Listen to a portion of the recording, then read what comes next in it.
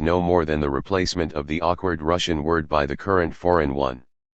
And besides, in every civilized society, democracy, or, if you like, government by the people, presupposes a certain political education in the people, unless, of course, government by the people means government by a group of persons who speculate on the will of the people. It means that a democratic constitution is an aim which is not yet so near and can be attained only by rallying the class of producers in a democratic party of its own. But in Russia the chief enemy hinders even any at all rational approach to the fulfillment of the social and political tasks of the working class. So down with the enemy. Long live partiality for political freedom, and consequently for a constitution. The activity of the Narodnaya Volya Party thus acquires a clear and definite meaning. Such are the logical conclusions we come to when we read P.L. Lavrov's bibliographical note. Everything here is clear, although perhaps not everything attracts the sympathy of this or that reader. Unfortunately, bibliographical notes are not enough to make clear the trend of a social political journal, and the only reason we here refer to Mr. Lavrov's note is that it contains a direct answer to our group. The leading articles themselves and the outright statements by the editorial board of Vestnik only confuse the question of the actual trend of the paper. Take the announcement of its publication and read the lines on the method of achieving the general aims of socialism and you will think you are dealing with convinced social democrats. These aims, which are common to all socialists, say Messrs., the editors, can be attained only in one way. Note, reader. The working class in town and country must gradually rally and organize into a social force united by common interests and striving for common aims.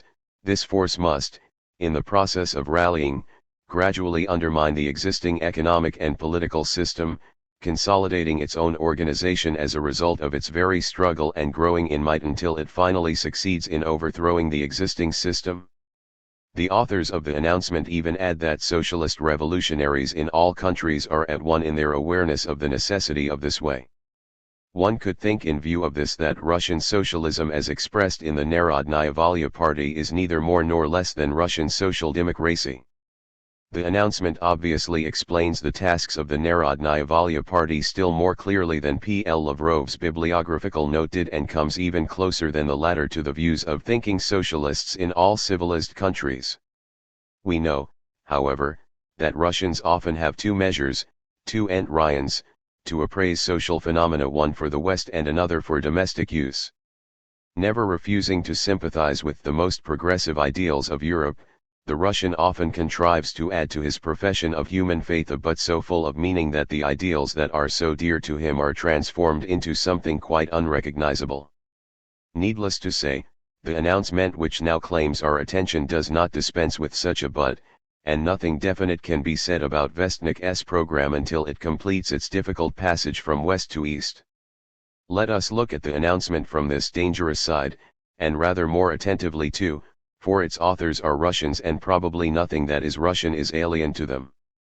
But the program of Russian socialism, we read on the same page V of the announcement, cannot limit itself to these general aspirations of socialism at present and in the given conditions.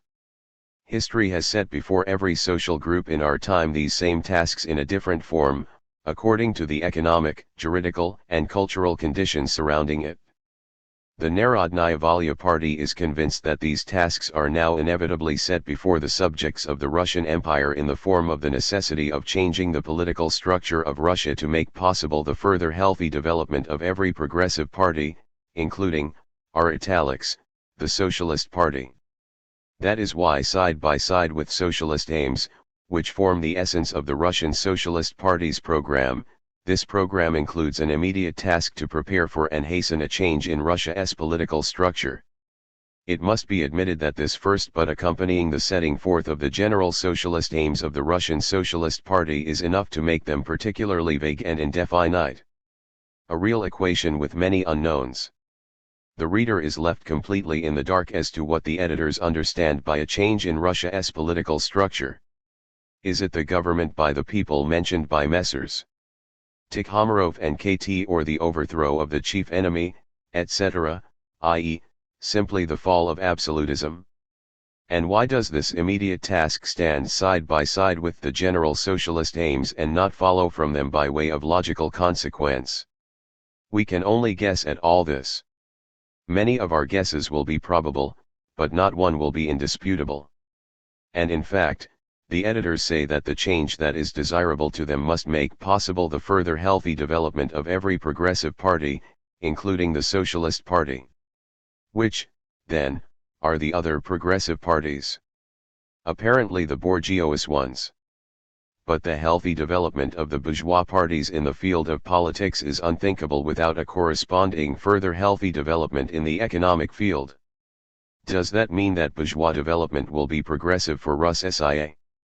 That is what apparently follows from the editor's works. As for us, we are prepared, with some, very substantial, it is true, reservations, to agree with that opinion. However, it is not occasion of us but of one of the authors of the announcement, Mr. Tikhomarov, who, as we know, recommends that his readers should not idolize private business capital. From what he says about what exactly such capital will be able to do for Russia, it follows that the further healthy development of the bourgeois parties will perhaps be a net loss for Russia. And besides, the announcement hastens to state that the Socialist Party, like all the other parties, we will note in passing, considers itself to be the representative of pure and the only possible progress. Does that mean that there are no other progressive parties? But then why speak of their further healthy development? If, in the opinion of the Russian Socialist Party, the change in Russia's political structure must take place in the interests of the progressive parties, and if, at the same time, there are no other progressive parties but the Socialist Party, the change referred to will take place exclusively in the interests of the latter. In other words, the impending revolution must lead at least to the victory of the government by the people mentioned above, i.e., to the political domination of the working class in town and country. But socialist revolutionaries in all countries are at one in their awareness of the truth that the working class can only gradually undermine the existing economic and political system, and, therefore, also gradually bring nearer the time of its domination. In exactly the same way, socialist revolutionaries in all countries agree, as the editors say, that the socialist revolution can be attained only in one way, by gradually rallying and organizing the working class into a social force, etc. Perhaps Vestnik Narodnoy Voly sees such organization as the chief task of the Russian socialists. But we already know that in present-day Russia, according to Mr. Lavrov, there is a certain chief enemy who hinders any at all rational approach to the fulfillment of such a task. And as long as this task is not fulfilled, the socialist revolution is impossible, and so is government by the people. So this is not what the editors mean when they speak of a change in Russia's political structure. But what do they mean, then, by this mysterious change? Not that same constitution partiality for which is somewhat incomprehensible to Mr. Tikhomarov. For which progressive parties is the Narodnaya Volya party making possible the further healthy development? Not the party of private business capital? How clear everything was in the West, and how dark everything has become in the East. And all this darkening is due to a single but accompanying the setting forth of the general aims of socialism. What a mysterious power does that small work have? The matter is quite simple. It is precisely from the point we are interested in that the process begins, thanks to which the component elements of Vestnik's program prove to be to a certain, even rather significant, extent not identical with one another. The East enters into a struggle with the West as soon as the setting forth of the general aims of socialism and the only way leading to their fulfillment is ended. And this struggle, smoldering and hidden at the beginning, rages in full fury in the article "What Can We Expect from the Revolution?" In it doubts are expressed over the West. On the occasion of its history, Mr. Tikhomarov goes into long and rather hazardous arguments on the hazardous and unbelievable roads of history in general, and finally the only way to the victory of socialism, which the announcement points out, is transformed into a stereotyped edition of the late Nobot's program, merely supplemented with a few illustrations of Mr. Tikhomarov's exceptionalism.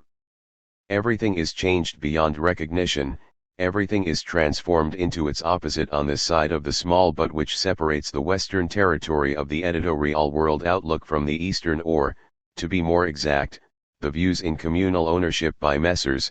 The editors from those which are Mr. Tikhomirov's private property. And all this transubstantiation is effected by means of a few more butts picked out of articles by P. N. Tikhomiv. Needless to say, an argument which is not convincing on the lips of Nobit's editor will not become any more convincing on the pages of Vestnik Narodnoy Vali. But it is always pleasant to meet old acquaintances, and if only for that reason we could not resist the temptation to draw the reader's attention to Mr. Tikhomirov's arguments.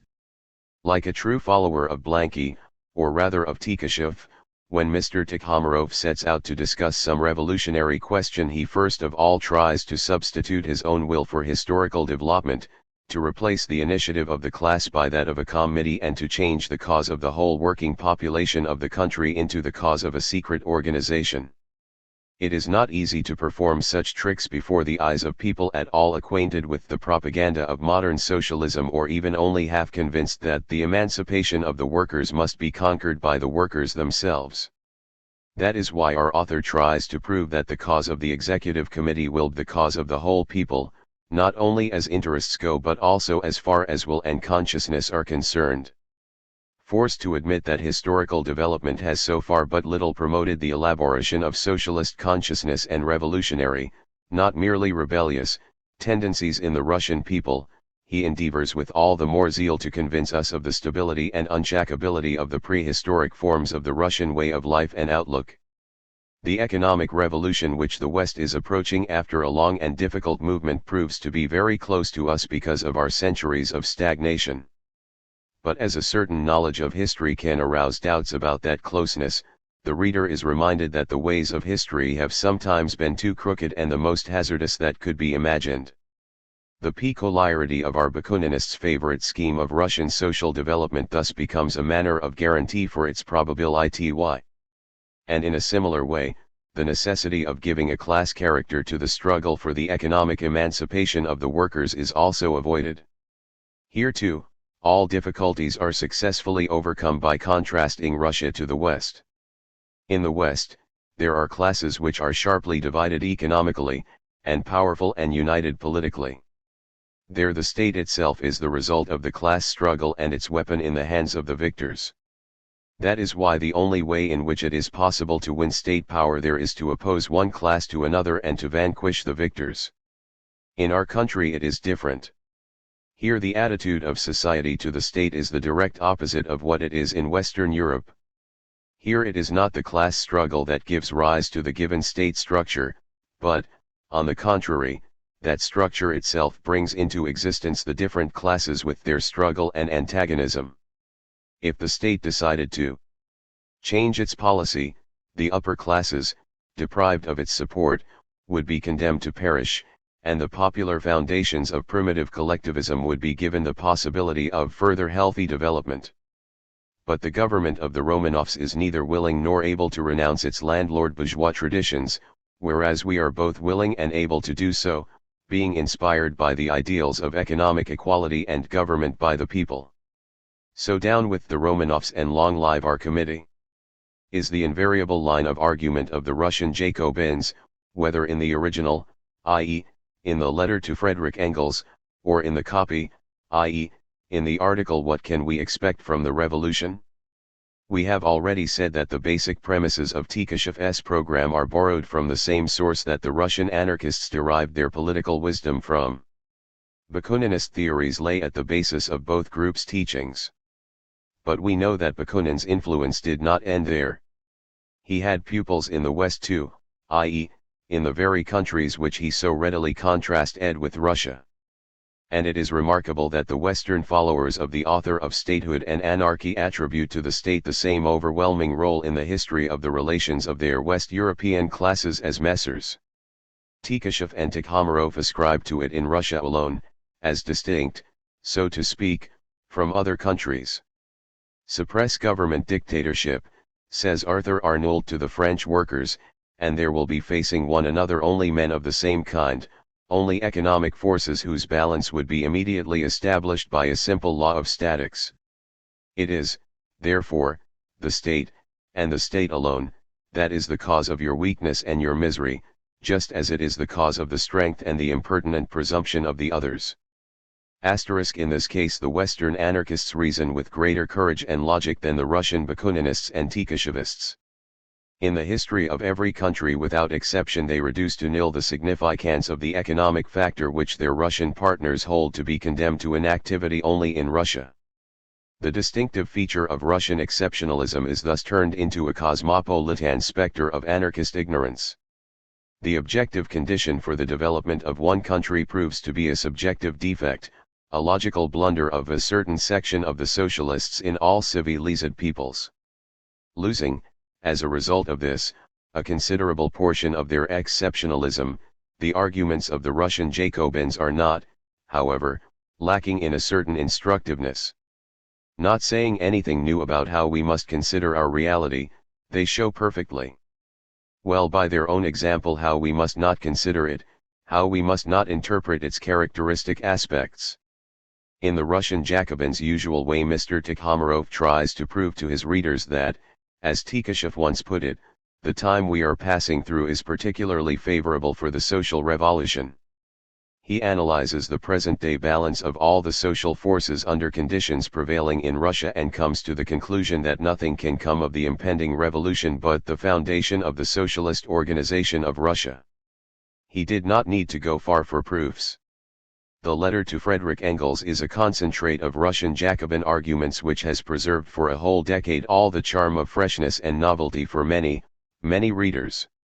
This concentrate has only to be dissolved in hot water of eloquence and it gives forth all the expectations from the revolution typical of Mr. Tikhomarov.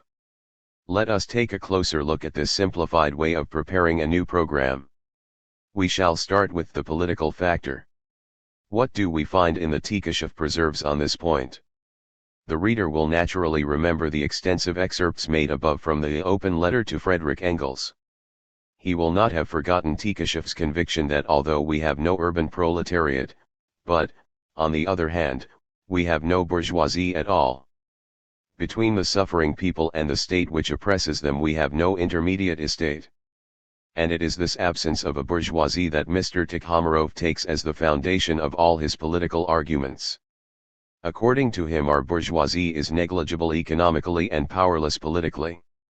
As for the people, they have certain points on which they cannot be divided into groups but, on the contrary, always appear unanimous, p. The first of these points turns out to be their idea of the supreme power. The fact is that the supreme power in the view of the people is the representative of the whole people, certainly not of classes. Only the unshakable firmness of this conviction provided support for the power of the Tsars themselves. And it is this conviction that our supreme power represents the whole people that strengthens Mr. Tikhomarov's faith in the not distant triumph of government by the people. The transition to the latter from the autocracy of the Tsars is nothing original. The French people went in exactly the same way without any difficulty. From the idea of the autocracy of a king who could say l'état c'est moi to the idea of the peuple souverain. The domination of the self-governing people could not be set up in fact there because of the power of the bourgeoisie, but we have no bourgeoisie and therefore nothing prevents the triumph of government by the people in our country provided the autocracy does not maintain itself long enough to give the bourgeoisie time to acquire the strength necessary to organize our entire production on capitalist principles. But in its present chaotic condition Russia can hardly wait until the bourgeoisie becomes so constituted that it can put any order, even bourgeois, in that chaos. Therefore, if we live to see the destruction of the present system before this, the bourgeoisie has none of the requisites for seizing political power. Hence we see that the time we are passing through is indeed very favorable for the social revolution. On the one hand, Russia can hardly wait, and, on the other, there is absolutely nobody but the people, and perhaps the revolutionary party, who can seize power. P.N. Tikashev was perfectly right when he said that the social revolution would be now, or in a very remote future, perhaps never. but in that case P.L. Lavrov was wrong when he qualified this assurance as speculation on the ignorance of Russian readers. We also see that on the question of the political factor it did not cost Mr. Tikhomarov much trouble to warm up Tikashev's arguments. He only had to complete P. and Tikashev's general arguments on the power of the Western and the powerlessness of the Russian bourgeoisie with a particular example. This example was provided for him by the Great Revolution, thanks to which, in all probability, the French people would have become self-governing had they not been prevented by the power of the bourgeoisie. Happy are those who have an absolute principle, said N.G. Chernyshevsky. They need neither to observe facts nor to think, they have a ready-made medicine for every disease, and the same medicine for everyone, like the famous doctor who said to every patient, Purger et clisterizare. Many people have such talisman for the man of importance to whom Akaki Akakiyevich applied about the theft of his overcoat. The Tali's man was a good scolding. For the economists of the backward school that talisman is the charming motto, non-intervention of the state. Finally, we shall add on our part, for the Russian socialists of a no less backward school the talisman is the bourgeoisie. References to the weakness or complete absence of the bourgeoisie give the answer to all the most difficult questions of the past, present, and future. Mr. Tikhomarov is not the last among the happy possessors of this philosophic stone. Why was not government by the people set up in France? Because it was prevented by the power of the bourgeoisie. Why will it be set up in our country when the people become disappointed in the autocracy of the Tsars? Because our bourgeoisie is weak. Why is it that in the West the only way of putting into effect the aims common to all socialists is the slow and gradual road of organizing the working class in town and country into a conscious social force? Whereas in our country it is sometimes said that the seizure of power by the revolutionaries may provide the starting point of the revolution, which, in turn, will be the starting point of the socialist organization of Russia. Once again, because in our country the bourgeoisie is very weak and in the West it is very strong. Purger et clisterizare. How the theory of medicine is simplified, how easy practice is made by this talisman. Unfortunately, social questions are a little more complicated than those of medicine, and, therefore, publicists who resemble Moliere's physician should have provided themselves with more ingenious talismans. You can bet that the key which the Russian socialists have will not open for them the door of many historical questions. Why did not the Spanish people, when they became disappointed in the autocracy of the emperors, pass without difficulty to the idea of self-government of the people? It is true that Spain is one of the most Western countries in Europe, but even Mr. Tikhomarov would not dare to attribute great strength to the Spanish bourgeoisie, particularly at the beginning of the present century. And what is more, even the principles of communal land tenure were, and still are, far more widespread in Spain than in any other heretical land, as is proved by the recent investigations of Mr. Lechitsky. Try as you like, but you will not open this door with Mr. Tikhomarov's key. We take the liberty of coming to the help of the Russian socialists in these difficult circumstances. If two heads are better than one, we are just as much entitled to say that two talismans are also better than one, even if it is a good one. Why, then, not add to the bourgeoisie another no less magic word, for instance Catholicism, Protestantism, or non-orthodox confession generally? It is true this talisman is not new and has been rather worn out by the conservative Slavophiles. All the same, it is hardly less universal than the bourgeoisie. For it is still very doubtful, whether it is true that there is no bourgeoisie in our country, and if there is, whether it is weaker than the bourgeoisie in all the Western countries and in all the times of disappointment of the people in the autocracy of the Tsars. But orthodoxy is beyond doubt a truly and strongly Russian feature, quite alien to the European West. It should be easy to decide by means of orthodoxy what hindered the setting up in fact of the domination of the self-governing people in Spain in the 20s, although there was no strong bourgeoisie there. It would be sufficient to point to Catholicism. Really, you should try, gentlemen. However, far be it from us to think of belittling the importance of Mr. Tikhomarov's talisman. Not only do we know its worth, we even want to try and apply it ourselves.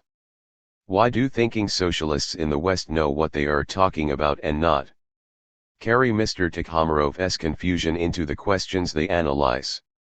Is it not because the bourgeoisie in the West is stronger than ours? It seems very much so.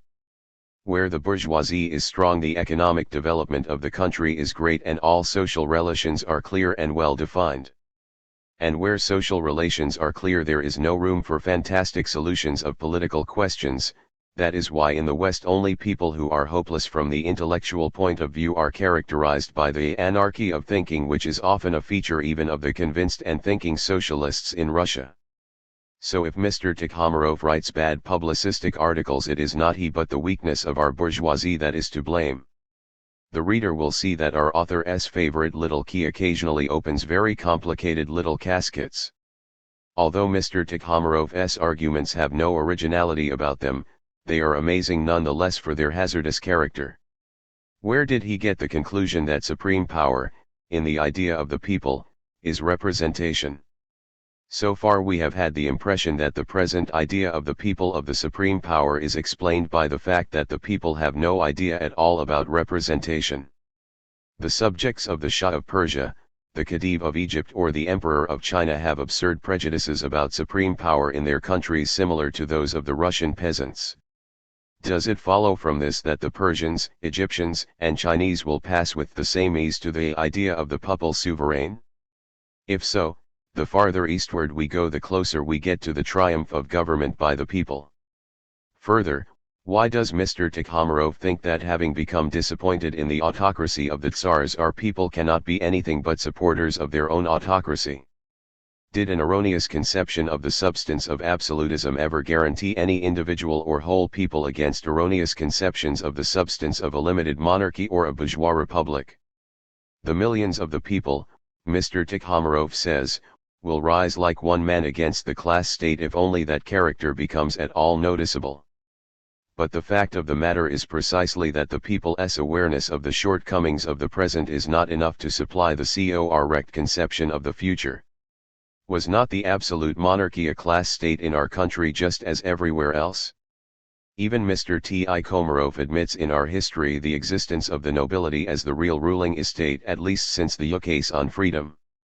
And did not the people give precisely the influence and even a direct conspiracy of the nobles and officials as an explanation of all our legislation's decrees which were unfavorable to the people and all the measures of tyranny and oppression taken by the administration?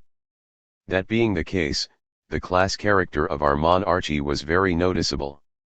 We think that the protest against the class state is conspicuous in the whole of our history.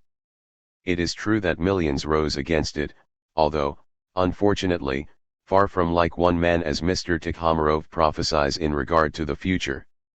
But what came of those protests? Did they abolish the class state or lead the people to the conviction that the existing supreme power did not correspond to their political ideals?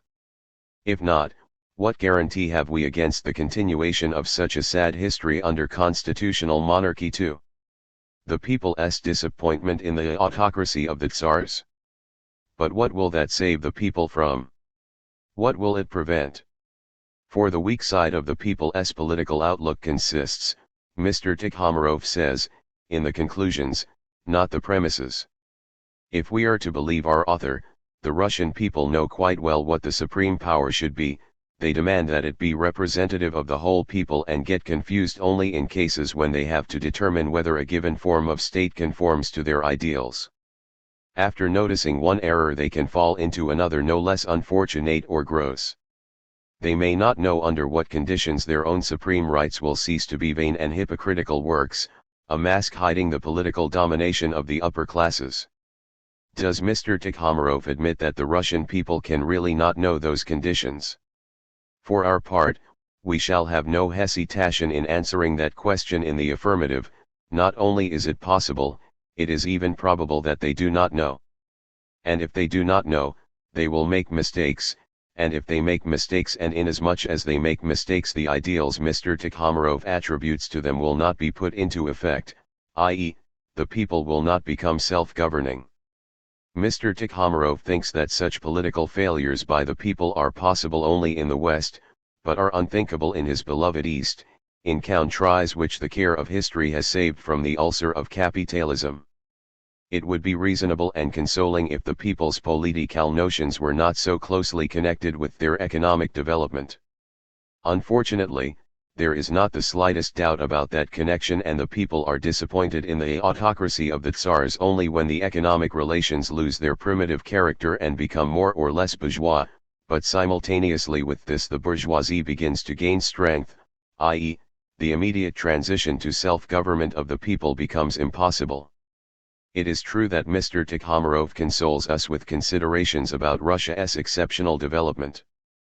But firstly, no historical peculiarities of our country will free it from the action of universal social laws, and secondly, we already know that the economic reality in present-day Russia by no means corroborates the political paradoxes of the editor of Vestnik Narodnoy Voly.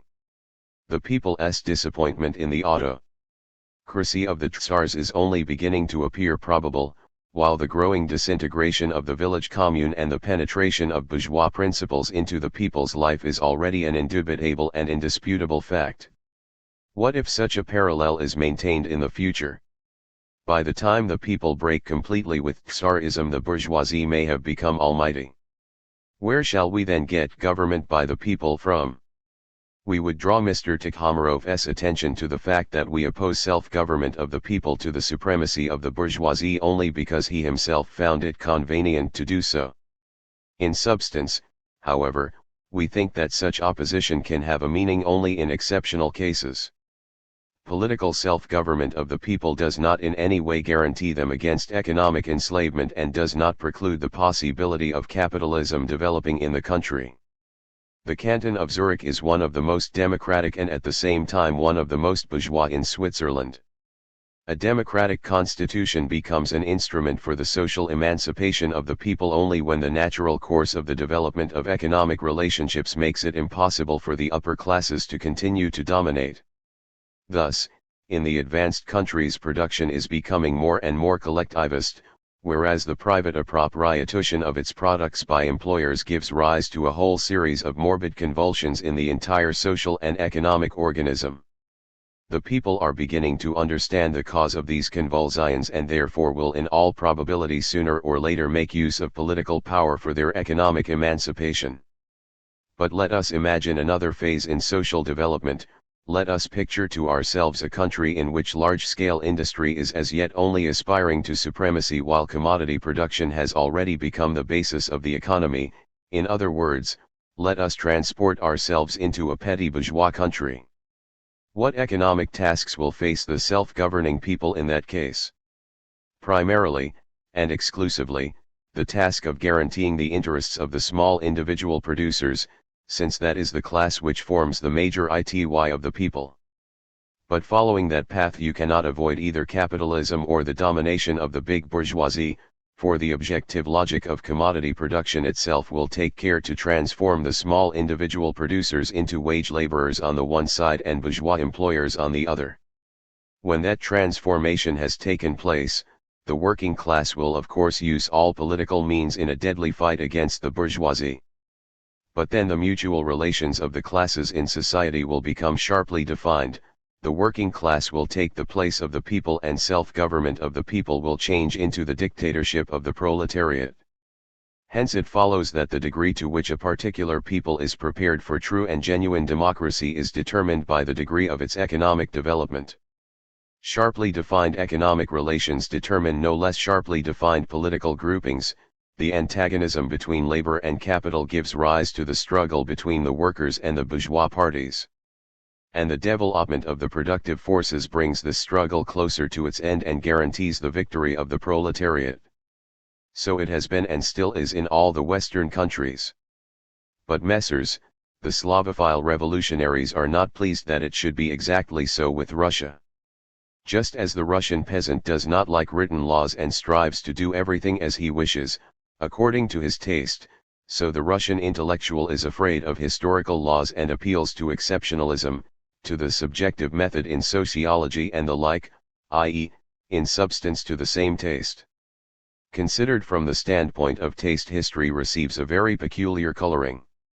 It appears as nothing but a series of intrigues of the wicked against the good, the advent of the kingdom of God upon earth being hindered only by the strength of the wicked and the weakness of the good.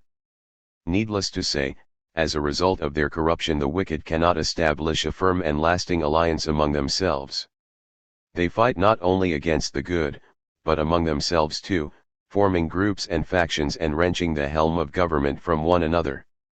This internecine war in the camp of the wicked is, of course, all to the profit of the good, for whom the time when one group of the wicked is no longer strong enough to retain power, while the others are not yet strong enough to seize it, is especially favorable. Then happiness becomes possible and close, and only slight efforts on the part of the good are needed to establish at least government by the people. Kind and sensitive in substance, Russian socialism as expressed in the articles of P.N. Tikashev and Mr. Tikhomarov likes to flatter itself with the hope that at the time we are passing through Russia is precisely in this period of interregnum of the wicked and the vicious, of the exhaustion of absolutism and the powerlessness of the bourgeoisie. We went to no small pains in the foregoing pages to destroy this naively optimistic aspect of the Russian revolutionary outlook.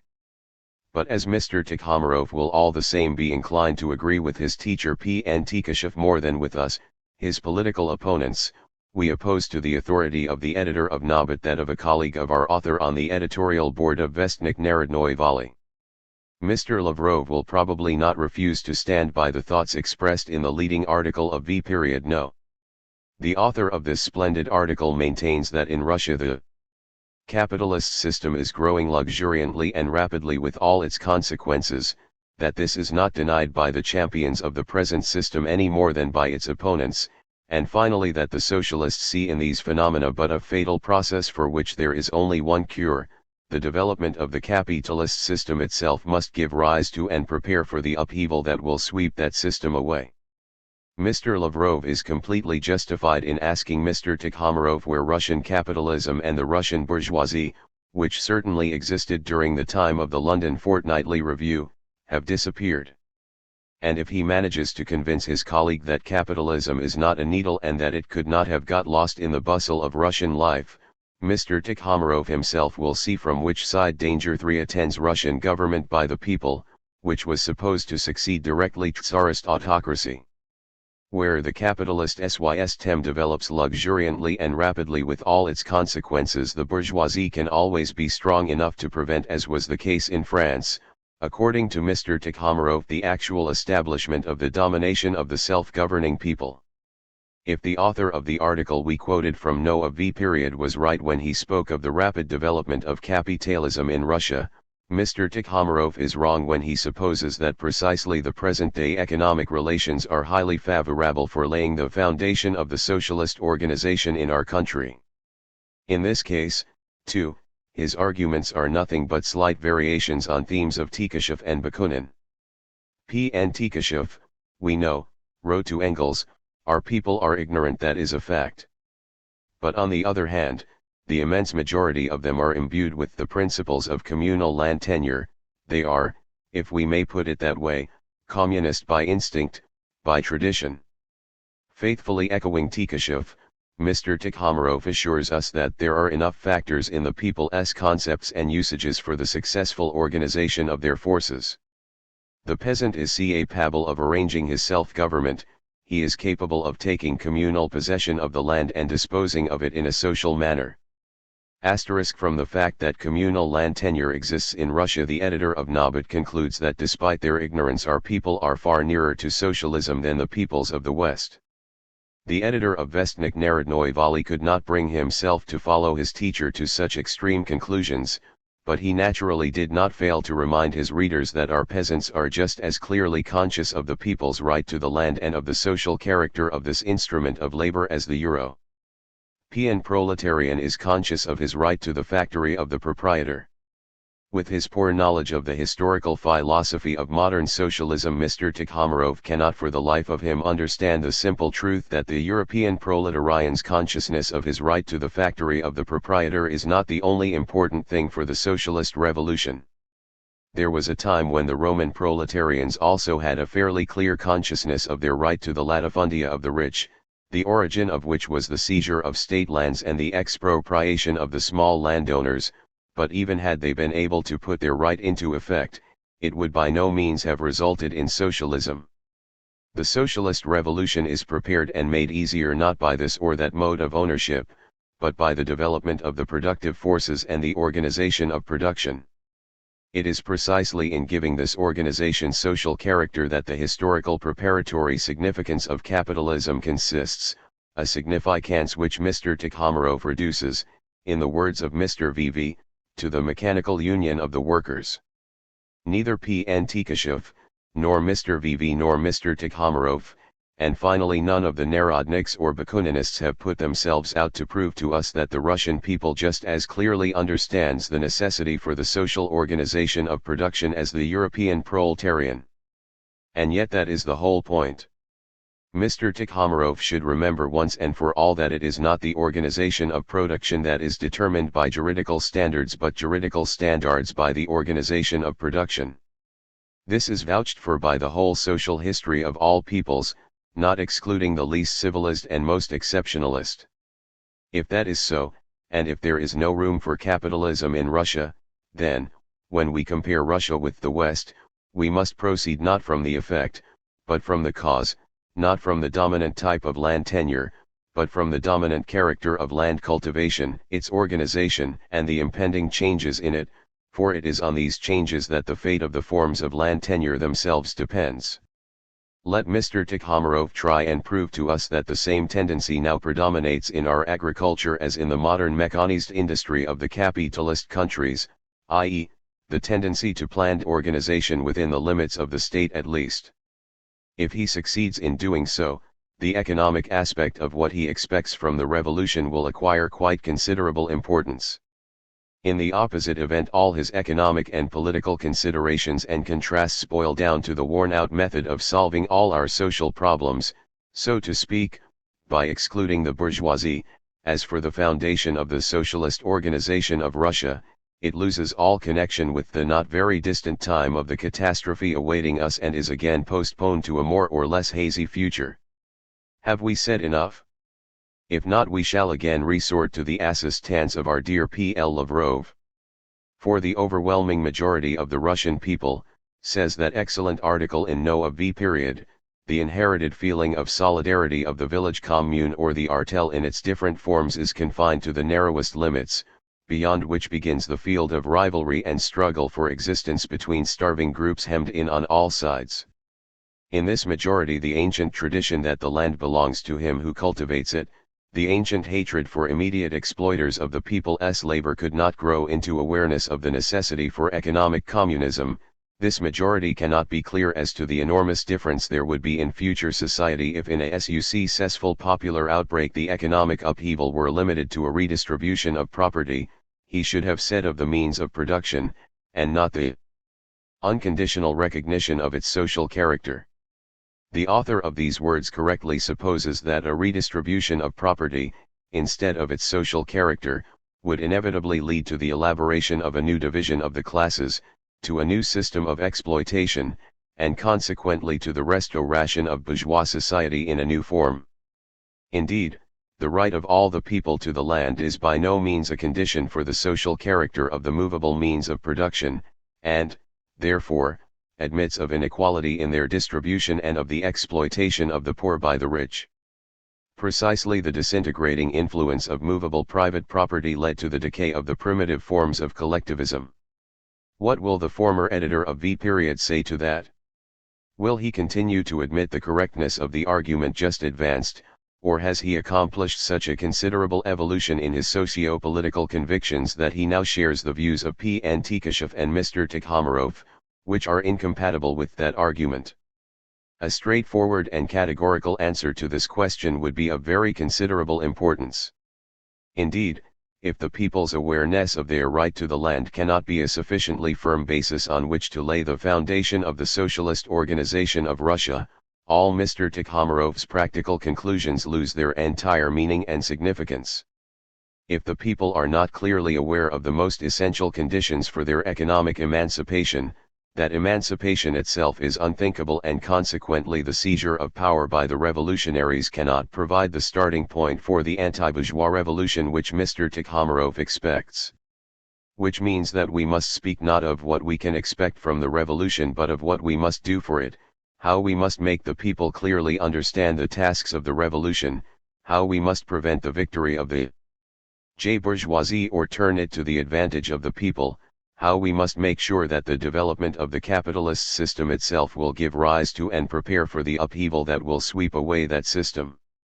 A certain section of the socialists advised our revolutionary youth to engage in propaganda among the industrial workers. Mr. Tikhomarov availed himself of all the mistakes and all the ignorance of our police statisticians to prove that this advice was not practicable. In his opinion, the numbers of the working class in our industrial centers are too small for any social revolutionary hopes to be founded on that section of our working population. From what he says about this, it could be concluded that our author holds the old Narodnik view, which ignores the town and exalts the country. But such a guess would be only partly correct. Mr. Tikhomarov does indeed exalt the country, but any attentive reader will immediately understand that the country cannot be better off for such praise. Indeed, there are various kinds of idealization and they entail different practical conclusions.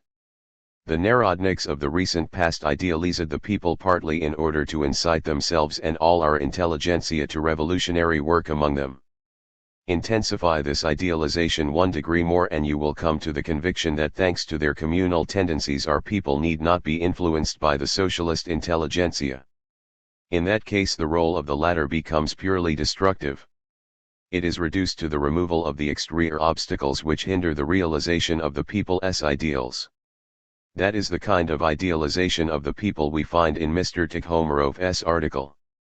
At a revolutionary moment our people will not be split when the basic principle of state power is in question, our author decides. In just the same way they will prove to be completely united economically on the land question. In order to gather the masses as a great force around these 2 points no special propaganda is needed, all that is needed is that the people know what the matter is about. Reduced to its extreme expression, the idealization of the people deprives the Narodnik's work of all meaning and import. But, on the other hand, the significance of the conspiracy becomes all the greater. The social revolution, the conspirator argues, is delayed because of the influence of the present-day government.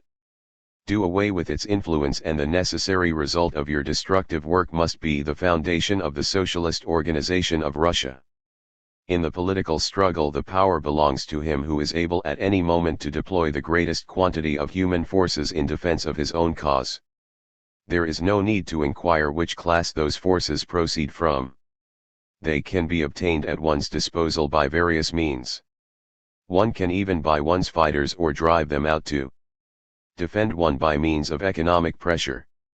All the more can they be recruited from any classes of society. Success depends only upon skill in directing the forces obtained in accordance with the aims of the conspirators. That is why Mr. Tikhomarov sometimes speaks of the seizure of power by the revolutionaries as the starting point of the revolution. This conclusion follows logically from all of our author's premises. The whole trouble is that Mr. Tikhomarov's premises cannot stand criticism, that not all is well with the people even as far as the 2 main points are concerned, and that there are also other points ignorance of which can bring the revolutionaries nothing but grave disappointment.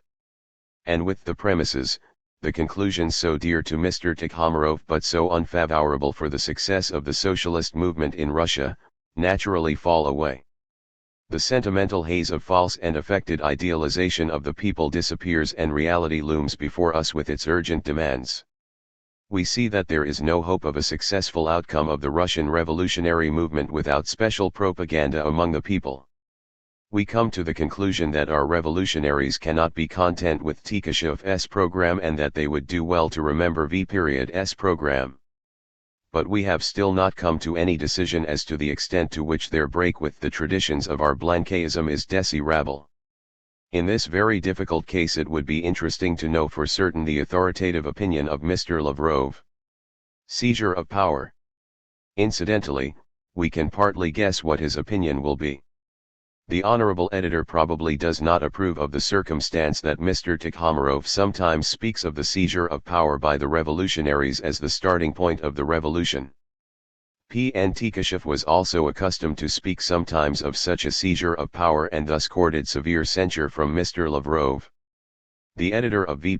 even thought it necessary to warn our revolutionary youth against an alliance with false friends.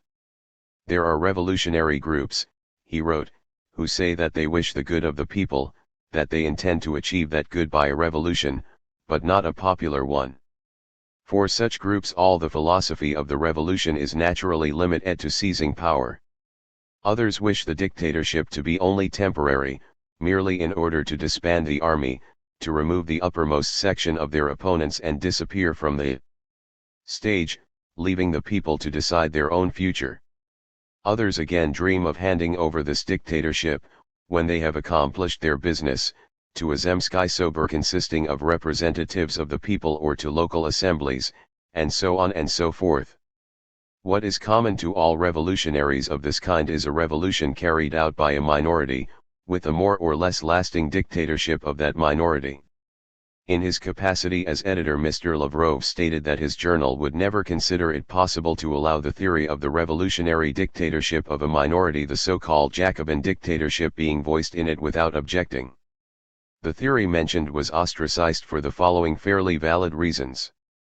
History has shown, and psychology convinces us, that any unlimited power, any dictatorship, spoils even the best people, and that even men of genius who wished to confer blessings on the people by means of decrees could not do so. Every dictatorship must surround itself with coercive force, blindly obedient tools. Every dictatorship has had to suppress by force not only reactionaries, but also people who simply did not agree with its methods. Every dictatorship seized by force has had to spend more time, efforts, and energy fighting its rivals for power than carrying out its program by means of that power. But dreams of the termination of a dictatorship seized violently by any party, i.e., a dictatorship serving only as the starting point of the revolution, you mean, do you not, dear editor? Can be entertained only before the seizure, in the party's struggle for power, in the agitation of overt and covert intrigues. Every minute brings new necessity for maintaining power and reveals new impossibility of abandoning it. The dictatorship can be wrenched from the hands of the dictators only by a new revolution. Does our revolutionary youth indeed agree to be the base of the throne of a few dictators who, even with most selfless intentions, can be only new sources of social calamities, and who, most probably, will not even be selfless fanatics, but men of passionate ambition thirsting for power's sake, craving for power for themselves? If, indeed, a section of our youth favor a dictatorship, the seizure of power by a minority, the honorable editor continues, V. will never be the organ of that section. Let the Russian Jacobins fight the gouvernement, we will not hinder them, but the party of the popular social revolution will always become their enemy, directly one of them reaches out for power, which belongs to the people and nobody else. Asterisk. That P.L. Lavrov himself became editor of the organ of that section of youth. But that is a different matter with which we are not concerned here. Our interest at present is in the following considerations. The author of Historical Letters has nowhere stated that he has changed his views on the seizure of power, hence we can say with assurance that one of the editors of Vestnik Narodnoy Voly has an extremely negative attitude to such a seizure. We are glad of that assurance. It is pleasant to agree in opinion with a well-known and respected writer, and we can say that we completely share his opinion on the seizure of power, although we arrived at our conviction by a somewhat different path. We have always tried to direct our main attention not to the subjective, but the objective side of the matter, not to the thoughts and feelings of individual personalities even if they had the title of dictator, but to the social conditions which they have to take account of, to the inner meaning of the social problems which they undertake to solve. We speak against the seizure of power not because any dictatorship spoils even the best people, for that question has hardly been finally settled by history and psychology. But we think that if the emancipation of the workers must be conquered by the workers themselves, there is nothing any dictatorship can do when the working class in town and country has not been prepared for the socialist revolution. And that preparation generally proceeds parallel to the development of the productive forces and of the organization of production corresponding to them. That is why we posed the question to what extent contemporary economic relations in Russia justify the program of those who aim at seizing power and who promise to work, by means of that power, a whole series of social and political miracles. Have these people any greater physical possibility to fulfill their promises than a tomtit has to set the sea on fire? The answer we arrived at was negative. In the pamphlet Socialism and the Political Struggle we explained in detail why we considered such an answer the only possible one at present. Without directly analyzing our arguments, Mr. Tikhomarov also touched on this question in the article we are analyzing, and in doing so he flung at a certain section of the socialists a number of expressions used by us. But, as usual, our author's line of argument is not very convincing. He does not even always aim at being convincing. Sometimes he almost stops proving altogether and simply states, decrees, so to speak, some propositions or others, as though he had already seized power over the minds of his readers. Thus, shouting to those who consider the seizure of power by the present revolutionary party as physically impossible and accusing them of confusing concepts, he opposes their arguments with the following statement: it cannot be doubted that the question of the seizure of power by any revolutionary force is determined first and foremost by whether the existing government is sufficiently disorganized, shaken and unpopular, and if all these conditions are to hand, a state upheaval is by no means impossible or even particularly difficult. Without dwelling any more on this interesting question, he immediately goes on to discuss our revolutionaries' chances of holding power. Willy-nilly, all dissenters will have to be reconciled to the author's not quite customary laconicism. Let us be reconciled to it too, all the more as the truth of some of his propositions really cannot be doubted this time. But even so, it will be quite opposite to ask, who is confusing concepts, Mr. Tikhomarov or his opponents? Firstly, a state upheaval is far from being the same thing as the seizure of power by any revolutionary force. Where the existing government is disorganized, shaken and unpopular, a state upheaval is not only by no means impossible, it is simply almost inevitable, and consequently it is naturally not particularly difficult. But that still does not mean that any revolutionary force can take the place of the overthrown government and seize the power lost by that government. A state upheaval can be effected by the aggregate actions of many forces which, though hostile to one another, are nevertheless revolutionary in their attitude to the existing system. Then power, too, will go not to one of those forces, but to the resultant of them all, which will be embodied in a new provisional or permanent government. But for each of them singly, the question of the seizure of power, far from being solved, will be still more complicated by such an outcome. They will have to fight for power not against a weak and unpopular adversary, but against fresh, hale, and hardy rivals who have not yet been exhausted by struggle and have the support of a certain section of the nation. All that is as clear as daylight. And if that is the case, can we make the question of the seizure of power by the Narodnaya Volya party in which we are interested depend exclusively on the instability of the existing government and on the probability of a state upheaval? Can one thus confuse concepts which differ entirely in meaning and content? But, we may be told, you impute to the state upheaval quite a different meaning from the one in which Mr. Tikhomarov uses it. By it he understands not only the fall of the existing government and the organization of a new one, he presumes that the whole of this revolution will take place by a successful conspiracy within a certain definite revolutionary party which has his sympathy. A conspiracy is a secret undertaking which begins without the knowledge of any of those who could enter into rivalry with the conspirators after the state upheaval.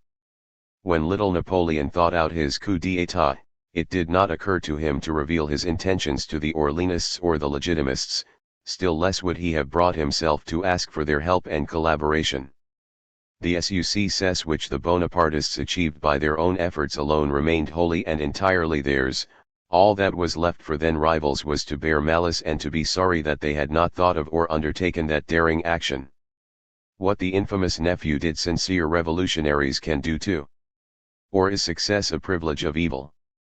Will an instrument which has proved its worth in the hands of political adventurers refuse to serve people sincerely devoted to the good of their country?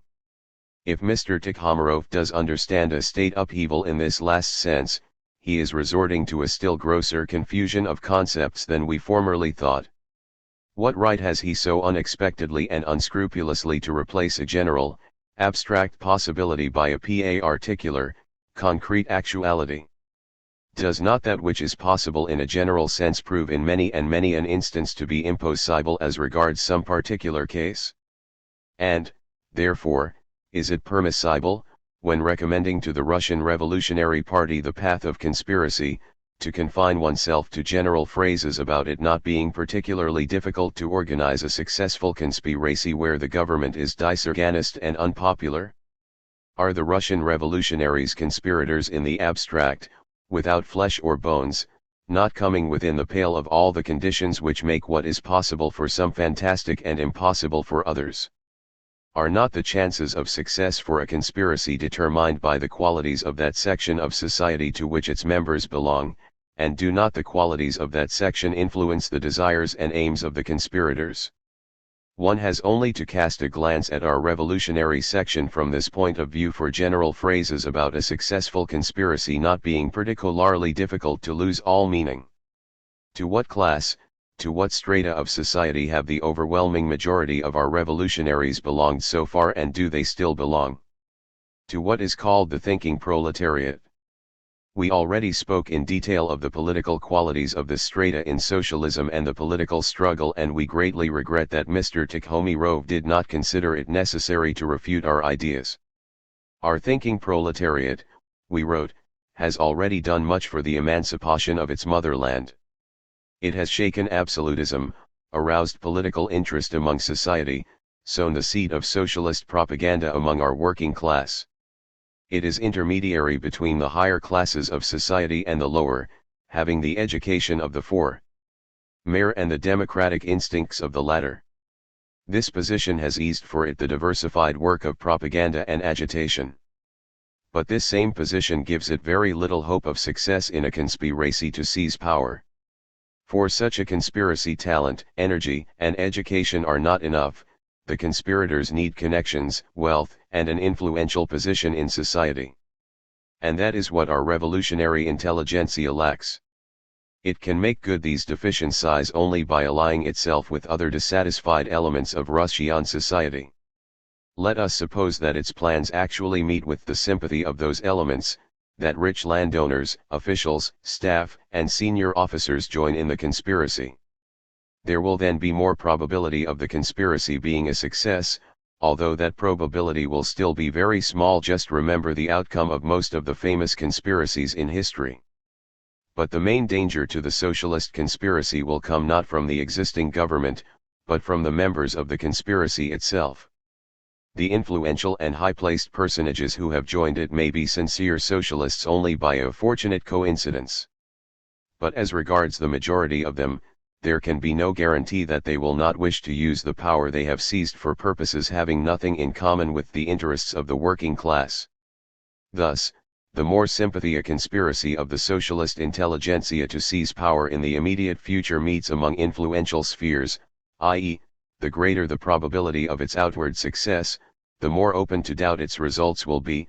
Contrariwise, the more such a conspiracy is confined to our socialist intelligentsia, i.e., the less the probability of its success, the less doubt there will be about its results, as far as the conspirators' intentions are concerned. Is that comprehensible? Were we right when we said that our nihilist renegade, though very useful as a revolutionary ferment in the social sphere, will not seize power because he will be prevented from doing so by his social position? Bonaparte was not a nihilist, but for his coup d'état he, too, needed at first to become no more and no less than the head of the executive authority in the Republic. Further, is it probable that if the nihilist does draw over to his side a sufficient number of persons having influence and a high position, and if he is followed by all sorts of white generals, he will not profit by their social position, but they will avail themselves of his self-abnegation and transform the conspiracy into an instrument for their personal aims? Perhaps we will be told that a high situation in society does not always irremediably spoil man, and that a heart full of devotion to its people can beat even under a general's uniform. We perfectly concede that, but still continue to fear the Greeks. What guarantees will the revolutionaries have of the loyalty and sincerity of high-placed members of the conspiracy? The Central Committee's personal knowledge of those gentlemen? But how will the committee assure us of the infallibility of its choice? Can one be satisfied with such guarantees in a matter as important as the fate of the working class of a whole country? It is here that the difference between the standpoints of the Social Democrats on one side and of the Blanquists on the other is revealed. The former demand objective guarantees of success for their cause, guarantees which they see in the development of conscientiousness, initiative, and organization in the working class. The latter are satisfied with guarantees of a purely subjective nature. They abandon the cause of the working class to individuals and committees. They make the triumph of the ideas they hold dear depend on faith in the personal qualities of some or other members of the conspiracy. If the conspirators are honest, brave, and experienced, socialism will triumph. If they are not resolute or capable enough, the victory of socialism will be postponed, perhaps for a short time if new and more capable conspirators are found, but for an infinitely long time if there are no such conspirators. All is here reduced to hazard, to the intelligence, ability, and will of individuals. Asterisk. Incidentally, this is not quite the case. Objective conditions of success appear sometimes to the conspirators as some kind of physical or meteorological happening. For instance, one of the issues of Nobit contains an article on the conspiracy of General Mallet. From this article we see that in the revolution did not take place in France merely because of sudden, inopportune, heavy rains on the night of October. You find that hard to believe, reader. Read the following excerpt and judge for yourself. When everything was finished, Mallet intended to hurry to the nearest barracks, but rain poured down and the conspirators took it into their heads to wait till it was over. They had to wait till AM, and that was a fatal mistake. During the night the conspiracy had all chances of succeeding, for the civil and military authorities would not have had time to confer. The conspirators let the favorable time slip, and as a result of this and this alone, the conspiracy itself was a failure. Whatever be the attitude to such explanations of the historical destiny of peoples, it is obvious at any rate that they do not avail us of making any sound forecast of social phenomena. In other words, they preclude any attempt to discuss program questions seriously. Tikhomirov's foundation of the Socialist Organization of Russia, with which we are already familiar, will also apparently be cancelled in case of bad weather. In general, heavy rain is all the more dangerous for the victory of socialism the more the cause of the latter is made to depend on the success of this or that committee in disregard of the degree of social and political development of the working class in the country in question. Let it not be said that the Russian Blanquists of today do not deny the importance of preparatory work among the working class. No doubt whatsoever is possible on this score after Calendar Narodnoy Vali has declared that the working population in the towns is of particularly great importance for the revolution, p. But is there even a single party in the world which does not acknowledge that the working class can greatly help it to achieve its aims? The present-day policy of the Iron Chancellor clearly shows that even the Prussian Junkers do not lack such awareness. Now all appeal to the workers, but they do not all speak to them in the same tone, they do not all allot them the same role in their political programs. This difference is noticeable even among the socialists.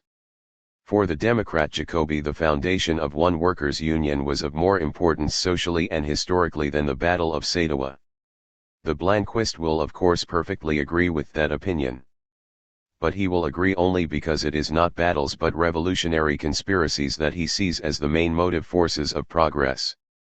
If you were to suggest that he choose between a workers' union and a repentant nobleman in the person of some divisional general, he would prefer the latter to the former almost without thinking. And that is understandable. No matter how important the workers are for the revolution, high-placed conspirators are still more important, for not a step can be made without them, and the whole outcome of the conspiracy can often depend on the conduct of some excellency. From the standpoint of the Social Democrat, a true revolutionary movement at the present time is possible only among the working class, From the standpoint of the Blanquists, the revolution relies only partly upon the workers, who have an important but not the main significance in it. The former assumes that the revolution is of particular importance for the workers, while in the opinion of the latter the workers, as we know, are of particular importance for the revolution. The Social Democrat wants the worker himself to make his revolution.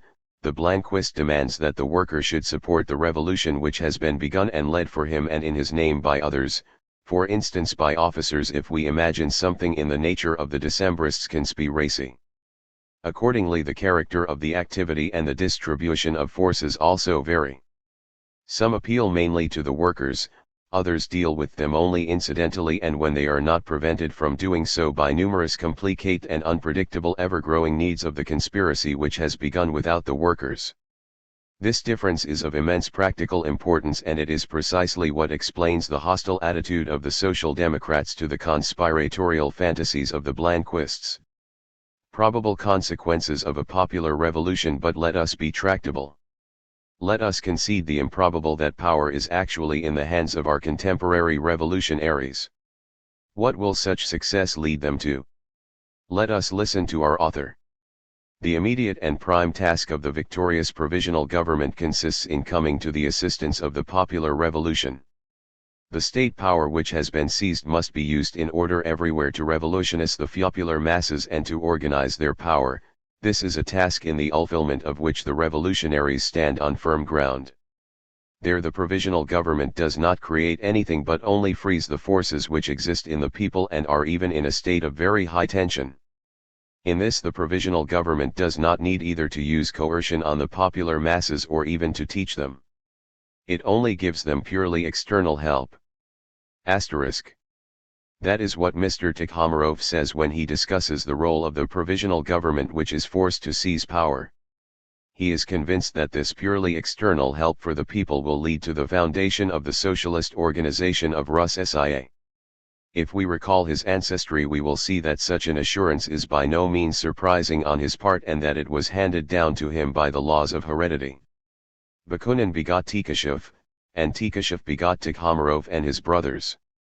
And if the nearest literary forebears of our author were of the conviction that the people is always ready for the social revolution, it is quite natural that their descendants should believe in such readiness of the people, at least at the time we are passing through. We must be surprised not at Mr. Tikhomarov, who, ashamed to acknowledge his extraction openly, nevertheless piously keeps the traditions of his spiritual fathers. It is those readers we must be surprised at, who, having renounced the theories of Bakunin and Tikashev, imagine that Mr. Tikhomarov is presenting them with something newer, more serious, and practicable. For such readers criticism is but an empty word and consistency an absolutely empty concept. People, who have really and irrevocably broken with the fantasies of Bakunin and Tikashev, will see Mr. Tikhomarov's confidence as absolutely unjustified. They will understand that the socialist revolution presupposes a whole series of measures for the socialist organization of production. And that reason alone is enough to prevent the purely external help of the revolutionary government from being considered sufficient to guarantee a successful outcome of such a revolution. Besides, the socialist organization of production presupposes two conditions without the presence of which it cannot be undertaken. The first of these conditions is objective and lies in the economic relations in the country. The other is purely subjective and concerns the producers themselves. The objective economic possibility of the transition to socialism is not enough by itself. The working class must understand and be aware of that possibility. These two conditions are closely connected with one another. Economic relations influence people's economic concepts. These concepts influence people's mode of activity, the social and, consequently, the economic relations. And since we now do not believe in any hand of God or in inborn ideas, it only remains for us to assume that the order of ideas is determined by the order of things, and that people's views of economic circumstances are determined by the qualities of those circumstances. These qualities also determine the tendencies of the various classes, conservative in one period of history, revolutionary in another. A certain class rises against the reality surrounding it, enters into antagonism with it only in the event of reality being divided against itself, of some contradictions being revealed in it. The character, the course, and the outcome of the struggle which has started against that reality is determined by the character of these contradictions. In the capitalist countries, one of the chief economic contradictions is the antagonism between the social character of production, on the one hand, and the individual appropriation by the employers of its instruments, means, and consequently its products, on the other. As it is absolutely impossible to renounce the social organization of production, the only means of solving this contradiction is to bring juridical standards into conformity with economic facts, to hand over the instruments and objects of labor to the ownership of society, for the latter to distribute the products according to the requirements of the working people. This contradiction, as also the urgent need for its solution, increasingly impresses itself upon the consciousness of the people who suffer from it. The working class becomes more and more inclined to and ready for the socialist revolution. We have already repeated time and again the truth proved by Marx that the antagonism referred to above inevitably arises at a definite stage in the development of commodity production. But commodity production, like everything else in the world, has not only an end, but a beginning, too. It not only prepares for a new social system thanks to its inherent contradictions, but there was a time when it was new itself, it arose out of antagonisms in its predecessor. We know that commodity production was preceded by natural economy and primitive collectivism. The principal cause leading to antagonism in the primitive communities was their inherent limitation, which did not permit the application of communist principle to the relations between communities. These relations led to the development of exchange. The products of social labor became commodities, and in this new quality they exerted a disintegrating influence on the interior organization of the community itself. The stage in the disintegration of primitive collectivism, which is known as the village commune, is characterized, as we know, by the contradiction that in it corn growing on communal land is carried out by individual householders. This leads to the development of privat property, to a new intensification of commodity production, and at the same time to the birth of the contradictions inherent in this kind of production, i.e., to the exploitation of labor by capital. Thus commodity production nears its end because of the contradiction between the social organization of production and the individual mode of appropriation. It develops, on the contrary, because of the contradiction between the individual character of the economy and the social character of the appropriation of one of the chief means of production, the land. We now ask Mr. Tikhomarov, which stage in the development of commodity production is Russia now passing through? Which of the contradictions we have pointed out is typical of her economic relations now? If the first, then there is no sense in contrasting Russia with the West, and, therefore, in emphasizing the peculiar features of the Russian social revolutionary programs. If the second, by what means will the revolutionary government prevent commodity production from developing further? By what means will it solve the contradictions inherent in our village commune? The seizure of power by the revolutionaries may have two outcomes. Either the provisional government will in fact confine itself to purely external help to the people and, not teaching them anything, not coercing them to anything, will allow them to set up their own economic relations. Or, not relying on the wisdom of the people, it will keep in its hands the power it has seized and itself set about organizing socialist production. In the pamphlet Socialism and the Political Struggle, we have already spoken of each of these outcomes. All we need to do now is to repeat and elaborate the thoughts we expressed then.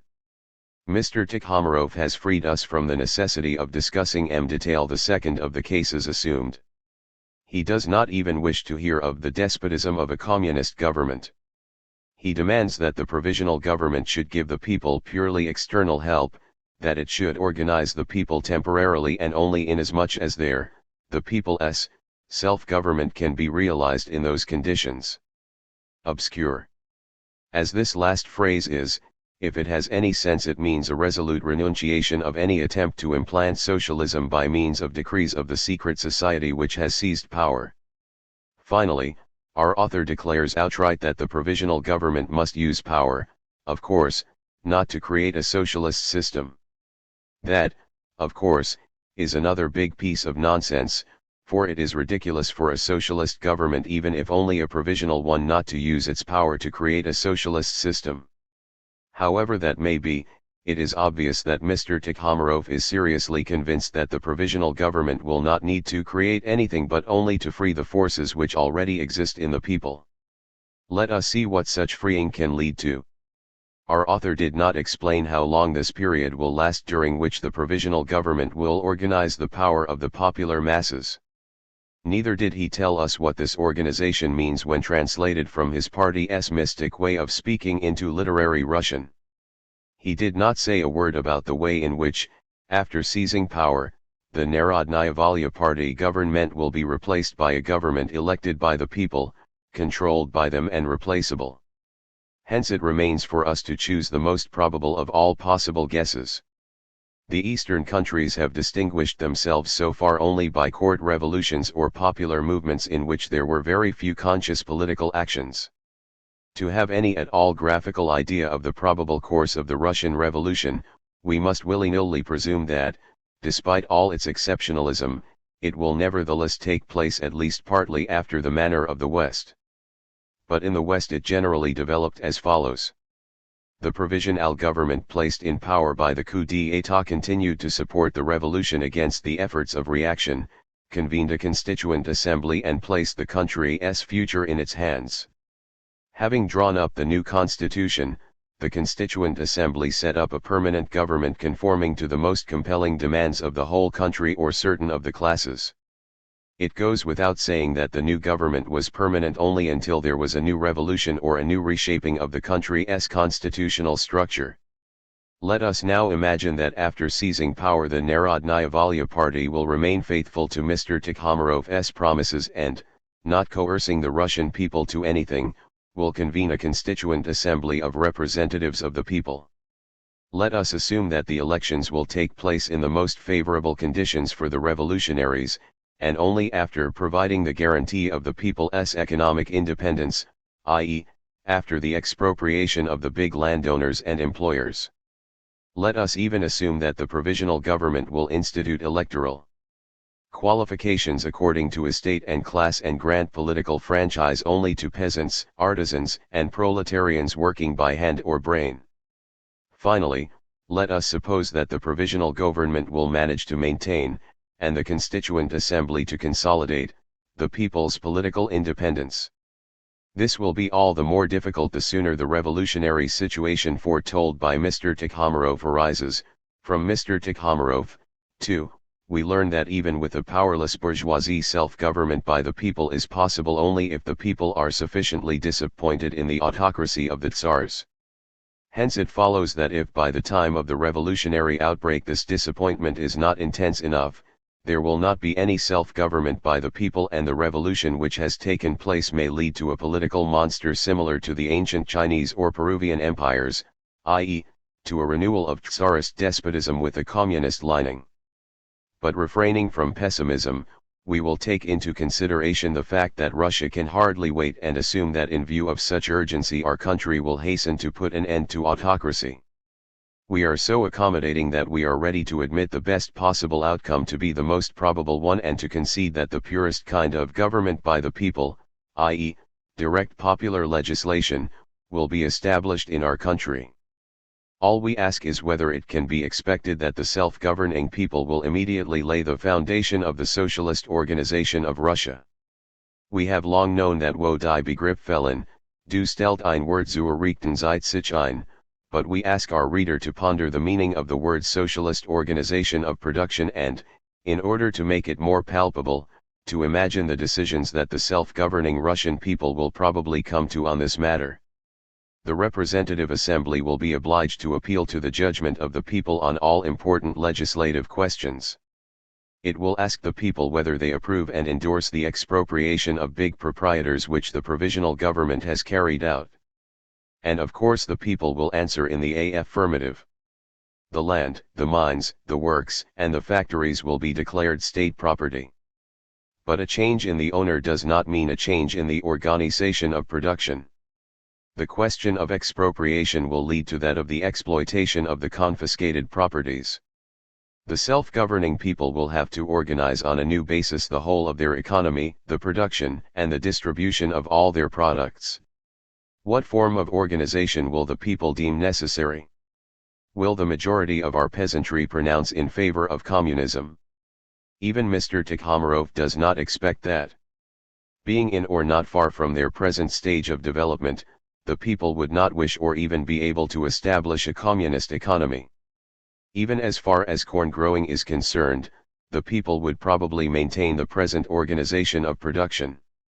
After socialization, the land would still be cultivated by individual households. We already know what that contradiction leads to.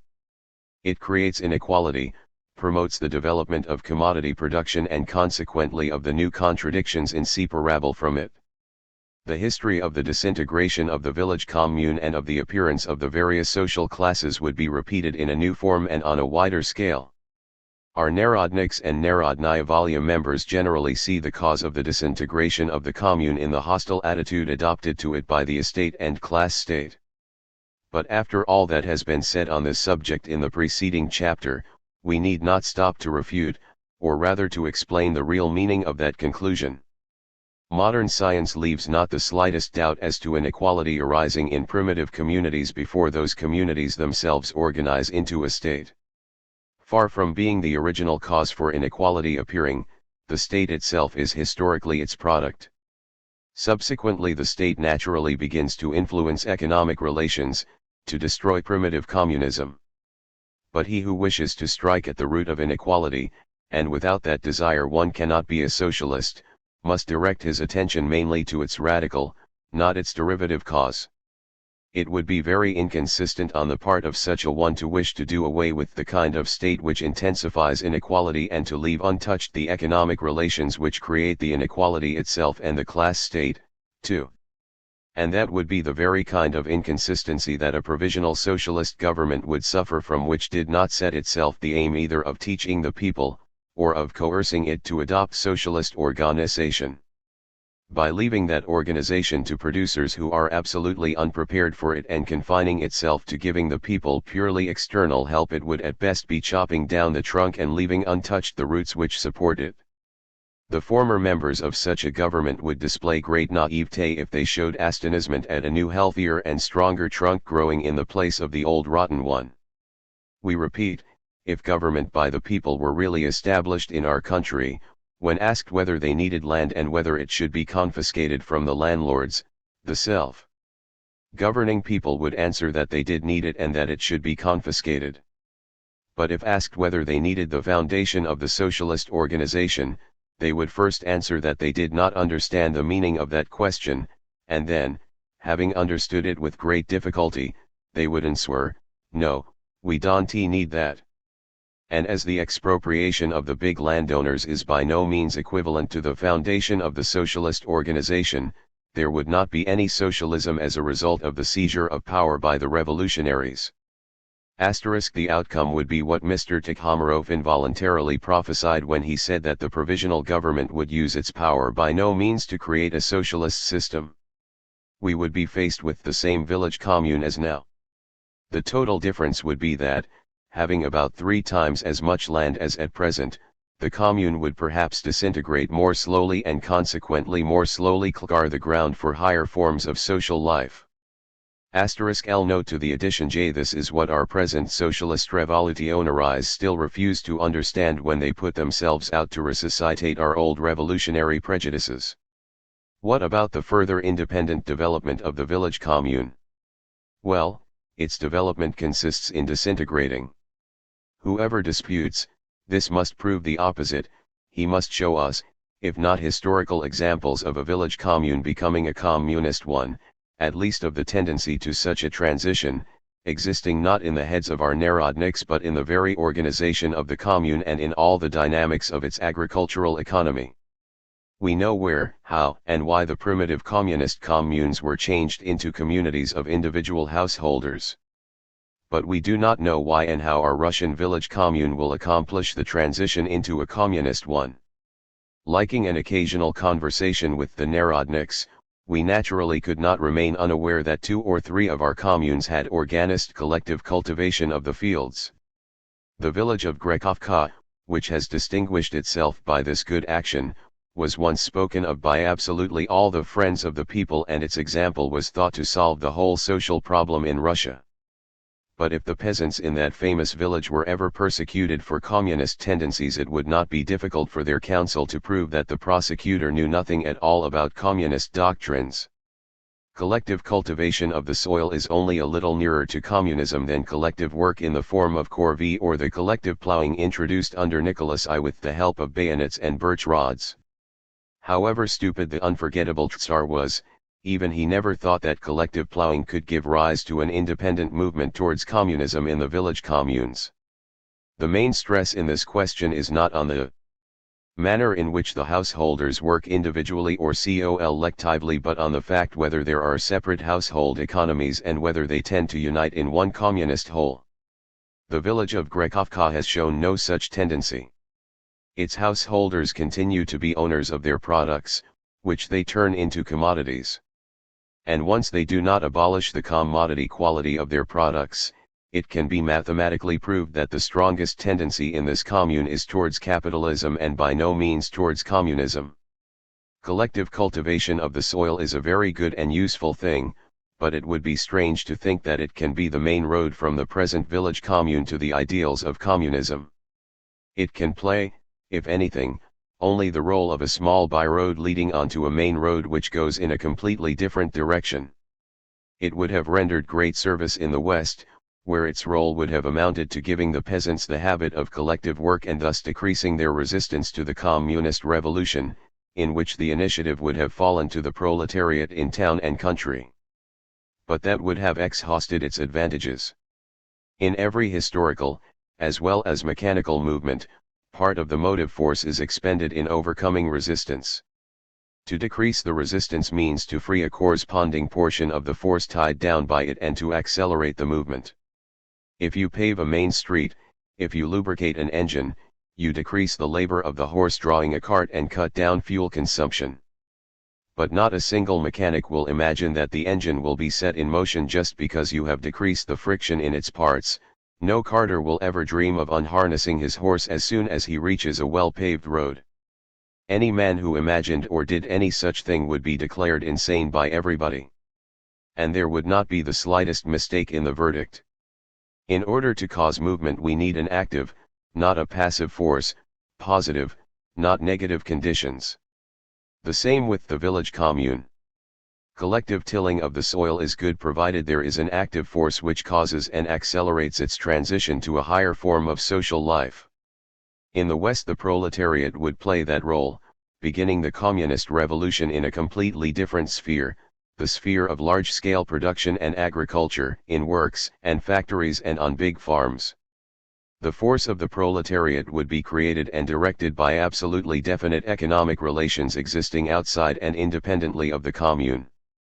But where would we get that force from here in our peasant state, set up by the revolution of the Narodnaya Volya party? From among the peasants themselves? It seems to Mr. Tikhomarov, we know, that history has some kind of independent movement towards socialism.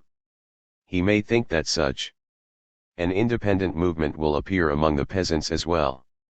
But we will leave Mr. Tikhomarov and talk to less credulous readers. They will agree, at least, that the economic tendencies of every class are determined by the character of the economic conditions in which it lives. Our peasants live in conditions of commodity production, and in commodity production the product dominates the producer and dictates its laws to him. And the laws of commodity production are such that they promote first and foremost the development of capitalism and capitalist, by no means communist, tendencies. Where, then, will our peasant get a tendency towards communism from? Is that clear? No. Let us go from discussion to comparison. The Don Cossacks now have as much land as our peasants would have after the popular, of the Narodnaya Volya party, revolution. They have about 30 desiatines per person. This land belongs not to individuals, not even to individual communes, but to the whole of the glorious troop.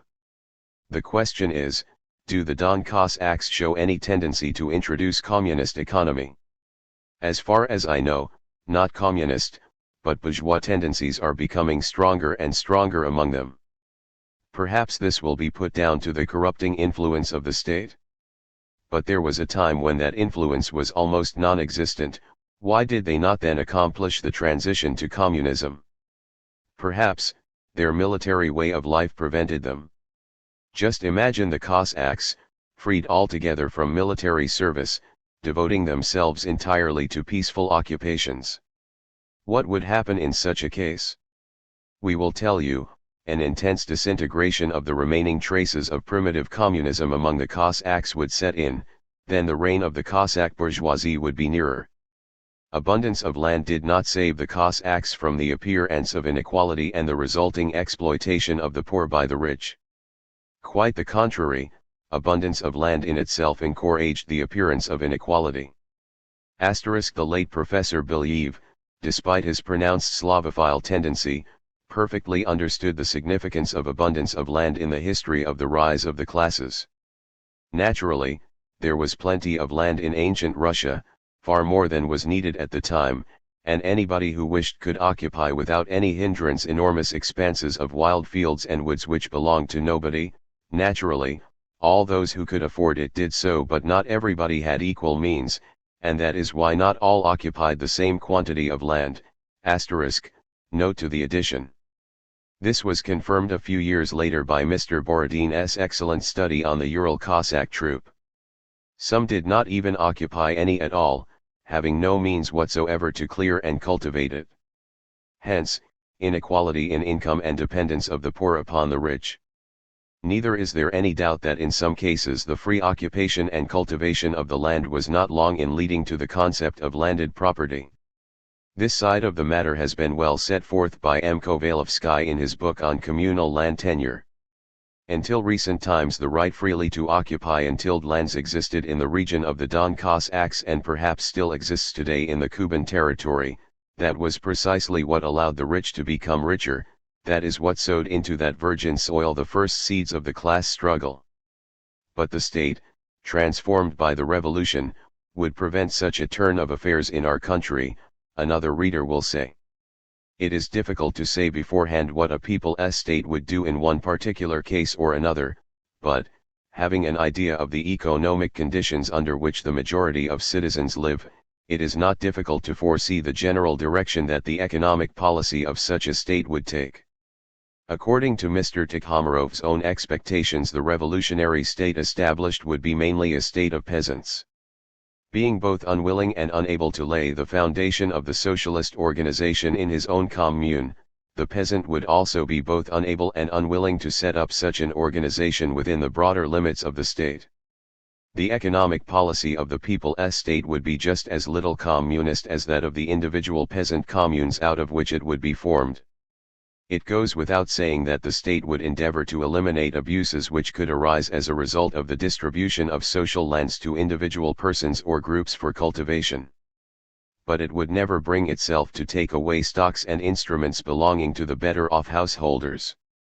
Similarly, it would consider as perfectly just and natural to limit the right of landed property only by the owner's labor and means, which, naturally, would be bis private property.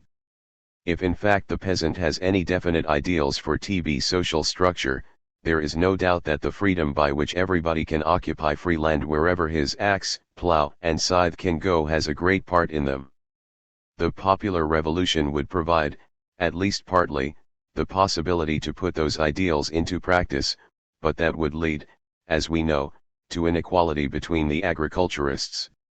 Once that impulse given, the inequality could, of course, reach its natural extreme and reduce to nil all the results of the popular revolution. Further, the peasant state would naturally leave untouched not only trade, but also, to a great extent, industrial capital. Mr. Tikhomirov himself apparently admits this when he presumes that the people's revolution would only render powerless the already weak nobility and bourgeoisie. To render powerless does not mean to destroy. Need we say what results the existence of trade and industrial capital would lead to? Mr. Tikhomarov assumes that these results would be prevented by that same PEOPLES government. But we will draw his attention to the fact that not all that seems dangerous to the socialist is so in the eyes of the peasant, and consequently of a peasant government. Whereas Mr. Tikhomarov and we are opposed generally to private business capital, the peasant waxes indignant only over certain applications of the capitalist principle. He has no objection to its substance. He fully acknowledges the possibility of private business enrichment.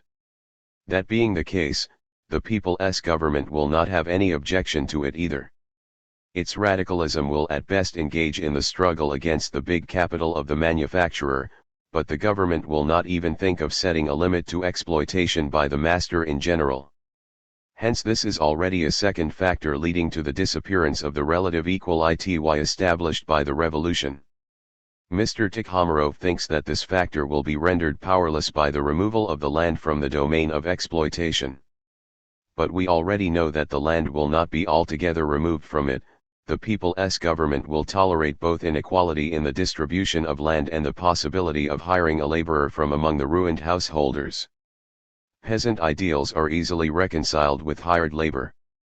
Besides, anybody who understands the matter knows that only so-called petty bourgeois socialism hopes to help the people by rendering powerless the bourgeoisie or removing from the domain of exploitation this or that particular means of production. And the only reason why it hopes to do so is because the people in whom it is interested are the petty bourgeoisie, who stand only to gain if the big bourgeoisie is rendered powerless. It is a distinctive feature of petty bourgeois socialism that its reform plans leave commodity production untouched. This is the origin of its complete theoretical and practical powerlessness. The truly revolutionary working class movement of the present has nothing in common with the cowardly fantasies of the petty bourgeoisie. Unfortunately, Russian socialism as expressed in Mr. Tikhomarov's article is much nearer in this case to the socialism of the petty bourgeoisie than to that of the working class. Like the former, it does not carry its revolutionary projects as far as the elimination of commodity production. It leaves that care to the future, post-revolution history of the Russian state. Completely ignoring the significance of economic evolution in the analysis of its revolutionary premises, it places exaggerated hopes in it as soon as it is concerned with results of the upheaval which it recommends. It calls for revolution where it is unthinkable without preliminary evolution and appeals to evolution where it is impossible without a radical economic revolution. It wants to be mainly revolutionary, but it falls into half measures and inconsistency as far as the substance is concerned. We will soon see where it borrowed this typical trait, which reduces to nil all its revolutionary phrases. In his efforts to convince his readers that a people's government will be able to paralyze the harmful consequences of the impending half-measure economic revolution, Mr. Tikhomarov represents the probable course of Russia's future social development as follows. The government, responsible for the course of affairs in the country, has an interest in the country's prosperity, for its own popularity depends upon it, and the government will no doubt be obliged to take measures to increase labor productivity and, among other things, to organize large-scale production. Large-scale production is too obviously advantageous and necessary, in many cases it is even inevitable. The popular masses can understand that easily. Moreover, and this is particularly interesting, we will remark, private undertaking, slowed down in the domain of capitalist production, will try in all respects, just imagine, what an idol. To make clear to the people the advantage and convenience of social production. We will not even mention the socialist intelligentsia's influence on the people. Why can there not thus be gradually effected a transition of the village commune into an association, an organization of exchange among the communes and associations of communes, an association of several communes for some production or other, until the socialist system, developing little by little and increasingly ousting private economy, finally extends to all the functions of the country. Then, the advent of the socialist revolution, in some countries of Europe if not in the whole of it, will place Russia in the almost unconditional necessity to organize her international exchange on the same, i.e., socialist, principles and hence will almost impose upon us socialist organization in the sphere of home exchange, pages. That is how this question is viewed by Mr. Tikhomarov. Before examining its substance we shall make TWO incidental remarks. Our author pins great hopes on the influence of the Russian socialist intelligentsia and the West European working class revolution. We also recognize the significance of that influence but think that it cannot be unconditional. First of all, where did Mr. Tikhomarov get the idea that after the peasant revolution, not only a socialist intelligentsia, but any intelligentsia at all in the present sense of the word will be born unhindered? At present, our socialist intelligentsia, like any other, come mainly from among the official, landlord, merchant, and ecclesiastical walks of life, that is, from the higher sections of society, who see education as a means for making a career. While producing careerists, our universities also, by the way, create revolutionaries. But both careerists and revolutionaries are a product of the existence of the bureaucratic state and the higher classes. This is so far beyond doubt that the consciousness of their bourgeois origin impelled our revolutionaries, on the one hand, to speak of their duty to the people and, on the other, systematically to contrast themselves with the people. The socialist intelligentsia are conscious that they form nothing more than one of the branches of the common trunk of the official-ridden class state. Mr. Tikhomarov wants to fell that trunk, but at the same time he hopes that the branch which is dear to him, far from withering, will be born unhindered. That reminds one of the well-known anecdote about the Ukrainian who, having chopped down the bough he was sitting on, was surprised at his own fall. Or perhaps Mr. Tikhomarov thinks that after the popular revolution the socialist intelligentsia will be born unhindered from the peasantry itself. In that case we fear he is mistaken. What does the meaning of the revolution he is expecting amount to? To an agrarian upheaval, to the expropriation of the big landowners, to the possibility to give the peasants allotments 3 times as large as the present ones, to the abolition of oppressing taxation. Does Mr. Tikhomarov presume that such an increase in allotments will convince the peasants that higher education is a necessity, that it will compel them, themselves, to send their children to university and their government to support and institute higher educational establishments? The large quantity of land will so much simplify the peasant's position, will so greatly increase the importance of extra working hands in his family that the peasantry will see neither the necessity nor any possibility of spending much money and time on higher education. Universities are necessary for a state of officials, of bourgeoisie, and of gentry, and they will eventually be necessary for the proletariat, who, without higher scientific education, will be unable to cope with the productive forces which will have come under their command, but in the reign of the peasant communes universities will be a luxury having little attraction for practical-minded householders. But let us grant that the peasants can easily understand the significance of higher education. Let us remember, besides, that after the popular revolution both the bourgeoisie and the gentry will remain. Let us assume that both of them will be rendered powerless to the extent necessary for them to be able to send their children to higher schools without harming the people economically. Why does Mr. Tikhomarov think that those schools will be nurseries of socialist intelligentsia? In Switzerland we happen to see, on the one hand, a well-to-do peasantry and, on the other, a fairly powerless, i.e., petty, bourgeoisie. Do many socialists come from the Swiss schools, where, in fact, the number of peasants' children is not at all negligible? Yet isn't it easy for the Swiss peasants to understand the advantage of the socialist organization of production? Of course it is, but still they don't understand it. They don't want to hear of socialism, and this is not helped by their survivals of communal land tenure and their famous collective dairies. The advantages of socialist way of life are so apparent that they would seem easy to understand for everybody.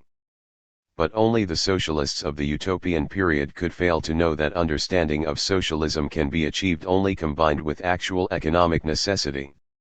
And in a peasant state such a necessity can be present only as a rare coincidence.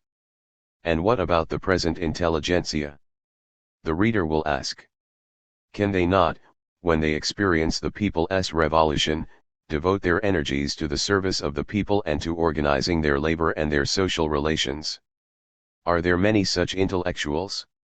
Do they, excuse me for asking, understand much themselves? What will they do against the inexorable logic of commodity production?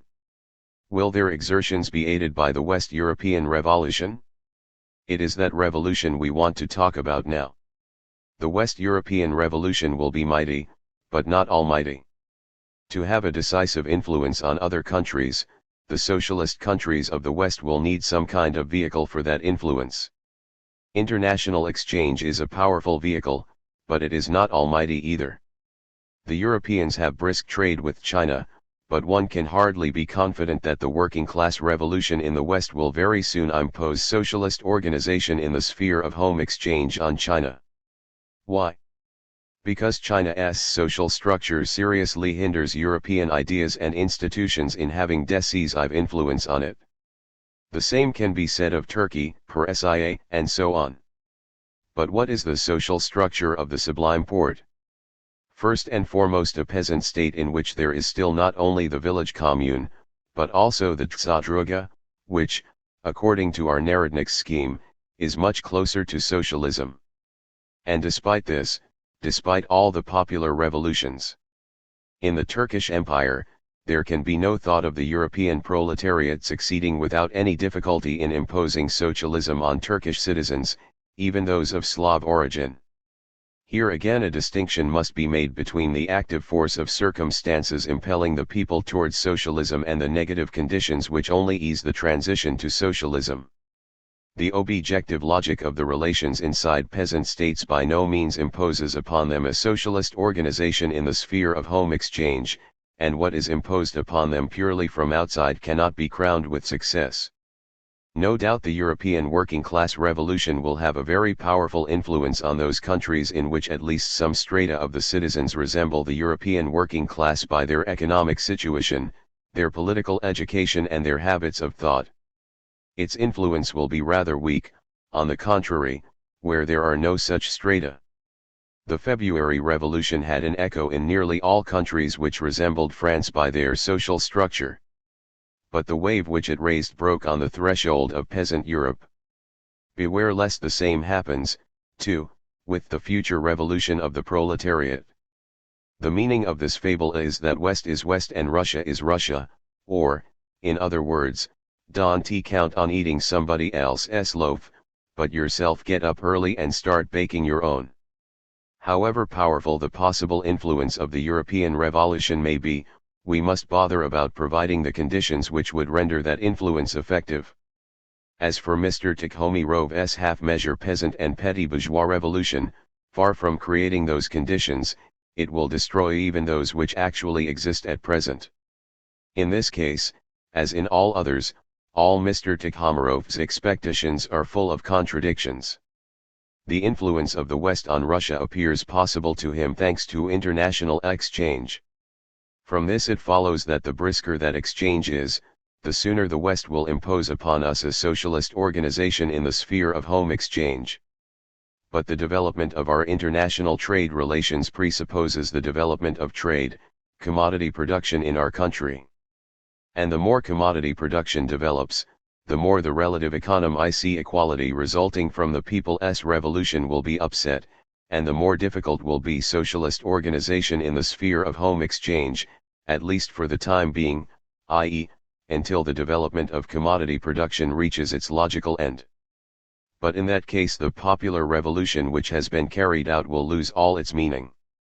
Thus, if after the upheaval we return to natural economy, we shall have relative equality, but then the West will be unable to influence us because of the weakness of international exchange. On the other hand, if commodity production develops in our country, it will be difficult for the West to influence us because our relative equality will be seriously upset and Russia will be transformed into a country of petty bourgeoisie. That is the vicious circle in which Mr. Tikhomirov's expectations from the West are fated to go round and round. That is what it means to be a metaphysician, that is what it means to consider things one after the other and apart from each other. Mein the Freund, ich rath drum Sie Collegium Logicum. These are the contradictory hopes pinned on the West by those who suspect the whole of modern European history of being hazardous and unbelievable. Really, Collegium Logicum would be very useful for Mr. Tikhomarov. Having concluded these remarks, let us now go on to the main content of the excerpt quoted above. L. Tikhomarov wavers between Blankism and Bakuninism in his projects for the socialist organization of Russia. Mr. T. I. Komarov is a Bakuninist of the first water. It is true, he does not abolish the state, but his state helps the process of this organization purely from outside. It does not create the elements of that process, but only supports them. P. N. Tikashev, who is Mr. Tikhomarov's immediate ancestor, presumed that having seized power, the minority must impose socialism on the majority. Mr. Tikhomarov's government eases for the people the organization of social production without any violence, coming to the help of only such a movement which cannot but arise independently in the country. In his arguments on the present, Mr. Tikhomarov was Tikashev's true disciple. His expectations from the future are an instance of atavism in ideas, of a return to the theories of a more distant spiritual ancestor. The anarchist Arthur Arnold, as we know, wrote, "Abolish the state, and the economic forces will come into equilibrium as a result of the simple law of statics." Mr. Tikhomarov says, abolish the modern state, expropriate the big landowners, and the economic forces of Russia will begin independently to come into equilibrium. The former appeals to a law of statics, the latter to popular concepts and habits, i.e., to the same ideal of the people with which we are familiar from the works of M. A. Bakunin. Arthur Arnold aims at the state and does not notice that his criticism applies only to the modern state, the state of bourgeois centralism. Mr. Tikhomarov wishes to set up a people's state, and he devises a new form of petty bourgeois state, a state which, without definitely abandoning the principle of laissez-faire, laissez-passer, i.e., without creating anything, manages, all the same, to support the independent movement of history in our country towards the socialist system. Bakuninism is not a system, it is a series of contradictions which Messrs. The Bakuninists and the anarchists share in conformity with the general aggregate of concepts and habits of each. Our author has chosen the peculiar variety of Bakuninism that degenerated into P. N. Tikashev's program. But he has not remained faithful to that program to the end. The exhortations of his first teacher are too fresh in his mind. He has not forgotten that although our people are most obviously in need of help, at the same time one must be an unmitigated blockhead to attempt to teach the people anything or to endeavor to give their life a new direction. And so he has made up his mind to devise a revolutionary government which would give the people purely external help, which, without any desire to use coercion on the popular masses or even to teach them, would nevertheless guide the matter to a successful end. We asked Mr. Tikhomarov in what way the socio-political philosophy of his article differs from the philosophy of the open letter to Frederick Engels. Now it will not be difficult for us to answer that question ourselves. It differs by its pallor and timidity of thought, its desire to reconcile the irreconcilable. What can one say about the pale copy if the original itself, as Engels said, could attract only green gymnasium pupils? M. A. Bakunin professed irreconcilable hatred for any form of state and advised our revolutionaries not to seize power, because all power is of the devil. P. N. Tikashev was of the opinion that they should seize power and hold it for a long time. Mr. Tikhomarov has chosen the golden mean. He thinks that the seizure of power can easily prove to be useful and necessary, but at the same time he assumes that the revolutionaries should not strive to keep power indefinitely, but only hold it until the popular revolution begins. From this awkward position between two stools there can be only two ways out. Our author can seat himself on Bakunin's or on Tikashev's stool, he can become an anarchist or a consistent follower, not only a secret pupil, of P. N. Tikashev. But he will hardly succeed in breathing into the Narodnaya Volya program a really new content. He will hardly manage to prove that this or that new idea found recognition only with the appearance of the Narodnaya Volya trend. Never yet did empty eclecticism give birth to new mighty theories, never yet did Timid hesitation between two old programs open a new epoch in the history of revolutionary ideas in any country. And so Mr. Tikhomarov will be a follower of Tikashev in the first day of the revolution and change into a Bakuninist immediately its honeymoon expires. But what is Bakuninism when applied to the lendemain de la Révolution? We repeat, Bakuninism is not a system. It is a mixture of the socialist theories of the Latin countries and Russian peasant ideals, of Proudhon's Popular Bank and the Village Commune, of Fourier and Stenka-Razin. That mixture is characteristic of the kind of process of socialization of labor recommended to our country by Mr. T. I. Komarov and which not only never existed anywhere but never can either. Without any exaggeration one can apply to this process Famusov's words, everything is there, provided there is no deception.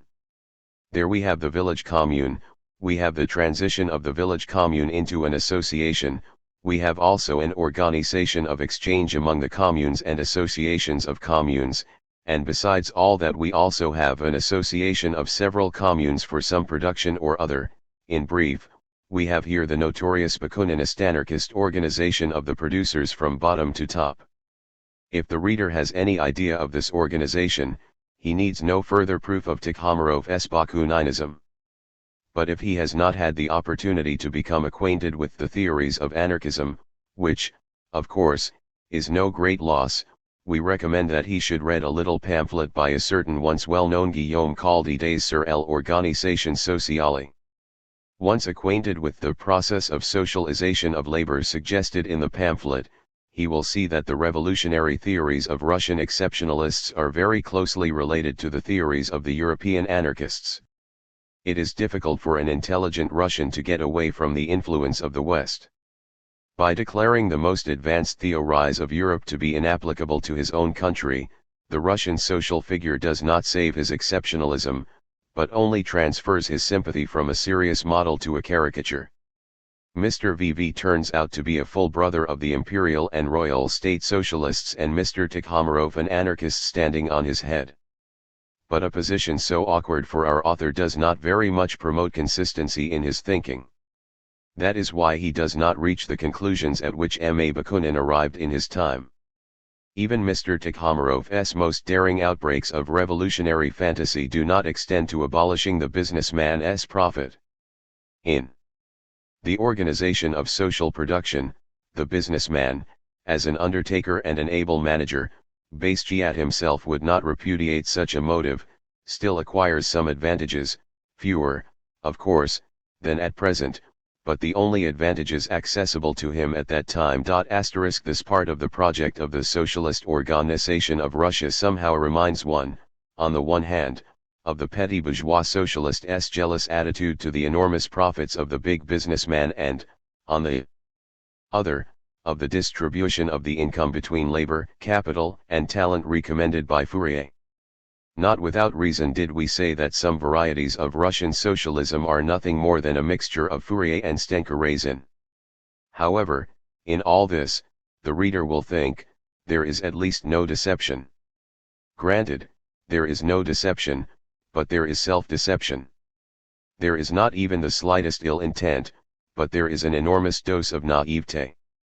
And it consists in nothing else than the talk about the socialist organization of exchange. For anybody who understands the matter, this is an absurdity, stuff, and nonsense. Only petty bourgeois followers of the petty bourgeois Proudhon could take this absurdity for anything possible or desirable. But on the other hand, it was said of Proudhon that he understood as much about dialectics as a woodcutter about botany. The social structure created by the proletariat can have nothing in common with exchange and will know only distribution of the products according to the requirements of the working people. Some inconsistent communists find a distribution more convenient if it is proportional to the share the worker has in production. It would not be difficult to find weak sides in such a demand. Nevertheless, even those who put forward that demand have always understood the impossibility of exchange in a socialist state. Whenever you say exchange you imply commodity, and if you retain commodities, you presuppose all the contradictions inherent in the commodity. And once more, only anarchists could think, to quote Proudhon, that there is a philosopher's stone which makes it possible to remove from socialist exchange all the bourgeois contradictions contained in ordinary exchange. There is not and cannot be a such stone, because exchange is a basic and inseparable attribute of bourgeois production, and bourgeois production is a necessary consequence of exchange. As recently as the late 50s, Karl Marx splendidly explained this side of the matter and thus left far behind the present day scientific progress the petty bourgeois theories of the anarchists and Bakuninists of all colors and shades. One must be ignorant of the very ABC of revolutionary socialism to base one's expectations from the revolution on the socialist organization of exchange. We have already had occasion to speak of this question in another place *, but it is so interesting that it will do no harm to repeat what we have said. To make it more comprehensible, this time we shall leave aside the abstract formulae of science and confine ourselves to simple and vivid examples. Note to the addition. Li here refer to my exposition and criticism of Rodberto's economic doctrine. Socialist exchange is exchange without money, the direct exchange of product for product according to the quantity of labor expended in their production. It was in that form that the idea emerged from the head of Proudhon, who, by the way, repeated on this occasion a mistake made long before him. Let us now imagine that on the day after the revolution our Bakuninists have succeeded in convincing the Turkovo commune in Tula Gubernia, which we have already mentioned, of the advantages of the socialist organization of exchange. The members of the commune have decided to lay the foundation of such an organization and published their decision in some kind of Narodnyi Vedomosti. Their call is answered by the Arkhangelsk fishers, the Novgorod nail makers, the Kumry shoemakers, the Tula samovar makers and the Moscow tailors, all members of workers' associations or village communes. They also have been imbued with the new principles of exchange under the influence of the Bakuninists who are born unhindered.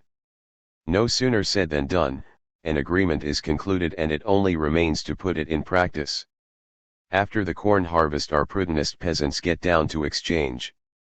They send a certain quantity of corn to Arkhangelsk and receive fish from there, they dispatch a few loads of potatoes to Kumry and bring back boots. They offer the tailors millet, nail makers groats, and the like. All these things are sent not as signs of goodwill, but in accordance with the conditions previously agreed upon. They will all have to be transported over long distances and with great trouble, and it would probably have been more profitable to dispose of them on the neighboring market, but our peasants are people of principle and are ready to defend the new principle of exchange even if, as they say, it costs more than it is worth. And so the exchange is carried out. Our village commune members have nails, fish, shoes, samovars and ready-made clothing. But the point is that far from all the peasants' requirements are satisfied by these articles. They need other articles of consumption, agricultural implements, fertilizers, cattle and so on. Those who produce all these things do not wish to enter into socialist exchange, perhaps because they have read Marx and laugh at Proudhon's economic discoveries, or perhaps because they have not reached the stage of development needed to understand Proudhon's wisdom and are still ordinary commodity producers. For even Mr. Tikhomarov presumes that the socialist system which he recommends will develop only little by little. What then must our Turkovo Proudhonists do in such a case? How will they satisfy the numerous requirements not covered by means of socialist exchange? They have only one way out, to buy what they have not got. This will also be the case for the tailors, who naturally cannot live on millet alone, and for the nail makers, who cannot subsist only on groats. In short, side by side with fair, socialist exchange the old, so to speak heathen, form of exchange for money will continue to exist. This cursed money, maudit argent, will have to be resorted to even in dealings between the proselytes of Proudhonism. If the Kumry shoemakers need only a quantity of potatoes which embodies X days' work, whereas the Turkovo people need a number of pairs of boots requiring twice as many days to make, the difference will have to be made up in money. If the Kumry people do not want oats, hay, or straw, or any other agricultural products, This can easily be the case if Mr. Prugavin's prophecy comes true and the Khmer shoemakers again take to agriculture with the improvement in its conditions. What will happen then? Becoming organized only little by little, the prudentist producers will have against them the enormous mass of producers of the old economic faith, and the negligible progress made with the help of the socialist organization of exchange will always be outbalanced by the regression in relative equality which will result inevitably from commodity production and ordinary bourgeois exchange. Vice will outweigh virtue, bourgeois relationships will take the upper hand over prudentist socialism. Surrounded by the petty bourgeois majority, the pro-donists themselves will begin to be perverted, all the more as their own wealth will be largely in money of the old exploit-ers kind. Tempted by enrichment, the Khmer people can send the Turk-Havo people boots with cardboard soles, for which the Turk-Havo people will not fail to pay them back with half-rotten toddies.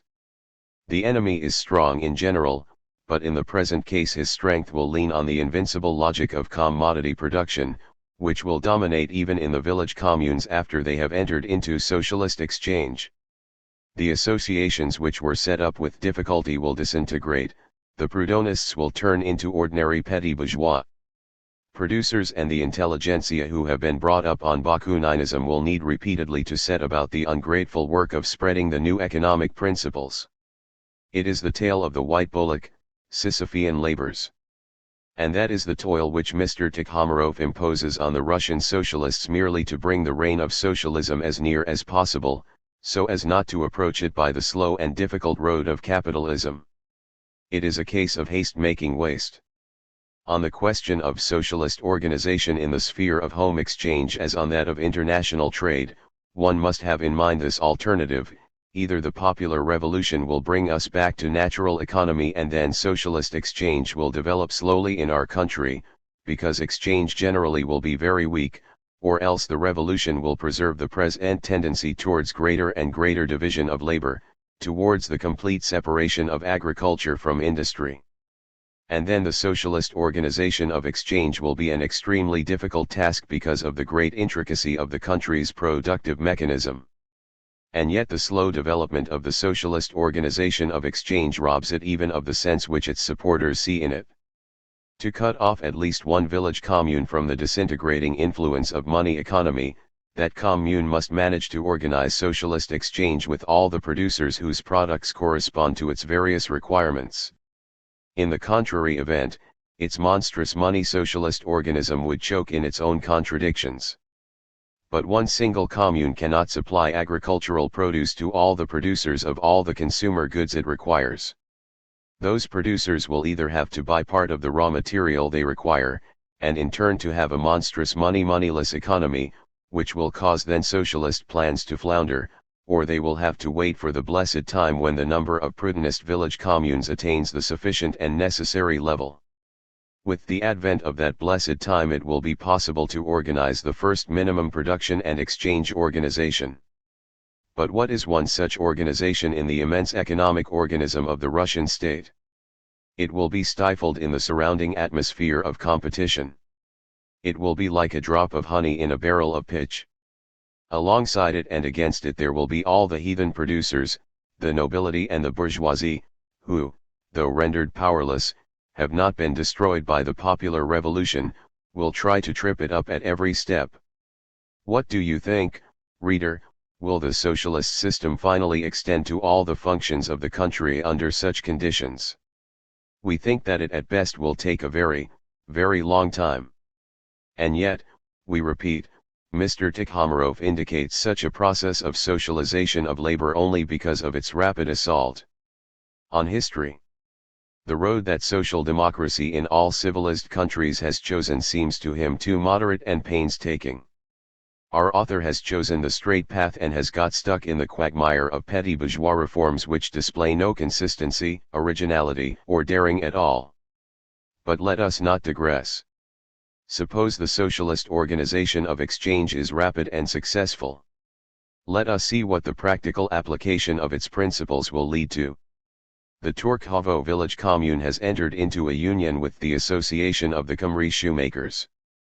Their products are exchanged on the basis of constituted value, the yardstick of which is labor and labor alone. Proudhon has triumphed. But the practical and prosperous Tourcovo householders raise the question, which kind of labor must serve as the measure of value? The more ideally inclined Khmri people, shoemakers are always philosophers to some extent, have no difficulty in giving the answer. They say that the measure of value must be labor in general, abstract human labor. But the free corn growers are not browbeaten. They say they do not know any such kind of labor, and that although it may exist scientifically, they have to do with the concrete and definite labor of the shoemakers Peter, Ivan, and Fyodor, or a whole association of Peters, Ivans and Fyodors. They are a prey to bourgeois doubts, and they suppose that to give the Khmri people all the more bread the more time they take to make the boots means to institute a prize for inability, slowness, and clumsiness. Exasperated by the lack of understanding displayed by the peasants, the shoemakers leave Proudhon aside and appeal, they think, to Marx himself. They say that the measure of the value of their products must be the socially necessary labor, the average labor necessary to make boots under the present development of technique. But even that argument does not overcome the obstinacy of the Tourcovo peasants. They do not understand how one can determine the exact quantity of socially necessary labor contained in the work of the importunate shoemakers.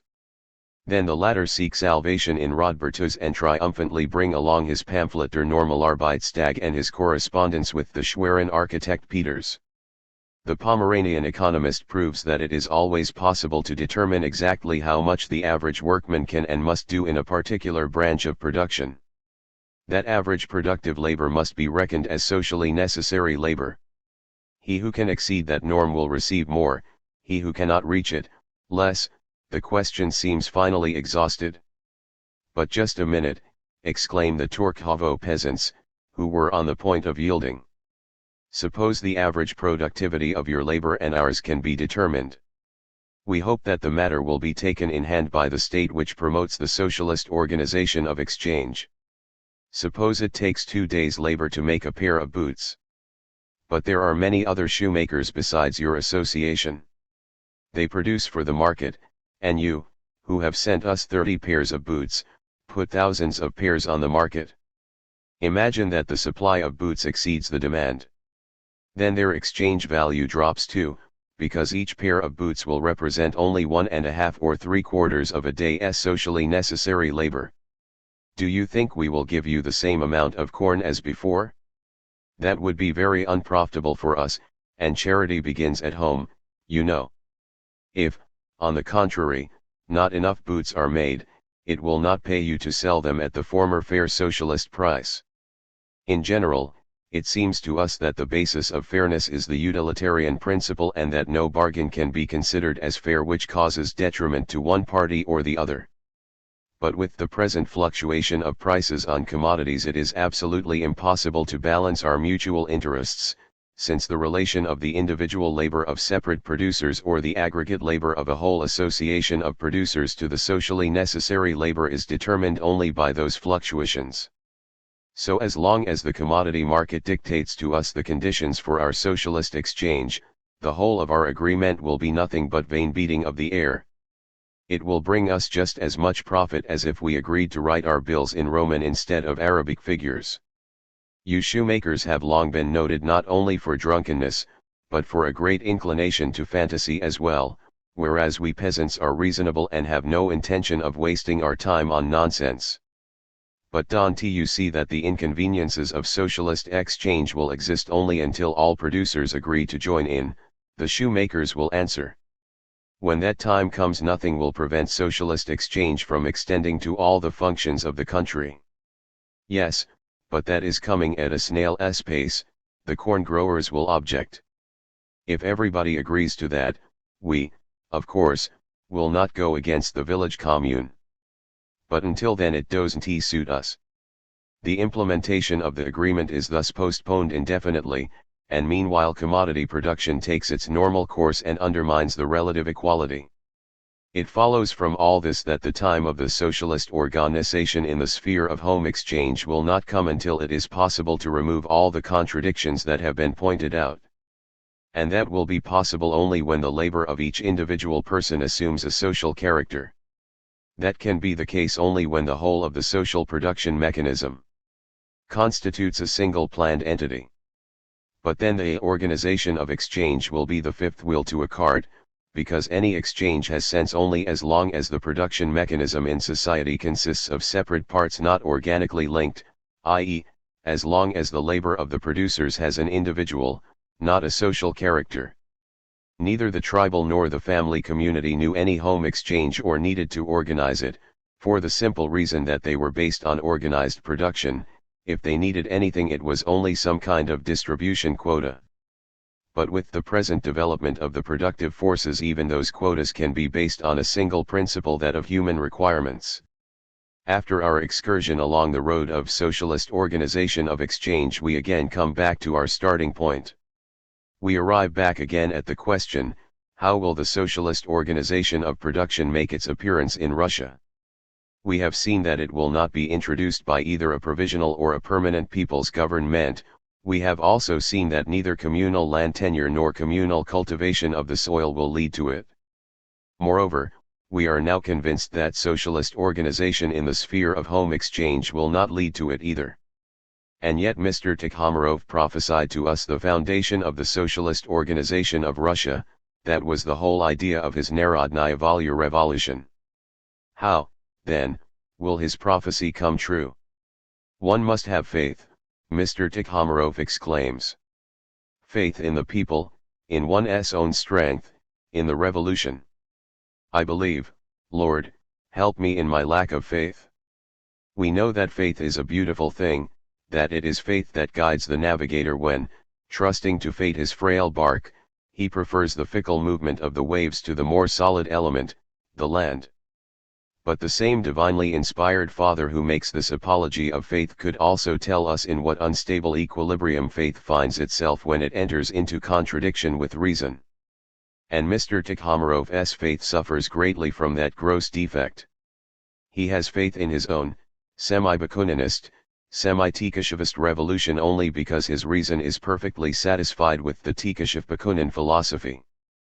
But as soon as his reason becomes more exacting, not a trace of this faith of his will be left. He will then understand that he was cruelly mistaken when he considered it permissible to talk about the economic revolution knowing nothing at all about the ABC of economics, i.e., having no idea of money, commodity, and exchange. For the rest, we shall not make any special reproach to our author on these last grounds. We will say, his faith has saved him. He has been mistaken only because he had faith in Tikashev and Bakunin, not he is to blame, but those who tempted him. The important thing for us is the conclusion from all that has been said. And we can formulate it as follows: all Mr. Tikhomarov's expectations from the revolution are nothing but a continual misunderstanding and a return of advanced Russian thought to the beaten track of Bakuninism. But what was is overgrown with the past, and what will not be in the old way, but in a new way, as the popular song says. Discredited in the 70s, Bakuninism will not be revived in the 80s. It will not be resuscitated even by men either more eloquent or more noisy than Mr. Tikhomarov. Those of our readers to whom this conclusion seems convincing can raise a new and last objection. They can say that our arguments are founded on the supposition that Mr. Tikhomarov will only take power, but will not hold it for any length of time. What will happen if the revolutionaries, instead of following Mr. Tikhomarov's directions, follow those of Tikashev, if they justify the opinion of P.L. Lavrov who, as much as 10 years ago, said that the dictatorship can be wrenched from the hands of the dictators only by a new revolution? Probable consequences of the seizure of power by the socialists. What will happen then? Oh, then there will be a most disgraceful fiasco for the Russian Socialist Party. It will be obliged to undertake an organization for which it has neither the necessary strength nor the requisite understanding. Everything will combine to defeat it: its own unpreparedness, the hostility of the higher estates and the rural bourgeoisie, the people's indifference to its organizational plans, and the underdeveloped state of our economic relations in general. The Russian Socialist Party will provide but a new historical example corroborating the thought expressed by Engels in connection with the Peasant War in Germany. The worst thing that can befall a leader of an extreme party is to be compelled to take over a government in an epoch when the movement is not yet ripe for the domination of the class which he represents, and for the realization of the measures which that domination implies. What he can do depends not upon his will but upon the degree of contradiction between the various classes, and upon the level of development of the material means of existence, of the conditions of production and commerce upon which class contradictions always repose. What he ought to do, what his party demands of him, again depends not upon him or the stage of development of the class struggle and its conditions. He is bound to the doctrines and demands hitherto propounded which, again, do not proceed from the class relations of the moment, or from the more or less accidental level of production and commerce, but from his more or less penetrating insight into the general result of the social and political movement. Thus, he necessarily finds himself in an insolvable dilemma. What he can do contradicts all his previous actions, principles, and immediate interests of his party, and what he ought to do cannot be done. In a word, he is compelled to represent not his party or his class, but the class for whose domination the movement is then ripe. In the interests of the movement he is compelled to advance the interests of an alien class, and to feed his own class with phrases and promises, and with the asseveration that the interests of that alien class are their own interests. Whoever is put into this awkward position is irrevocably lost. *Italics by Plekanov J. Hence it follows that Mr. Tikhomarov is greatly mistaken when he imagines that the seizure of power by the revolutionaries would be the starting point of the revolution.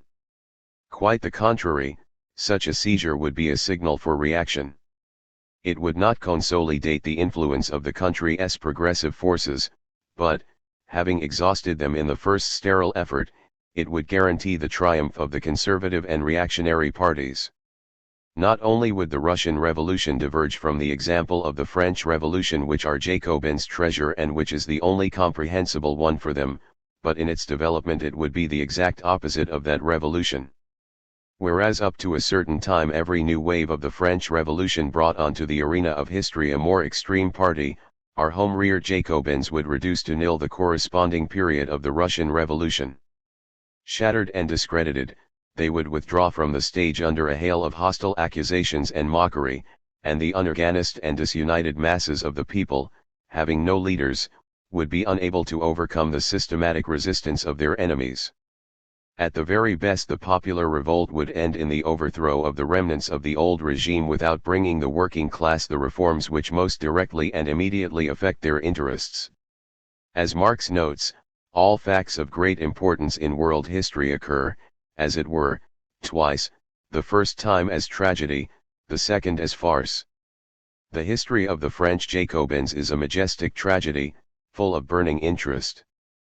But the history of the conspiratorial plans of the modern Blanquists, Russian and foreign, despite the heroism of individuals remains a farce whose tragicomicality lies in the complete inability of the caste to understand the meaning and character of the impending working-class revolution.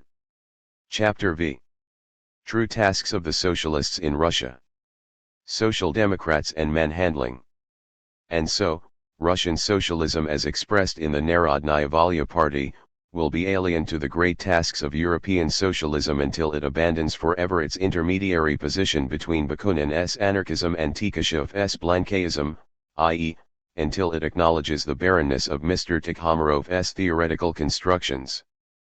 But as these constructions are the last desperate attempt to revive our revolutionary theories of the good old times, our socialism, by raising itself to the height of such an acknowledgement, will cease to be Russian and will merge with world socialism as expressed in the works of Marx and Engels and partly in those of Lassalle.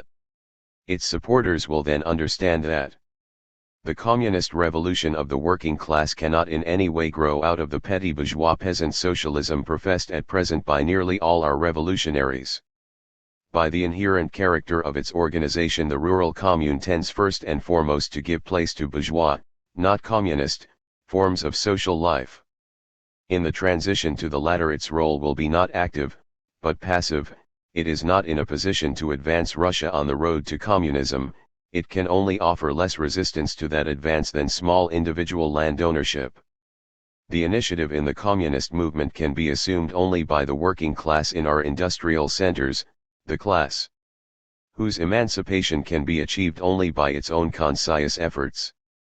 Once they have understood these simple truths, the Russian socialists from the privileged sections will put aside all thoughts of seizing power, leaving that to our Workers' Socialist Party of the future. Then their efforts will be directed only towards the creation of such a party and the removal of all conditions which are unfavorable to its growth and development. Needless to say, such activity cannot have anything in common with that uniting of the working class by means of depriving them of land, fining and manhandling them, which Mr. Tikhomirov speaks of as the outcome, the only possible one at present for the Russian Social Democrats. This fiction alone would be enough to perpetuate our author's name in literature if only it were not distinguished, like all his arguments, by its complete lack of originality. In this case our author only repeated what was said and printed long ago by our narodniks, legal and illegal. Even fiction writers of the would-be peasant trend have given Marxists the role of myrmidons of capitalism in their writings. 2 years ago Mr. Erdl published in Vestnik Evropy a tale called The Young Lady of Fokinsk. In this amusing story we see a liberal landowner, an enlightened bourgeois, a narodnik who spends part of his time collecting songs and part making love to the heroine, and finally a Marxist who has dedicated his energies to improving agriculture on the liberal landlord's estate.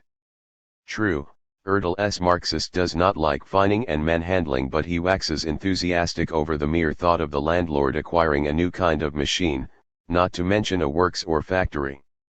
He has become so imbued with the interests of capitalism that he hastens to contract a close and fraternal alliance with the enlightened bourgeois already referred to as soon as the latter pays a visit to his protector.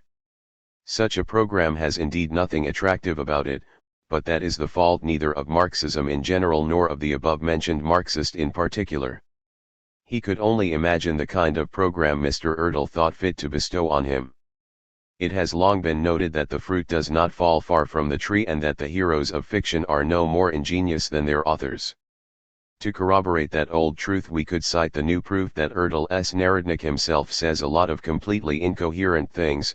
For instance, in a conversation with the Marxist he assures him that Marx has been dealt the final blow by the publication of some new articles in Russian journals, not Mr. VV's articles in Otechestvenyi Zapiski.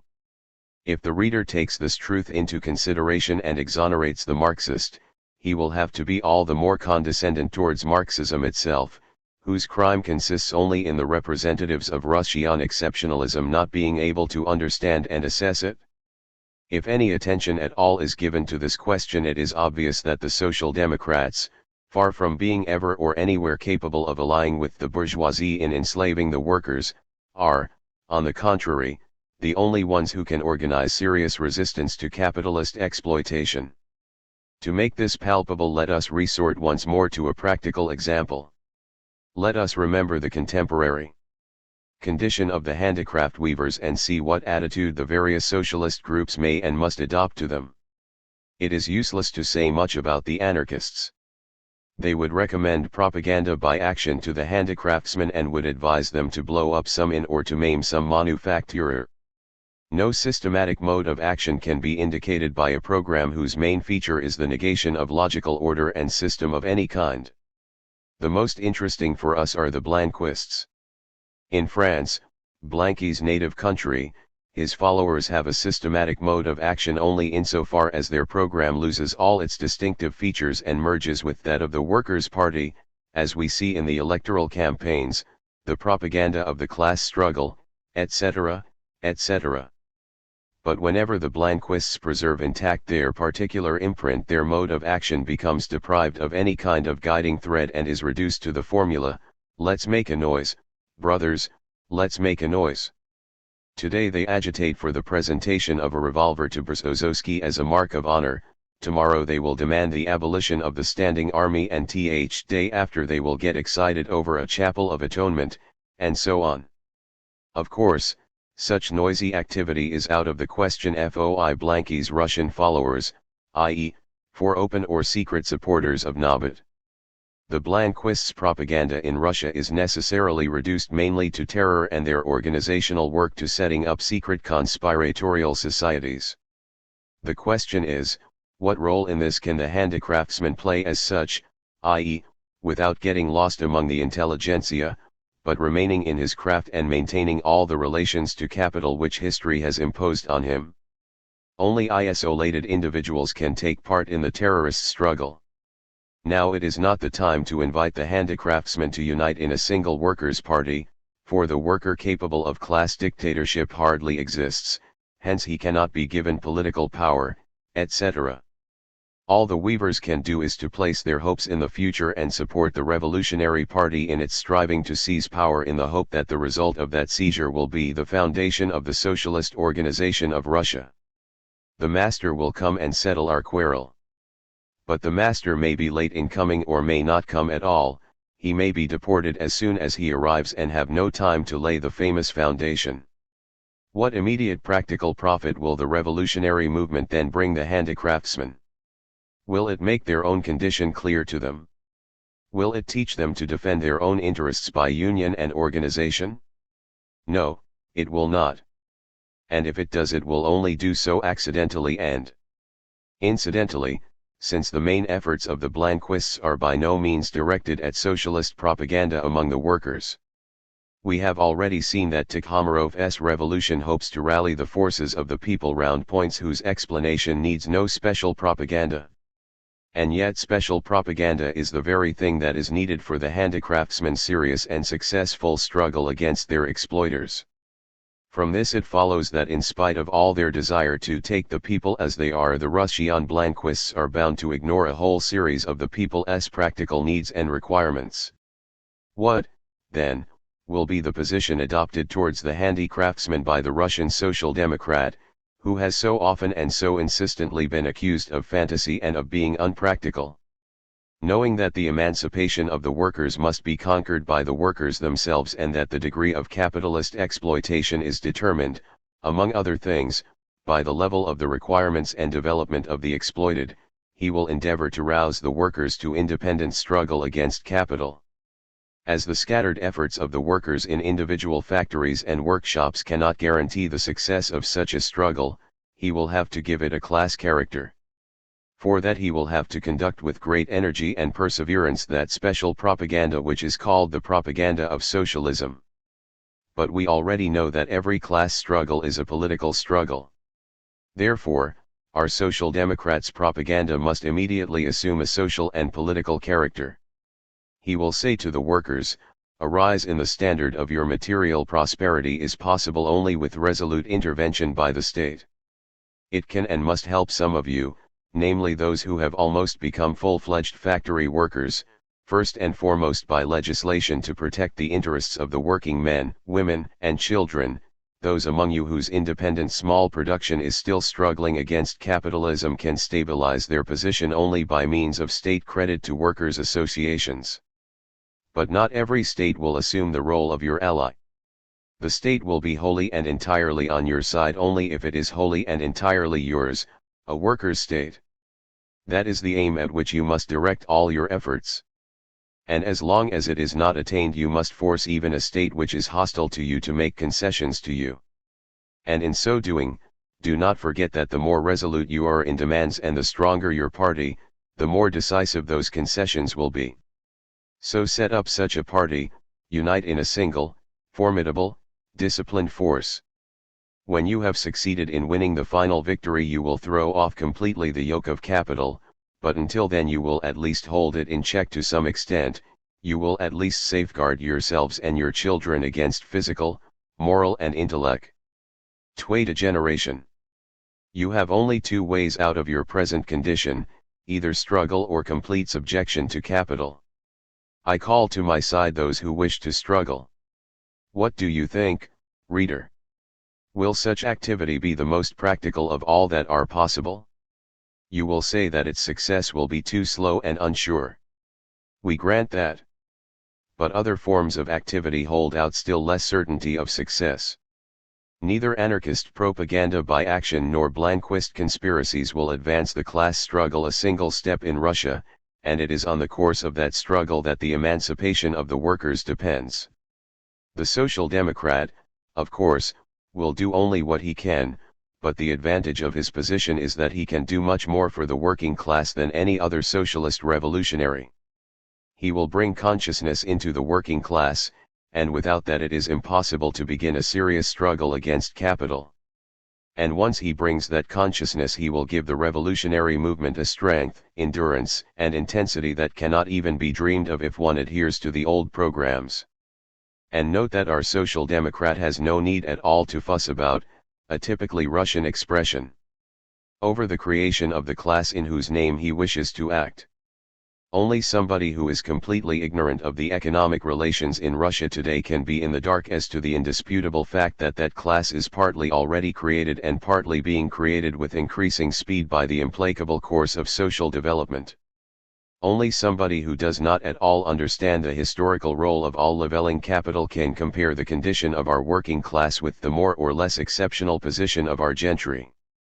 The French Anglo-maniacs at the end of the last century and the beginning of this failed in transplanting into their country England's aristocratic institutions, but the French Workers' Party can, without in the least falling into utopianism, adhere to the same program as the British Democratic Federation. Whence this difference? It is a secret which, by the way, Mr. Tikhomarov himself will discover if only he reads attentively the manifesto of the Communist Party. Recommending to him this wonderful work, we for our part shall say a few words more about the tasks of the socialists of that trend which considers Russian capitalism a historical inevitability and to which we ourselves belong. The most usual argument against that trend, an argument which comes from the heart if not from reason, is the reference to the impossibility of the revolutionary movement developing rapidly in Russia if its chances depend on the strength and growth of the Russian working class. This consideration gives rise, on the one hand, to the inclination towards exceptionalist programs, and, on the other, to the fear that we have already mentioned of the revolutionaries themselves having, perhaps, to enter the service of Russian capital. This argument, of course, will not be long in being brought to bear against our reasoning. That is why we do not think it superfluous to draw our reader's attention to the strange inconsistency of those from whom we hear objections similar to the one just quoted.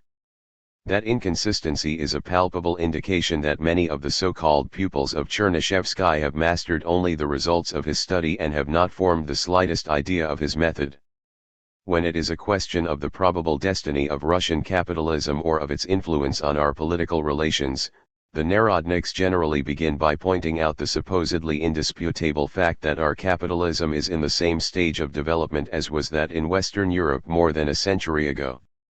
From this it is concluded that a whole century must elapse before capitalism renders our history the same service as it rendered the history of the West. That is a long time, and as our intelligentsia have long been in the habit of substituting their revolutionary will for revolutionary development, they look to the village commune and refer to the possibility proved by Chernyshevsky of its immediate transition to a socialist form of communal life. Thus they invoke the probability of the complete omission of one phase in social development largely because they do not understand the possibility of that phase being shortened. It does not even occur to them that the complete omission of a particular historical period is but a particular case of its shortening, and that by proving the possibility of the former we at the same time, and to a larger extent, affirm the probability of the latter. We have already seen above from the example of P. N. Tikashev that this gross error in logic underlay our Blanquists' program. Unfortunately, not only the Blanquists repeat it. Many people think that the social revolution can take place in Russia now, or in a very remote future, perhaps never, in other words on the basis either of our present economic relations or of a system whose institution and consolidation are a matter of the most hazy future. But we already know, and this we learn from the history of that same Western Europe, that only the first step was difficult for capitalism and that its uninterrupted advance from west to east is taking place with constantly increasing acceleration. Not only the development of capitalism in Russia cannot be as slow as it was in England, for example, its very existence cannot be so lasting as it has been fated to be in the West European countries. Our capitalism will fade before it has time to blossom completely, a guarantee for which we find in the powerful influence of international relations. But neither is it possible to doubt that the course of affairs is advancing to its more or less complete victory. Neither unsubstantiated denials of an already existing fact nor grieved exclamations about the disintegration of the old, traditional forms of the people's communal life, nothing will stop the advance of a country which has entered the road of the natural law of its development.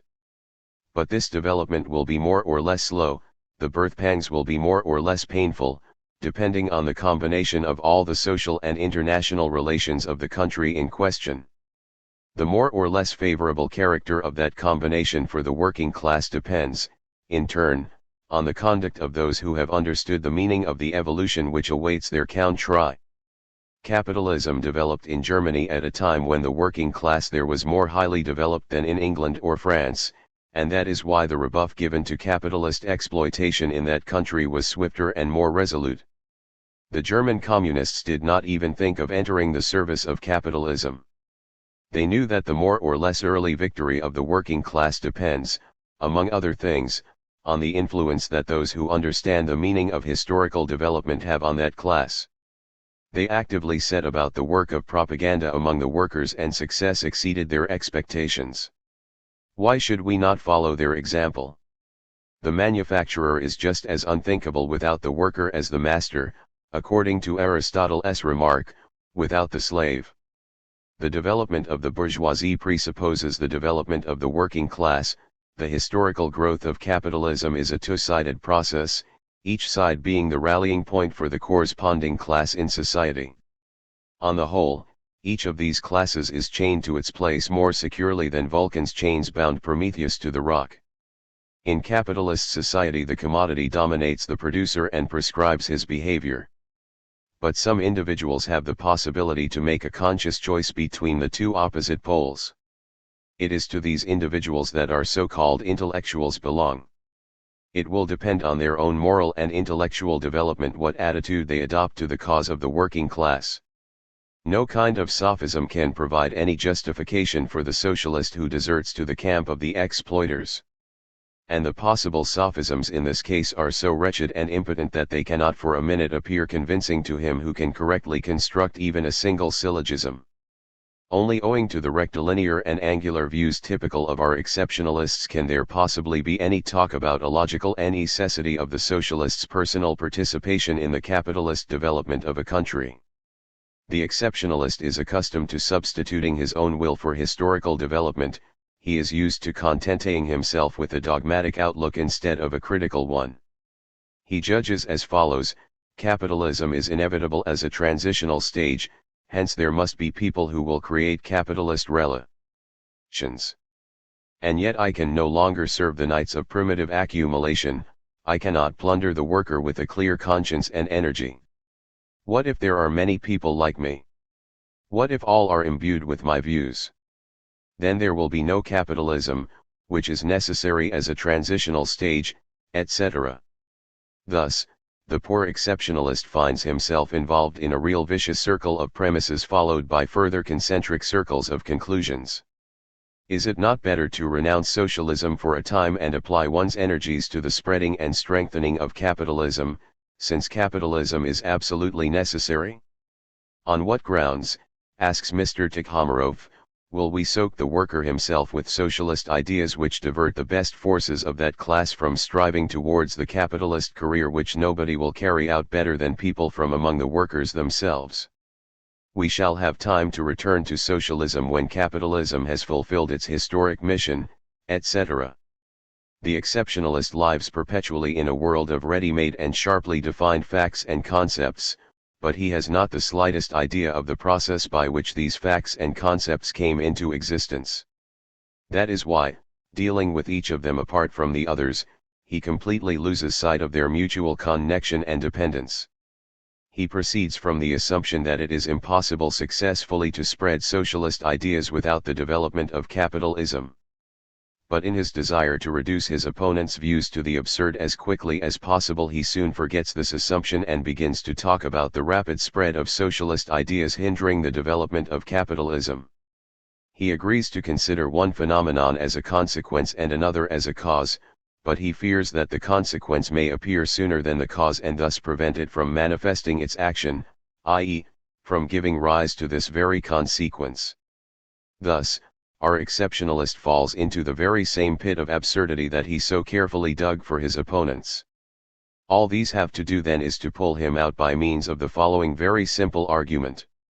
If the successful spread of socialist ideas among the popular masses were thinkable, they will say, without the radical revolution in relationships of life, revolution which capitalism gives rise to, there would be no need for talk about any kind of transitional phases in our social development.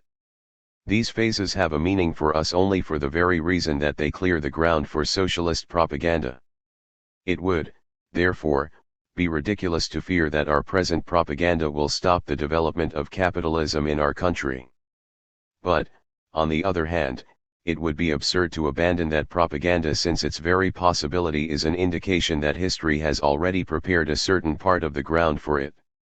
The sooner we cultivate that part, the sooner our historical development will be accomplished, and the fewer sacrifices and efforts the road opening out before our people will cost them. We do not wish to go against history, but neither do we wish to lag even a single step behind. As Chernyshevsky puts it, we have no pity for anything which has outlived its time, but we refuse to delay, even for a minute, a matter which already now appears timely and possible. We undertake to spread our ideas, being able to prove mathematically that every step Russia makes on the road of social development brings closer the time when those ideas will triumph and eases our subsequent work. We differ from you inasmuch as, while the development of the present economic relations is carrying you increasingly farther away from your commune ideals, our communist ideals are coming closer and closer to us thanks to that same development. You remind one of a man who wishes to go north and gets into a southbound train. We, on the other hand, know where we are going and board the train of history that takes us at full speed to our goal. It is true that you are confused by the direction we have taken.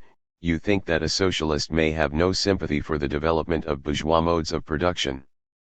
But the reason for that is that your logic is too exceptionalist. You imagine that a socialist, if he remains faithful to his ideals, must everywhere and always hinder the development of capitalism. In that case you are once again arguing in the most primitive manner.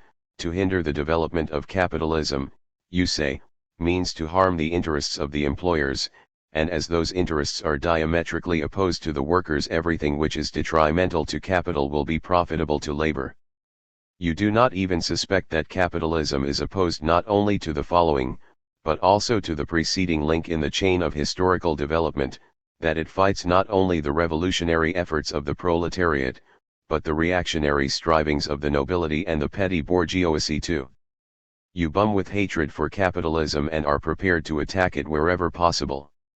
This zeal often makes you rejoice over those defeats of capitalism which can be useful only to the reactionaries. The program of your Russian socialism coincides in that respect with the program of the German social conservatives and has no trace of progressive tendencies. In order to avoid such miserable metamorphoses, you must at last become imbued with the dialectical view of history. You must at the same time support capitalism in its struggle against reaction and be the implacable enemy of the same capitalism in its fight against the working class revolution of the future. Only such a program is worthy of a party which considers itself to be the representative of the most progressive strivings of its time. To adopt this standpoint, you need again to abandon your position as a kind of intermediary between the various classes and to merge with the workers. Propaganda among the workers. But is such a merger possible at present? Is propaganda among the workers at all possible in the present political circumstances? Impossibility is a particular case of difficulty. But there are two forms of difficulty which occasionally become impossibility. One type of difficulty depends on the personal qualities of the agents, on the dominant character of their strivings, views and inclinations.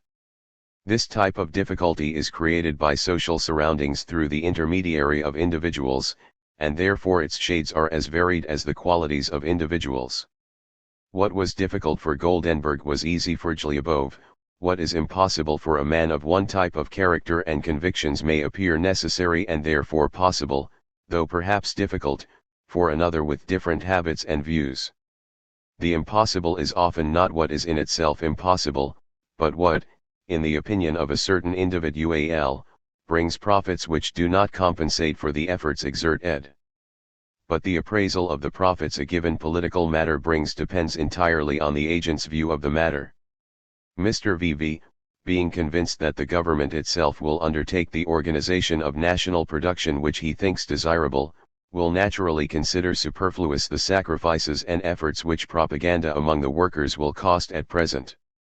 Similarly, the conspirator who relies mainly on some committee or other will declare without great inner struggle that propaganda is impossible among the workers, who, in his opinion, are important for the revolution but are far from being the only representatives of the revolution. This is by no means the way the Social Democrat speaks.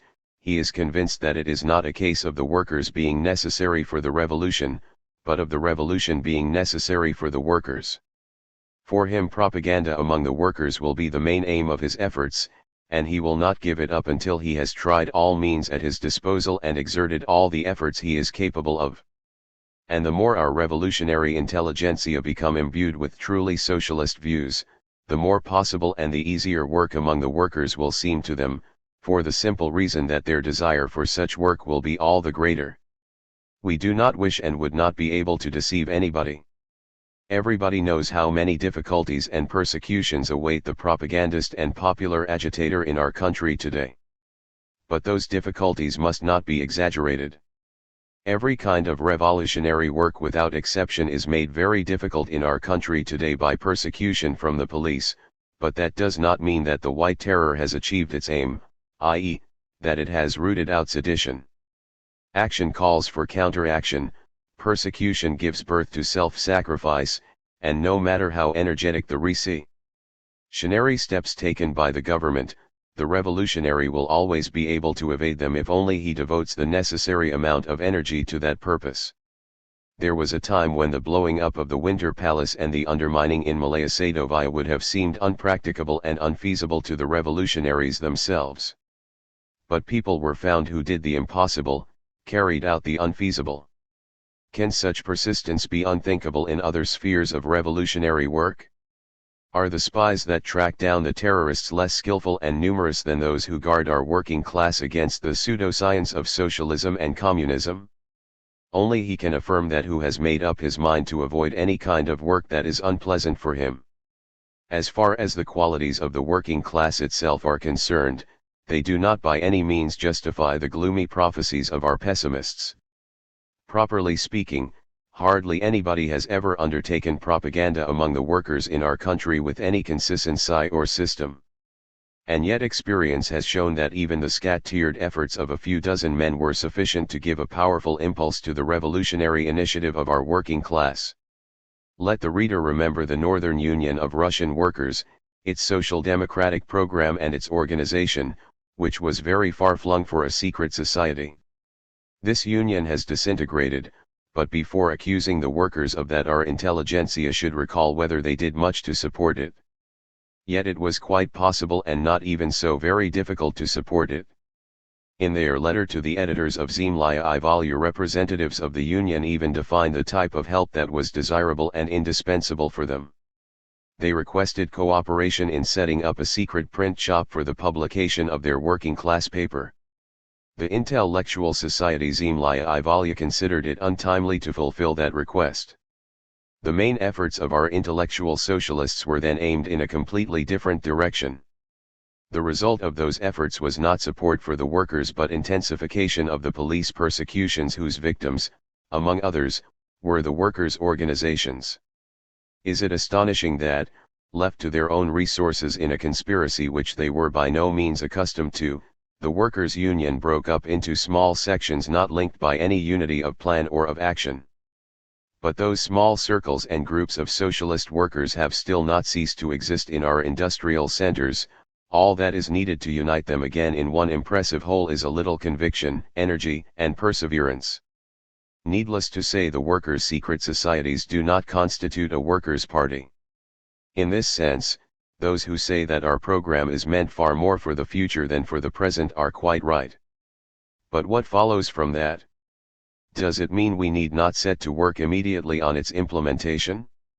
The exceptionalists who argue in that way are again being caught in a vicious circle of conclusions. A widespread working class movement presupposes at least a temporary triumph of free institutions in the country concerned, even if those institutions are only partly free. But to secure such institutions will in turn be impossible without political support from the most progressive sections of the people. Where is the way out? West European history broke this vicious circle by slow political education of the working class. But there is no limit to our revolutionaries' fear of punctilious old woman history's slowness. They want the revolution as soon as possible, cost what it may. In view of this, one can only wonder at them not remembering the proverb, if you want to ride the sledge, pull it up the hill, a proverb whose political meaning amounts to the irrefutable proposition that anyone who wishes to win freedom quickly must try to interest the working class in the fight against absolutism. The development of the political consciousness of the working class is one of the chief forms in the struggle against the principal enemy which prevents any at all rational approach to the question of creating in our country a workers' party on the West European pattern. What, indeed, is the meaning of the assurances given by historians that in such and such a historical period the bourgeoisie, or, what comes to almost the same, society was fighting against absolutism in such and such a country? No more and no less than that the bourgeoisie was inciting and leading the working class to fight, or at least was counting on its support. Until the bourgeoisie were guaranteed that support they were cowardly, because they were powerless. What did the Republican bourgeoisie, deservedly deprived of that support, do against Napoleon III? All that they could do was to choose between hopeless heroism and hypocritical approval of the accomplished fact. When did the revolutionary bourgeoisie show courage in end? When the working class was already getting the upper hand at the barricades. Our society cannot count on such support from the workers. It does not even know who the insurgent workers will aim their blows at, the defenders of absolute monarchy or the supporters of political freedom. Hence its timidity and irresoluteness, hence the leaden, hopeless gloom that has come over it now. But if the state of affairs changes, if our society is guaranteed the support from at least the city suburbs, you will see that it knows what it wants and will be able to speak to the authorities in the language worthy of a citizen. Remember the Petersburg strikes in Dash. Reports about them were far from interesting to the socialists alone. They became the event of the day, and nearly all the intelligentsia and thinking people in Petersburg showed an interest in them. Now imagine that those strikes had expressed, besides the antagonism of interests between the employers and the workers of a given factory, the political discord which was appearing between the Petersburg working class and the absolute monarchy. The way the police treated the strikers gave occasion enough for such political discord to be manifested. Imagine that the workers at the Novaya Bumagopryadilna mill had demanded, besides a wage rise for themselves, definite political rights for all Russian citizens. The bourgeoisie would then have seen that they had to consider the workers' demands more seriously than before. Besides this, all the liberal sections of the bourgeoisie, whose economic interests would not have been immediately and directly threatened had the strikers been successful, would have felt that their political demands were at last being provided with some solid foundation, and that support from the working class made the success of their struggle against absolutism far more probable. The workers' political movement would have inspired new hope in the hearts of all supporters of political freedom. The Narodniks themselves might have directed their attention to the new fighters from among the workers and have ceased their barren and hopeless whimpering over the destruction of the foundations they cherished so much. Asterisk. Asterisk note to the addition. The events of last year brilliantly confirm what is said here. The proletariat aroused the political consciousness of Russian society. The question is who, if not the revolutionary intelligentsia, could promote the political development of the working class. During the strikes even the self-reliant intelligentsia could not boast of clear political consciousness. That was why the strikers could not hear anything at all instructive from them about the connection between the economic interests of the working class and its political rights. Now, 2. There is much confusion in the heads of our revolutionary youth. But we are willing to entertain the hope that confusion will at last give way to the theories of modern scientific socialism and will cease to paralyze the success of our revolutionary movement. Once that fortunate time comes, the workers' groups, too, will not delay in adopting the correct political standpoint. Then the struggle against absolutism will enter a new phase, the last, supported by the working masses. The political demands of the progressive section of our society will at last receive the satisfaction they have been waiting for so long. Had the death of Alexander II been accompanied by vigorous action of the workers in the principal cities of Russia, its results would probably have been more decisive. But widespread agitation among the workers is unthinkable without the help of secret societies previously set up in as large numbers as possible, which would prepare the workers' minds and direct their movement. It can, therefore, be said that without serious work among the workers, and consequently without conscious support from the secret workers' organizations, the terrorists' most daring feats will never be anything more than brilliant sorties. The principal enemy will only be hit, not destroyed by them. That means that the terrorist struggle will not achieve its aim, for its only aim must be the complete and merciless destruction of absolutism. Thus, far from the political situation in Russia today compelling us to renounce activity among the workers, it is only by means of such activity that we can free ourselves from the intolerable yoke of absolutism.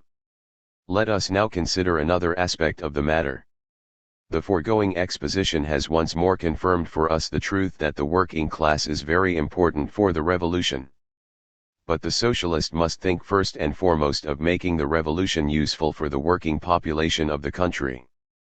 Leaving the peasantry aside for the time being, we shall note that the more clearly the working class sees the connection between its economic needs and its political rights, the more profit it will derive from its political struggle.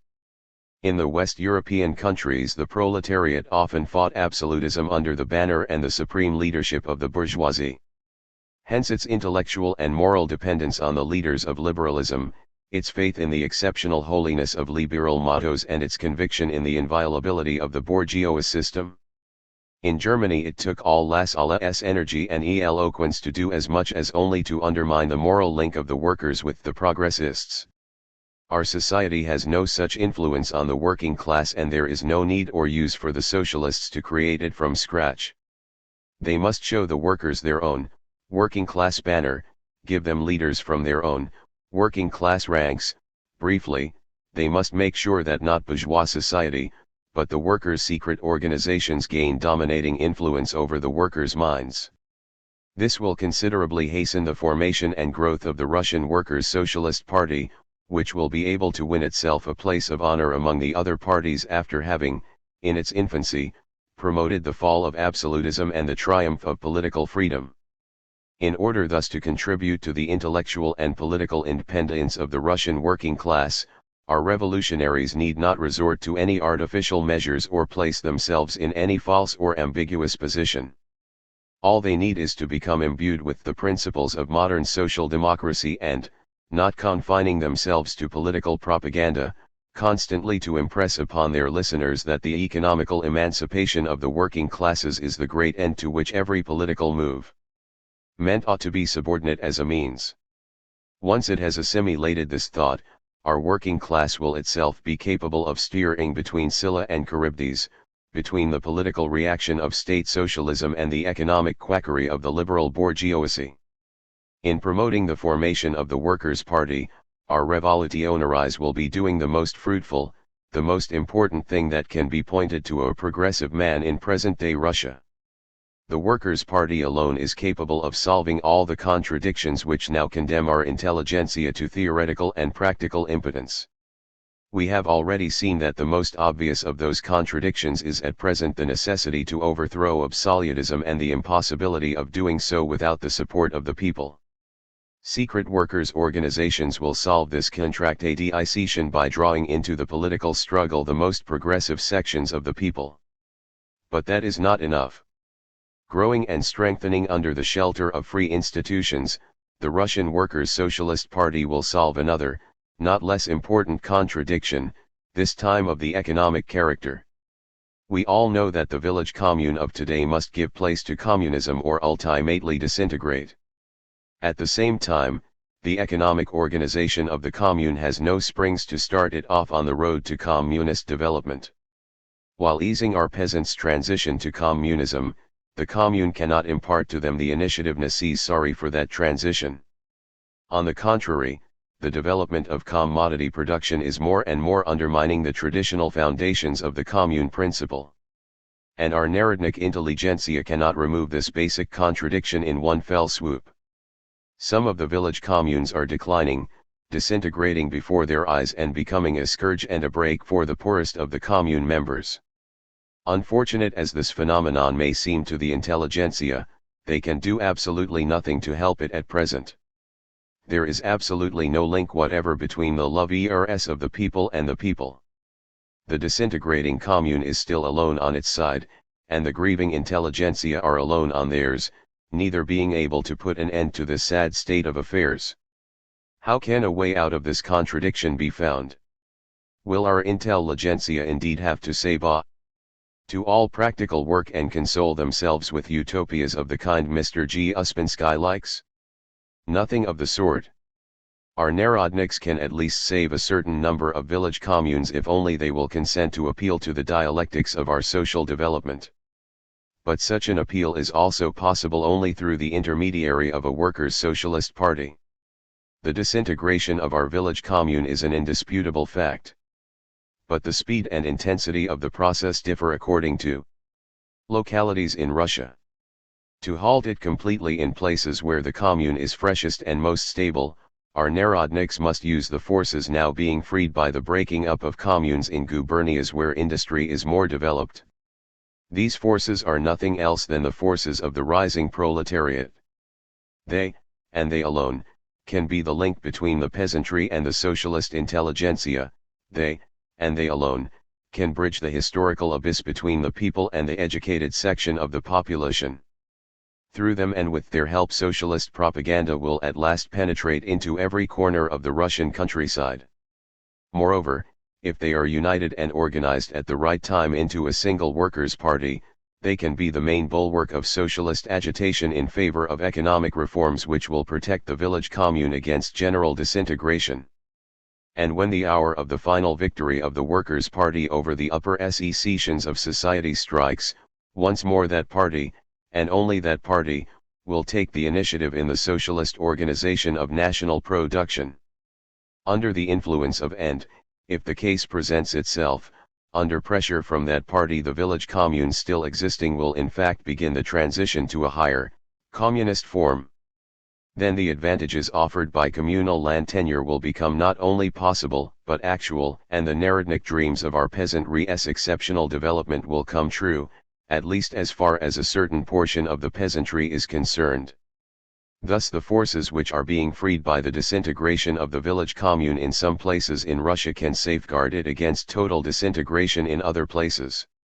All that is necessary is the ability to make correct and timely use of those forces and to direct them, i.e., to organize them as soon as possible into a social democratic party. But, the champions of exceptionalism may object, the small landowners will offer vigorous resistance to the socialist tendencies of the Workers' Party.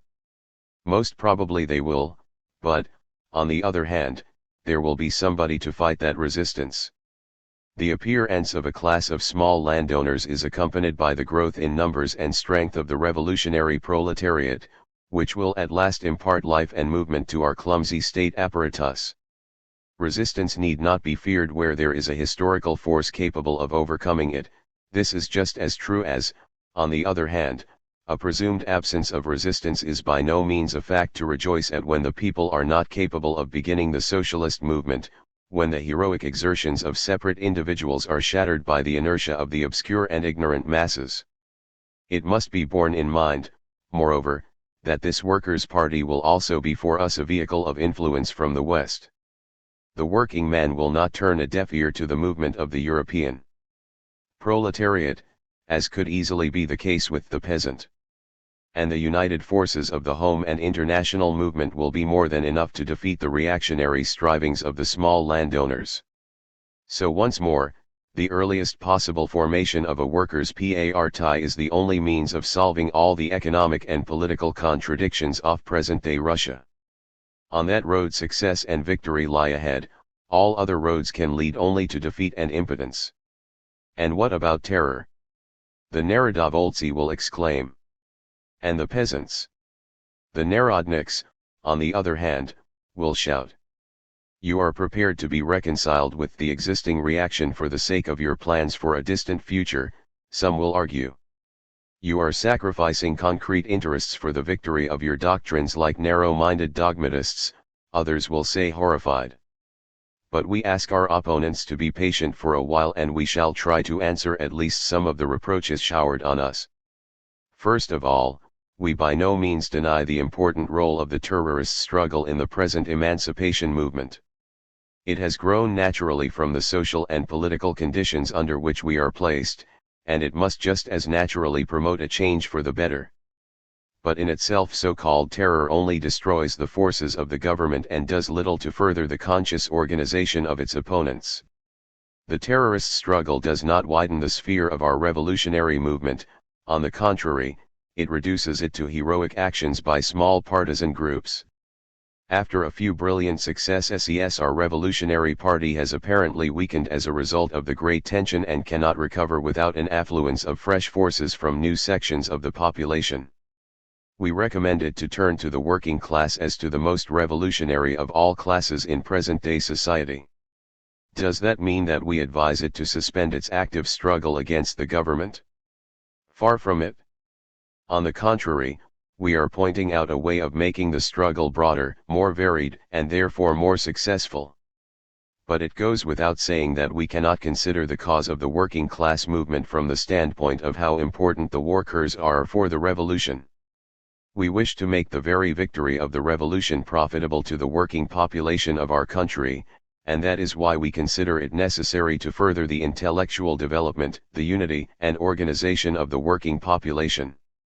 By no means do we want the workers' secret organizations to be transformed into secret nurseries rearing terrorists from among the workers. But we understand perfectly that the political emancipation of Russia coincides completely with the interests of the working class, and that is why we think that the revolutionary groups existing in that class must cooperate in the political struggle of our intelligentsia by propaganda, agitation, and occasionally open action in the street. It would be unjust to leave all the hardships of the emancipation movement to be borne by the working class, but it is perfectly just and expedient to bring the workers, as well as others, into it. There are other sections of the population for whom it would be far more convenient to undertake the terrorist struggle against the government. But outside the workers there is no section that could at the decisive minute knock down and kill off the political monster already wounded by the terrorists. Propaganda among the workers will not remove the necessity for terrorist struggle, but it will provide it with opportunities which have so far never existed. Asterisk. So much for the terrorists. Let us now speak to the Narodniks. They are grieved at all programs in which revolutionary work among the peasants is not given the chief place. But although such work is all that their own program contains, the result is that the people's gains are still but small, their life's not easier yet at all. Since the late 70s, i.e., since the splitting of the Zemlya I Volya society, revolutionary work among the peasants, far from being extended, has become increasingly narrow. At present it would not be a great error to rate it at nil. And yet all this time there has been no lack of people who assumed that the main stress of our entire revolutionary movement should be immediately transferred to the peasantry. Whence this contradiction? It would be unjust to suspect the Narodniks of inactivity, cowardice, or lack of resolution. So one must think that they have set themselves a task which they cannot carry out in the present circumstances, that it is not with the peasantry that our intelligentsia must begin its merger with the people. That is in fact what we think.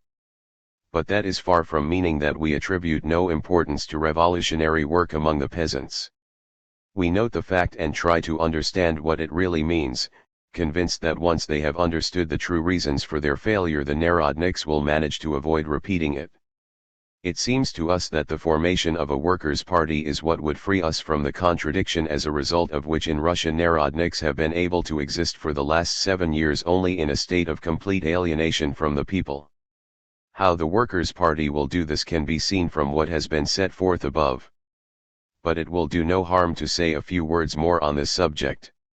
To have influence on the numerous obscure masses one must have a certain minimum of forces without which all efforts of separate individuals will never achieve any more than absolutely negligible results.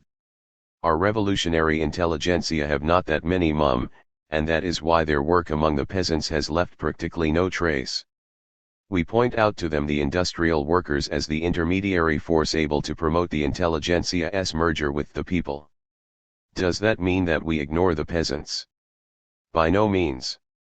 On the contrary, it means that we are looking for more effective means of influencing the peasantry. Let us continue. Besides the definite minimum of forces necessary to influence the sections in question, there must be a certain community of character between the sections themselves and the people who appeal to them. But our revolutionary intelligentsia has no community with the peasantry either in its way of thinking or its fitness for physical labor. In this respect, too, the industrial worker is an intermediary between the peasant and the student. He must, therefore, be the link between them. Finally, one must not lose sight of still another, far from negligible, circumstance. No matter what is said about the alleged exclusively agrarian character of present-day Russia, there is no doubt that the countryside cannot attract all the forces of our revolutionary intelligentsia. That is unthinkable if only because it is in the town, not in the countryside, that the intelligentsia is recruited, that it is in the town, not in the countryside, that the revolutionary seeks asylum when he is persecuted by the police, even if it is for propaganda among the peasants. Our principal cities are, therefore, the centers in which there is always a more or less considerable contingent of the intelligentsia's revolutionary forces. It goes without saying that the intelligentsia cannot avoid being influenced by the town or living its life. For some time this life has assumed a political character. And we know that despite the most extreme Narodnik programs our intelligentsia have not been able to hold out against the current and have found themselves forced to take up the political struggle. As long as we have no workers' party, the revolutionaries of the town are compelled to appeal to society, and therefore they are, in fact, its revolutionary representatives. The people are relegated to the background and thus not only is the establishment of a link between them and the intelligentsia delayed, but even the link which formerly existed between the intellectual revolutionaries of the town and those of the countryside is severed. Hence the lack of mutual understanding, the disagreements and differences. This would not be the case if the political struggle in the towns were mainly of a working-class character. Then the only difference between the revolutionaries of the town and those of the countryside would be in the place, and not the substance of their activity. Both types of revolutionaries would be representatives of the popular movement in its various forms, and the socialists would not need to sacrifice their lives in the interests of a society which is alien to their views. Such harmony is not an unfeasible utopia. It is not difficult to realize in practice. If at present it is impossible to find 10 Narodniks who have settled in the countryside because of their program, because of their duty to the revolution, on the other hand, there are quite a number of educated and sincere Democrats who live in the countryside because of their duty in the service of the state, because of their profession. Many of these people do not sympathize with our political struggle in its present form and at the same time do not undertake systematic revolutionary work among the peasantry for the simple reason that they see no party with which they could join efforts, and we know that a single man on a battlefield is not a soldier. Begin a social and political movement among the workers, and you will see that these rural Democrats will little by little come over to the standpoint of social democracy and in their turn will serve as a link between the town and the countryside. Then our revolutionary forces will be distributed in the following very simple manner: those who are obliged by professional duties to be in the countryside will go there. It goes without saying that there will be a fair number of them. At the same time, those who have the possibility of settling in towns or industrial centers will direct their efforts at work among the working class and endeavor to make it the vanguard of the Russian Social Democratic Army. Such is our program. It does not sacrifice the countryside to the interests of the town, does not ignore the peasants for the sake of the industrial workers. It sets itself the task of organizing the social revolutionary forces of the town to draw the countryside into the channel of the worldwide historic movement. Chapter 6. Conclusion. We now permit ourselves to say a few concluding words to the reader. In all that concerns the defense of our standpoint, we should like to appeal to his reason, not to his feelings. Valuing exclusively the interests of truth, we shall succeed in reconciling ourselves to it, even if it disagrees with the convictions which are dearest of all to us. That is why we have only one request to the reader: let him criticize our arguments with the attention that the revolutionary questions we deal with deserve. Whether he approves or disapproves of the solutions we offer, in any case, Russian revolutionary thought will only gain from the new review of the results it has achieved. But there is another aspect of the matter, and it concerns not the substance of our views but the form in which we chose to expound them. We, or I should say Z, may be accused of excessive severity, a hostile attitude to groups which have rendered no small services to the cause of the revolution and, therefore, beyond doubt, deserve respect. Bachelors of science with whom I am already familiar may even go further and accuse me of a hostile attitude to the Russian Revolution. In all that concerns this question, I consider it will not be superfluous to appeal to the feelings of the reader that we call justice and impartiality. Now, in the concluding chapter as in the beginning, in the letter to P.L. Lavrov, I can repeat in all sincerity that my wishes for Narodnaya Volya are not of failure but of further success. And if I was severe towards the literary exercises of one of its representatives, there were enough reasons for that which have nothing in common with hostility towards the revolution or any revolutionary group. Asterisk. Asterisk note to the addition. Here is another thing to be noted. I was well aware that Mr. Tikhomarov was completely disappointed in the program of Narodnaya Volya long before his article "What Can We Expect from the Revolution?" was published. That is why his defense of it was outrageously hypocritical. One must first of all bear in mind that a revolutionary is not the revolution, and that theories of revolutionaries far from always and not in all their parts deserve the name of revolutionary theories. I by no means deny the importance and usefulness of the revolutionary actions carried out by the Narodovoltsi, but I do not interpret them in the same way as the official representatives of the party. I see them in a light which irritates the eyes of Narodnaya Volya publicists. My view of the significance of these actions was made sufficiently clear in the pamphlet Socialism and the Political Struggle, where I said that Narodnaya Volya cannot find a justification for itself, nor should it seek one outside modern scientific socialism. It pleased Mr. Tikhomarov to express another view on this question, a view which he thought more correct and more revolutionary. Grieved by the fact that in certain sections of the socialists the political democratic idea has taken forms which distort its very substance, he decided to improve the matter, and in the article "What Can We Expect from the Revolution?" he endeavored to adapt his party's activity to the theories of Bakunin and Plekanov. Thanks to such a twist, the Narodnaya Volya party's official theories ceased to be revolutionary and could be criticized just as severely as all other phenomena of the now more and more intensifying Russian literary reaction, without any harm to the revolution. Reactionary theories in general are not attractive, but they are not dangerous as long as they come forward under their own banner. They become dangerous poison, real venom of the mind, only when they begin to disguise themselves under a revolutionary banner. In such a case it is not the one who tears the revolutionary mask off them but the one who remains indifferent to the sight of intentional or unintentional literary forgery who is the opponent of the revolution. I am incapable of such indifference, and I do not try to display it either. Hating reaction generally, I hate it all the more when it attracts people over to it in the name of the revolution. Neither can I confess to excessive severity towards Mr. Tikhomarov until the following two propositions are proved. That Mr. Tikhomarov's theories are not a new edition of the teachings of Bakunin and Plekanov. That these teachings cannot be acknowledged as reactionary in comparison with Karl Marx's scientific socialism. Let my opponents try to prove these two propositions and not show any haste in accusing me of treason towards the Russian Revolution. I myself will declare my severity out of place if their arguments are convincing. But for that it is necessary, among other things, to base the argument on the very propositions of Mr. Tikhomarov which served as the occasion for my polemic with him. The general trend of Vestnik Narodnoi Vali is so vague and ill-defined that the Bakuninist and Tikashevian tendencies of the article "What can we expect from the Revoltution?" cannot prevent Marxist tendencies from being manifest in articles by the other contributors, and perhaps unexpected as this may be in new articles by Mr. Tikhomarov.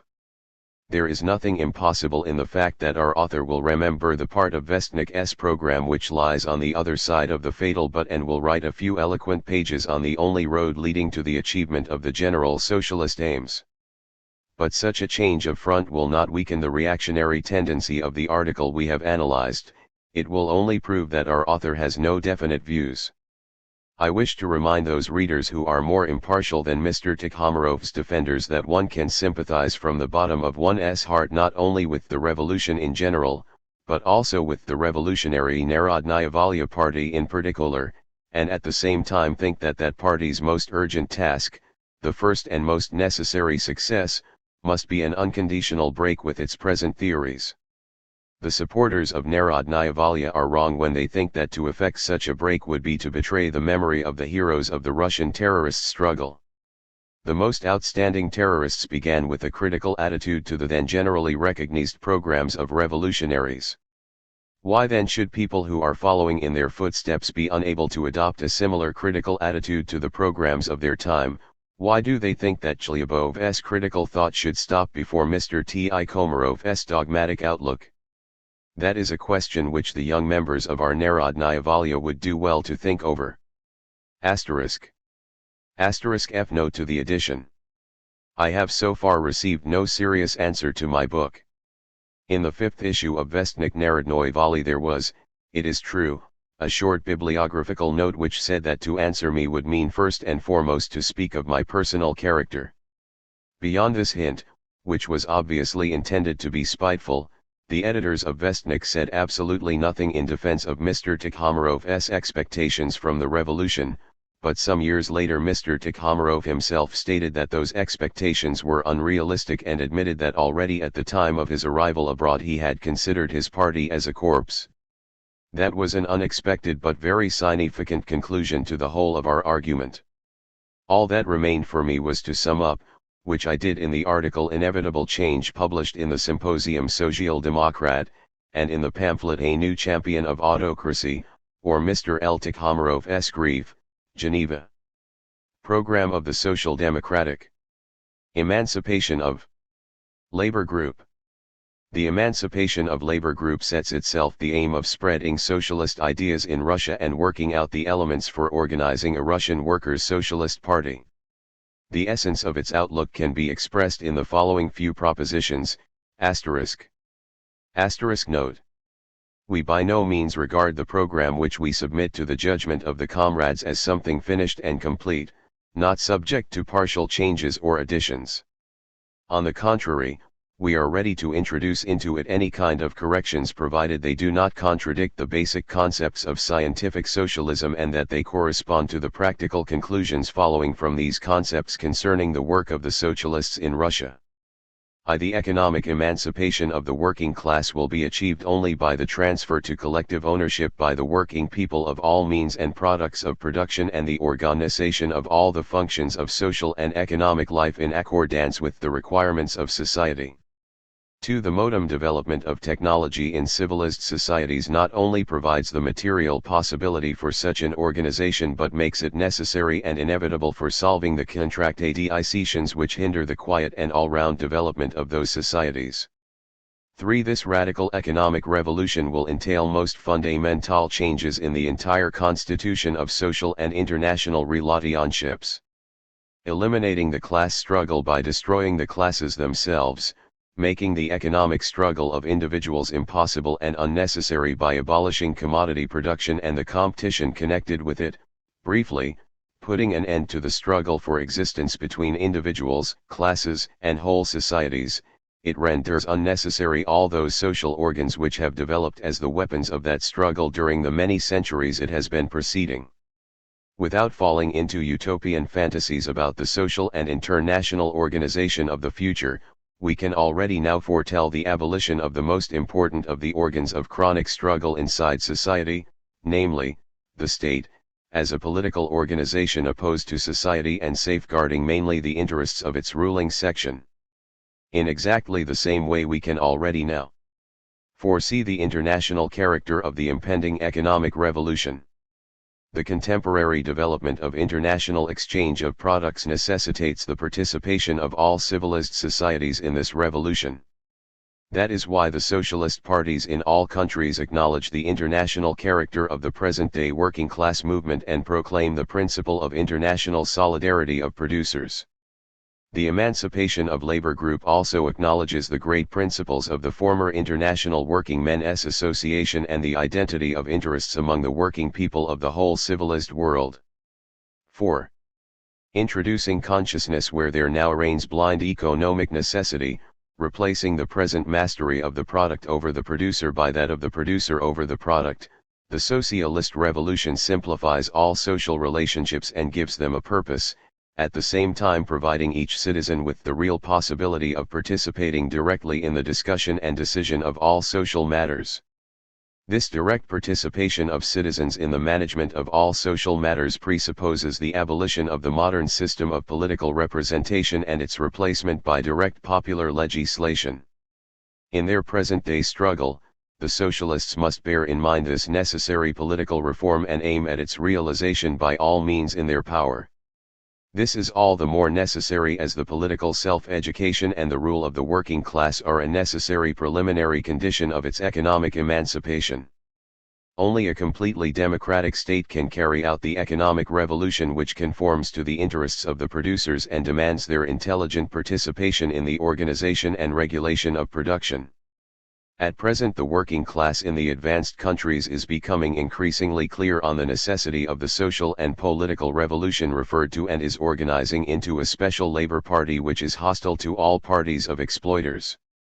Being accomplished according to the principles of the International Working Men's Association, this organization, however, has mainly in view the achievement by the workers of political domination within each of the respective states. The proletariat of each country must, of course, first of all settle matters with its own bourgeoisie. This introduces an element of variety into the programs of the socialist parties in the different states, compelling each of them to conform to the social conditions in its country. Program of the Social Democratic Group. It goes without saying that the practical tasks, and consequently the programs of the socialists, are bound to be more original and complicated in countries where capitalist production has not yet become dominant and where the working masses are oppressed under a double yoke, that of rising capitalism and that of obsolescent patriarchal economy. In those countries, the socialists must at the same time organize the workers for the struggle against the bourgeoisie and wage war against the survivals of old pre-bourgeois social relationships, which are harmful both to the development of the working class and to the welfare of the whole people. That is precisely the position of the Russian socialists. The working population of Russia is oppressed directly by the whole burden of the enormous police despotic state and at the same time suffers all the miseries inherent in the epoch of capitalist accumulation, and in places in our industrial centers it suffers from the oppression of capitalist production which is not as yet limited by any decisive intervention of the state or by the organized resistance of the workers themselves. Present-day Russia is suffering, as Marx once said of the West European continent, not only from the development of capitalist production, but also from insufficiency of that development. One of the most harmful consequences of this backward state of production was and still is the underdevelopment of the middle class, which, in our country, is incapable of taking the initiative in the struggle against absolutism. That is why the socialist intelligentsia has been obliged to head the present-day emancipation movement, whose immediate task must be to set up free political institutions in our country, the socialists on their side being under the obligation to provide the working class with the possibility to take an active and fruitful part in the future political life of Russia. The first means to achieve this aim must be agitation for a democratic constitution guaranteeing the right to vote and to be elected to the Legislative Assembly as well as to the provincial and communal self-government bodies for every citizen who has not been sentenced by court to deprivation of political rights for certain shameful activities strictly specified by law. Asterisk. A money payment fixed by law for the representatives of the people, which will allow them to be elected from the poorest classes of the population. Asterisk note. Such actions may include, for example, bribing at elections, outrageous repression of workers by employers, etc. Inviolability of the person and home of citizens. Unlimited freedom of conscience, speech, the press, assembly, and association. Freedom of movement and of employment. Complete equality of all citizens irrespective of religion and racial origin. Star. The replacement of the standing army by general arming of the people.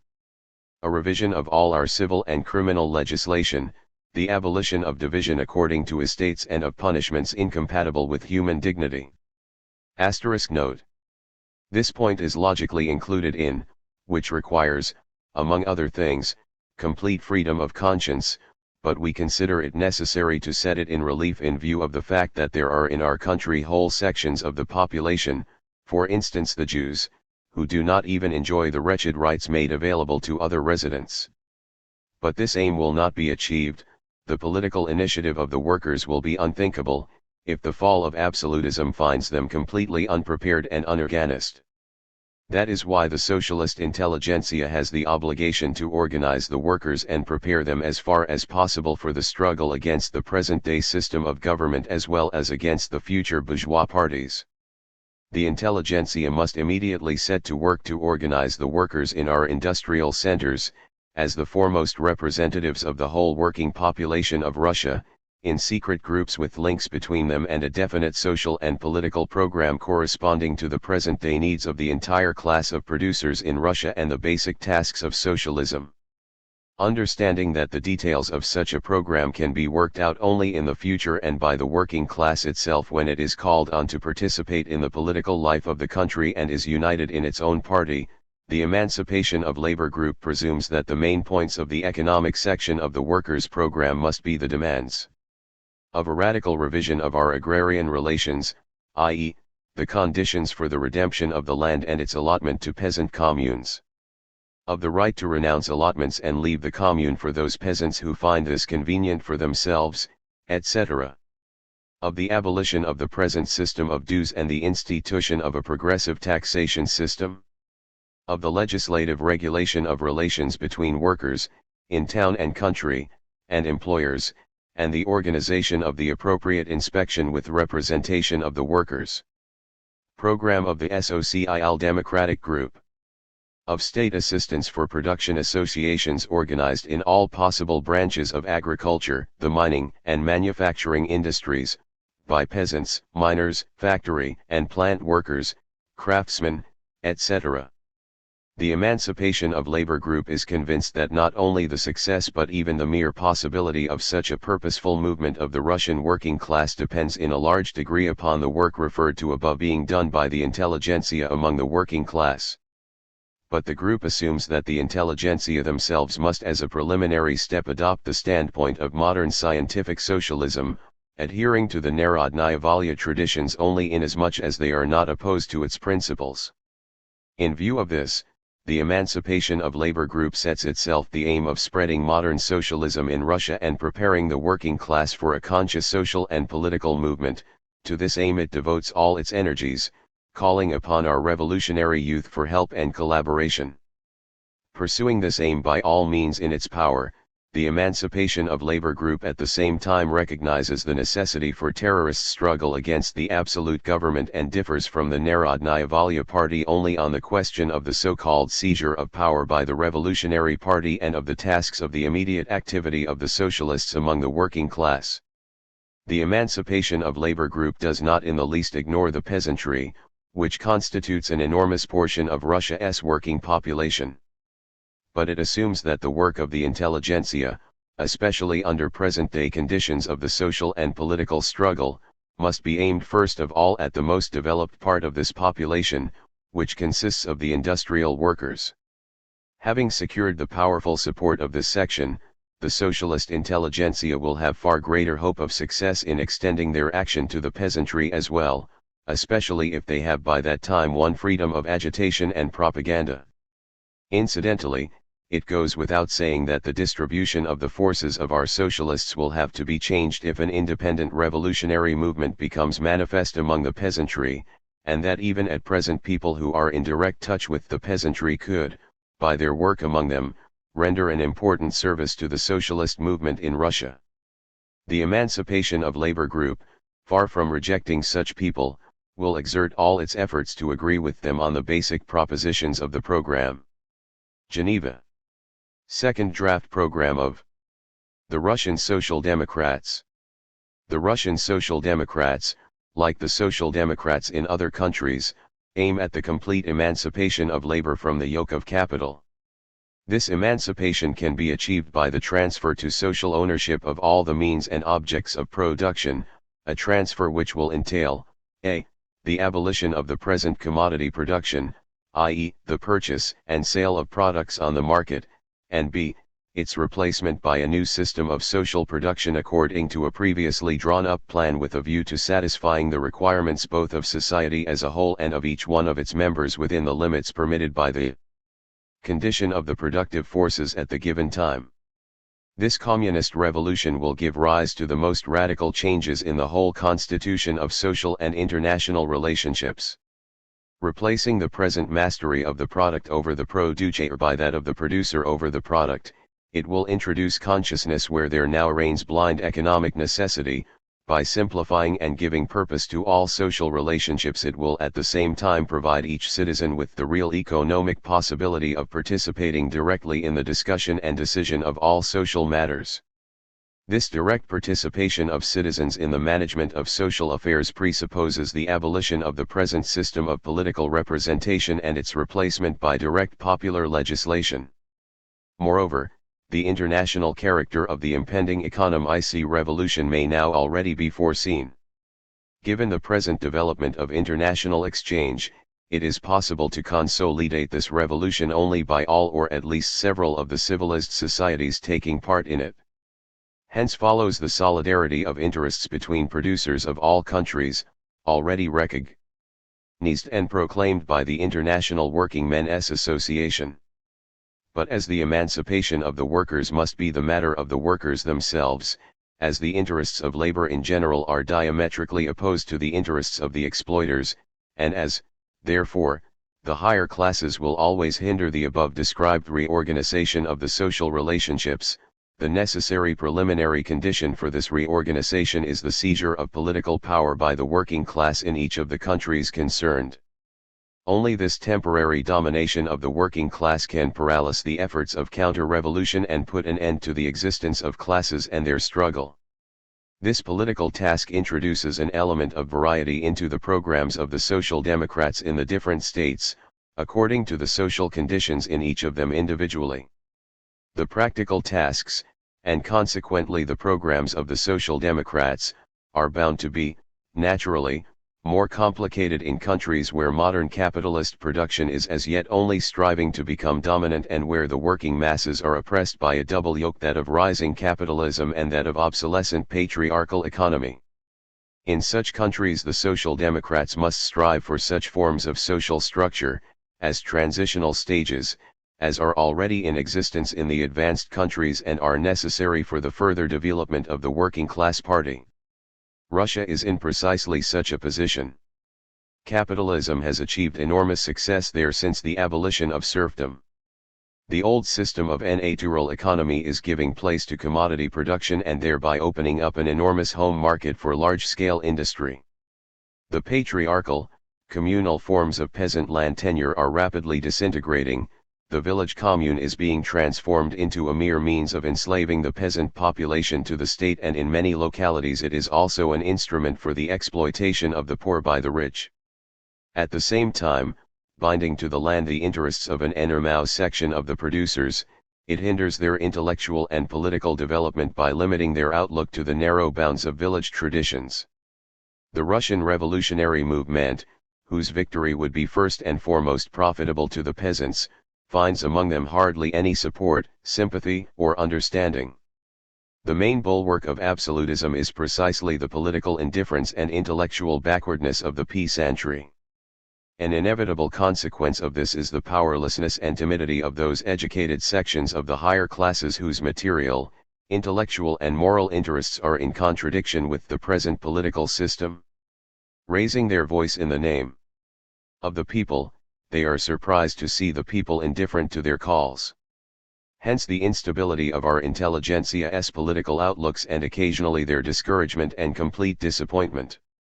Such a state of affairs would be absolutely hopeless if the movement of Russian economic relationships referred to had not created new opportunities of success for those defending the interests of the working people.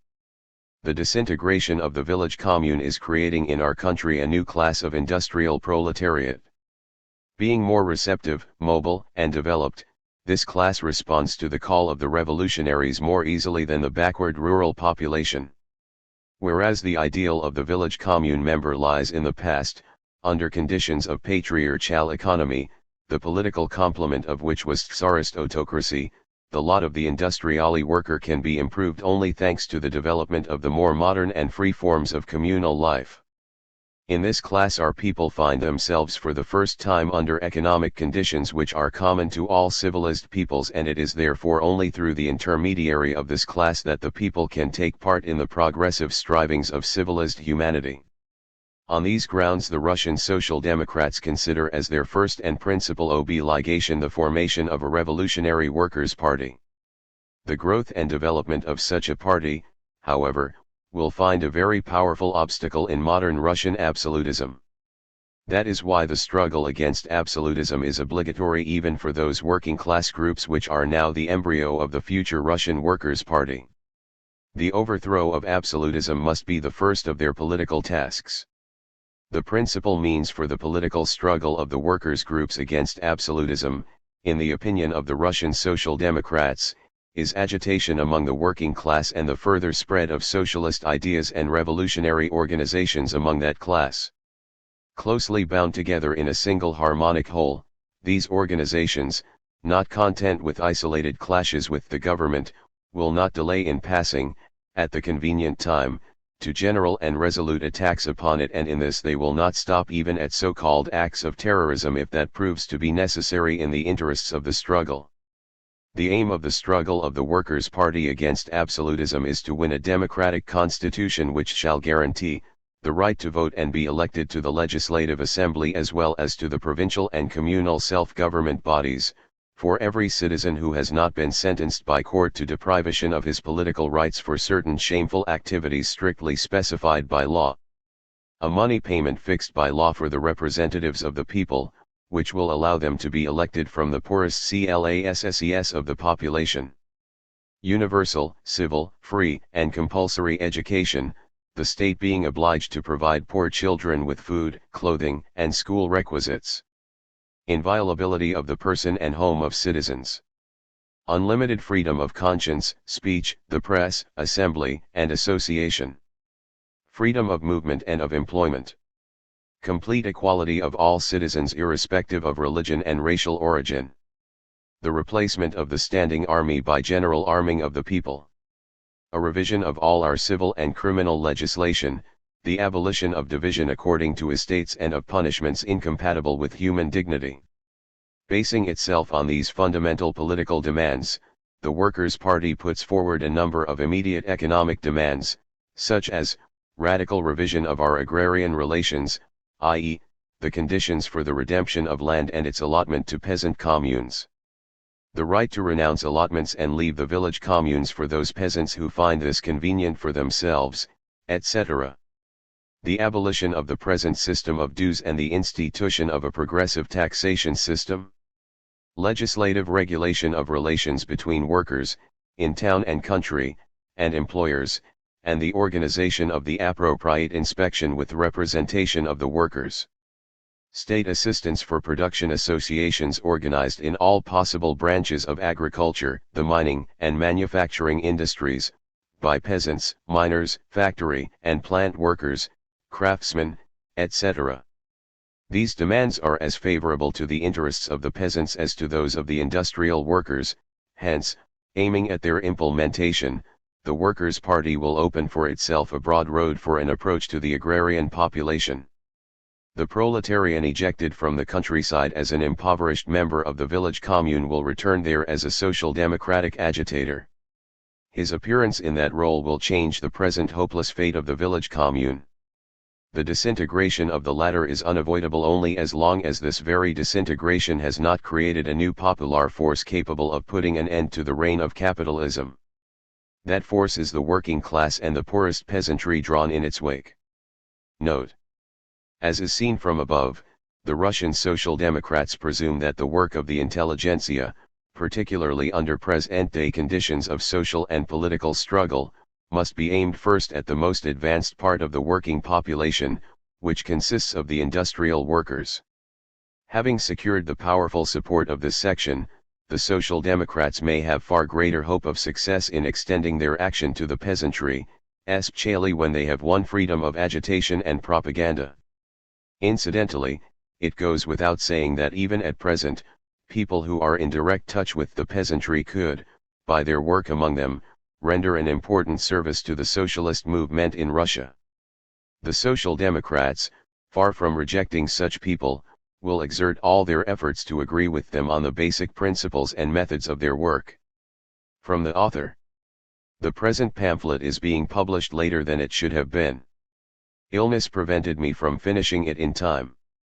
All the same, I am publishing it because Mr. Tikhomirov's fall is still a question of actuality for many readers.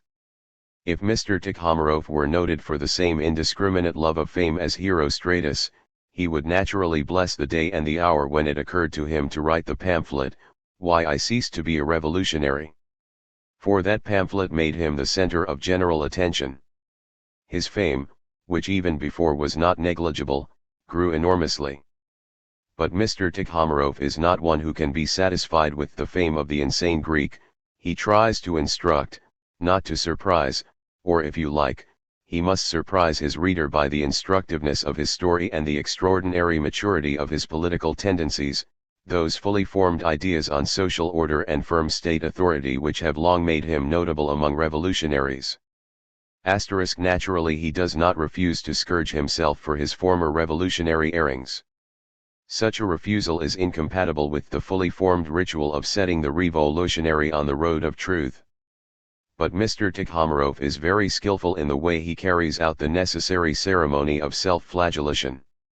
While making an appearance that he is going to scourge himself, he, instead, manages to lash his former comrades the revolutionaries in general and that revolutionary groups which were able for a time to tie and prostrate even such a remarkable man as he. Decency is fully observed, but at the same time the self-flagellation, far from inflicting pain on our repentant author, is a pleasant exercise which gives him the opportunity to show off before the public. Another vulgar violator of basic principles *Why I Ceased to Be a Revolutionary, p. repents with the coarse simplicity of a thoroughly ill-bred man. In my rage, I frequently called the sacred person of His Imperial Majesty a fool, said, for instance, one of the accused in the Petrashevsky affair. That is not altogether elegant and by no means prudent. Does it please His Imperial Majesty to hear such confessions? Is not the point to incline him to clemency? Mr. Tikhomirov behaves differently. Not without reason has he written a lot in his time. He knows how to use words. He so cunningly composes his psalm of repentance that it is at the same time a chant of victory on Mr. Tikhomirov defeating the revolutionary hydra and a hymn of praise to Russian autocracy and also, by the way, to Mr. Tikhomirov himself. All the moved and reconciled monarch can do is to fold the prodigal son in his august embrace, press the once unruly head to his fat breast and give orders for the fat calf to be killed for a solemn celebration. Our brother the Russian is a rogue. Belinsky once exclaimed. He should have said, our brother the writer is a rogue. Seriously speaking, we do not know how fat the calf is that is going to be slaughtered on the occasion of loyalty being aroused in Mr. Tikhomirov's heart. But we can see that certain preparations are being made for the celebration from the envy that has seized the good sons of the Russian autocracy who have never revolted against their Tsar. This feeling was expressed in the Ruski Vestnik, which obstinately refuses to be reconciled with Mr. Tikhomirov and grumbles angrily at the Petersburg departmental offices for their too lenient attitude to the former terrorist. So the compliments paid to Katkov have not done any good. It must be presumed that the Board of Trustees will not delay in calling the editors of the paper in question to reason by reminding them of the moral of the parable of the prodigal son. But still the sorties of the Ruski Vestnik will spoil the pleasure of Mr. Tikhomirov's reconciliation with firm authority. Were it not for the Ruski Vestnik, Mr. Tikhomirov would consider himself the happy.st of mortals. He is extremely satisfied with himself and with his metamorphosis. He invites the hesitating and the irresolute to give it great attention, and, sure beforehand of their enthusiastic approval, he presents them with a whole collection of counsels containing wonderfully original and sensible thoughts. He tells them that they must learn to think and not to be carried away by phrases, and so on. But let us imagine that we are among the hesitating and the irresolute, and let us give attention to the metamorphosis our author has gone through. Its story is told in the pamphlet Why I Ceased to Be a Revolutionary. 2.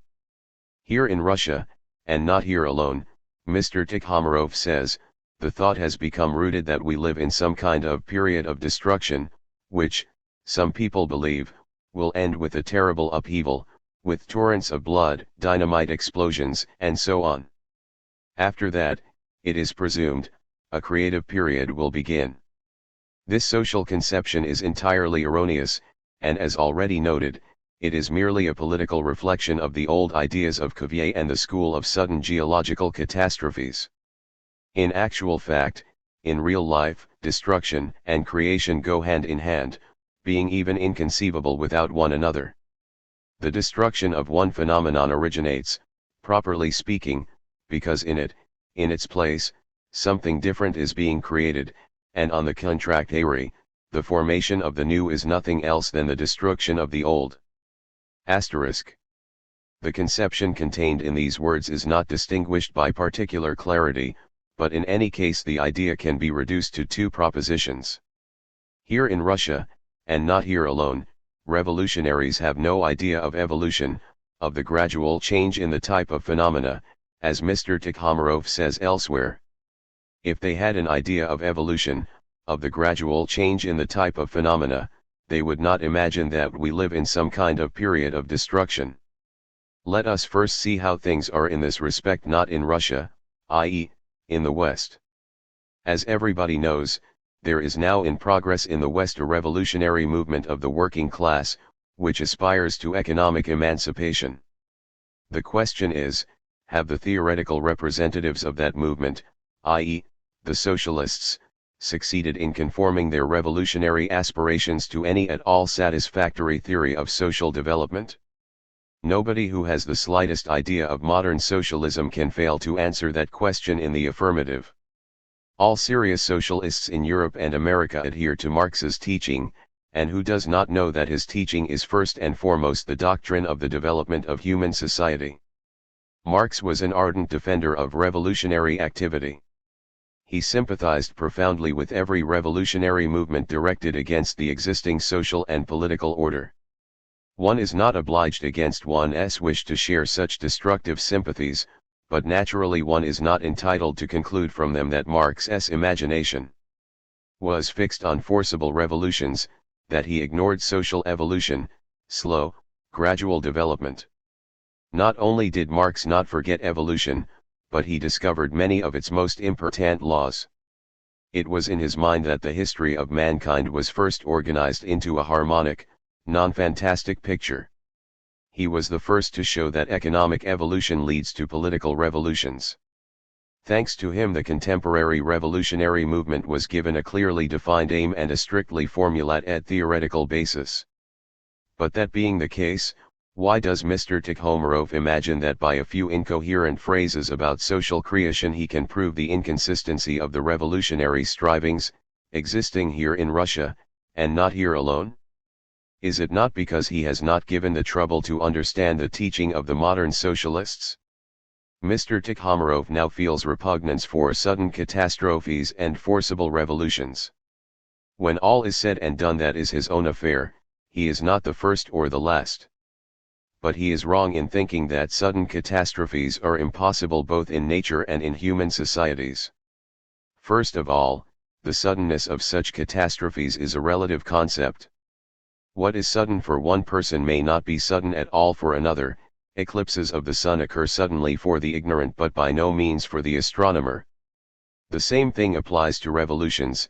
Those political catastrophes happen suddenly for the ignorant and the great majority of self-satisfied Philistines, but very often they are by no means sudden for the man who understands the social phenomena surrounding him. Secondly, if Mr. Tikhomarov tried to consider nature and history from the standpoint of the theory he now holds, a number of overwhelming surprises would await him. He has fixed in his mind that nature does not make any leaps, and that leaving the world of revolutionary fantasy and coming to the firm ground of reality, one may speak scientifically only of slow change in the type of a given phenomenon, and yet nature makes leaps without troubling herself about all those philippics against suddenness. Mr. Tikhomarov knows full well that the old ideas of Cuvier are erroneous, and that sudden geological catastrophes are not more than the imagination of scientists. Let us suppose he lives a carefree existence in the south of France, without knowing of any trouble or danger. Then suddenly there comes an earthquake like the one that occurred there 2 years ago. The earth trembles, houses topple down, the terrified inhabitants flee. In a word, there is a genuine catastrophe which probably shows the incredible lightheadedness of Mother Nature. Learning from bitter experience, Mr. Tikhomarov attentively checks all his geological concepts and comes to the conclusion that slow changes in the type of phenomena, in this case in the condition of the Earth's crust, do not preclude revolutions, which, from a certain standpoint, may perhaps appear sudden or forcible. Asterisk. Mr. Tikhomarov boils water which does not cease to be water, and is not inclined to any suddenness as long as its temperature increases from 2 degrees. But when it is heated to the critical temperature, oh, horrible thing, there is a sudden catastrophe. The water turns into steam as if its imagination were fixed on forcible revolutions. Mr. Tikhomarov cools the water and the same strange story repeats itself. The temperature of the water changes gradually, the water remains water. But when it is cooled down 2 degrees, the water turns into ice regardless of sudden revolution, being an erroneous conception. Mr. Tikhomarov observes the development of some insects subject to metamorphosis. The process of development of the chrysalis goes on slowly, and for a time the chrysalis remains a chrysalis. Our thinker rubs his hands with satisfaction, saying, everything is going on as it should. Neither the social nor the animal organism experiences any kind of the sudden upheavals whose existence I have had occasion to observe in the inorganic world. When it rises to the creation of living beings, nature shows more steadiness. But soon his joy gives place to disappointment. One fine day the chrysalis accomplishes a forcible revolution and emerges as a butterfly. Thus Mr. Tikhomarov is compelled to admit that even organic nature is not insured against sudden changes. It will be exactly the same, if Mr. Tikhomarov seriously gives attention to his own evolution, he will certainly find in it a similar sharp turn, or revolution. He will remember what particular drop overfilled the cup of his impressions and changed him from a more or less hesitating defender of the revolution into its more or less sincere opponent. Mr. Tikhomarov and I are doing exercises in addition. We take the number 5 and like respectable people gradually add to it one by one, making 6, 7, 8. Everything goes well up to 9. But as soon as we want to add another unit, a disaster occurs. Our units suddenly, without any plausible reason, are changed into a 10. The same unfortunate thing happens to us when we pass from tens to 100. Mr. Tikhomarov and I will not deal with music, There we have too many sudden transitions, and this might put all our concept ions out of joint. To all Mr. Tikhomirov's confused arguments about forcible revolutions, contemporary revolutionaries can successfully answer by asking the simple question, what will you do about those upheavals which have already occurred in our actual life and which, in any case, represent periods of destruction? Must we declare them nuis et non-avenues, or regard them as the works of vain and foolish people whose behavior is not worth the attention of a serious sociologist? However you regard those phenomena, you must admit that there have been violent revolutions and political catastrophes in history. Why does Mr. Tikhomirov think that to admit such phenomena in the future is to have erroneous social conceptions? History makes no leaps. That is perfectly true. On the other hand, it is equally true that history has made a great number of leaps and accomplished a mass of violent revolutions. There are countless instances of such revolutions. What does this contradiction mean? Only that the first of these propositions has not been quite correctly formulated, and that is why it is often misunderstood. We ought to have said that history does not make leaps which have not been prepared. No leap can occur without a sufficient reason, which is to be found in the previous course of social development. But as this development never stops in societies which are progressing, we may say that history is constantly engaged in preparing leaps and revolutions. It does so assiduously and unflinchingly. It works slowly, but the results of its work, leaps and political catastrophes, are inevitable and unavoidable. The change in the type of the French bourgeoisie takes place slowly. The burgher during the Regency is not the burgher of the time of Louis XI, but generally speaking, they both conform to the type of the old regime bourgeois. He has become richer, more educated, more exacting, but he has not ceased to be a roturier, obliged always and everywhere to give way to the aristocracy. But then comes and the bourgeois raises his head proudly. A few years more and he becomes the master. But how? With torrents of blood, to the rolling of drums, and explosions of gunpowder, if not of dynamite which has not yet been invented. He forces France to undergo a genuine period of destruction, regardless of the fact that in days to come some pedant might proclaim that violent revolutions are an erroneous conception. The change in type of Russian social relationships is slow. The separate principalities disappear, the boyars finally submit to the authority of the Tsar and become ordinary members of the class serving the state. Moscow subjugates the Tatar Khanates, acquires Siberia, incorporates half of southern Russia, and still it remains the old Asiatic Moscow. Peter appears and effects a forcible revolution in the life of Russia as a state. A new period of Russian history, the European period, begins. The Slavophiles called Peter the Antichrist because of the suddenness of the revolution which he carried out. They said that in his eagerness for reform he forgot evolution, the slow change in the type of the social system. But anybody who can think, will easily realize that Peter's revolution was necessitated by the historical evolution which Russia had undergone, and by which it had been prepared. Quantitative changes, gradually accumulating, become, in the end, qualitative changes. These transitions occur by leaps and cannot occur in any other manner.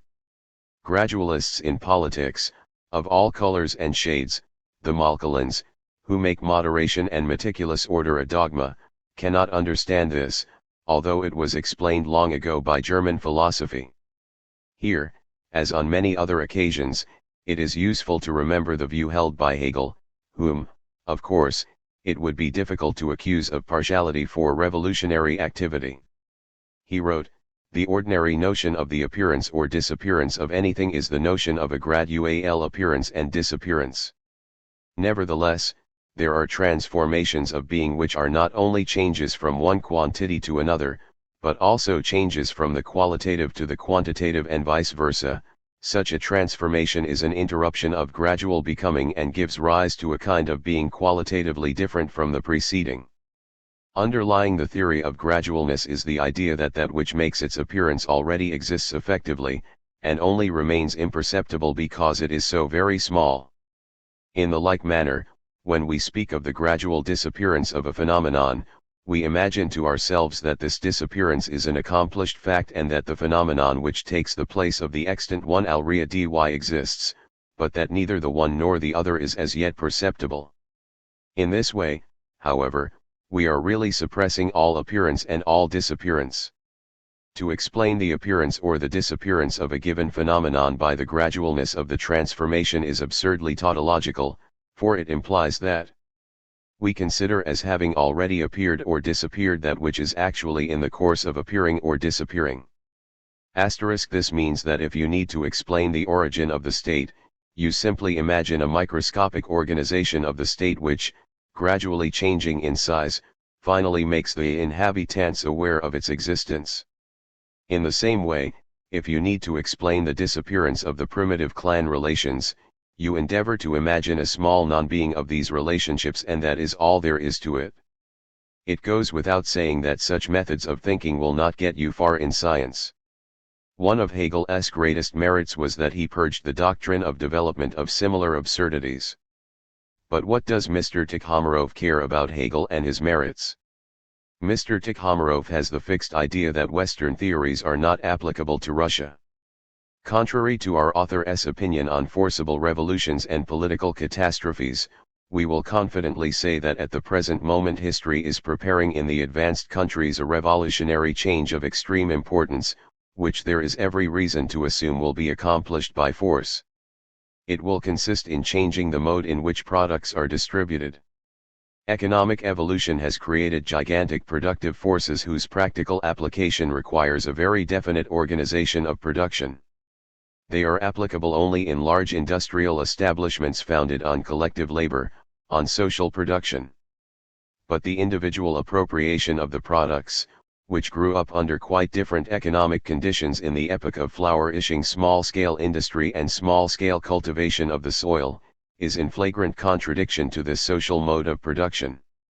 The products of the social labor of the workers thus become the private property of the employers. It is this basic economic contradiction which determines all the other social and political contradictions observed in modern society. And this basic contradiction is becoming more and more flagrant. The employers cannot dispense with the social organization of production, for it is the source of their wealth. On the contrary, competition forces them to extend the social organization to other branches of industry where it did not exist before. The big industrial enterprises drive out the small producers, thus increasing the number, and consequently the power, of the working class. The fatal denouement is at hand. To remove the contradiction between the mode of production, on the one hand, and the mode in which the products are distributed, on the other, a contradiction which is harmful to the workers, these must win political power, which is now practically in the hands of the bourgeoisie. If you wish to put it thus, you may say that the workers must effect a political catastrophe. Economic evolution leads as sure as fate to political revolution, and this latter, in turn, will be the cause of important changes in the economic structure of society. The mode of production slowly and gradually assumes a social character. The mode of appropriation of the products corresponding to it will be the result of a forcible revolution. That is how the historical movement is taking place, not in Russia, but in the West, of whose social life Mr. Tikhomarov has not the slightest conception, although he has indulged in observing the powerful culture of France. Forcible revolutions, torrents of blood, scaffolds and executions, gunpowder and dynamite, these are distressing phenomena. But what can we do about them, since they are inevitable? Force has always been the midwife at the birth of a new society. That is what Marx said, and he was not the only one to think so. The historian Schlosser was convinced that great revolutions in the destiny of mankind are accomplished only by fire and sword. Whence this sad necessity? Whose fault is it? Or is not everything on earth subject to the power of truth? No, not yet. And this is due to the difference between class interests in society. For one class it is useful or even essential to reorganize social relationships in a certain way. For the other it is useful or even essential to oppose such a reorganization. To some it holds out prospects of happiness and freedom, others it threatens with the abolition of their privileged state, and even with complete destruction as a privileged class. What class will not fight for its existence? What class has no instinct of self-preservation? The social system that is advantageous to one class seems to it not only just, but even the only possible one. In its opinion, any attempt to change that system means destroying the foundations of all human society. That class considers itself called to defend those foundations even by the force of arms if necessary. Hence the torrents of blood, hence the struggle and violence. However, the socialists, in reflecting on the impending social upheaval, may console themselves with the thought that the more their destructive doctrines spread, the more developed, organized, and disciplined the working class is, the fewer victims the inevitable catastrophe will demand. And then, the triumph of the proletariat, by putting an end to the exploitation of man by man, and consequently to the division of society into a class of exploiters and a class of exploited, will make civil wars not only useless, but even utterly impossible. Thereafter mankind will advance by the power of truth alone and will not need the argument of arms. Let us now pass on to Russia. The socialists in the West adhere to the teaching of Marx. Until recently the Narodnik socialists have been dominant among the Russian revolutionaries. The distinction between the Western socialist, i.e., the Social Democrat, and the Narodnik socialist is that the first appeals to the working class and relies only on the working class, while the second has long ceased to appeal to anybody but the intelligentsia, i.e., to himself, and relies only on the intelligentsia, i.e., only on himself. What the Social Democrat fears above all is to become isolated, and therefore, to be in a false position in which his voice could no longer reach the masses of the proletariat and would be a voice of one crying in the wilderness. The Narodnik socialist, who has no support among the people, does not suspect the falseness of his position. He voluntarily goes into the wilderness and his only concern is that his voice should strike his own ears and bring joy to his heart. The working class, as is seen by the Social Democrat, is a powerful, eternally mobile, and inexhaustible force which alone is able now to lead society to progress. The people, as is seen by the Narodnik socialist, is a clumsy giant bomb of the earth who can remain immobile on his famous foundations for hundreds of years. And the Narodnik socialist sees this immobility of our Ilya Muromets not as a shortcoming but as quite a considerable merit. Far from grieving over it, he asks of history but one favor: not to move the Russian giant from the foundations which have long been worn out until the fortunate time when he, the good Narodnik socialist, having dealt with capitalism, Tsarism, and other harmful influences, appears satisfied and radiant before Ilya Muromets and respectfully announces, "Monsieur est servi." Dinner is served.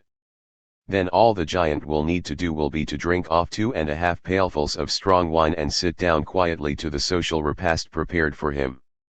The Social Democrat studies attentively laws and the course of historical development.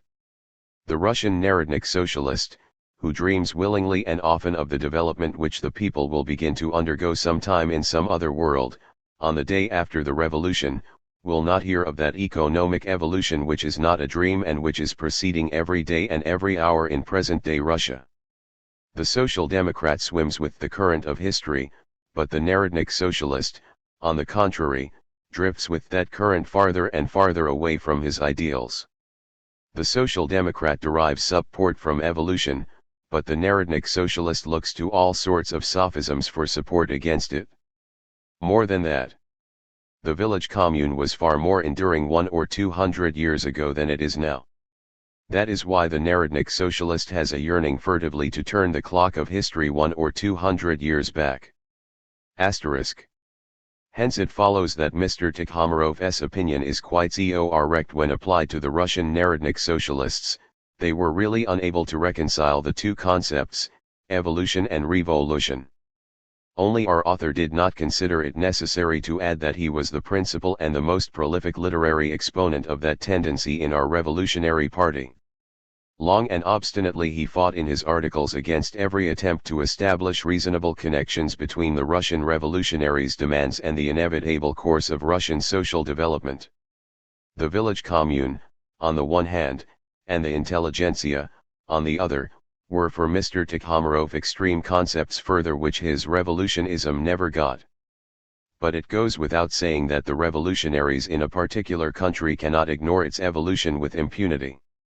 The Russian Narodnik socialists soon learned this by bitter experience. They did not always appeal only to themselves, they did not always place their hopes on the intelligentsia only.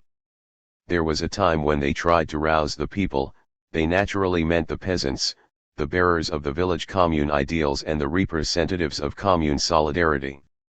But as was to be expected, the peasants remained deaf to their revolutionary calls and they were obliged against their will to try to carry out the revolution with their own forces. Well, and what could they do with those forces? They never had the slightest possibility of entering openly into conflict with the government. The political demonstrations during the second half of the 70s quite convincingly brought home to the intelligentsia that their forces were not sufficient even for a victory over dvomiks and policemen.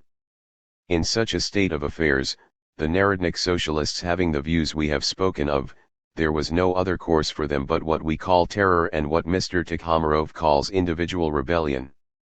But individual rebellion cannot overthrow any government.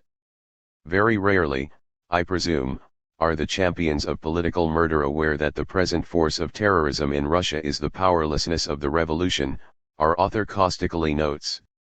That is perfectly true.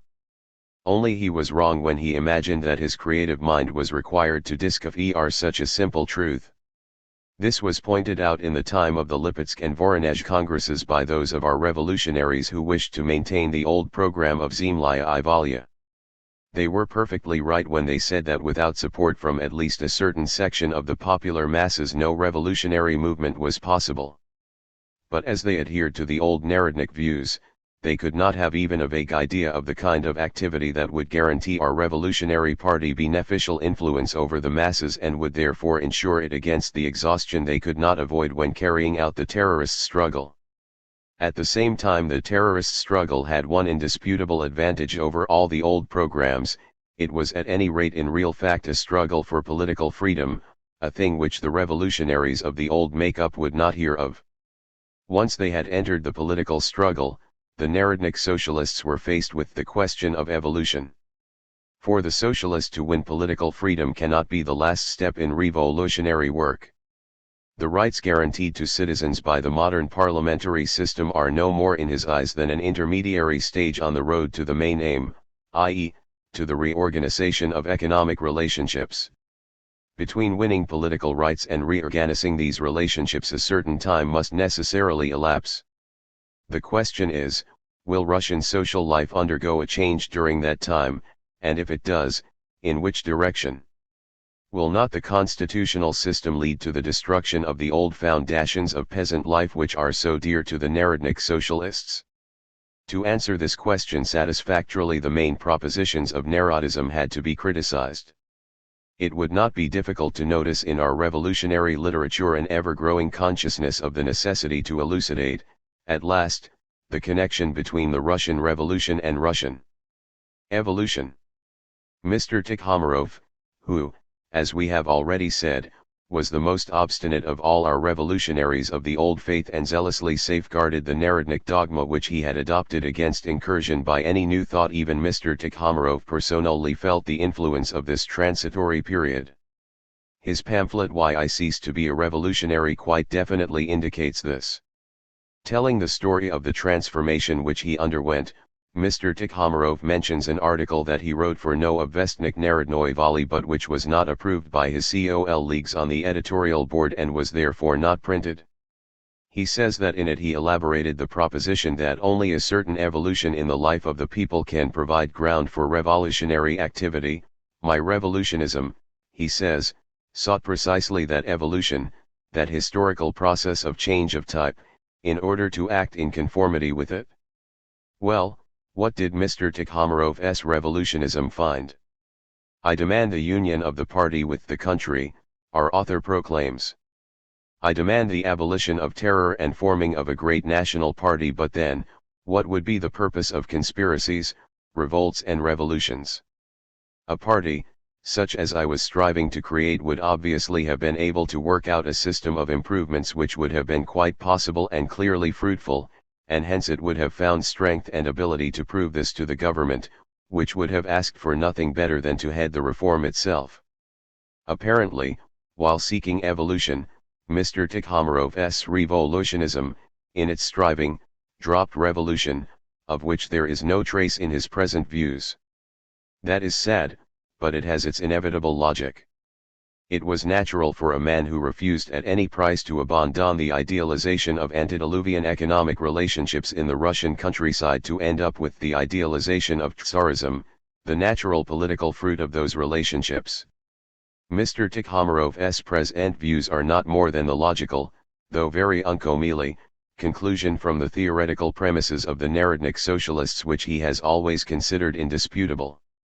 But, on the other hand, there can be no doubt either that this conclusion has absolutely nothing in common with any evolution whatsoever.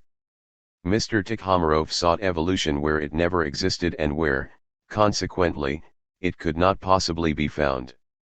What is the union of the party with the country? In any country which has outgrown childhood there are classes or estates whose interests are partly different and partly completely opposed to one another. No party can reconcile these interests, therefore, no party can unite with the country as a whole. Any party can express only the interests of a definite class or estate.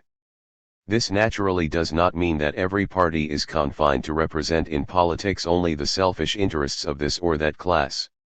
In every particular historical epoch there is a class whose victory is linked with the interests of the country's further development. The country's interests can be promoted only by contributing to the victory of that class. Consequently, the union of the party with the country can have but one rational meaning, the union of the party with the class which at the particular time is the bearer of progress. But what Mr. Tikhomirov says means nothing of the sort. He has always denied, and all the more does he now deny, the existence of any classes whatsoever in our country. The difference between class interests is a product of the course of social development, of historical evolution. To understand the difference between class interests means to understand the course of historical development, and vice versa. Not to understand that difference means not to have the slightest conception of historical development, it means to remain as far as theory is concerned in the kind of darkness in which all cats are grey and perfectly alike. And if a writer who is in such darkness nevertheless speaks to you about evolution, you can be sure that he is mistaking for evolution something that is its direct opposite. But even if we leave aside all these considerations, we cannot refrain from asking Mr. Tikhomirov the following interesting question: why does he think that once the party succeeded in uniting with the country, the government would ask for nothing better than to head itself the reform demanded by that party? Our author probably remembers that exactly 100 years ago the following fact occurred: the representatives of the Third Estate in a certain country voiced the interests of the overwhelming majority of the population. They worked out a system of improvements which were quite possible and clearly fruitful. But the government of that country did not wish to head the reform and began to strive to suppress it with the help of foreign troops. Of course, they did not prevent the reform being carried out, but as far as the government was concerned, its striving was a lamentable failure. However, Mr. Tikhomirov probably thinks that the government of such an exceptionalist state as Russia would most certainly follow its exceptionalist road in such a case, and that therefore the examples of other countries mean nothing for us. Our author was seeking ways of uniting the party with the country and found himself by mistake on a road which led him to union with absolutism. But what has the development of Russia in common with the interests of the autocracy? I regard the question of autocracy as follows: we read on page of Mr. Tikhomirov's pamphlet. First of all, it constitutes in Russia, as she is now, a phenomenon which is perfectly useless to discuss. It is a result of Russian history which stands in no need of acknowledgement and cannot be destroyed by anybody as long as there are tens and tens of millions in the country who neither know nor wish to know anything else in politics. Mr. Tikhomirov was trying to understand the meaning of Russian evolution. In order to succeed in that he should have made clear to himself not only what Russia is now, but above all what she is becoming, in which sense she is undergoing a change in the type of social relationships. Whoever ignores this side of the matter may speak only of stagnation, not of development. It was precisely the side of the matter that Mr. Tikhomarov ignored. That was why there happened to him what happens to all those of the conservative trend. They imagine that they are considering the country as it is now, but in reality their mind is turned towards the country as it was at one time and as it is no longer at the present time as far as a large part of it is concerned. Their conservative dreams are founded on the idealization of old, already obsolete economic and political relationships. Mention economic relationships in Russia to Mr. Tikhomarov. He will tell you, the village commune is a result of Russian history which stands in no need of acknowledgement as long as there are tens and tens of millions who neither know nor wish to know anything else in economics. But the short phrase as long as contains the whole substance of the matter. A man who says high-sounding phrases about evolution must not be content with references to the present. If he wishes to convince us that the village commune has a lasting future, he must prove that the above as long as is not fated to be only a very short time, that the village commune does not carry in itself and will never, or at least for a long time, carry in itself the elements of its disintegration. Similarly, if he wishes to convince us of the lasting future of the Russian autocracy, he must prove that in our social relationships there are no factors under the influence of which tens and tens of millions will not, perhaps very soon, want to hear anything about autocracy. As long as is a very vague term, it is an X which may be equal to a million, but may also be not far from nil. It was the task of our evolutionist to determine the properties of X. But that was above his abilities. Overflowing with exceptionalism, he has always lived in such strained relations with science, which came to us, as we know, from the West, that it was entirely beyond his power to find a serious solution of any questions at all. Defining the political views of the Russian people, Mr. Tikhomarov speaks of Russia as she is now, or, more exactly, as she appears to him. But his gaze is fixed on the past when he goes on to the question whether the existence of autocracy is a hindrance to the success of Russian culture. It is obvious to any unprejudiced and unsophisticated person that this question can only be formulated as follows: does the contemporary absolutism, as it is now, hinder or promote Russia's development? Mr. Tikhomarov prefers another formulation of the question. He points to absolutism as it was, in his opinion, at one time. Can one be so forgetful of one's own history as to exclaim, what cultural work there was under the Tsars? As many people do exclaim, to Mr. Tikhomarov's great grief. Was not Peter a Tsar? Yet has there ever been in history an epoch of more rapid and broader cultural work? Asks our author vehemently. Was not Catherine too a Tsaritsa? Was it not under Nicholas that all the social ideas according to which Russian society still lives developed? And lastly, are there many republics which carried out as many improvements in the space of years as the Emperor Alexander II? In answer to such facts we only find such pitiable phrases as that this was done in spite of the autocracy. But even if that were the case, does it matter whether it was thanks to or in spite of, as long as progress and rapid progress was possible?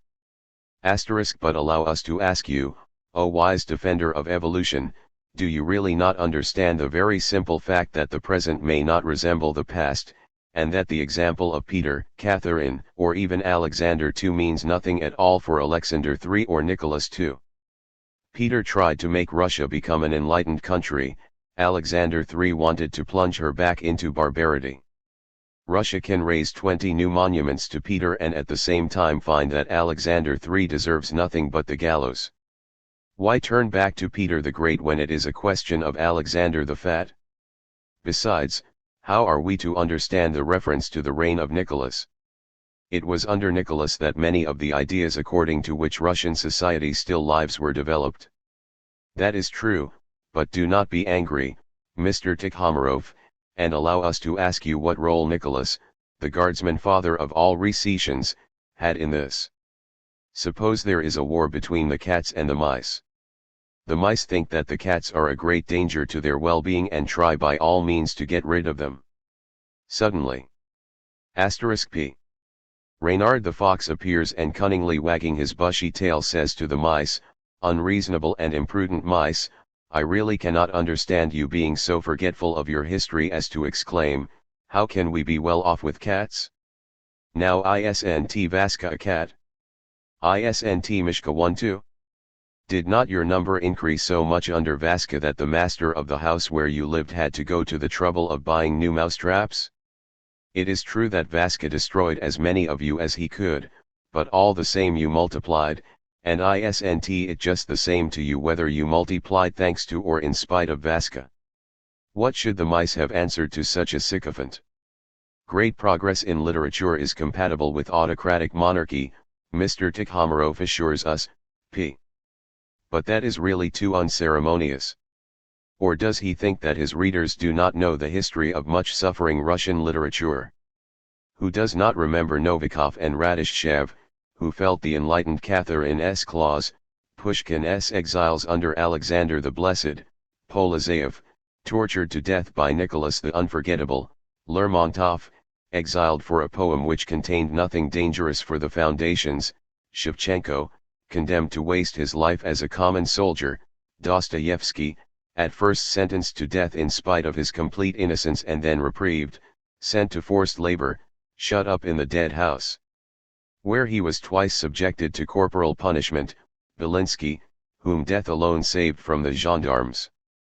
Does Mr. Tikhomarov think his readers have forgotten the exile of Shapov, Mikhailov who died in Siberia, Chernyshevsky, who spent more than 20 years there, Pisarev, who spent the best years of his life in a fortress, the modem Russian writers among whom one rarely finds a man of independent mind who has not been under police surveillance or banished to more or less remote districts, and finally the fury of the Russian censorship, accounts of which people who do not know are autocratic. Monarchy would never alleviate. Merciless persecution of every living thought runs through the whole history of the Russian emperors, and our literature paid a price unheard of for its development in spite of autocracy. Everybody knows that, and we advise Mr. Tikhomarov to expatiate on anything he likes, to write solemn odes on, guns of victory, sound louder. Sing, rejoice, courageous Rus. But to leave Russian literature in peace. The mere thought of it is enough to inspire us with burning hatred for our autocrats. Replying to a book by Gustin on Russia under Nicholas, Gretsch once affirmed that one could write with the same freedom in Petersburg as in Paris or in London. Mr. Tikhomarov's observations on the flourishing of Russian literature under the auspices of autocracy are nothing more than the further development of Gretsch's audacious thought.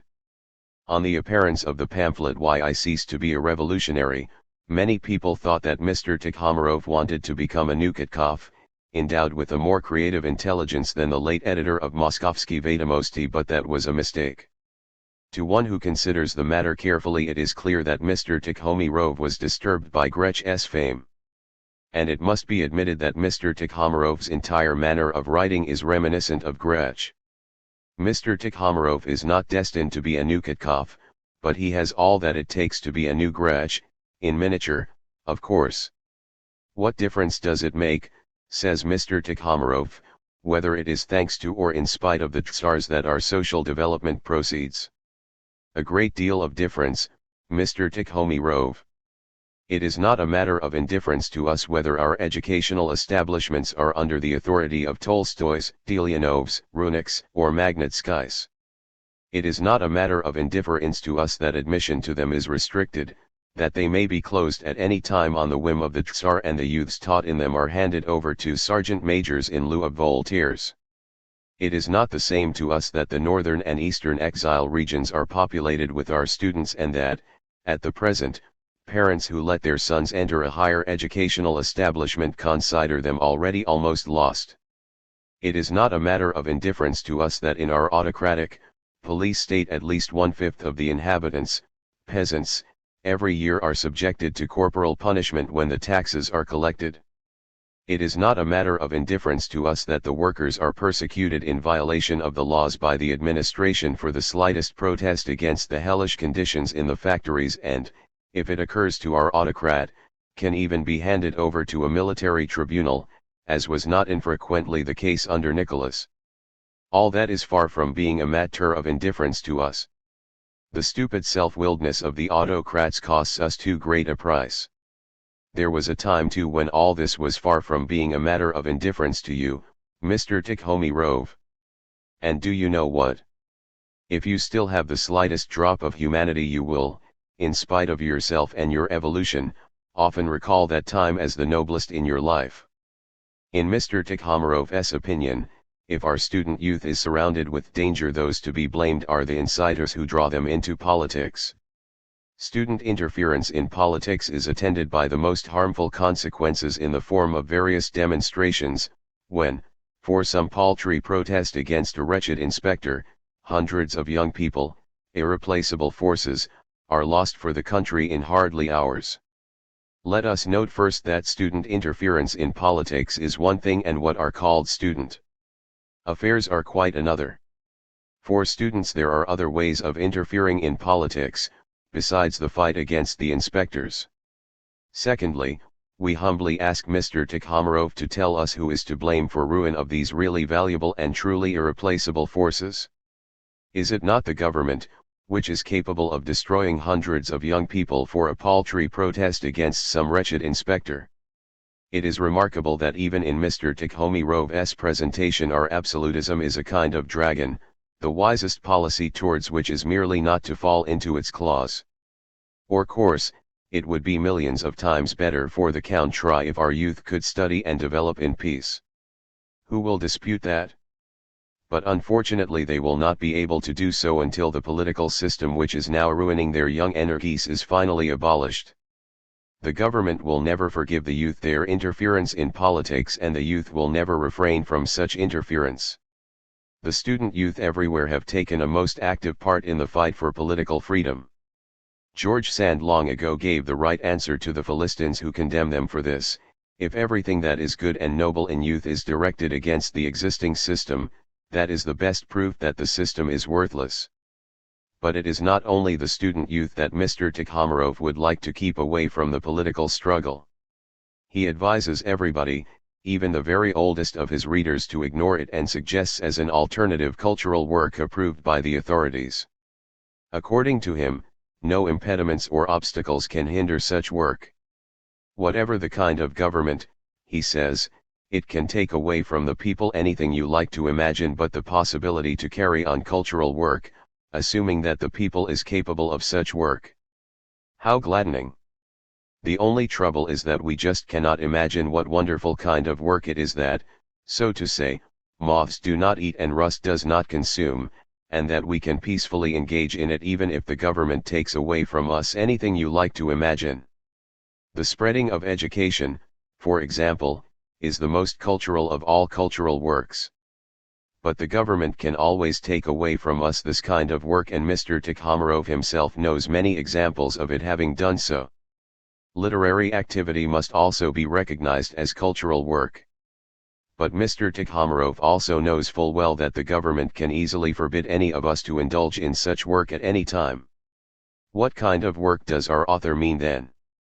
The building of railways, the promotion of the success of our national industry. But even here everything depends on bureaucratic tyranny. The government may at any time refuse permission for your undertaking or crush it with heavy taxes, absurd tariffs, etc. Will we have much left, once the government takes away everything you like to imagine?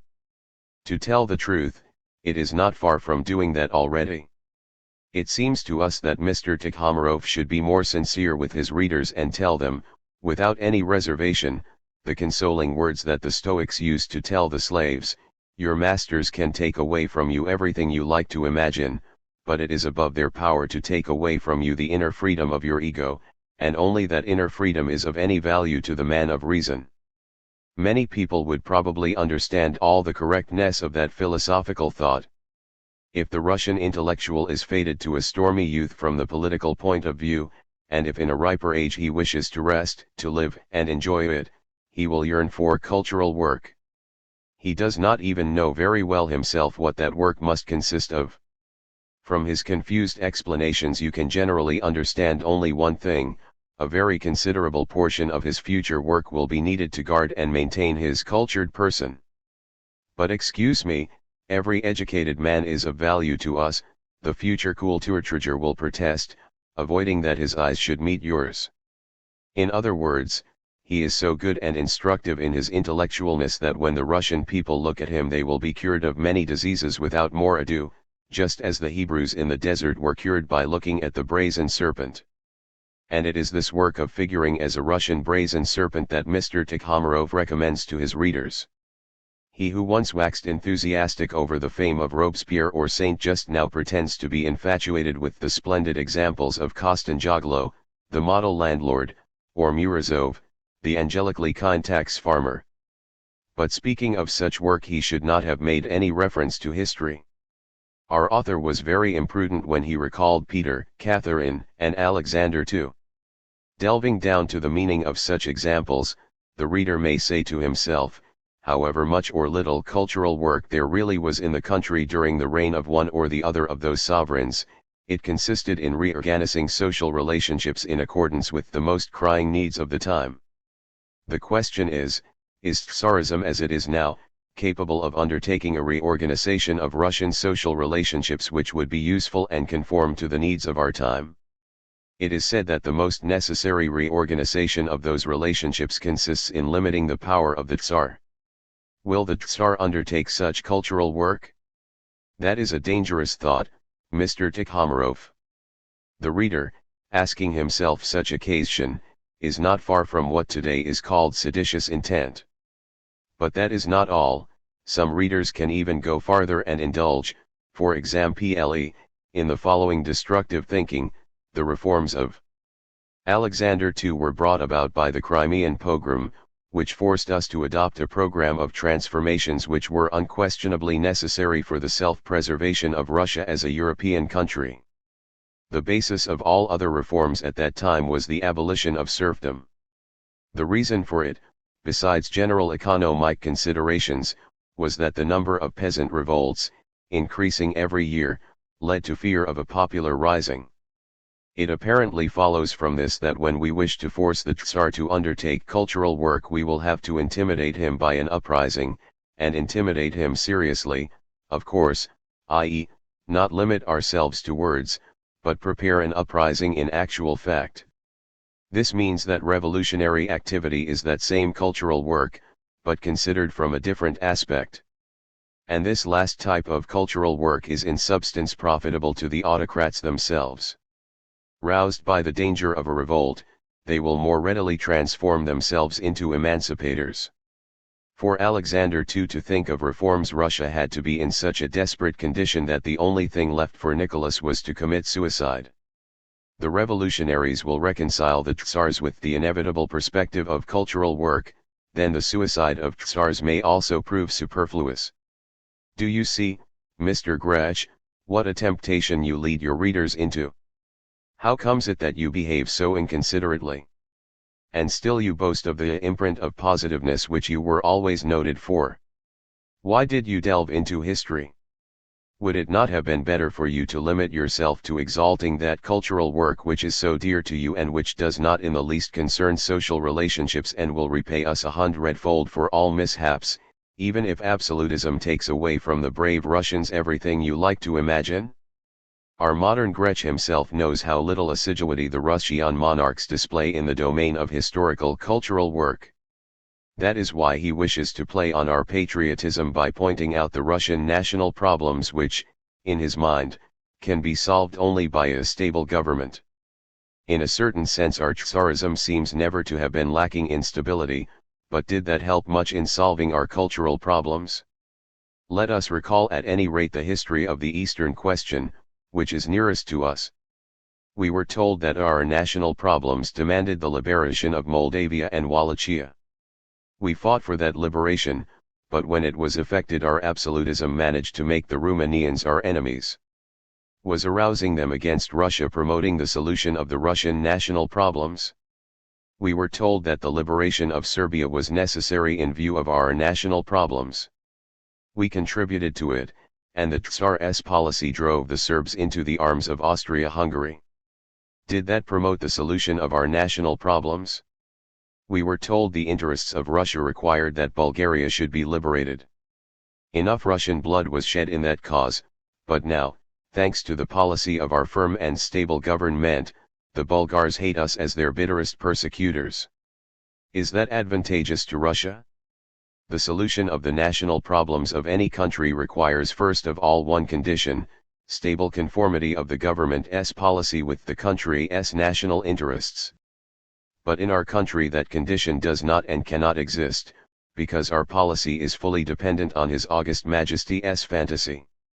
If Elizabeth fights Frederick of Prussia, Russia is obliged to think that the war is being waged in her national interests. Then Peter III becomes Tsar Peter, who when he was only heir to the throne, behaved treacherously towards Russia, and the Russian soldiers who until then have been fighting against Frederick immediately go over to his side, and the inhabitants of Russia are obliged to think that the change of sides is required by their national problems. Or else let Mr. Tikhomarov recall the autocratic pranks played by Paul or Nicholas, who thought that Russia's principal national problem was to play implicitly the role of gendarme of Europe. What did Russia gain from her campaign against Hungary? A few years after it, the unforgettable, in a conversation with a Pole, asked him who was the most stupid king in Poland after Jan Sobieski. And as the Pole did not know what to answer, the Tsar said, "I was, because I also saved Vienna when I should not have done it." But the stupidity of His Majesty the King of Poland and Emperor of Russia was bound to have the most harmful effects on the national interests of Russia. The most important of all our national tasks is to win freedom of political institutions, thanks to which the forces of our country would at last cease to be a toy in the hands of some crowned kit-kittic. Speaking of Russia's national tasks, the apologists of the autocracy remind her first of all, against their will, of this task. Our author writes that only the desperate romanticism of our revolutionaries allows them to treat the hereditary autocrats of Russia in a way permissible in respect of a usurper. The Russian Tsar did not usurp his power but got it from his solemnly elected ancestors, and to this very day the overwhelming majority of the people have not uttered a single word showing a desire to deprive the Romanovs of their powers. To set off still more the greatness of the Tsar's authority, Mr. Tikhomarov stresses that the Russian Church, which is acknowledged by the immense majority of the population, consecrates the Tsar, giving him the title of its temporal head. Let us first make a tiny remark: it was not the Church that decided to consecrate the Russian Tsar and give him the title of its temporal head, it was the Russian Tsar himself who, on his own inspiration and in the interests of his own authority, decided to confer upon himself that title of honor. That is not a great crime, but why does Mr. Tikhomarov distort history? To continue, which Romanovs is he talking about? There was a time when in fact Romanov sat on the Russian throne. It cannot be said that this dynasty was elected by any particularly solemn considerations. Some historians affirm that the boyars were in favor of Mr. Romanov because he was weak in the head and they hoped to keep him under their thumb. It is said also that when the Tsar was elected, he in turn made a solemn promise to respect the rights of the country. But nothing definite is known on this point, and as far as the election of the Romanovs is concerned, we must say with Count A. Tolstoy, it happened in summer, but whether there was agreement between the parties concerned, history does not say. Whatever the case may be, the Romanovs were in fact elected, and the Russian Tsars could claim election by the people if they really belonged to that dynasty. But that dynasty has been extinct for a long time. On the death of Elizabeth, Peter Holstein-Gottorp succeeded her on the throne, and no Romanovs could have issued from his union with the Princess of Anhalt-Zerbst, even if we acknowledge the legitimacy of Paul's birth, which Catherine herself expressly denies in her memoirs. The country had absolutely no share in the election of Peter Holstein. It is true that in the female line he was related to the extinct dynasty, but if that is a reason for granting him and his descendants the title of Romanov, the children of the Prince of Edinburgh, for example, should also be given that name, and this does not appear to have occurred to anybody. For the Russian revolutionaries, of course, it is all the same whom they overthrow, the Romanovs or the Holsteiner Terps, but once more, why distort history? The Russian Tsars must not be treated as usurpers. That's a novelty. We always thought they should not be treated otherwise than as usurpers. And our reason was that the Russian Tsars themselves not infrequently treated their predecessors as usurpers. Does Mr. Tikhomarov remember the history of the 18th century? Does he remember the accession to the throne of Elizabeth and Catherine II? Either ces dames usurped the power of Tsar, or, if their accession was legitimate, their predecessors were usurpers. Paul always called Catherine's action usurpation, and they say that Nicholas shared his opinion on this point. Does Mr. Tikhomarov remember the murder of Paul? Does he remember that in this matter Alexander the Blessed can be accused of at least knowing and not revealing? What name should we give a man who acceded to the throne by means of a plot against his father and emperor? Of course, it is all the same to the Russian revolutionaries whether they have to deal with Tsars by the grace of God or with Tsars by the grace of the Leibkompensi and other Praetorians. But, once again, why distort history? Why speak of the legitimate inheritance of power from ancestors? Why indulge in fantasy about the holiness of the throne when it is fouled with all sorts of crimes? Either Mr. Tikhomarov thinks that his readers do not know the history of Russia, and is therefore speculating on their ignorance, or else he does not know it himself and, so to say, leaps before looking. Man of much experience, thy boldness is thy undoing. And such a brave champion was not understood or appreciated by the Ruski Vestnik. The paper maintains that Mr. Tikhomarov has said nothing new. But where can we get anything new from if you, gentlemen, have absolutely exhausted all there is to say in favor of absolutism? And besides, Ruski Vestnik's assurance is not quite fair. Mr. Tikhomarov's pamphlet contains an absolutely new way of intimidating people to deter them from revolutionary work. Here it is, the precious fruit of Tikhomarov's originality. The influence of the way of life itself, we see on page of his pamphlet, is extraordinarily unfavorable to the terrorist and conspirator. His consciousness is dominated by the awareness that not only today or tomorrow, but at every second, he must be ready to die. The only way to live with such an awareness is not to think of many things which one must, however, think of if one wishes to remain a man of culture. Any at all serious attachment is real misfortune in this situation. The study of any question whatsoever, of any social phenomenon, etc., is unthinkable. It cannot occur to one to have any at all complicated, or extensive program. All day long, the terrorist and conspirator must deceive every single individual, with the exception of fellow thinkers. He must hide from everybody and see everyone as an enemy. In short, the conspirator and terrorist leads the life of a hounded wolf, and his fight against the government is a fight which humiliates the fighter himself. Well, how about the metaphor? Not a bad turn of phrase? We ask with Nekrasov. Delve down to the meaning of those arguments and you will see that Mr. Tikhomarov is by no means as simple as he often appears to be. In Russia there is a stem and implacable force which oppresses us and takes away from us everything you like to imagine. We protest against that force, each singly, and it grounds us to powder. We organize to fight it systematically, and the result of this struggle, which, we thought, was to free us, is our own humiliation.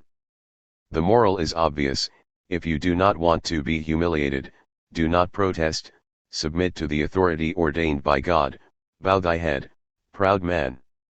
Apparently this conclusion applies directly only to the terrorists, but if there is any basis for its premise, any kina of revolutionary struggle in Russia must be acknowledged to be humiliating, because every revolutionary without exception has to fight police spies and to be reconciled with the thought of his possible death not only today or tomorrow, but at every second. But is our author right? Fortunately not, far from it. What he says is even just the opposite of the truth, and it needs only a little attention on the part of the reader to blow away Tikhomirov's sophism like smoke. Let us begin with a small but necessary correction. The revolutionists fight not police spies, but the Russian government, which persecutes them with the help of its eyes of the Tsar, spies and provocateurs. Such a method of fighting against the revolutionaries is most humiliating for the government itself. Mr. Tikhomirov says nothing about this, but it is self-evident. As for the revolutionaries, how can persecution by police spies affect them? First of all, this persecution must maintain in each of them the consciousness that not only today or tomorrow, but at every second, he must be ready to die for his convictions.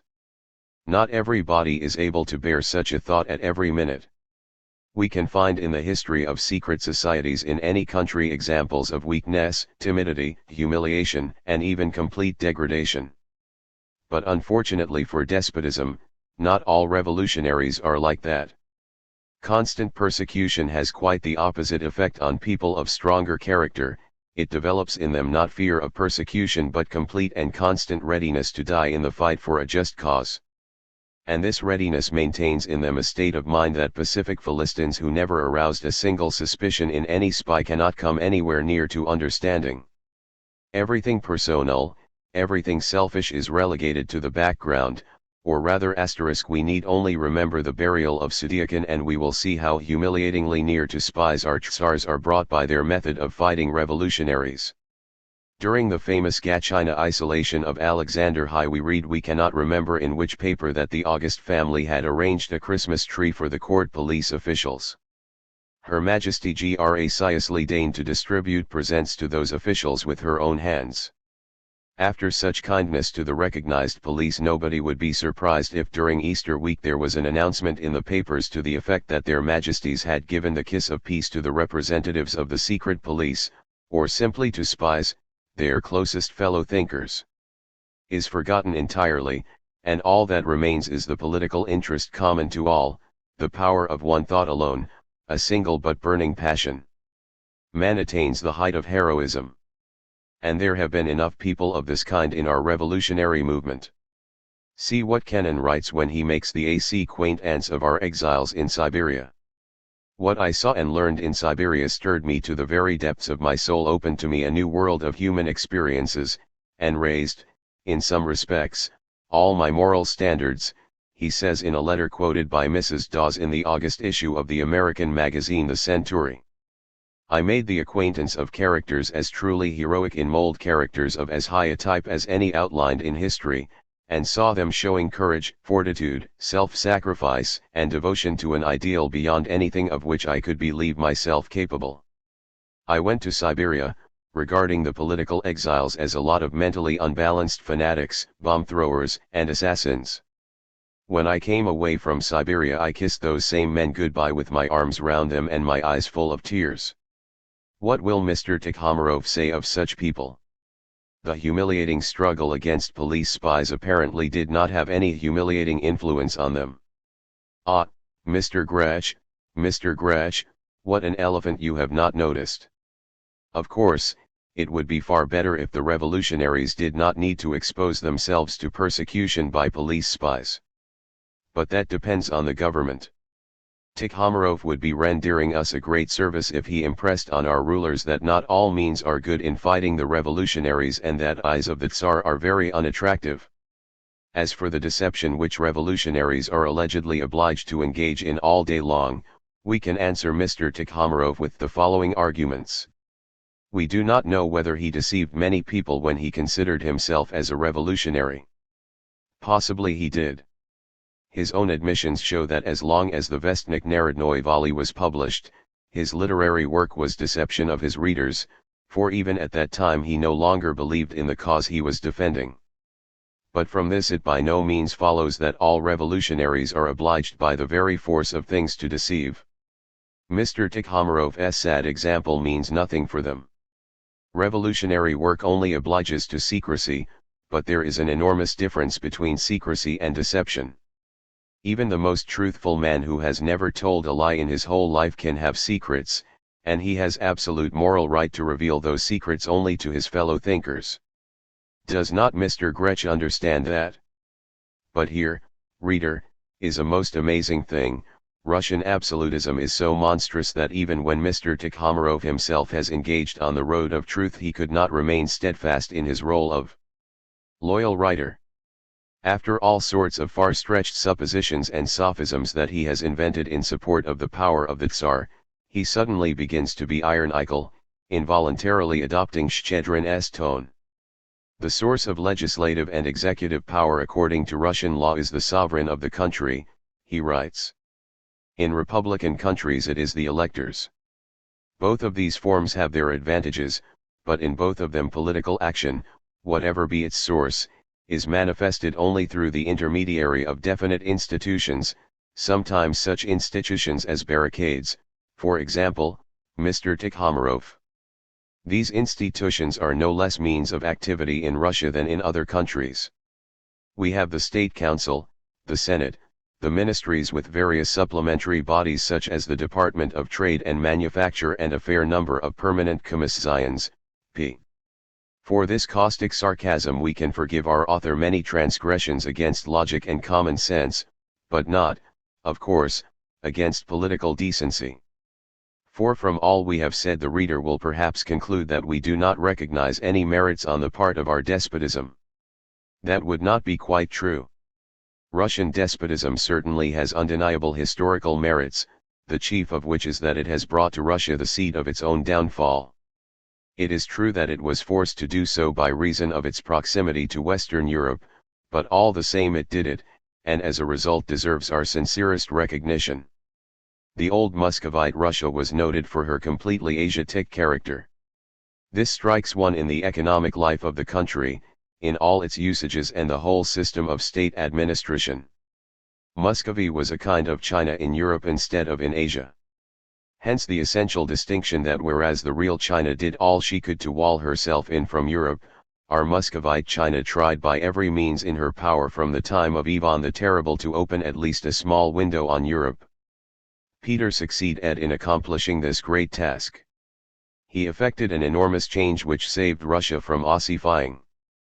But Tsar Peter could do no more than was within the power of a Tsar. He introduced a permanent army equipped in the European way and Europeanized the system of our state administration. In a word, to the Asiatic trunk of Muscovite Russia the Carpenter Tsar attached European arms. On a social foundation which dated almost back to the 11th century appeared a diplomacy, a permanent army, a bureaucratic hierarchy, industry satisfying luxurious tastes, schools, academies, and the like, as Rambod wonderfully describes this period in our history. The power of the new, European arms was of great service to Russia in her international relations but was disadvantageous to many aspects of domestic life. Having brought Russia, as Pushkin said, into a prance, the great Tsar ground the people down under the weight of taxation and carried despotism to a degree of might unknown until then. Every state institution which had in the least restrained the power of the Tsar was abolished, every custom and tradition which had in the slightest way safeguarded the people's dignity was forgotten, and immediately on Peter's death those pranks of the Leibkompetency began owing to which the history of Russian Tsardom for a long time was, as an Italian writer put it, a tragedy nell'unlupaner. Peter's reform pleased our Tsars and Tsaritsas chiefly because it strengthened tremendously the power of the autocracy. As for the cultural work which Peter began, they tried to escape it as far as was at all possible, and it took shattering events to make the Russian monarchs remember Russian culture. Thus, the unfortunate outcome of the Crimean War forced Alexander to, as we have already said, to remember it. The Crimean pogrom showed what a terrible distance separated us from Western Europe. While we rested on the laurels we had gathered during the Napoleonic Wars, and placed all our hopes in the Asiatic patience of our soldiers and the valor of Russian bayonets, the foremost peoples in Europe managed to avail themselves of all the most up-to-date achievements in technology.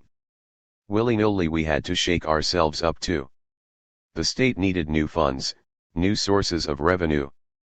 But for them to be found, serfdom, which was then greatly cramping our industry, had to be abolished. Alexander II did this, and after February, it could be said that our absolutism had done its utmost. From the beginning of the 60s, new social requirements began to mature in Russia, and the autocracy could not satisfy them without ceasing to be an autocracy. The fact was that the European arms were little by little exerting enormous influence on the trunk of our social organism. It started gradually to change from Asiatic into European. To maintain the institutions which Peter had introduced into Russia, the need was, first, money, second, money, third, money. By the very fact of squeezing this money out of the people, the government was contributing to the development of commodity production in our country. Then, in order to maintain those same institutions, there had to be at least some kind of factory industry. Peter had laid the foundation of that industry in Russia. At the beginning, and perfectly in keeping with the character of its origin, this industry was perfectly subordinate and ancillary to the state. It was feudally bound, like every other social force in Russia, to serve the state. It maintained itself by the serf labor of peasants, enlisted for work in the factories and works. Nevertheless, it did what it was meant to do, greatly helped in this by the same international relations. The success of Russian economic development from Peter until Alexander II is best seen from the fact that whereas Peter's reforms required the serf dependence of the peasants to be intensified, those of Alexander II were inconceivable without its abolition. During the years since February, Russian industry has so rapidly forged ahead that its relations to the state have altered quite substantially. At one time perfectly subordinate to the state, it now strives to subordinate the state to itself, to place it at its own service. In one of the petitions which they almost annually present to the government, the merchants of the Nizhny Novgorod fair naively call the finance ministry the organ of the estate of trade and industry. Businessmen who formerly could not take a step without directions from the government now demand that the government shall follow their directions. Those same Nizhny Novgorod merchants express the modest desire that measures capable of influencing the state of our industry should not be taken without being approved by representatives of their estate. Thus, as regards Russian economic development, absolutism has already said its piece. Far from being needed by our industry, state tutelage was even harmful to it. The time is not far off when our estate of trade and industry, convinced by experience that timid remonstrations are useless, will be forced to remind Tsarism in a sterner and severer tone that tempora mutantur et nos mutimer in illis. It is generally thought in our country that provided the government introduces protectionist tariffs and is not miserly as regards subsidies for this or that stock company, our bourgeoisie no longer have any reason to be dissatisfied with it. This is an entirely erroneous view.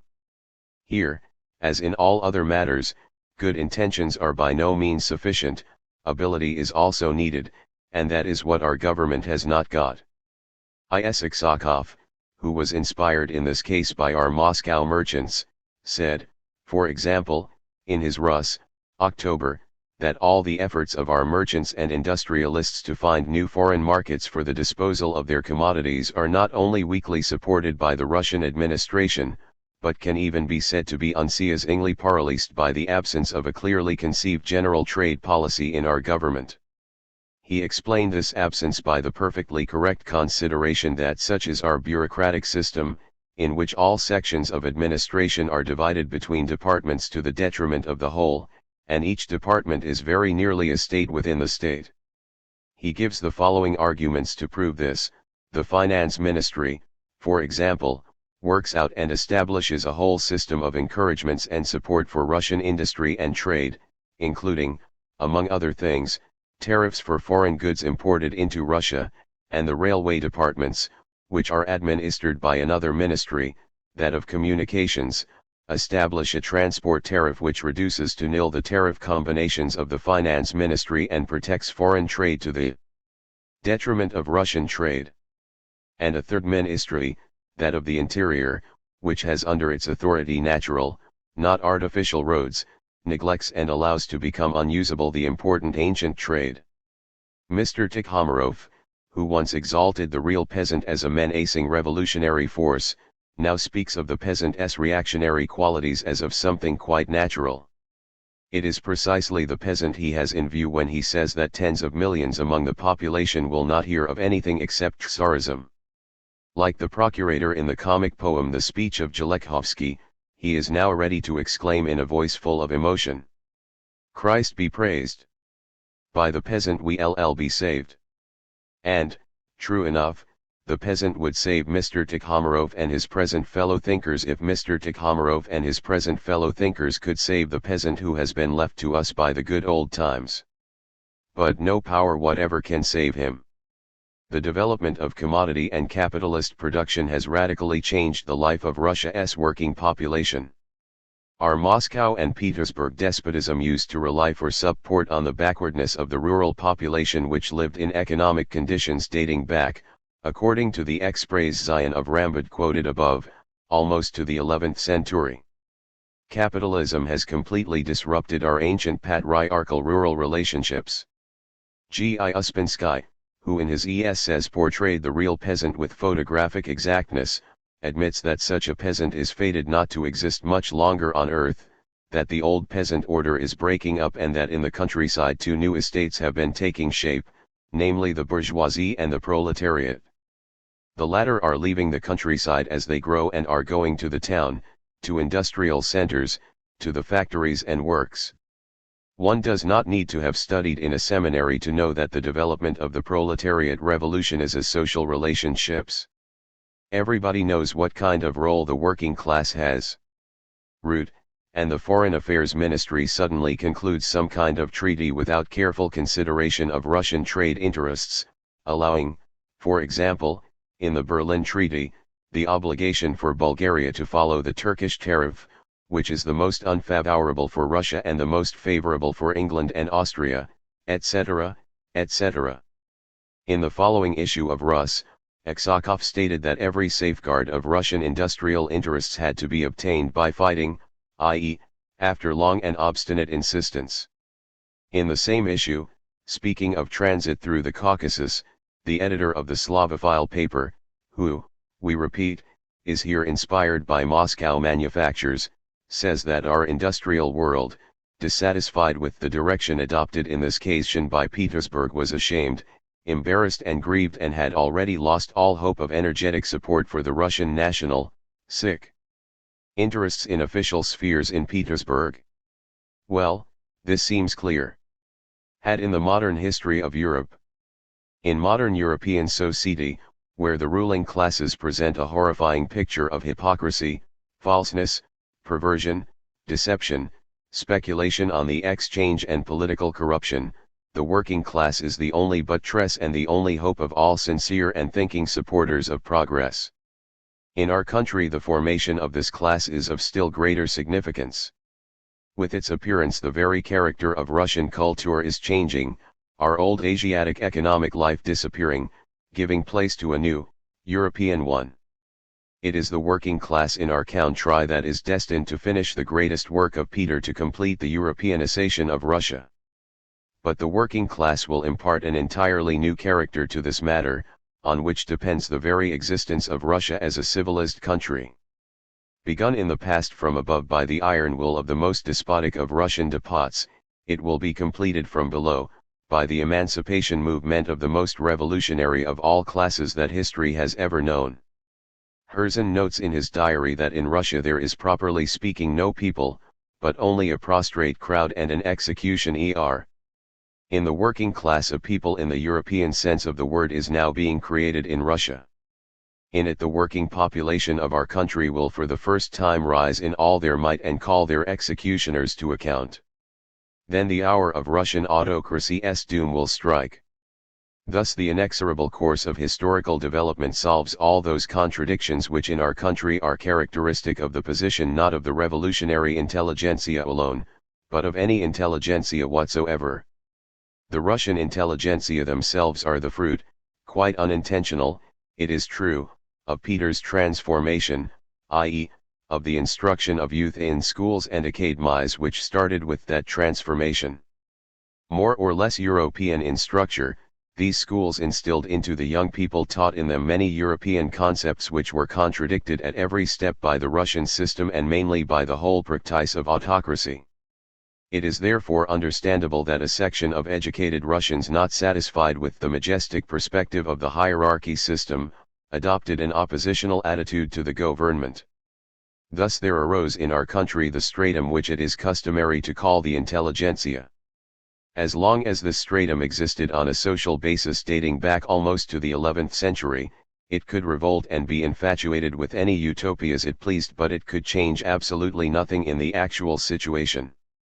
In the general course of Russian life this stratum was one of the lost generation, the whole of it was a kind of intelligent superfluity, as Herzen described some of its varieties. With the destruction of the old economic foundation of Russian social relation, ships, with the appearance of the working class in our country, everything is changing. By going among the workers, bringing them science, arousing the class consciousness of the proletarians, our revolutionaries from among the intelligentsia can become a powerful factor of social development. They who often enough despaired and lost heart, changed program after program without any result, just as a hopelessly sick man resorts in vain to one treatment after another. It is among the proletariat that the Russian revolutionaries will find that support of the people which they have not had until recently. The strength of the working class will save the Russian Revolution from exhaustion, about which Mr. Tikhomarov and his fellow thinkers now speak with a smile of satisfaction. Indeed, individual revolts are incapable of destroying any political system whatsoever, and any movement of the intelligentsia alone is nothing but a certain number of individual revolts. Those individual revolts will merge with the mass revolt of the whole class as separate streams merge with a mighty river. There is still time, it is not yet too late. Will our intelligentsia understand their position? Will they be capable of assuming the grateful role that history reserves for them? Whether they understand or not, events will not wait for them. The absence of allies among the intelligentsia will not prevent our working class from becoming aware of its interest, understanding its tasks, bringing forward leaders from its own ranks and creating its own working class intelligentsia. Such an intelligentsia will not betray its cause or abandon it to the mercy of fate. It must again be noted, however, that in its fight against autocracy the working class will in all probability not be alone, although, of course, only the working class is capable of giving that fight the decisive turn. The very state of affairs will necessarily drive the whole of our bourgeoisie, i.e., our society, our world of trade and industry, our landlords, that petty bourgeois nobility, and finally even the rural third estate to a struggle which is within their power. The Kolyapayevs and Razovayevs are so absurd and conservative that at first sight they seem destined to be the future immovable foundation of order.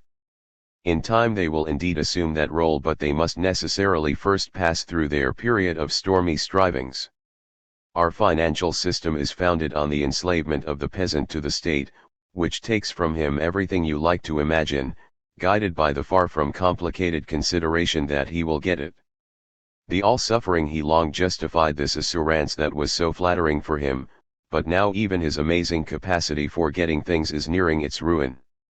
As we already said, he is going through a process of differentiation, being transformed into a proletarian, on the one hand, and a kulak, on the other. As the most assiduous and vigilant chief cannot get much out of the light-headed proletarians, the burden of taxation weighing down on the village commune is falling more and more on the wealthier members. It is true that the latter endeavor to repay themselves by appropriating the plots abandoned by the proletarians, but it is not difficult to understand that when it is a case of dues and taxes they cannot be as disinterested as the good old he was. In his simplicity he dreamed only of running a farm on his own, and when he succeeded, as he did in the great majority of cases under the old system, he could be enslaved to the state by being deprived of every kind of income, both known and unknown to economists, with the exception of his meager wage. The kulak cannot be content with such a wage. He must give it to his hired laborer and he must make sure of a decent profit for himself. But this is inconceivable without radical changes in the Russian financial system, changes which only the representatives of the whole country will be able to effect. And there is no need to be a prophet to know beforehand that in this respect there will be serious unpleasantness between the Kulak and his father the Tsar. Thus, Russian absolutism has been and still is preparing its own downfall. The time is not far off when absolutism will become absolutely impossible in Russia, and then, of course, not many educated people in our country will be sorry for it. One can argue, and it is even useful to do so, over the means by which we should strive to achieve political freedom. But among honest and educated people there cannot be doubt as to whether we require that freedom or not. We now have enough experience to know what our old absolutism is, so no more compromising, no more hesitation, but put your thumbs in its eye sockets and your knee on its chest. Asterisk. V. To conclude, a few words about our Grech. The reader can now see what should have constituted progress in our revolutionary theories and what will constitute it. As we noted above, our narodnik socialists of all possible groups and trends, including the Narodnaya Volya Party, did not find support in evolution but sought support against it in all sorts of sophisms. Their doctrine consisted in idealizing the economic system which, if it were in reality as stable and unshakable as it seemed to them, would condemn them forever to utter powerlessness. A criticism of narodism was therefore the first and indispensable step forward on the way to the future development of our revolutionary movement. If Mr. Tikhomarov was seriously grieved by the inability of the Russian revolutionaries to make evolution and revolution harmonious, he only had to undertake such a criticism. But he did just the opposite. He did not criticize narodism, he only carried its main propositions to the extreme. The errors which underlay the Narodnik outlook reached such gigantic proportions in his head that he can call himself a worker for progress, whether peaceful or otherwise does not matter in this case, only as a joke. In brief, if the Narodniks proceeded from certain erroneous propositions, Mr. Tikhomarov carries those propositions to the extent of monstrosity and now proceeds happily from the absurd. But that horse will not carry him far. Such is the sad story of our author's revolutionism. This revolutionism was for a long time in complete theoretical solitude, but the time came when he saw that it was not good for him to be alone, and he deigned to contract lawful wedlock with some theory of evolution. He sought himself a suitable partner for a few years and finally rested his eyes in love on the theory of unity of the party with the country. This very modest-looking maiden, who passed herself off, so to say, as the major theory of evolution, turned out to be first a wicked woman who drove Mr. Tikhomarov's revolutionism to the grave, and secondly an impostor, who had nothing in common with any doctrine of social development. Mr. Tikhomarov thinks that this story contains a lot of instructive material. It is instructive, but in a sense not so flattering for him. He imagines that on reading the pamphlet Why I Ceased to Be a Revolutionary everybody will think, it is obvious that the author was a revolutionary only through the fault of others, only because all our educated people are noted for their extremely absurd habits of thinking, and Mr. Tikhomarov ceased to be a revolutionary thanks to the outstanding features of his own creative reason and his wonderfully profound patriotism. Alas! Not even Ruskivestnik came to that conclusion. In Mr. Tikhomarov's complaints about what he had to suffer from the revolutionaries because of his evolution, one can sense proud consciousness of his own superiority. He is cleverer than the others didn't understand or appreciate him and insulted him terribly when they should have applauded him. But Mr. Tikhomarov is cruelly mistaken. He owes his evolution only to his lack of development. Woe from wit is not his woe. His woe is woe from ignorance.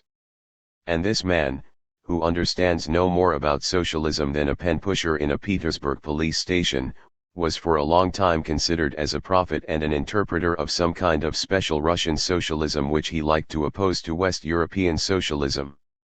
Revolutionary youth listened to his disquisitions, considering him as the continuer of the work of Chlyabov and Perovskaya. Now they see what this would-be continuer was. Mr. Tikhomarov's betrayal has forced our revolutionaries to direct their critical attention to his person.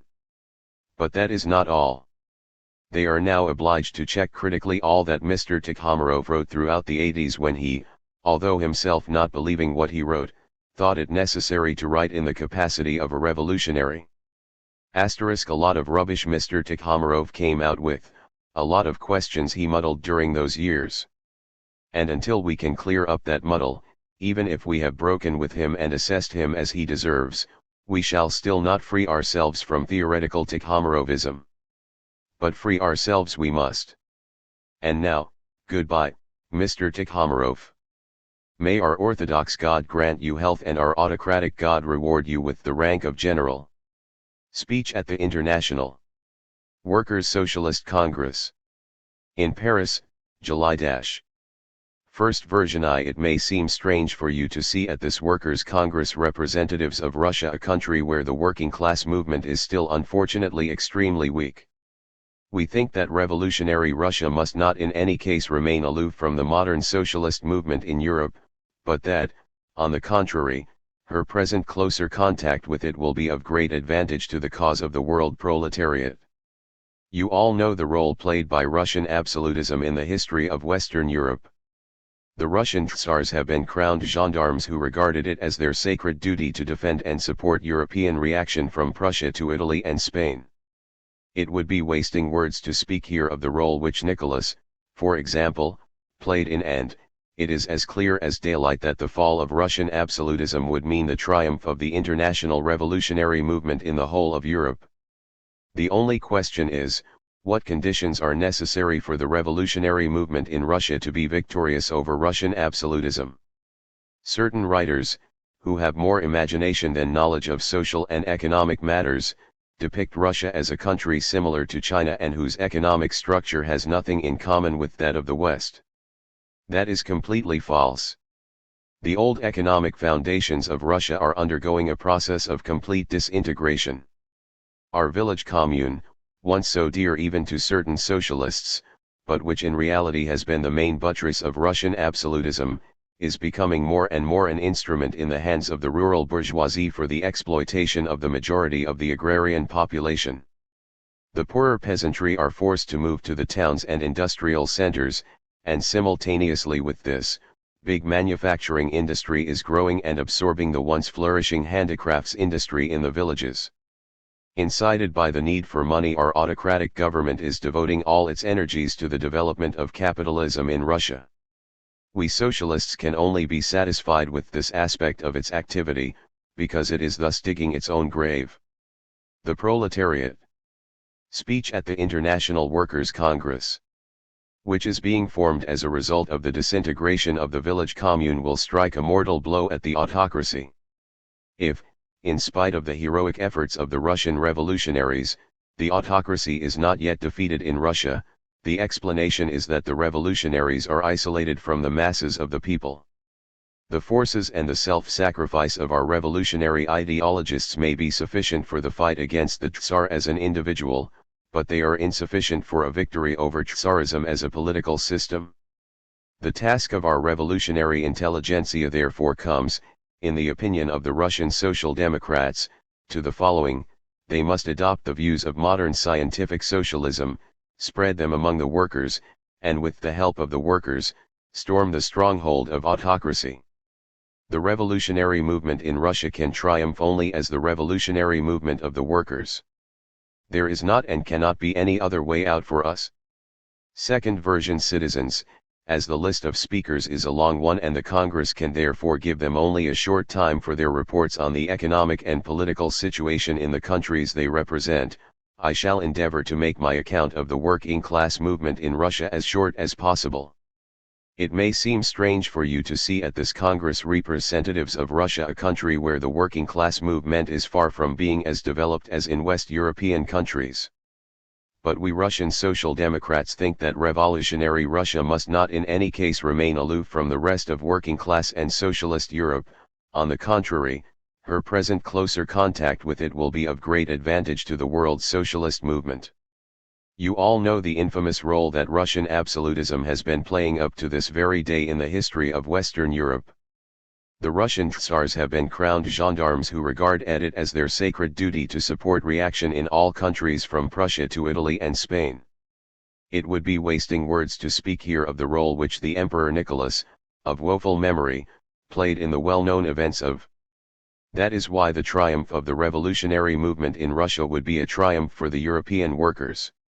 It is therefore important to elucidate how and on what conditions this triumph of the revolutionary movement is possible in Russia. It is possible, citizens, we are firmly confident of this only on condition that the Russian revolutionaries succeed in winning the sympathy of the people themselves. And as long as our movement remains a movement of ideologists and student youth, it may, perhaps, be dangerous for the Tsar personally, but it will present no danger for Tsarism as a political system. In order to overthrow and finally destroy Tsarism, we must rely on a more revolutionary element than student youth, and this element, which exists in Russia, is the class of the proletarians, a class which is revolutionary by reason of its distressing economic situation, revolutionary in its very essence. Some economists who have too ardent an imagination and more goodwill than solid knowledge, depict Russia as a kind of European China, whose economic structure has nothing in common with that of Western Europe. That is utterly false. The old economic foundations of Russia are now undergoing a process of complete disintegration. Our village commune, about which so much has been said even in the socialist press, but which in fact has been the buttress of Russian absolutism, this much praised commune is becoming more and more an instrument of capitalist exploitation in the hands of the rich peasants, while the poor are abandoning the countryside and going to the big towns and industrial centers. At the same time, big manufacturing industry is growing and absorbing the once flourishing handicrafts industry in the villages. The autocratic government is intensifying this situation with all its might and thus promoting the development of capitalism in Russia. We socialists and revolutionaries can only be satisfied with this aspect of its activity, for it is thus preparing its own downfall. The industrial proletariat, whose consciousness is being arrested, will strike a mortal blow at the autocracy, and then you will see its direct representatives at your congresses alongside the delegates of the more advanced countries. For the time being, our task is to defend with you the cause of international socialism, to spread by all means the teachings of social democracy among the Russian workers, and to lead them in storming the stronghold of autocracy. In conclusion, I repeat and I insist on this important point: the revolutionary movement in Russia will triumph only as a working class movement, or else it will never triumph. For the 60th anniversary of Hegel's death. 60 years ago, on November, died a man who will indisputably and always occupy one of the very first places in the history of thought. Not one of the sciences which the French call sciences morales et politiques has remained unaffected by the powerful and highly fruitful influence of Hegel's genius. Dialectics, logic, history, law, aesthetics, the history of philosophy and the history of religion have all assumed a new countenance thanks to the impulse received from Hegel. Hegel's philosophy formed and steeled the thinking of men like Strauss, Bruno Bauer, Feuerbach, Fischer, Hans, Lassalle, and finally Engels and Marx. During his life Hegel enjoyed immense, worldwide fame. After his death, in the 30s, the almost universal attraction of his philosophy became still more notable, but then came a quick reaction. Hegel began to be treated, to quote Marx, just as the honest Mendelssohn treated Spinoza in the time of Lessing, i.e., like a dead dog. Interest in his philosophy disappeared altogether among the educated Secessians, and in the world of science it weakened to such a degree that so far no specialist in the history of philosophy has thought of determining and pointing out the remaining value of Hegel's philosophy in the various branches of science that it deals with. Below we shall see to a certain extent the explanation of this attitude towards Hegel. Let us now merely note that a revival of interest in his philosophy, and particularly his philosophy of history, can be expected in a near enough future.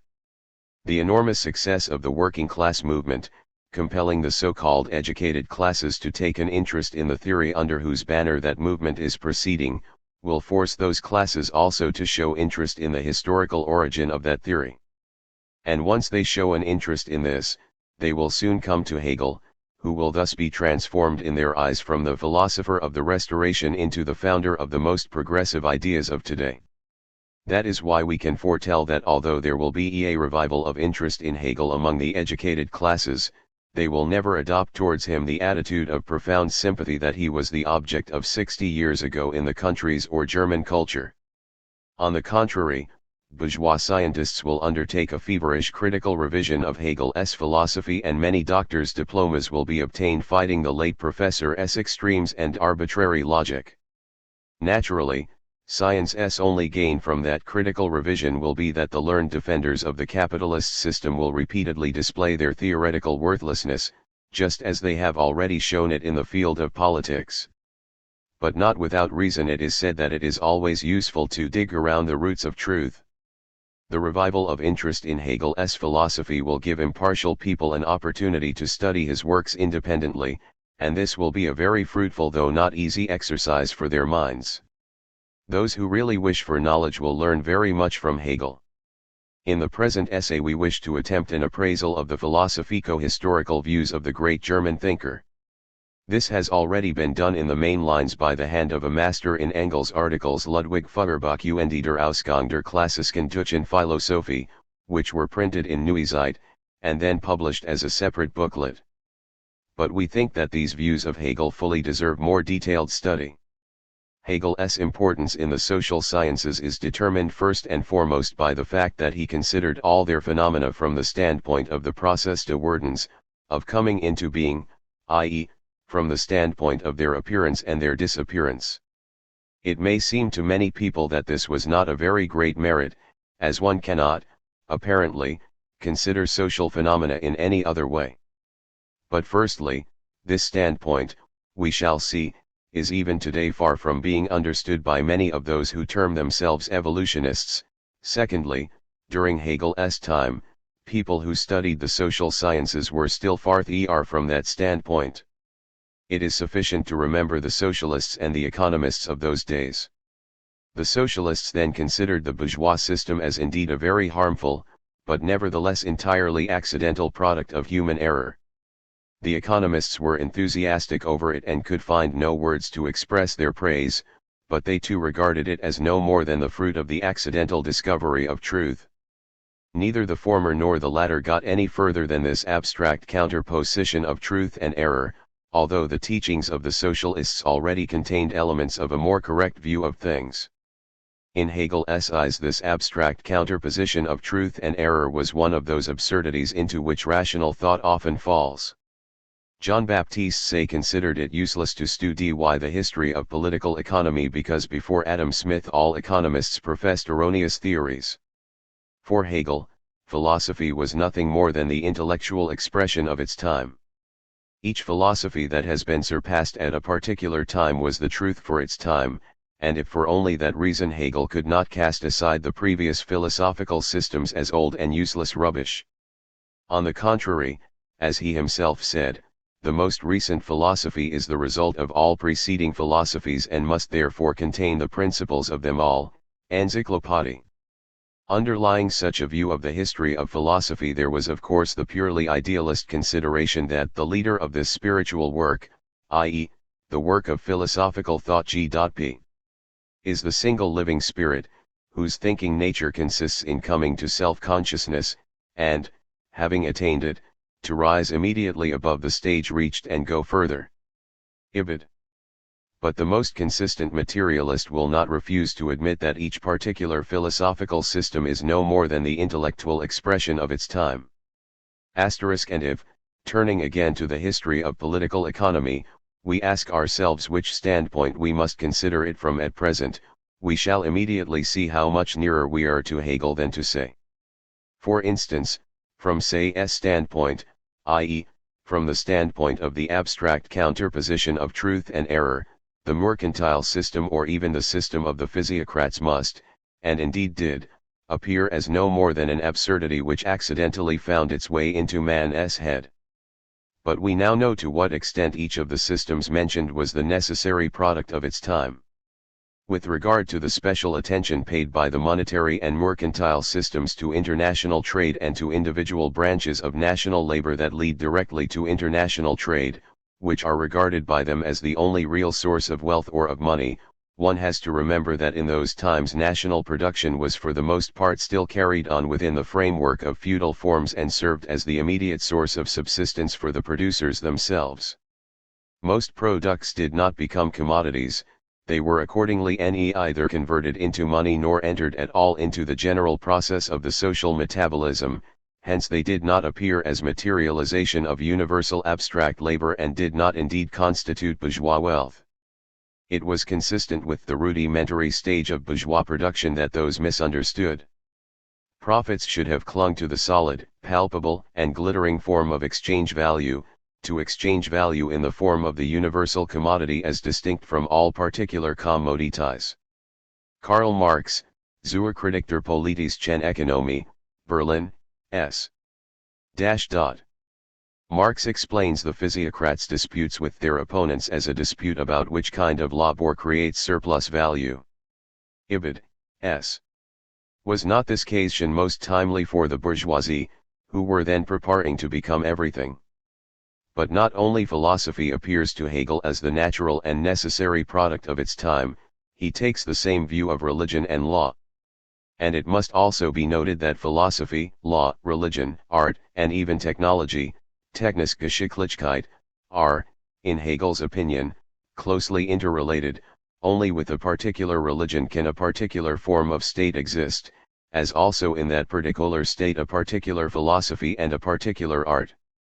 This again may seem somewhat trivial, who does not know that all aspects and manifestations of the people's life are closely interlinked. Every schoolboy knows that now. But Hegel did not understand this interrelation of the different aspects and manifestations of the people's life as many educated people and schoolboys still understand it now. They see this link as a simple interaction of the aspects and manifestations referred to, and at that, first, this interaction itself remains completely unexplained, and secondly, and this is the main thing, they completely forget that there must be one common source out of which all these aspects and manifestations that are interrelated arise. Thus, this system of interaction proves to be deprived of all foundation, to be hanging in the air. Law influences religion, religion influences law, and each of them and both together influence philosophy and art, which in turn, affecting each other, also affect law, religion, and so on. That is indeed what universal wisdom tells us. Let us assume that we may be satisfied with such an exposition of the matter for each particular period. But then the question still remains, what determined the historical development of religion, philosophy, art, law, etc., down to the present epoch? This question is usually answered by referring to the same interaction, which thus finally ceases to explain anything, or else some accidental causes are pointed out which influence one aspect or other of the people's life but have nothing whatever in common, or, finally, the whole matter is reduced to subjective logic. It is said, for instance, that Fichte's system of philosophy derived logically from Kant's, Schelling's flowed logically from Fichte's, and Hegel's from Schelling's. The succession of schools in art is also logically explained in exactly the same way. Doubtless there is a measure of truth in this. The trouble is that it explains nothing at all. We know that in some cases the transition from one philosophical system to another or from one school in art to another takes place very rapidly, in a few years, but in other cases it requires whole centuries. How is this difference explained? The logical filiation of ideas does not explain it at all. Neither do references made by the generally known classical wisdom to interaction and accidental causes. But educated people are not embarrassed by this. Having uttered profound things about the interaction of various aspects of people's life, they are satisfied with this manifestation of their own profoundness of thought and cease to think at the very place where strict scientific thought first comes into its own.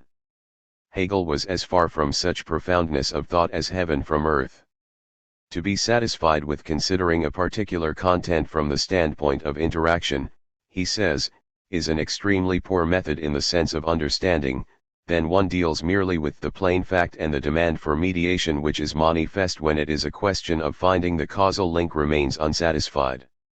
The defect of the method, which consists in considering phenomena from the standpoint of interaction, lies in the fact that the relation of interaction, instead of serving as an equivalent of the concept, must itself be understood.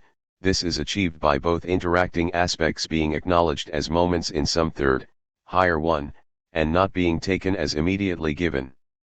This means that speaking, for instance, of the various aspects of people's life, we must not be satisfied with references to their interaction, but must see their explanation in something new, higher, i.e., in what determines their very existence as well as the possibility of their interaction. Where must this new, higher thing be sought? Hegel answers that it must be sought in the qualities of the people's spirit. That is quite logical from his point of view. For him the whole of history is nothing but the exposition and embodiment of the universal spirit. The movement of the universal spirit is accomplished by stages. Each stage, being different from the others, has its own definite principle. Such a principle in history is a special spirit of the people. The qualities of the spirit of the people are the concrete expression of all aspects of the people's consciousness and will, of the whole of their reality. They place their imprint on the people's religion, their political constitution, their morality, their system of law, their customs, and also their science, art, and technical skill. All these particular qualities are to be explained by the universal qualities, and vice versa. The universal qualities may be explained by the particulars of the life of the people provided by history. Nothing is easier than to make here the brilliant discovery that Hegel's view of world history that we have quoted is imbued with the purest idealism. That immediately strikes, as Gogol says, even anybody who did not study in a seminary. In just the same way, there is nothing easier than to limit one's criticism of Hegel's philosophy of history to scornfully shrugging one's shoulders at its extreme idealism. This is done often enough by people who are incapable of any consistent thinking, people who are dissatisfied with the materialists because they are materialists, and with the idealists because they are idealists, and are extremely satisfied with themselves because they suppose their own outlook to be free from any extremes, whereas in reality it is simply a completely undigested and completely indigestible mishmash of idealism and materialism.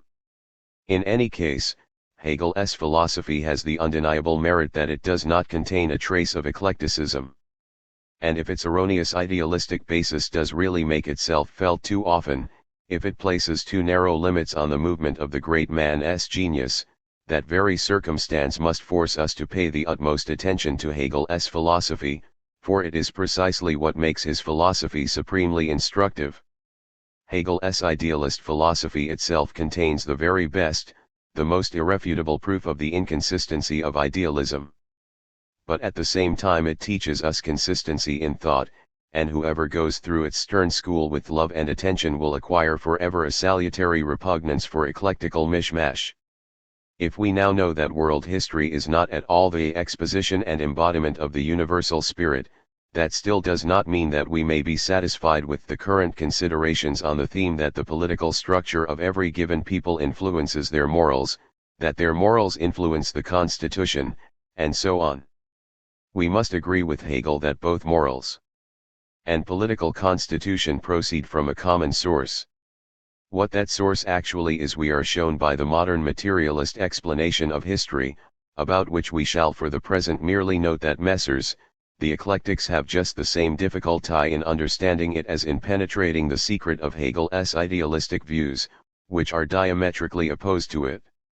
Every time Hegel undertakes to give a characteristic of any great people in history, he displays versatile knowledge and enormous penetration. He gives truly brilliant and at the same time profoundly instructive characteristics, scattering in passing a number of valuable remarks on the various aspects of history of the people in question. He carries you away, and you are prepared to forget that you are dealing with an idealist. You are ready to admit that he really die Geschichte nimmt, wie es ist, that Hegel strictly follows his rule, to remain on historical, empirical ground. But what does Hegel need that historical, empirical ground for? To determine the quality of the spirit of the people in question. The spirit of a particular people is, as we already know, but a stage in the universal spirit's development, and the qualities of the latter are not brought out by studying universal history. The concept of it is brought into that study as a ready-made one, a concept which is complete in all respects. Here is what arises from this: as long as history does not contradict the concept of the universal spirit, and the laws of the development of that spirit, it is taken as it is. Hegel remains on historical, empirical grounds. But when history, without exactly contradicting the laws of the development of the universal spirit, simply leaves the track of that supposed development and turns out to be something not foreseen by Hegel's logic, it receives no attention. Such an attitude to history apparently should have saved Hegel at least from contradicting himself. In actual fact it did not. Hegel is far from being free from contradictions. Here is a sufficiently vivid example. In the following lines Hegel speaks of the religious concepts of the Indians. Love, heaven, in brief, everything spiritual, on the one hand, passes through the Indian's imagination, but, on the other hand, what he thinks is just as present to his senses and he plunges into the natural. Thus religious objects are either horrible forms created by art, or natural things. Every bird, every ape, is the god of the present, an absolutely universal being. For the Indian is unable to grasp an object in its rational definition, since this requires reflection. Asterisk. On the basis of this characteristic, Hegel considers animal worship a natural consequence of the fact that the spirit of the Indian people is one of the lower stages in the development of the universal spirit. The ancient Persians, who deified light and also the sun, the moon, and 5 other heavenly bodies, which they acknowledged to be venerable images of Ormuzd, are placed higher than the Indians by Hegel. But see what the same Hegel says of animal worship among the ancient Egyptians. The cult of the Egyptians G.P. consists mainly of animal worship. Zoolatry is repulsive to us, we can accustom ourselves to praying to heaven, but to worship animals is alien to us. And yet it is certain that the peoples who worship the sun and other heavenly bodies are in no way higher than those who worship animals, on the contrary, for in the animal world the Egyptians saw the interior and the incomprehensible. Asterisk. The same animal worship is given a completely different significance in Hegel's opinion according as he is dealing with the Indians or the Egyptians. Why this? Can the Indians have worshipped animals in a different way from the Egyptians? No, it is simply that the spirit of the Egyptian people is a transition to that of the Greeks and occupies a comparatively higher stage in Hegel's classification. That is why Hegel is reluctant to testify that it has weaknesses of which he has convicted the spirit of the Indian people, which he places at a lower stage. Similarly Hegel adopts quite a different attitude to castes according as he comes across them in India or in Egypt. The Indian castes arise from natural differences, and therefore the personality in India is less able to appreciate itself than in China, where there is unenviable equality of all before the despot. Of the Egyptian castes we are told that they have not become petrified, but are in mutual struggle and mutual contact, they often disintegrate and then appear again. But, if only from what Hegel himself says about castes in India, it is obvious that in India too there was no complete absence of struggle and contact between them. On this question, as on that of animal worship, Hegel is obliged for the sake of a rather arbitrary logical construction to attribute completely different significance to analogous phenomena of social life. But that is not all. The Achilles heel of idealism is bared to us particularly where Hegel is obliged to consider the transfer of the vortex of the historical movement from one people to another, or a change in the interior situation of a particular people. Naturally, in such cases there arises the question of what causes such transfers and changes, and Hegel, being an idealist, seeks the answer in the qualities of the same spirit whose embodiment, in his opinion, constitutes history. For instance, he asks himself why ancient Persia declined, whereas India and China still exist. He prefaces the answer with the following remark. First of all, we must put aside the prejudice that length of resistance to disintegration is something excellent, Indestructible mountains are by no means superior to the ephemeral rose. Of course that preliminary remark must in no case be considered as the answer. Further, we have the following considerations. In Persia the principle of the free spirit begins in its opposition to naturalness, and this natural existence therefore fades and falls. The principle of separation from nature is to be found in the kingdom of Persia, which is therefore higher than the worlds which are plunged in the natural.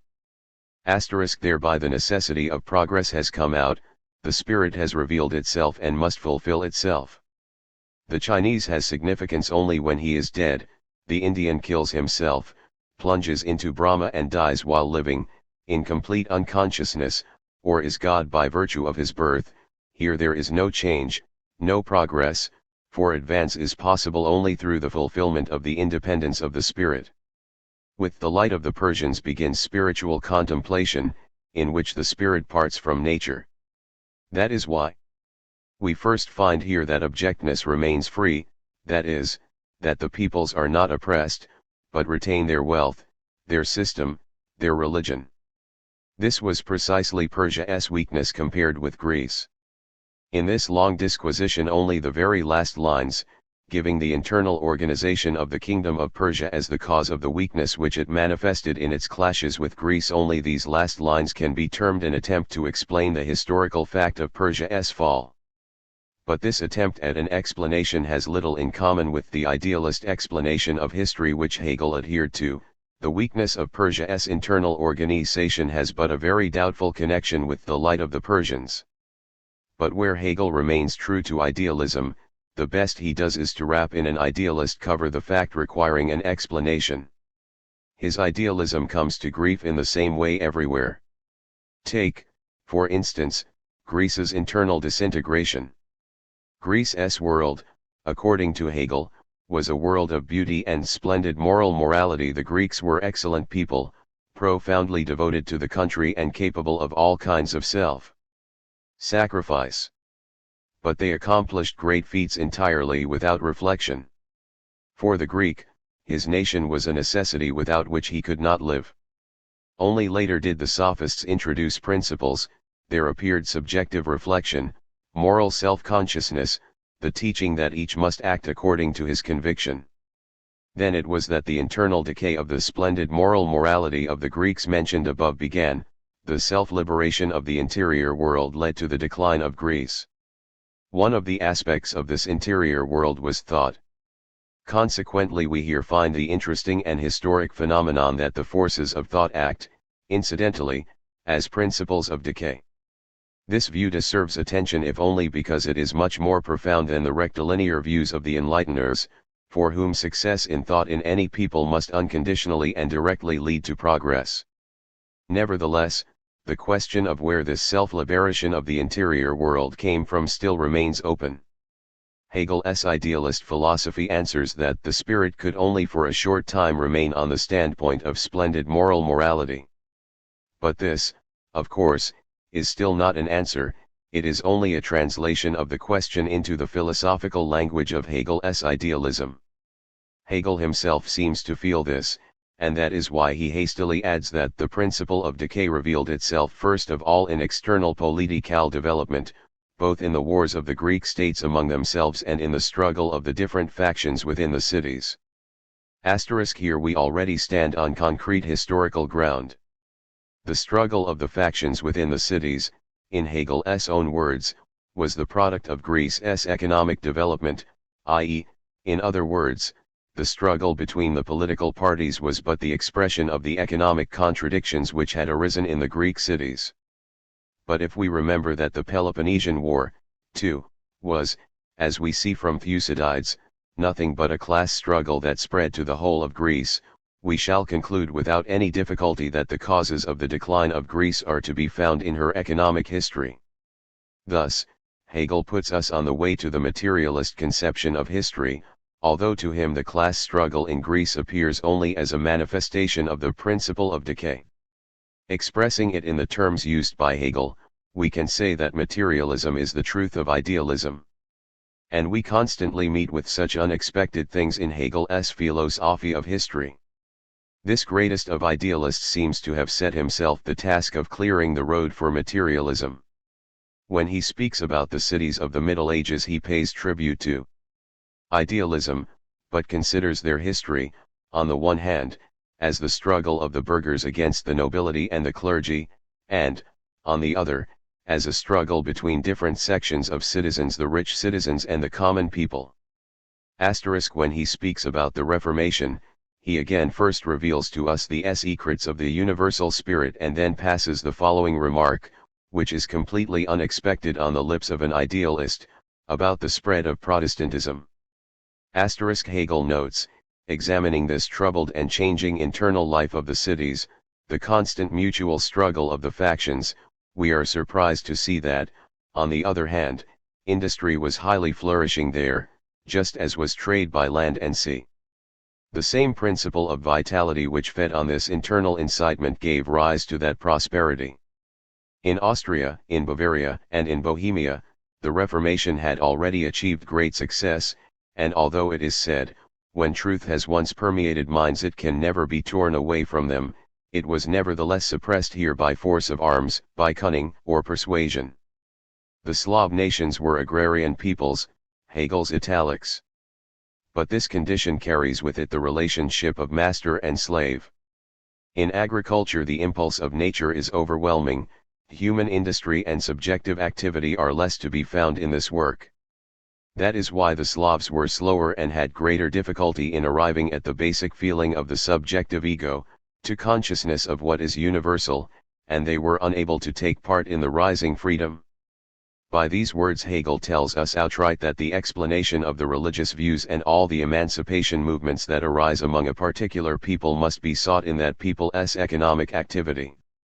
But even that is not enough.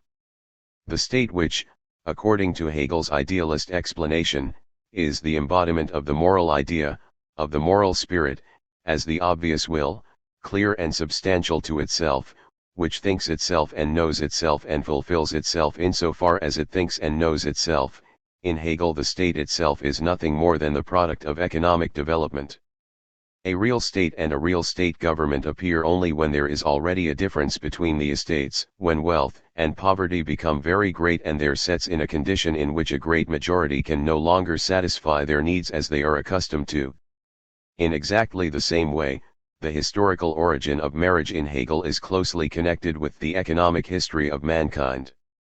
The true beginning, and the first institution, of the state have correctly been attributed to the introduction of agriculture and also of marriage, since the principle gives rise to exclusive private ownership, and the wandering life of the savage seeking subsistence in that wandering is led back to the tranquility of private right and the guaranteed satisfaction of requirements, with which is linked the restriction of sexual love to matrimony, and hence the extension of this union to a lasting, in itself universal, union, of the craving for care of the family and for the possession of family property.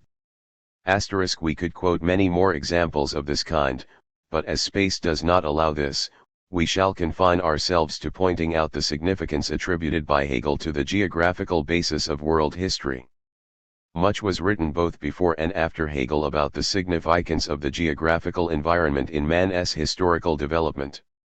But after him, as well as before him, scientists often made the mistake of bearing in mind only the psychological or even the physiological influence of surrounding nature on man, completely forgetting its influence on the condition of the social productive forces and through them on all the social relations between people in general, with all their ideological superstructures. Hegel avoided this enormous error, if not in details at least in the general setting of the question. According to him there are three typical varieties of geographical environment: a waterless high plateau, with great steppes and plains, lowlands intersected by great rivers, coastal lands having direct communication with the sea. Cattle rearing is dominant in the first, agriculture in the second, trade and the crafts in the third. The social relations of the inhabitants of these areas assume various characters according to these basic differences. The people inhabiting the high plateaus, the Mongols, for instance, lead a patriarchal nomadic life and have no history in the proper sense of the word. Only occasionally, assembling in great numbers, They swoop like a storm on the civilized countries, leaving desolation and destruction in their wake. Cultural life begins in the lowlands, which owe their fertility to the rivers. Such a lowland we find in China, India, Babylon, and Egypt. Great empires arise in these lands and great states are formed there. For agriculture, which is dominant here as the first source of subsistence for individuals, is bound by the regularity of the seasons, by the regular occupations corresponding to them. Here landed property and the relationships of right corresponding to them have their beginning. But the agricultural peoples who live in the lowlands are distinguished by greater sluggishness, immobility, and segregation. They are unable to use for their mutual relationships the means that nature places at their disposal. This defect does not exist in peoples in a coastal country. The sea does not separate peoples, it unites them. That is why precisely in the coastal countries culture, and with it the development of human consciousness, reaches its highest development. There is no need to look far for examples, it is sufficient to point to ancient Greece. Asterisk. Perhaps the reader knows L. Mechnikov's book La Civilisation et les grands fleuves historiques, which appeared in.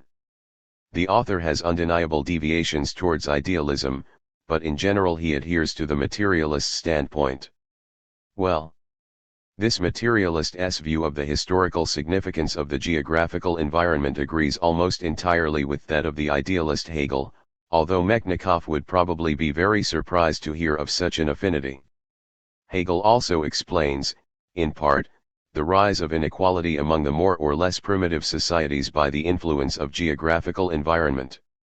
Thus, he pointed out that in the Attica of before Solon's time, the differences between estates, by estates he means the various more or less well-to-do sections of the population, the inhabitants of the plains, those of the mountains, and those of the coastal areas g.p., were based on differences in the localities. And there is no doubt that local differences and the occupations which varied with them must have had great influence on the economic development of primitive societies. Unfortunately, this aspect of the matter is far from being always taken into consideration by modern investigators.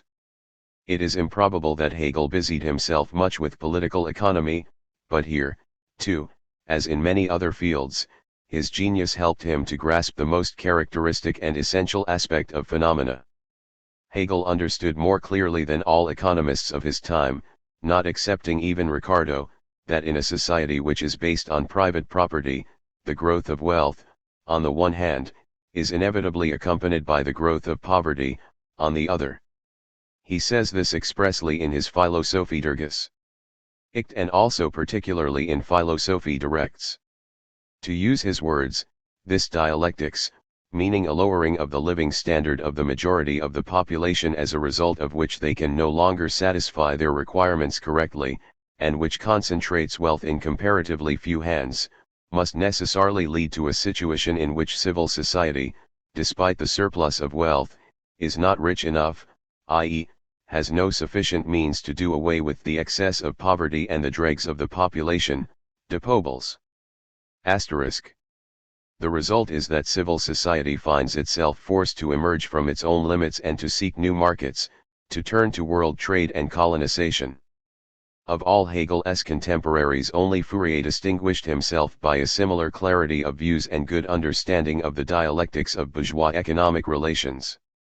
The reader has probably noted that to Hegel the proletariat is no more than the pobel, incapable of using the spiritual advantages of civil society. Hegel did not suspect to what degree the modern proletariat differed from the proletariat of the ancient world, say, at any rate, from the Roman proletariat. He did not know that in modern society the yoke weighing down the working class infallibly gives rise to counteraction from that class, and that in modern society the proletariat is destined considerably to outstrip the bourgeoisie intellectually. Neither, of course, did the utopian socialists know this. For them too the proletariat was no more than the pobel, worthy of all kinds of sympathy but incapable of any initiative. Only scientific socialism was able to understand the great historical significance of the modern proletariat. Let us resume what we have said. As an idealist, Hegel could not regard history otherwise than from the idealist standpoint. He made use of all the powers of his genius, all the gigantic resources of his dialectics, to give at least some scientific character to the idealistic conception of history. His attempt proved vain. He himself seemed dissatisfied with the results he had achieved, and he was often obliged to come down from the misty heights of idealism to the concrete ground of economic relationships. Every time he turned to it, economics freed him from the shallows into which his idealism had led him. Economic development turned out to be the prius determining the whole course of history. This determined the subsequent orientation of science. The transition to materialism which took place after Hegel's death could not be a simple return to the naive metaphysical materialism of the 18th century. In the sphere which interests us here, i.e., in the explanation of history, materialism had to turn first and foremost to economics. To act otherwise would have meant not progress, but retrogression compared with Hegel's philosophy of history. The materialist conception of nature is still not the materialist conception of history. The materialists of the last century saw history with the eyes of idealists, and very naive idealists at that. Insofar as they dealt with the history of human societies, they tried to explain it by the history of thought. For them the remarkable proposition of Anaxagoras that reason, nous, governs the world was reduced to the proposition that human judgment governs history. The sad pages in human history they put down to mistakes of judgment. If the population of a certain country patiently suffers the yoke of despotism, this is only because it has not yet understood the advantages of freedom. If it is superstitious, it is because it is deceived by the priests who thought out religion for their own advantages. If humanity suffers from wars, the reason is that it is not yet able to understand how detrimental they are. And so for everything. The progress of ideas depends on the progress of things, said the remarkable thinker, Jean-Baptiste Vico, at the beginning of the last century. The materialists thought just the opposite. The progress of things in society is determined by the progress of ideas, and the latter is determined by, well, say, the rules of formal logic and accumulation of knowledge. Hegel's absolute idealism was very far from the naive idealism of the thinkers of the Enlightenment. When Hegel repeated with Anaxagoras that reason governs the world, on his lips that did not at all mean that the world is governed by the thought of man. Nature is a system of reason, but that does not mean that nature is endowed with consciousness. The movement of the solar system takes place according to immutable laws. These laws are the reason of that system, but neither the sun nor the planets which gravitate around it according to these laws have any consciousness of doing so. Asterisk. Man is endowed with consciousness, he sets a definite purpose for his actions, but it does not follow from this that history proceeds as people wish it to. The result of every act of man always has an unforeseen side, and it is precisely the side that often, or more correctly nearly always, constitutes the most substantial acquisition of history, and it is the side that leads to the realization of the universal spirit. In world history, man's actions result in something quite different from what he purposes or intends. He fulfills his own interests, but thereby something more is brought into being, which is, admittedly, contained therein, but was not in his consciousness or his intention. Asterisk states, peoples and individuals pursue their own private interests, their particular aims. From this standpoint they are undeniably conscious, thinking agents. But, consciously pursuing their own private aims, which generally are also permeated with definite universal aspirations to what is good and right, they unconsciously accomplish the aims of the universal spirit. Caesar aimed at autocracy in Rome, that was his personal aim, but autocracy was at that time a historical necessity, hence in accomplishing his personal aim, Caesar served the universal spirit. In this sense we can say that historical figures, and also whole peoples, are blind instruments of the spirit. It forces them to work for it by holding out to them the bait of their private aims and urging them on with the spur of passion, without which nothing great is done in history. In relation to people there is here no mysticism of the unconscious. People's actions are necessarily reflected in their heads, but it is not this reflection that determines the movement of history. The progress of things is not determined by the progress of ideas but by something outside and independent of man's will and hidden from human consciousness. The accident of human arbitrariness and human prudence gives place to conformity to law, i.e., consequently, to necessity. In this lies the unquestionable superiority of absolute idealism compared with the naive idealism of the French thinkers of the Enlightenment. Absolute idealism is to this latter idealism what monotheism is to fetishism and magic. Magic leaves no room in nature for conformity to law. It assumes that the progress of things can be disrupted at any moment by the intervention of a magician. Monotheism attributes to God the establishment of the laws of nature, but it acknowledges, at least at the higher stage of its development when it ceases to be reconciled with miracles, that the progress of things is determined by these once and for all established laws. In so doing it gives science a large place. In just the same way absolute idealism, seeking the explanation of the movement of history in something which is independent of human arbitrariness, sets science the task of explaining the phenomena of history in conformity to laws, and the fulfillment of this task does away with any necessity for the hypothesis of the spirit which was quite worthless as far as this explanation was concerned. If the view of the French materialists of the last century on the progress of history came to the proposition that human judgment governs history, their expectations from the future could be expressed by saying, from now on everything will be arranged and put in order by enlightened reason, philosophy. It is remarkable that Hegel, the absolute idealist, reserved philosophy a far more modest role. To speak once more on the precept asterisk of how the world must be, here philosophy always arrives too late, we read in the preface to Philosophie Directs. As the world thought, it appeared first at the time when reality had accomplished the process of its formation and was all complete. When philosophy paints its great things grey, it is a form of life already grown old, and can no longer be rejuvenated but only known. The owl of Minerva only flies out as twilight sets in. Beyond doubt, Hegel goes too far here. Completely agreeing that philosophy cannot revive a decrepit, obsolete social system, one may all the same ask Hegel what then prevents it from showing us of course only roughly the character of the new social system which is coming to take the place of the old. Philosophy considers phenomena in the process of their appearance. But this process has two sides, appearance and disappearance. These two sides can be considered as separate in time. But, both in nature and especially in history, the process of appearing is, at every particular time, a double process. The old is destroyed and at the same time the new arises out of its ruins.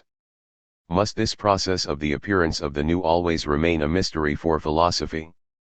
Philosophy takes cognizance of what is, and not what should be according to this or that person's opinion. But what is at each particular time? Precisely the obsolescence of the old and the birth of the new. If philosophy takes cognizance only of the obsolescent old, its cognizance is once id, and philosophy is unable to fulfill the task of knowing what is. But this contradicts Hegel's assurance of the omnipotence of cognizant reason. Modern materialism knows not such extreme. On the basis of what is and is becoming obsolete it can judge of what is coming into being.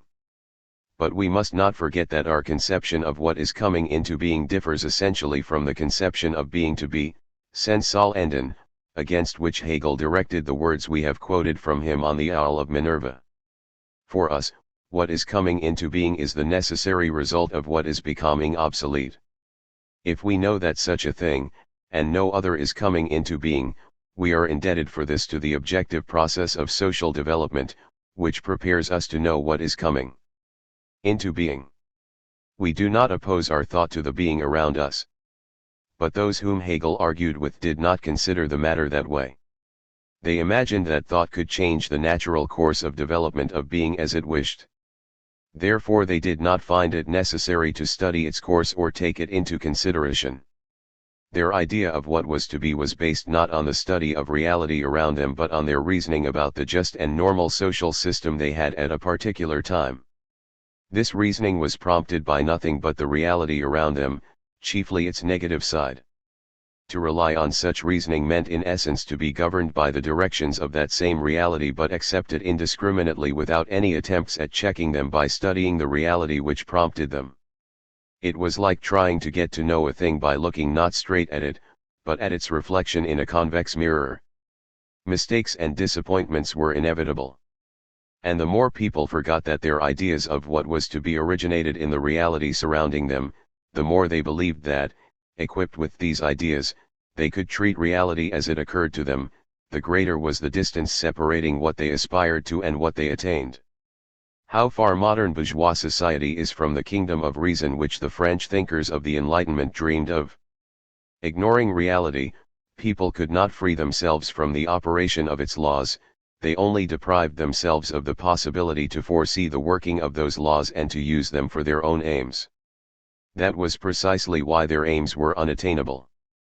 To adopt the standpoint of the thinkers of the Enlightenment meant to go no farther than the abstract opposition between freedom and necessity.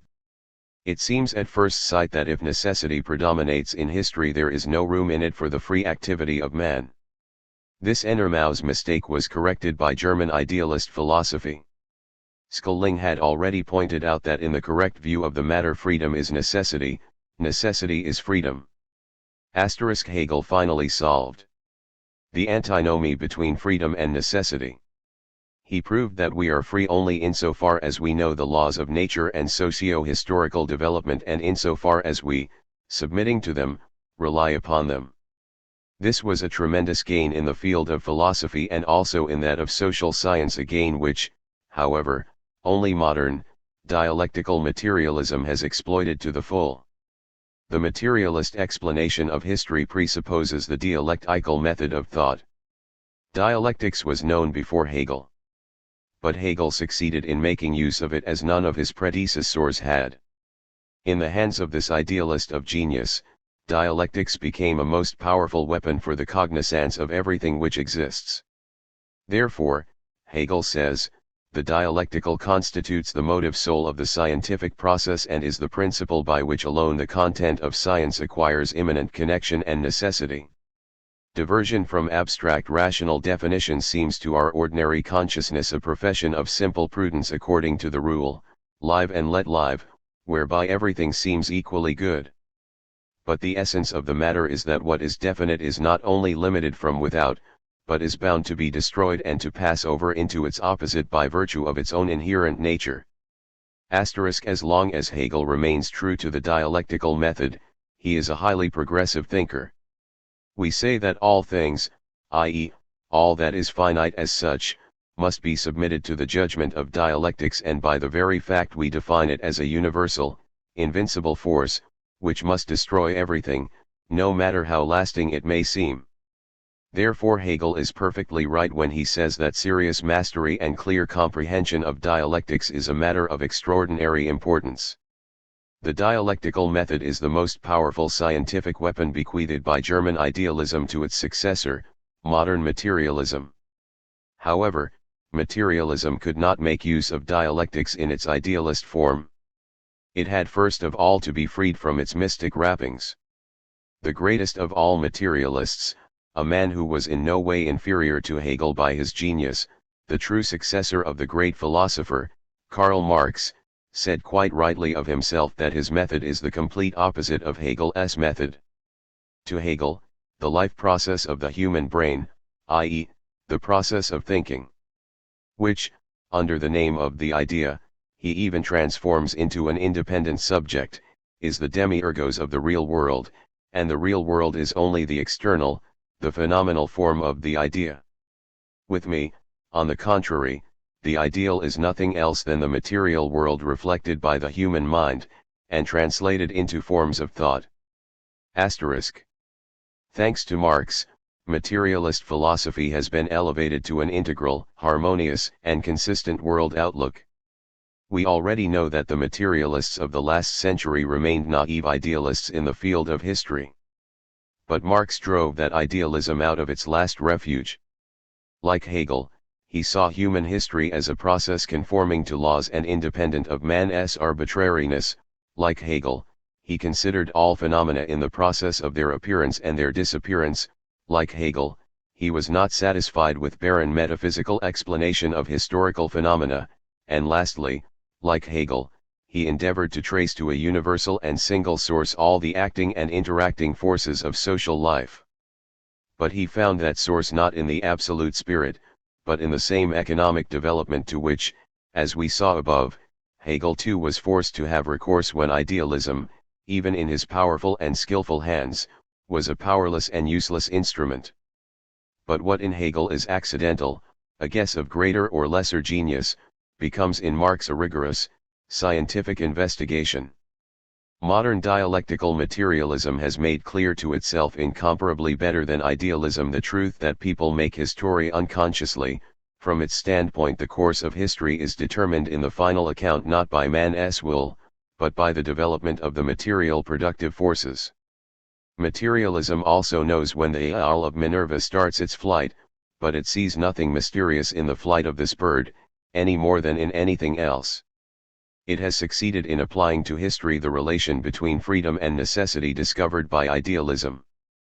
People made and had to make their history unconsciously as long as the motive forces of historical development worked behind their backs, independently of their consciousness.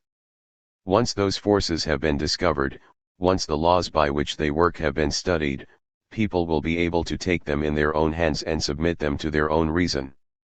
The service rendered by Marx consists in having discovered those forces and made a rigorous scientific study of their working. Modern dialectical materialism, which, in the opinion of Philistines, must turn man into an automaton, in actual fact opens for the first time in history the road to the kingdom of freedom and conscious activity. But it is possible to enter that kingdom only by means of a radical change in the present social activity. The Philistines realize, or at least have a foreboding of this.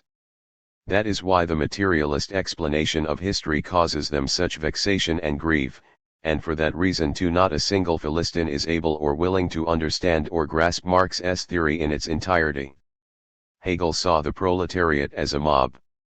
For Marx and the Marxists the proletariat is a great force, the bearer of the future. Only the proletariat is capable of mastering the teaching of Marx. We are not speaking of exceptions, and we see how it is in fact becoming more and more permeated with its content. Philistines in all countries are raising a hue and cry about there not being a single important work in the whole of the writings of Marxism besides Capital. But first, that is not true, and secondly, even if it were, it would prove nothing. Can one speak of stagnation of thought at a time when thought daily wins masses of followers, when it opens new and broad perspectives for a whole class of society? Hegel is enthusiastic when he speaks of the people of Athens before whom the tragedies of Aeschylus and Sophocles were played, to whom Pericles addressed his speeches, and from among whom emerged personalities who became classical characters for all ages. We can understand Hegel's enthusiasm.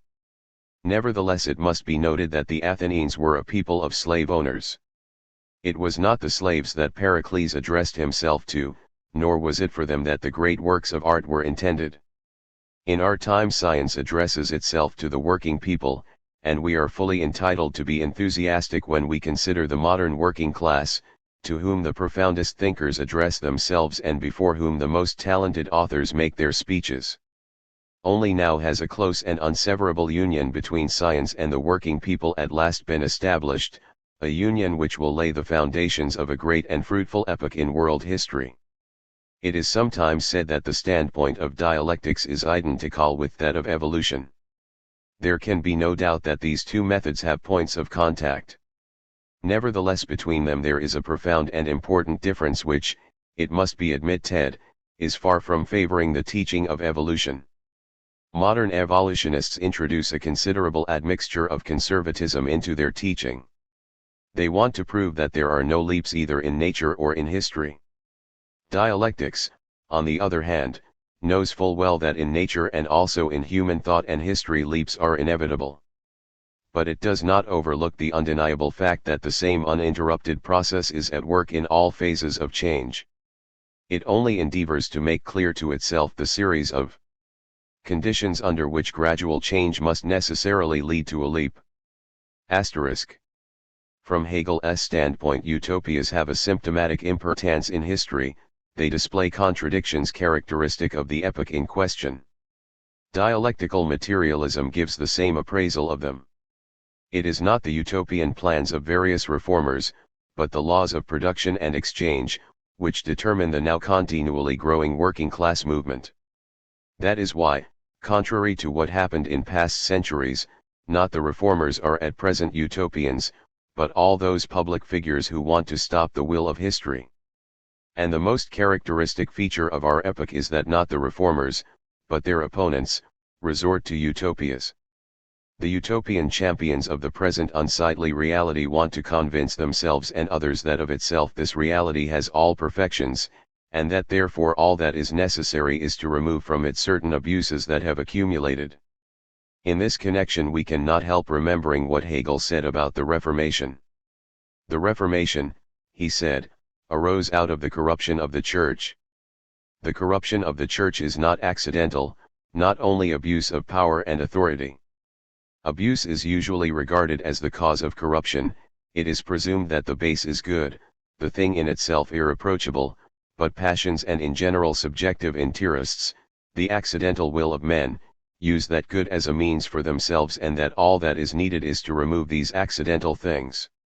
With such an idea the thing is saved and the evil conceit aired as only extraneous to it. But accidental abuse of a thing is only a particular case, it is quite another matter in the case of a general and great evil in such a great and general thing as the Church. It is not surprising that Hegel gets so little sympathy from those who like to appeal to accidental rents where it is really a matter of radical change in the thing itself. They are horrified by the audacious, radical spirit that permeates Hegel's philosophy. There was a time when those who more or less belonged to the innovators' camp rose against Hegel. What shocked them in his doctrine was his Philistine attitude to the contemporary Prussian reality.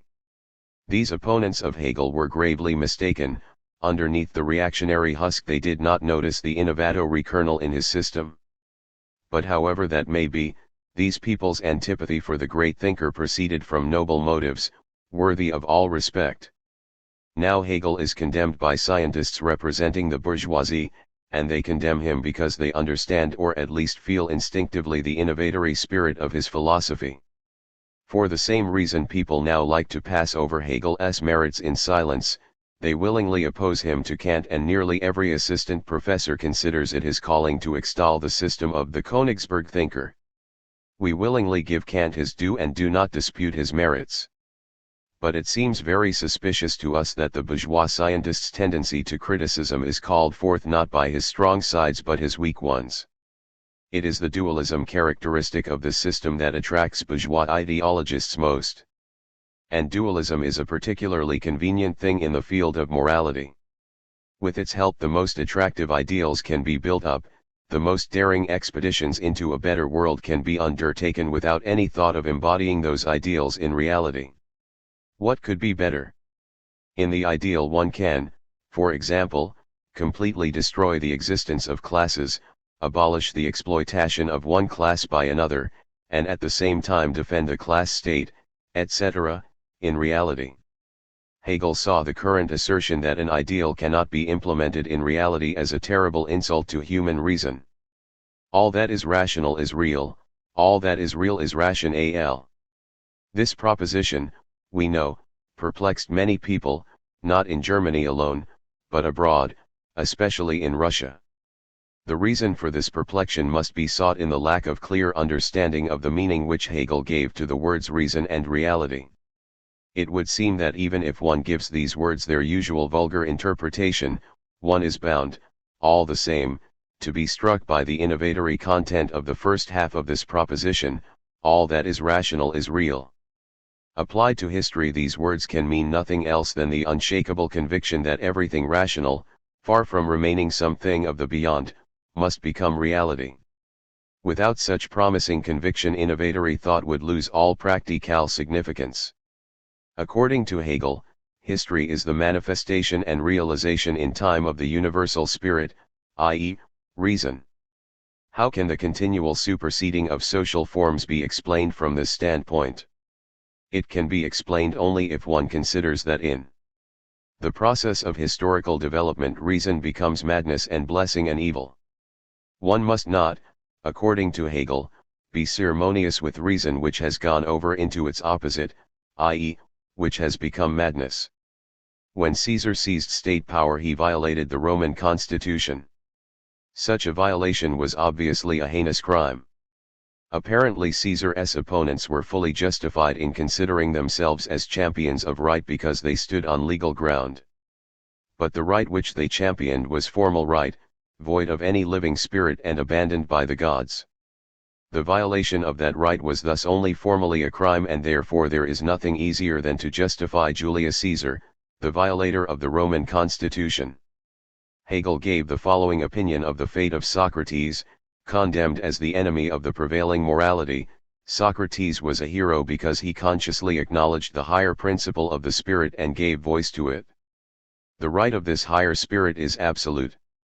Such is the position adopted by heroes in world history in general. It is through them that the new world dawns. The new principle is in contradiction with the one that has so far existed. It seems destructive, therefore heroes appear as men of violence who break the laws. As individuals, they are doomed, but the principle itself forges on, even if in another person, and undermines what already exists. These words are sufficiently clear in themselves. But the matter will become still clearer if we pay attention to the fact that according to Hegel not only heroes appear on the scene of world history, not only individual personalities, but whole peoples too, inasmuch as they are vehicles of the new historical principle. In such cases the field of activity to which the rights of the people extend is extraordinarily vast. Against this its absolute right to be the vehicle of the present stage of development of the universal spirit, the spirits of the other peoples have no right and are as those whose epoch is past. They do not count any more in the history of the world. We know that at the present time the vehicle of the new principle of world history is not any single people, but a definite social class. But we shall still be faithful to the spirit of Hegel's philosophy if we say that all other social classes will go into world history in the degree in which they will be able to give support to this class. The irresistible striving to the great historical goal, a striving which nothing can stop, such is the legacy of the great German idealist philosophy. Foreword to the first edition, from the translator, and Plekanov's notes to Engels' book Ludwig Feuerbach and the End of Classical German Philosophy. From the translator. In publishing the translation of Engels' remarkable work on Feuerbach, we permit ourselves to say a few words on the significance which it may have for Russian readers. Triumphant reaction attires itself in our country, among other things, in a philosophical raiment, as can be seen, for example, from the journal Voprosi Philosophiae Psychologiae. The negational trend of the 60s is treated as something very light-minded and superficial, and Messrs. Asta 5, Lopatin, and others would-be sages are acknowledged as great philosophical magnitudes. See, for instance, what Mr. Wykolyabovsky narrates on philosophy with the Russians in the supplement to his Russian translation of History of Modern Philosophy by Ubirweg Heinze. The Russian socialists will be obliged to take this philosophical reaction into account and consequently study philosophy.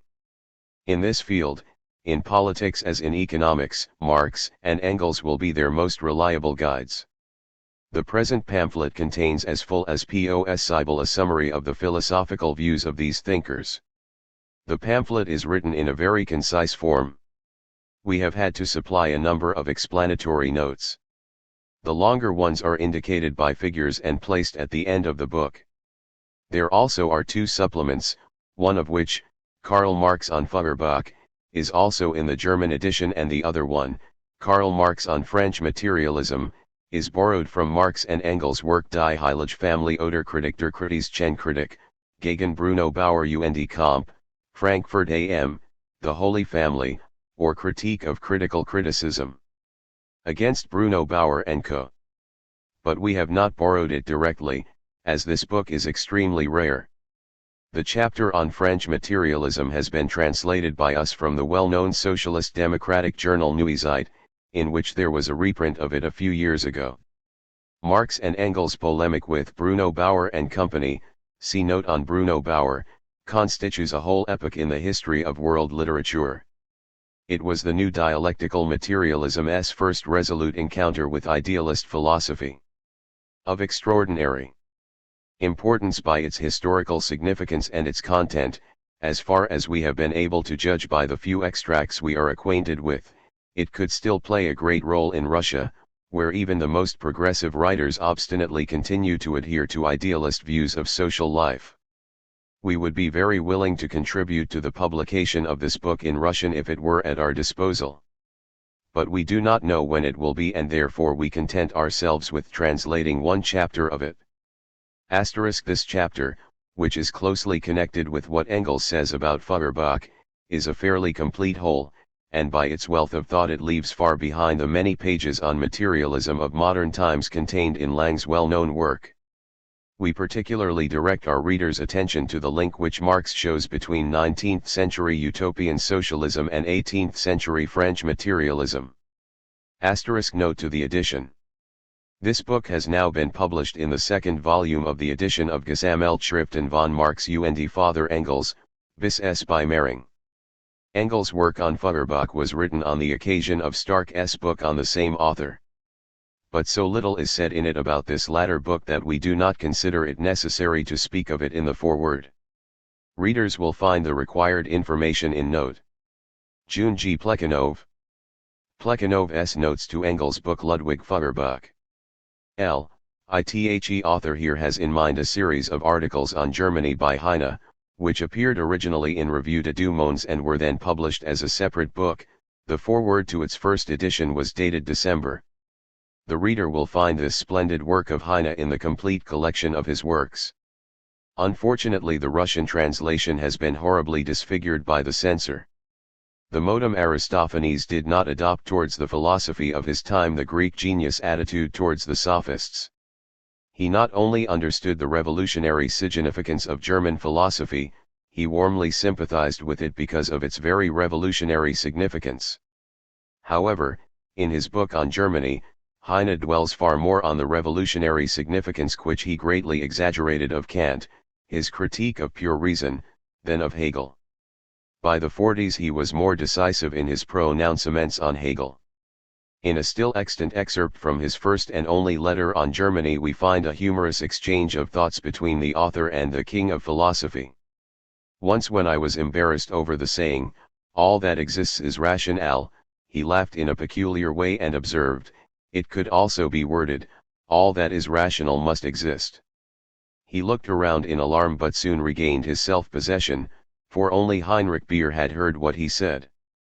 It does not matter in the case in question who Heinrich Beer was. All that needs to be noted here is that in Heine's opinion Hegel himself understood the revolutionary significance of his philosophy but was afraid to bring it to light. Again, to what extent this opinion of Hegel is true is another question, which will be answered, by the way, in the present pamphlet. But there can be no doubt that Heine himself was by no means one of those limited and short-sighted people who were afraid of the conclusions following from Hegel's philosophy.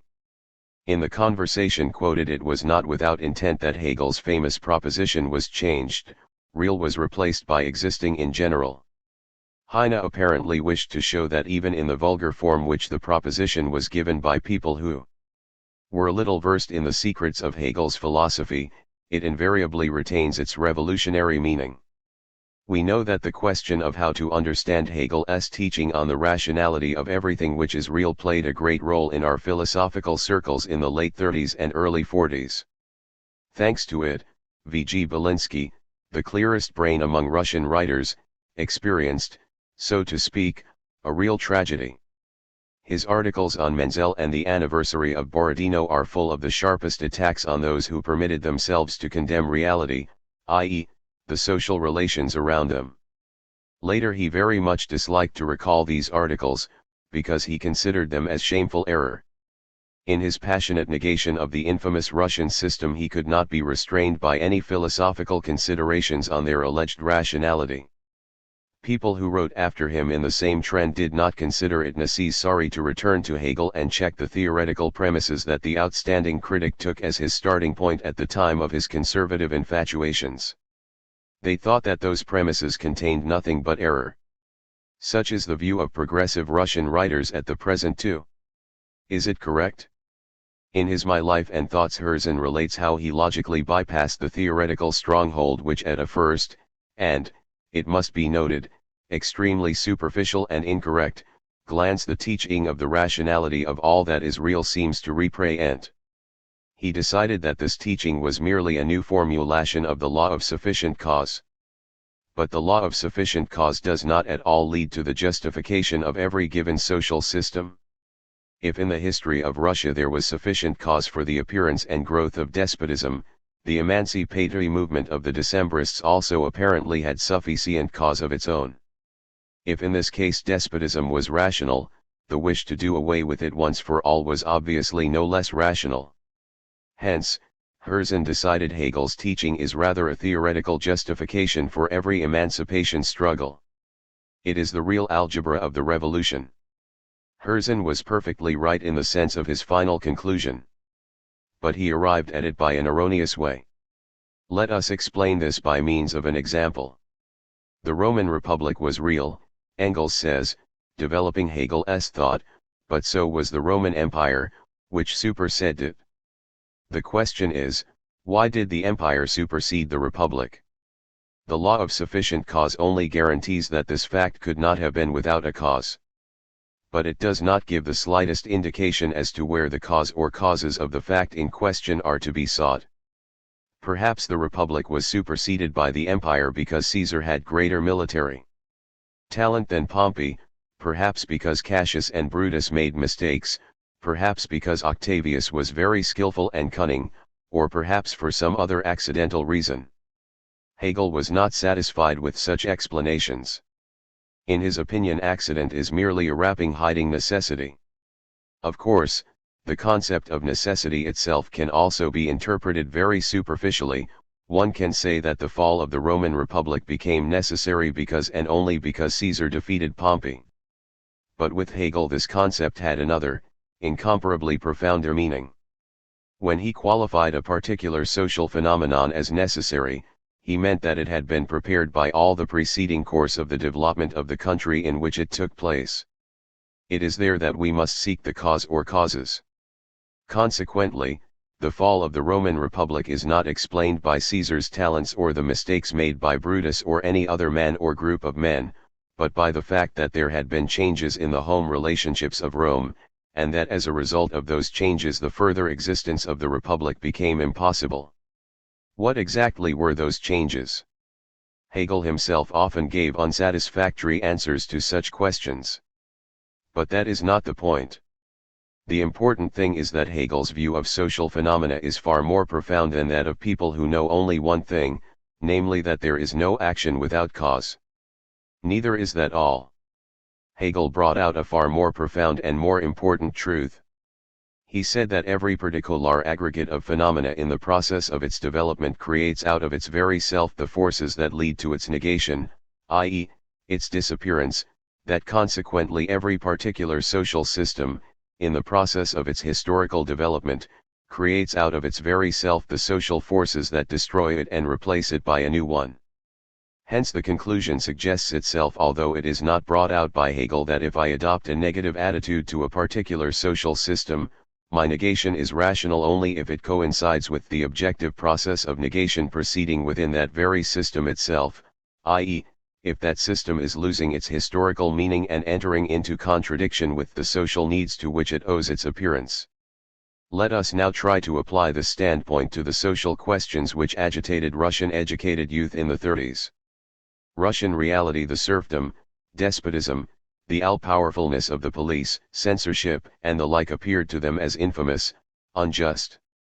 Involuntarily they remembered with sympathy the recent Decembrists' attempt to improve our social relationships. But they, at least the most gifted among them, were no longer satisfied with the abstract revolutionary negation of the 18th century, or the conceited and self-loving negation of the Romantics. Thanks to Hegel they had already become far more exacting. They said to themselves, prove the rationality of your negation, justify it by the objective laws of social development, or abandon it as a personal whim, a childish caprice. but to justify the negation of Russian reality by the inner laws of its own development meant to solve a problem which was beyond even Hegel's ability. Take for example Russian serfdom. To justify its negation meant to prove that it negated itself, i.e., that it no longer satisfied the social needs by virtue of which it had at one time come into being. But to what social needs did Russian serfdom owe its appearance? To the economic needs of a state which would have died of exhaustion without the serf peasant. Consequently, it was a matter of proving that in the 19th century serfdom had already become too poor a means for satisfying the economic needs of the state, that, far from satisfying them any longer, it was a direct obstacle to their satisfaction. All this was proved later in the most convincing way by the Crimean War. But, we repeat, Hegel himself would not have been capable of proving that theoretically. According to the direct meaning of his philosophy, the conclusion was that the causes of any given society's historical development have their roots in its internal development. This correctly indicated the most important task of social science. But Hegel himself contradicted, and could not but contradict, this profoundly correct view. An absolute idealist, he regarded the logical qualities of the idea as the principal cause of any development. Thus the qualities of the idea turned out to be the radical cause of historical movement. And every time a great historical question towered before him, Hegel referred first of all to these qualities. But to refer to them meant to leave the ground of history and voluntarily to deprive himself of any possibility of finding the actual causes of historical movement. As a man of tremendous and truly genial intelligence, Hegel himself felt that there was something wrong and that, properly speaking, his explanations explained nothing. Therefore, paying due tribute to the idea, he hastened down to the concrete ground of history to seek the real causes of social phenomena no longer in the qualities of ideas, but in the ideas themselves, in the very phenomena that he was investigating at the time. In so doing he often made surmises that were truly genial, noting the economic causes of historical movement. But these surmises of genius were all the same no more than surmises. Having no firm systematic basis, they played no serious role in the historical views of Hegel and the Hegelians. That is why, at the time they were pronounced, hardly any attention was paid to them. The great task pointed out by Hegel to the social science of the 19th century remained unfulfilled. The real, internal causes of the historical movement of humanity remained undiscovered. And it goes without saying that it was not in Russia that the man capable of finding them could appear. Social relationships in Russia were too underdeveloped, social stagnation held too tight a hold on the country for these unknown causes to emerge on the surface of social phenomena in Russia. They were found by Marx and Engels in the West, under completely different social conditions. But this did not happen till some time later, and during the period of which we are speaking the Hegelian negators there, too, became involved in the contradictions of idealism. After all that we have said, it is easy to understand why the young Russian followers of Hegel began by completely reconciling themselves with Russian reality, which, to tell the truth, was so infamous that Hegel himself would never have recognized it as reality, unjustified theoretically. Their negative attitude to it was deprived in their eyes of any reasonable right to existence.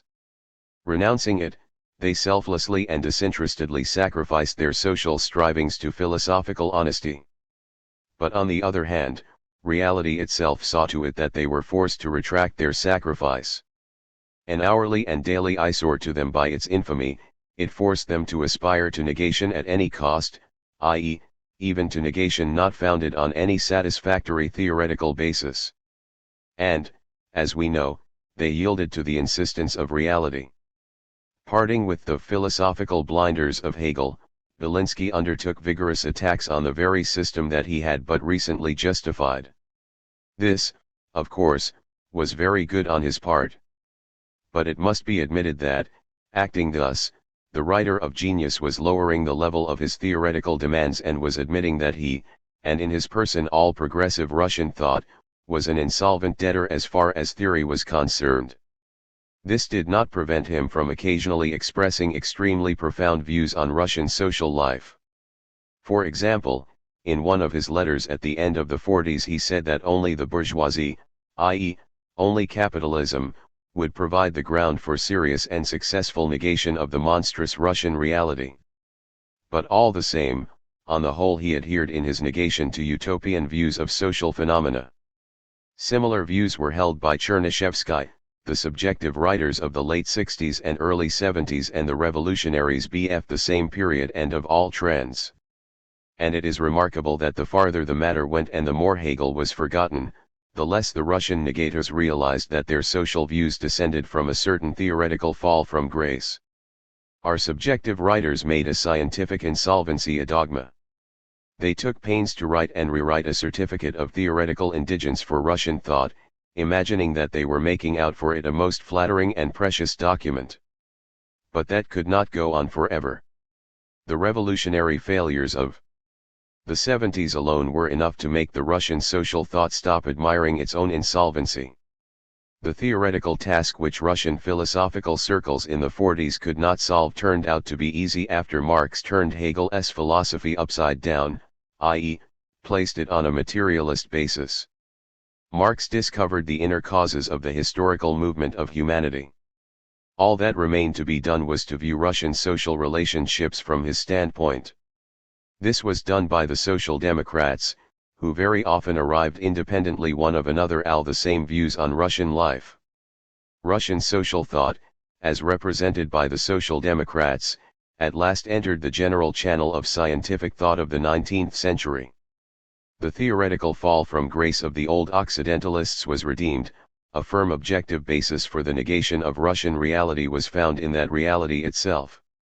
See my article Zu Hegel's Systemtodestig in Neuzeit, 11, and my speech VG Belinsky, Geneva.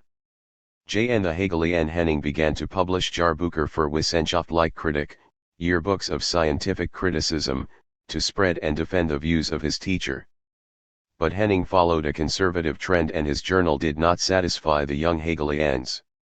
In Aruga and T. Ektermier founded the Halle yearbooks of German science and art, Halles Jahrbucher für Deutsche Wissenschaft und Kunst, which was renamed Deutsche Jahrbucher, German yearbooks, when the editorial office was transferred to Leipzig in. From both the religious and political points of view, German yearbooks was of a radical trend. In it was prohibited in Saxony and then Ruga and Marx decided to publish it in Paris under the title German-French yearbooks, Deutsch-Französische Jahrbucher. Among its contributors were Friedrich Engels and H. Heine. Unfortunately only one volume of German-French yearbooks appeared, combining both the first and the second issues. In it, among other things, were Marx's remarkable articles Einleitung zur Kritik der Hegelschen Rechtsphilosophie, Introduction to the Critique of Hegel's Philosophy of Law, published in Russian in Geneva in An zur Judenfrage, on the Jewish question, and a no less remarkable article by Engels, Risse zu einer Kritik der Nationalökonomie, sketch of a criticism of national economy which was reprinted in Neuzeit, No of the 9th year of its publication. The Rheinische Zeitung was founded in Cologne by Camphausen, Hansemann, and their fellow thinkers. Marx was its most active and talented contributor. In mid-October he became the editor. At that time he was not yet a socialist, but his attacks on the government were already so vigorous that the paper lasted only a few months under his direction.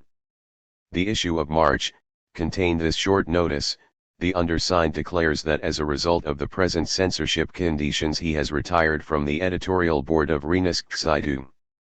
Dr. Marx. Italics in the original. On March of the same year the paper was compelled to cease publication as a result of a government decree which had been published on January. The editorial board ceased publication a few days before the term, on March. Marx, by the way, was almost glad of this prohibition.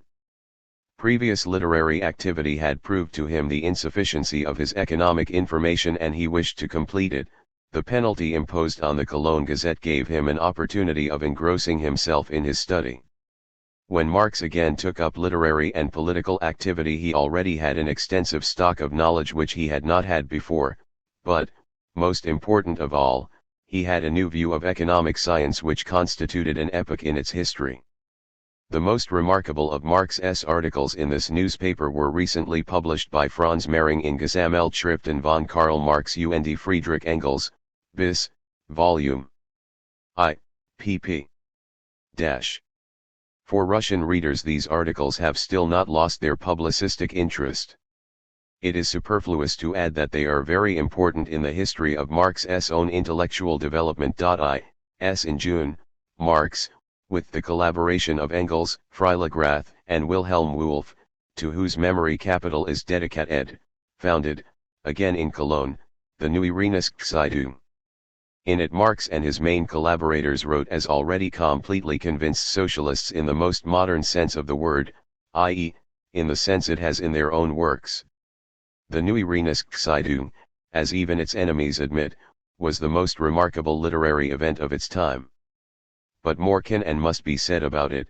Not one of the socialist newspapers either before or after it can be compared with it. It was prohibited in June for its open call to insubordination to the government, which was then rapidly recovering from the blows dealt it by the revolution. Thanks to the solicitude of the censors, the views of Strauss and B. Bauer which Engels mentions are still little known to Russian readers. We therefore do not consider it superfluous to expound them here in brief. The matter is as follows.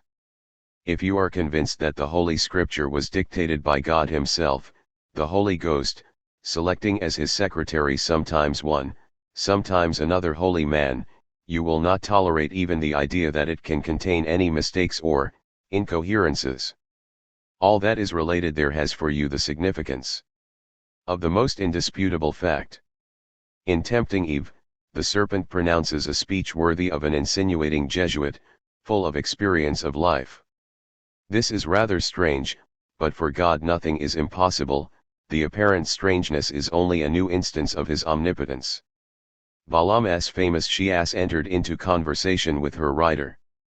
This again is quite an extraordinary phenomenon, but for God, etc., etc., according to the same once and forever established formula.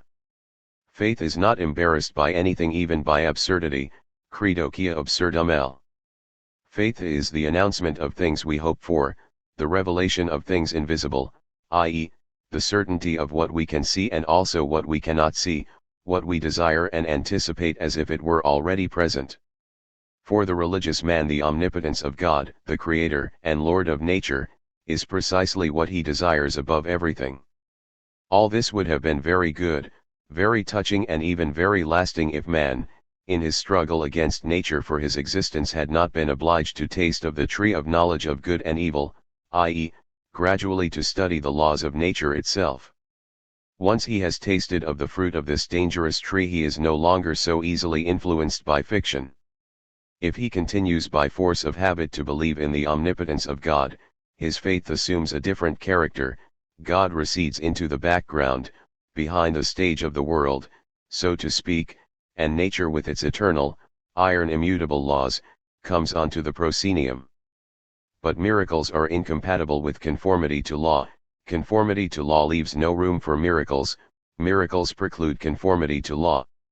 The question now is, how can people who have grown to the concept of immutable laws in nature regard the account of miracles in the Bible? They are bound to negate them. But negation can assume various forms according to the constitution and course of social life in which the particular intellectual trend takes place. The French thinkers of the 18th century Enlightenment simply laughed at the Bible stories, regarding them as a manifestation of ignorance and even of quackery. This sharply negative attitude to the Bible was prompted to the French by the struggle that the Third Estate in the country was then waging against the privileged in general and the clergy in particular. In Protestant Germany of the time the situation was different. First, since the Reformation the German clergy itself played quite a different role from that of the clergy in Catholic countries. Secondly, the Third Estate in Germany was then far from the thought of struggling against the old order. This circumstance laid its impress upon the whole of the history of 18th century German literature. Whereas in France the educated representatives of the Third Estate used every new conclusion, every new hypothesis of science as a weapon to fight the ideas and conceptions which had grown out of the obsolete social relationships. In many it was not so much a question of eradicating old prejudices as of bringing them into agreement with recent discoveries. For the revolutionary-minded French thinkers of the Enlightenment, religion was the fruit of ignorance and deception. For the German supporters of the Enlightenment, even the most progressive among them, for example, Lessing, it was the education of the human race. Accordingly, the Bible was not in their eyes a book to be denied and ridiculed. They tried to enlighten this book, to give its narrations new meaning and bring them into line with the spirit of the time. Then began the most arduous rending of the Bible. In the Old Testament, God speaks on almost every page. But that does not mean that he spoke in reality. That is only one of those figurative expressions to which Orientals are so inclined. When we read that God said one thing or another, we must understand it in the sense that he impressed these or those ideas on one or the other of his loyal worshippers. The same with the tempting serpent and Balaam's she-ass. These animals did not speak at all in reality. They only suggested certain thoughts to their, so to speak, interlocutors. On the day of Pentecost, as is known, the Holy Ghost came down on the apostles in the form of tongues of fire. This again is a figurative expression. By it the author or authors of the Acts of the Apostles merely meant that the apostles felt at the time a vehement access of religious fervor. However, in the interpretation of other enlightened investigators, the matter took place in a somewhat different manner. The tongues of fire which descended on the apostles represented a perfectly natural phenomenon, namely, electric sparks. In exactly the same way, if Paul became blind on his way to Damascus, this is explained by the natural effect of lightning, and if the old man Ananias healed him by the contact of his hands, it is well known, that old men often have very cold hands, and cold calms inflammation. If Jesus raised many dead people to life, this is explained by the quite simple circumstance that he had to deal not with corpses but with living organisms in a swoon. His own death on the cross was only apparent death. In the interpretation of Dr. Paulus, who was well known in his time, Jesus himself was astonished, verwundert, at his unexpected return to life. Finally, there can be no question of his ascension into heaven, for the evangelists themselves are extremely vague on this point. They say that he was taken up into heaven, Mark, but does not that mean that his soul was taken up into heaven after his death? And then, on what grounds would it have occurred to the evangelists to relate things that neither a naturalist nor an astronomer, able to calculate exactly how long it would take a cannonball to reach Sirius, could have believed? It would be superfluous to prove that this kind of criticism of the Gospels is quite inconsistent, and that it testifies to its representatives' complete lack of a true critical attitude to the question. Lit could be good and useful as a first step. But the first step, already made by Spinoza, had to be followed by the second, and the German thinkers of the Enlightenment did not take that second step. The whole merit of Strauss consisted in putting a stop to fruitless attempts to make the improbable probable and to make historically conceivable things which did not happen in history. Strauss regarded the gospel narratives not as accounts, more or less accurate, more or less distorted, of actual events, but only myths unconsciously formed in Christian communities and expressing the idea of the Messiah at the time of its origin. Similarly, the speeches of Jesus, particularly the loftiest among them, quoted in the so-called Gospel of John, were in Strauss' view of later creation. In his latest arrangement of the life of Thesis he thus expounds the view he then held of the origin of the Gospel myths. In my earlier works I suggested the idea of the myth as the key to the Gospel stories of miracles and other reports which are contrary to the view of history. In vain, I said, have attempts been made to present stories like the star which appeared to the wise men, the Transfiguration, the miraculous feeding of crowds and the like as natural processes, but since it is also impossible to believe that such unnatural things really happened, narrations of this kind are to be considered as fictions. Answering the question how people came, in the time in which these Gospels originated, to imagine such things about Jesus, I referred first of all to the expectation of the Messiah at that time.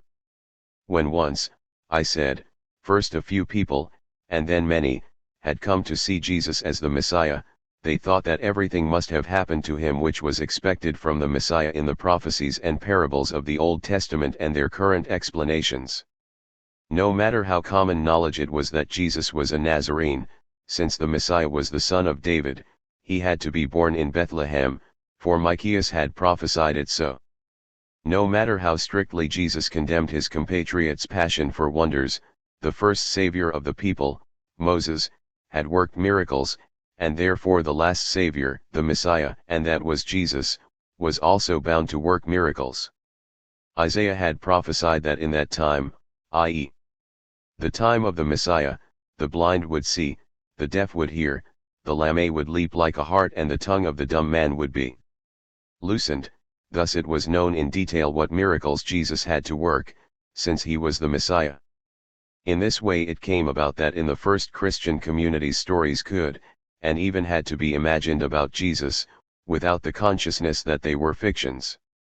In such a conception the composition of myths by the early Christians is placed on the same level as we find elsewhere in the origin of religions. The progress of science in the field of mythology is precisely that it has understood that a myth in its original form is not an intentional and conscious invention of one single person but the product of the community consciousness of a people or a religious circle, first indeed uttered by a single person, but then believed precisely because that single person thus becomes the mouthpiece of the general conviction. The myth is not a wrapping in which a clever man covers an idea which has occurred to him for the use and edification of the ignorant crowd, but only with the story, and even in the form of the story which he tells, does he become conscious of the idea which he himself was unable to understand in its pure form. But the more the evangelical myths take, at least partly, a new and independent character, all the more difficult is it to imagine that their authors did not realize that they were passing off what they themselves had imagined for actual events. The one who first reported the birth of Jesus in Bethlehem could honestly believe it, since the prophet Micaiah had foretold that the Messiah would come from Bethlehem, and Jesus was the Messiah, and must accordingly have been born in Bethlehem.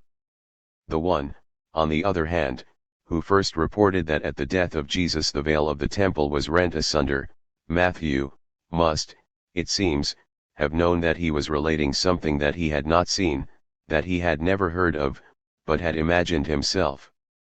Precisely in this case a figurative expression like the one in the Epistle to the Hebrews, where it is said that the death of Jesus opened for us the way through the veil of the temple to the Holy of Holies, could easily be understood by listeners in the literal sense, and thus the story could arise without any conscious invention.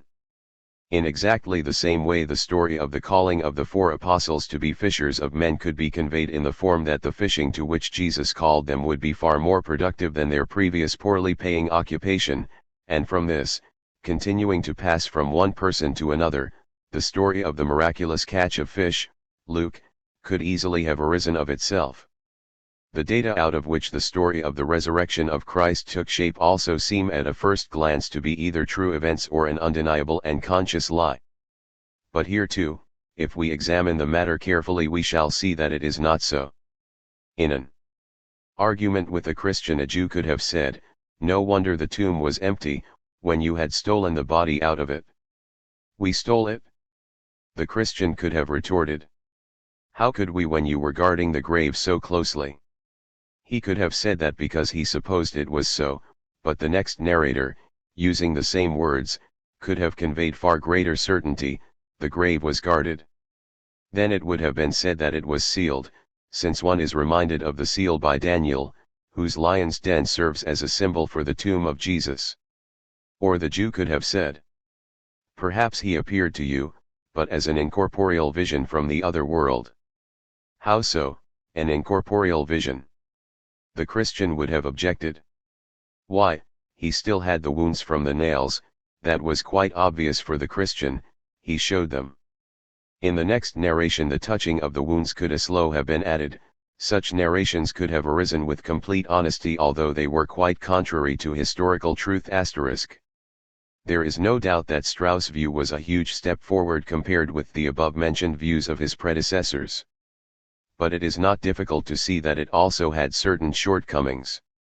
The change which historical facts undergo in passing through oral tradition, the growth of myths pointed out by Strauss, In a word, the popular Christian legend explains only the features common to all the Gospels or versions of them, which are noted for their accidental and unintentional character and therefore betray no precise tendency and are not peculiar to any one of these expositions. But when, on the contrary, we see certain characteristic features constantly produced in one of the Gospels, whereas they are absent from the rest of evangelical tradition, we can no longer explain them by motives common to the whole of the Christian legend. We must recognize in them the influence of opinions and interests peculiar to the author of the book or to the group of Christians whose mouthpiece he is. And when this special character is manifest not only in certain isolated points of the work, but the whole work seems conceived so as to bring them out, when it leaves its mark on the arrangement of the material, the chronology, the accessory details of the narration and the style itself, when the work contains long discourses or conversations usually not preserved in legend, all circumstances which strike one in the fourth Gospel and also, although to a lesser degree, in the third, we can be certain that we are in presence not of a simple editing of religious legends but of the deliberate work of the writer. Consequently, Strauss' mythological theory is far from explaining all that needs explanation. Subsequently, Strauss himself was convinced of this. In his latest arrangement of the life of Jesus, he gave a far larger place to the deliberate work of the writers. But at the time referred to by Engels, i.e., in the 40s, he had not yet noticed the weak side of his view, which was so vigorously attacked by Bruno Bauer. Bauer reproached Strauss with a tendency to the mystic and the supernatural because in his myth theory the chief factor is the general, the tribe, the religious community, tradition, and no room is left for the mediating activity of self-consciousness. Strauss' mistake, he says, consists not in indicating a certain general force, i.e., the force of tradition, but in making that force work exclusively in a general form, directly out of its generality. This is a religious view, faith in miracles, the reproduction of religious ideas from the standpoint of criticism, religious vulgarity, and ingratitude towards self-consciousness. The opposition between the views of Strauss, on the one hand, and Bauer, on the other, is an opposition of the tribe and self-consciousness, the substance and the subject. In other words, Strauss points out the unconscious appearance of the gospel narrations, while Bauer says that in the historical process of their formation they went through the consciousness of people who deliberately composed them for some religious purpose. This is perfectly noticeable in the so-called Gospel of John, who created a quite special Jesus absolutely unlike the one of the other Gospels. But the other evangelists, too, were by no means innocent of such composing. The so-called Luke recarves and pieces together again as he likes the Gospel written by the so-called Mark. The so-called Matthew, who wrote after them, treats Luke and Mark without any ceremony, trying to conciliate them with each other and to adapt their narrations to the religious views and strivings of his time. But still he does not succeed in this by no means easy task. He gets muddled up in the most absurd contradictions. Here is one out of many examples. Matthew says that after being baptized Jesus was led by the Spirit into the desert to be tempted by the devil. The question is, why did the Spirit, i.e., God, need to tempt Jesus by the intermediary of the devil? For he could have known that the one whom he had just called his beloved Son, at the baptism G.P. was inaccessible to temptation. But the fact is that Matthew simply got muddled up in his narration. He did not wish simply to copy what he read in the writings of his predecessors, but to explain it and give it internal cohesion. He read in Luke and Mark that the Spirit led Jesus into the desert, where in fact he was tempted by the devil. So he made up his mind that the Spirit led Jesus into the desert for the purpose of tempting him with the help of the devil.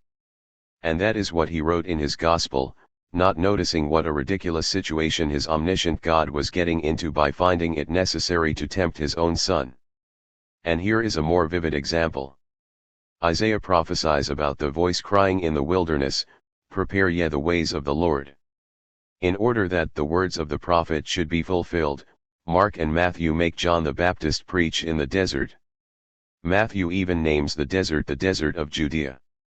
Then, evidently repeating the words of Mark and Luke, he reports that many people who repented came to John and that he baptized them in the Jordan. But it is sufficient to glance at the map of Palestine to see that it was absolutely physically impossible for John to baptize the penitents in the Jordan if he was preaching in the desert of Judea, which is far from the river. Such errors must be considered as personal blunders on the part of the narrator. By picking out of the various evangelists features from the life of Jesus which for some reason struck them, the faithful, or even simply sentimental, compose for their spiritual use a more or less attractive figure of the Redeemer according to their concepts, tastes, and inclinations. Strauss' criticism already made this fabrication of a mosaic of Christ very difficult, but Bauer, by his criticism of the Gospels, threatened to make it absolutely impossible. He did not recognize Jesus as historical at all. It is therefore easy to understand the horror with which he inspired pious and respectable people. He was deprived of the right to teach in the theological faculty of Bonn University, where he was an assistant professor, and was severely censured in a number of booklets, articles, and faculty reports. But Germany in the 40s of the 19th century was no longer the Germany of the 18th. The revolutionary storm was approaching, the agitation among the progressive sections of the German people was growing, as the saying goes, not daily but hourly. The literary representatives of these sections were by no means embarrassed by the conclusions from their criticism being opposed to established ideas. On the contrary, they were becoming more and more permeated with the tendency to negation. B. Bauer answered the attacks of his respectable opponents very sharply, sparing neither religion in general nor the Christian state. His brother Edgar showed still greater vigor, and for his Der Streiterkritik mit Kirche und Staat, Criticism's Dispute with Church and State, published in Bern, he was imprisoned in a fortress. It goes without saying that such a method of arguing used by the defenders of the system could not be considered very praiseworthy, but it must also be conceded that in this work Edgar Bauer went so far that his views could even now horrify very many of the progressive representatives of Russian literature. He recognized neither God, private property, nor state. He went so far that one could go no farther in the direction of negation. But no, we are mistaken. One more step could and should have been made, the most decisive step in that direction. The question could and should have been posed: how strong was the weapon of criticism? How well grounded was it in its negation? Or, in other words, to what extent did it free itself from the prejudices it was attacking? This question was set by people who went farther than the Bauer brothers, by Marx and Engels in their book Die Heilige Family, The Holy Family. It turned out that critical criticism based itself entirely on the very same idealism that it was fighting so furiously. That was its main shortcoming. As long as B. Bauer, basing himself on the right of self-consciousness, analyzed the gospel stories, he could strike many heavy blows at prejudices which time had rendered sacred. But when he and his brother went over to criticism of the state and to the appraisal of such great events as those in France at the end of the last and the beginning of the present century, he arrived at conclusions, some of which were absolutely erroneous and others altogether inconsistent and unconvincing. Nor could it be otherwise. To say that a particular social form is opposed to my self-consciousness is not equivalent to defining its historical significance. But without appraising its significance one cannot understand it correctly or fight it with any serious hope of success. Marx and Engels did precisely what was suggested by the whole course of the development of philosophical thought in the 19th century. Once having broken with idealism, one had to break also with autocratic self-consciousness. One had to find and point out the causes by which it in turn is determined. Here is not the place to discuss whether Marx and Engels were successful in the task they undertook. Let the reader judge by their works. We shall only note that the abstract radicalism of the Bauer brothers recalls in many respects our Russian subjective method in sociology, the same unceasing references to criticism and to the critical spirit, called critical thought in our country, the same inability to penetrate by thought into the critical process which goes on within social relationships themselves and which determines the self-consciousness of people. It would be very interesting and extremely instructive to write a special essay drawing a parallel between the arguments advanced by Edgar Bauer, Der Streiterkritik, Weiert's Kapitel, against Hegel, on the one side, and the objections made by Nikolai Mikhailovsky to Spencer, on the other. Such a parallel would show how little is new in the notorious subjective method. It would also show how all the originality of the Russian subjective sociologists comes to unconscious repetition of the mistakes of others which have long ago been pointed out and corrected by thinkers in Western Europe. Having neither the necessity nor the possibility here to go into details on the life of Feuerbach, we shall confine ourselves to a few lines from the History of Modern Philosophy by Überweg Heinze, p. of the Russian translation. Born in the son of the famous criminalist Anselm Feuerbach, he studied theology and became a Hegelian. From he lived in Berlin, where he attended lectures by Hegel and devoted himself entirely to philosophy. In he became a lecturer in Erlangen and lived from in the village of Bruckberg, between Ansbach and Bayreuth, and from in Reichenberg near Nuremberg in difficult conditions and died in. The contents of his Essence of Christianity can also be set forth in a few words. Religion, Feuerbach says, is unconscious self-consciousness of man. In religion man deifies himself, his own essence. The essence of God is the essence of man, or to express it better, the essence of man purified, freed from the limitation of the individual person. The perfection of God, says Leibniz in his Theodicy, is the perfection of our souls, but he possesses it in all its fullness. In us there is a certain might, a certain knowledge, a certain goodness. All these attributes are fully inherent in God. This is quite true and only means that all attributes of God are attributes of man. But the religious man is not conscious of deifying his own essence. He objectifies it, i.e., contemplates and honors it as another being, separate from him and existing independently. Religion is the splitting of man in two, his separating from himself. From this follows a double conclusion. First, Hegel absolutely distorted truth when he said what man knows about God is God's knowledge of himself, or, in other words, God knows himself in man. In actual fact it is just the other way round, man knows himself in God, and what man knows of God, is man's knowledge of himself. The attributes of God change according to what man thinks and feels. Whatever is the value of man, that, and no more, is the value of his God. Religion is the solemn revelation of the hidden treasures of man, the open confession of his love secrets. Every step forward in religion is a step forward in man's knowledge of himself. Christ, the incarnation of God, is God personally known to man, the happy certainty that God exists and exists in the very form in which it is necessary and desirable that he should exist. That is why the last desire of religion is fulfilled only in Christ, the secret of religious feeling revealed of course in the figurative language characteristic of religion. What in God was essence becomes a manifestation in Christ. In this sense the Christian religion can be called absolute religion. The Oriental religions, for example Hinduism, also speak of the incarnations of God. But in them these incarnations take place too often, and for that very reason they lose all their meaning. In them the God incarnate does not become a person, i.e., a man, for without a person there is no man. Secondly, since in religion man is dealing with himself, as with a separate being outside and opposed to himself, as religion is only the unconscious self-consciousness of man, it inevitably leads to a number of contradictions. When the believer says God is love, he says in essence only that love is superior to anything in the world. But in his religious consciousness love is degraded to the level of an attribute of a separate being, God, who has significance even independently of love. For the religious man belief in God becomes the indispensable condition for a loving, cordial attitude to his neighbor. He hates the atheist in the name of that very love which he professes and deifies.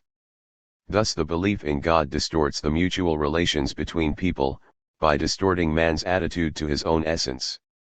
It becomes a source of fanaticism and of all the horrors which go with it. It damns in the name of salvation, it becomes violent in the name of beatitude. God is an illusion. But this illusion is extremely harmful, it binds reason, it kills man's natural inclination to truth and goodness. That is why reason which has grown to self-consciousness must destroy it. And it is not difficult for reason to do this. It needs only to turn inside out all the relationships created by religion. What in religion is a means, example virtue, which serves as a means of acquiring eternal happiness, must become an end. What in religion is a subordinate, secondary thing, a condition, example love of one's neighbor, the condition for God's favor towards us, must become the principal thing, the cause. Justice, truth, and good contain their sacred foundation in themselves, in their quality. For man there is no being superior to man. On the editorial board of the movement, Socialist undertook a wide inquiry on the attitude of the socialist parties in different countries to clericalism. This question now has obvious practical importance. But in order to solve it correctly, we must first of all make clear to ourselves another mainly theoretical question: the attitude of scientific socialism to religion. This last question is hardly analyzed at all in the international socialist literature of our time.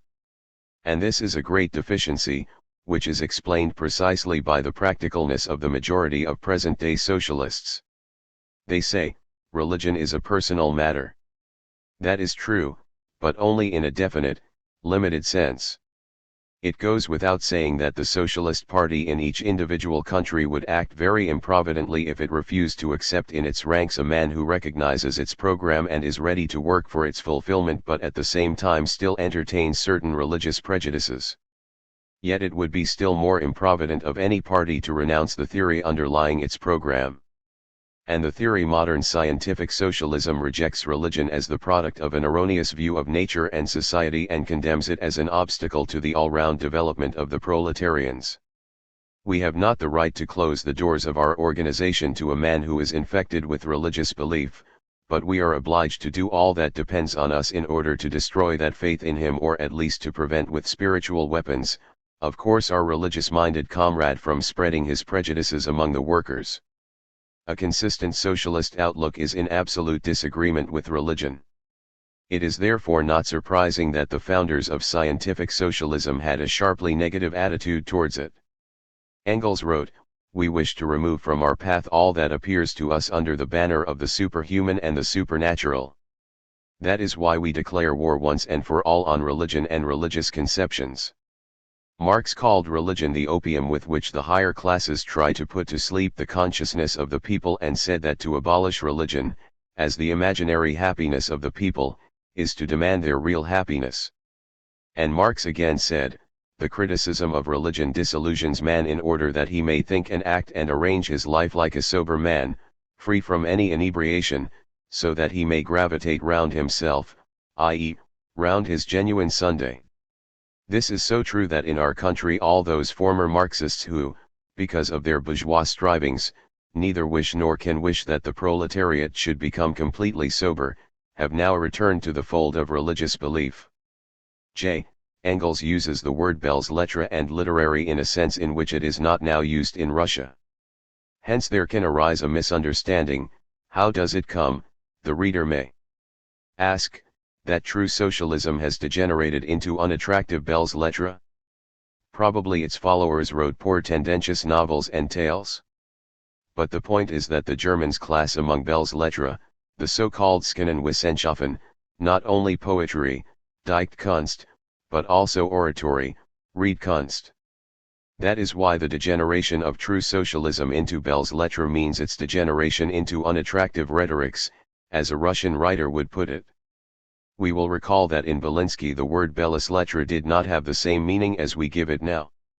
On German, or true, socialism, cf. Father Mehring, Geschichte deutschen Sozialdemokratie, L. Thiel, S. First edition. This trend is characterized in greater detail by Mehring in his explanatory notes to the works of Marx and Engels published by him, Aus dem literarischen Nachlass, etc., Volume 2, pages. Professor Adler's book Geschichte der ersten Sozialpolitischen Bewegungen in Deutschland is interesting in this residential peck, mainly by the excerpts it contains from the works of true socialists, especially M. Hess and K. Grun. A scientific characteristic of the latter is contained in Marx's article, Karl Grun, Die soziale Bewegung in Frankreich und Belgien oder die Geschichtsschreibung des wahren Sozialismus, which appeared originally in Westfälisches Dampfboot, August-October, and was then reprinted in Neue Zeit, NOS. Last but not least, mention must be made of a few extraordinarily substantial and correct although very rigorous pages of the Manifesto of the Communist Party on True Socialism, Chap-Il, pages, of my translation, edition. Mr. Struve's articles in Neue Zeit, NOS and of have now lost nearly all their interest. The first sets forth the content of two articles by Marx, one of which has now been published in full by Mehring, the article on Hermann Krieg aus dem literarischen Nachlass, ILB.S.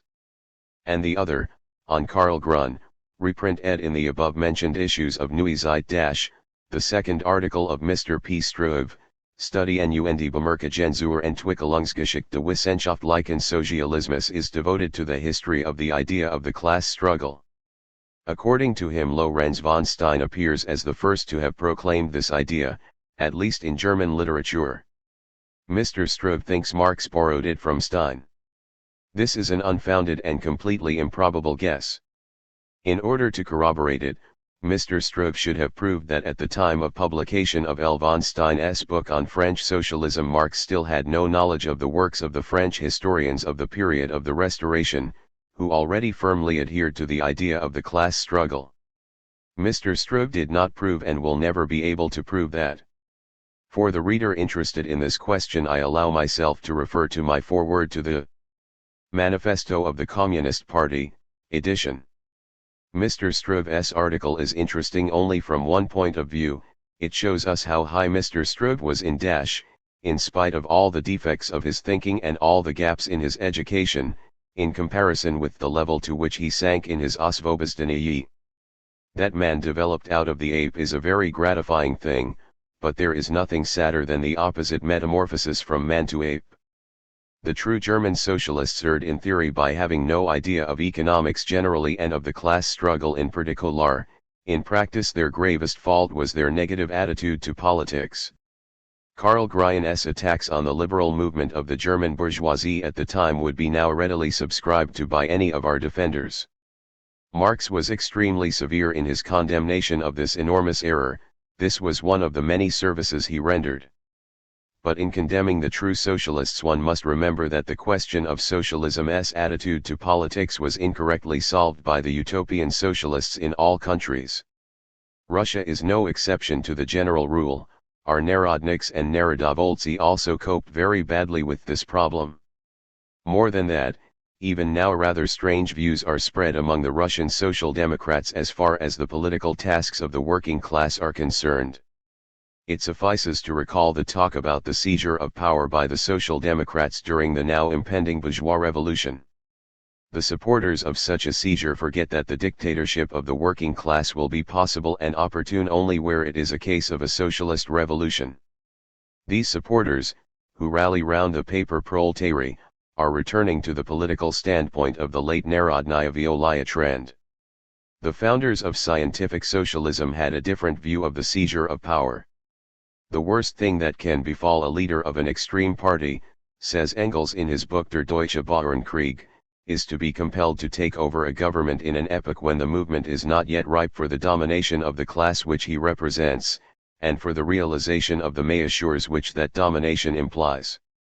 What he can do depends not upon his will but upon the degree of contradiction between the various classes, and upon the level of development of the material means of existence, of the conditions of production and commerce upon which class contradictions always repose.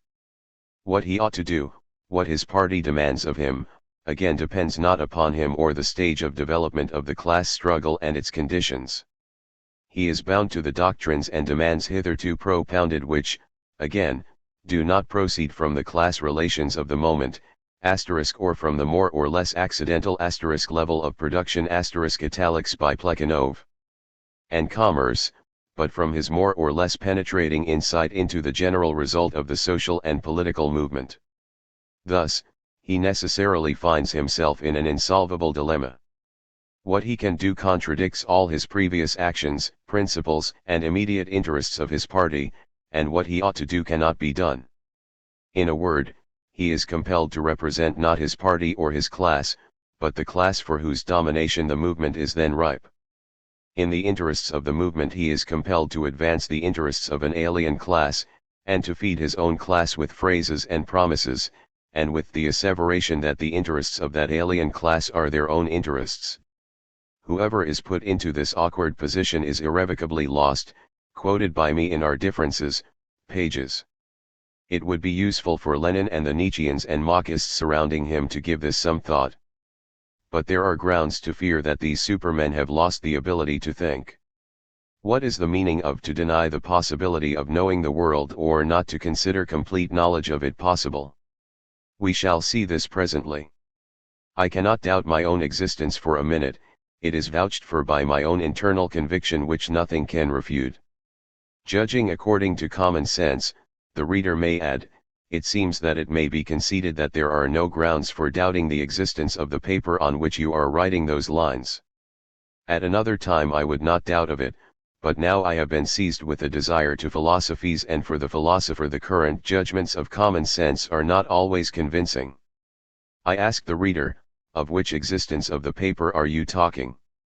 If you assume that it exists outside of me, that it is one of the objects that make up what is called the external world, I will ask you another question: how do you know of the existence of those objects? What vouches to you for the existence of the external world?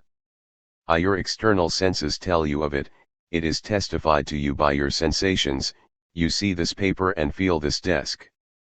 That is undeniable. But that means that you are dealing, properly speaking, not with objects but with sensations and with conceptions arising from them. You only conclude as to the existence of these objects on the basis of your sensations. But by what will you prove the correctness of such a conclusion? You think that the objects cause the sensations. But leaving aside the question of how consistent your conception of cause in general is, I would ask you to explain to me why you are so sure that the cause of your sensations lies outside you and not in yourself. It is true that you are in the habit of dividing your sensations into two categories, those whose cause lies within you, those which are caused by objects outside you. But that is only a habit. How do you know that this habitual classification of sensations is not a consequence of the properties of your ego, which is conscious of itself only insofar as, by an unconscious act of creation, it creates and counterposes to itself, in its very self, the outer world, what is not your ego? It seems more probable to me that this is exactly what takes place in reality, and that there is no external world at all, no world existing outside my ego. While giving vent to your indignation at my sophism I shall continue philosophizing. But now I shall abandon the standpoint of subjective idealism, whose most prominent representative was Fichte, and change into a sceptic. I opened Hume's book Investigation of Human Reason and read you the following passage from chapter 12. It seems evident that men are carried, but by natural instinct or prepossession, to repose faith in their senses. It seems as slow evident that, when men follow this blind and powerful instinct of nature, they always suppose the very images, presented by the senses, to be the external objects, and never entertain any suspicion, that the ones are nothing but representations of the others. But if philosophy wanted to prove that instinct does not deceive man, it would have extreme difficulty. The decisive argument can be taken only from experience, but here experience is silent and must be silent. We are dealing only with images and shall never be able to check their connection with objects. That is why reason gives no grounds whatsoever for admitting any such connection. Of course this need not embarrass us. All such arguments are only fruitless play of the mind. The sceptic himself would be embarrassed if he were asked what he really wants, what he is aiming at with his clever arguments. Man must act, reason and believe, although, in spite of all his efforts, he cannot be completely sure of the ultimate basis of his actions and his reasoning. But, all the same, in philosophy one must not lose sight of this impossibility. It must be remembered that the field of knowledge of the world accessible to us is limited by fairly narrow bounds. We are not even in a position to understand the true nature of the causal connection between one phenomenon and another. Thousands of times we have seen a stone falling to the ground. Therefore we believe that it will always fall unless some support prevents it. But our belief is founded only on habit. Reason does not make it obligatory, and cannot do so. It does not vouch to us that what we call a law of nature is immutable. Let us go further. Let us remember the basic proposition in the philosophy of Kant, who was influenced by Hume's skepticism. Outside us there exist objects of some kind. But exactly what kind, we do not know. Actually we are dealing only with our own sensations and with images of those objects which are formed in us, on the basis of the sensations. But sensation, and consequently the image of the object, is the resultant of two forces, the properties of the objects which produce a certain impression on us and those of the receiver which receives the impressions, the properties of our ego, which groups them in a certain manner, disposes them and connects them in a manner conforming to its own nature. It is already obvious from this that our ideas of objects cannot be similar to the objects which give rise to them, that our images are one thing and things as they exist in themselves are another. Nor is that all. We said that our ego groups the impressions it receives from external things, things in themselves which are inaccessible to us, in a manner conforming to its own nature. But how does it group them, how does it dispose and connect them? We see things in space. The question is, does space exist in itself? Experience cannot give a direct answer to this question. As for reason, the presumption that space exists outside us and independently of us leads it to contradictory conclusions. It remains to presume that space, just as time, is nothing but a form of our contemplation, or outlook, as some Russian writers express it, and that consequently it has absolutely no relation to things in themselves, to noumena. From images let us go on to concepts and take, for example, the concept of cause. It is quite possible that we are mistaken when we say that phenomenon A is the cause of phenomenon B. But we are not mistaken when we say in general that there exists a causal connection between phenomena. Abolish the concept of cause and you will have nothing left but a chaos of phenomena which you will understand nothing at all about. But the point is precisely that it is impossible to abolish this concept. It is obligatory for us, it is one of the forms of our thinking. We shall not enumerate the other forms, but shall merely say that as forms of our thinking they lose all significance as soon as we talk of things as they exist in themselves, independently of our thinking. In other words, what we call laws of nature extend only to the world of phenomena which exists in our consciousness, and the noumena, things in themselves, are not at all subject to those laws. Thus Kant's doctrine on the world of phenomena contains two elements, a subjective idealist element, the form of our contemplation or thought, of knowledge in general, a realistic element, the indeterminate material which the noumena give us and which is processed by our consciousness. Kant calls his philosophy transcendental idealism. As our concept of natural necessity is not applicable to the world of noumena, it can be considered by anybody who wishes as a kingdom of complete freedom. In this world all those specters God, the immortality of the soul, freedom of will which do not fit in with the concept of conformity to law can find their place. Kant, who fought these specters in his critique of pure reason, lays down his arms before them in his critique of practical reason, i.e., when it is a question of action, not of abstract speculation. This dualism is the Achilles heel of Kant's idealism. By the way, its inconsistency is apparent even from the standpoint of Kant's premises. For example, what is a phenomenon in the sense of Kant's philosophy?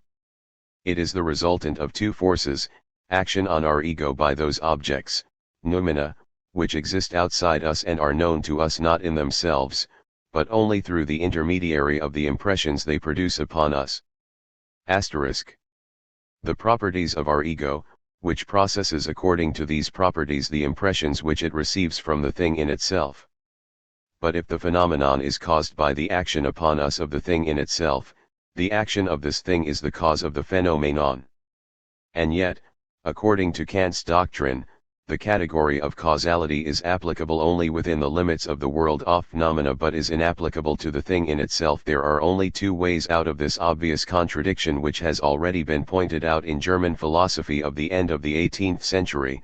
Either we continue to maintain that the category of causality is inapplicable to things in themselves and consequently reject the thought that the phenomenon is brought forth by the action upon us of the thing in itself, or we continue to consider this thought as correct and then admit that the category of causality is applicable to things in themselves.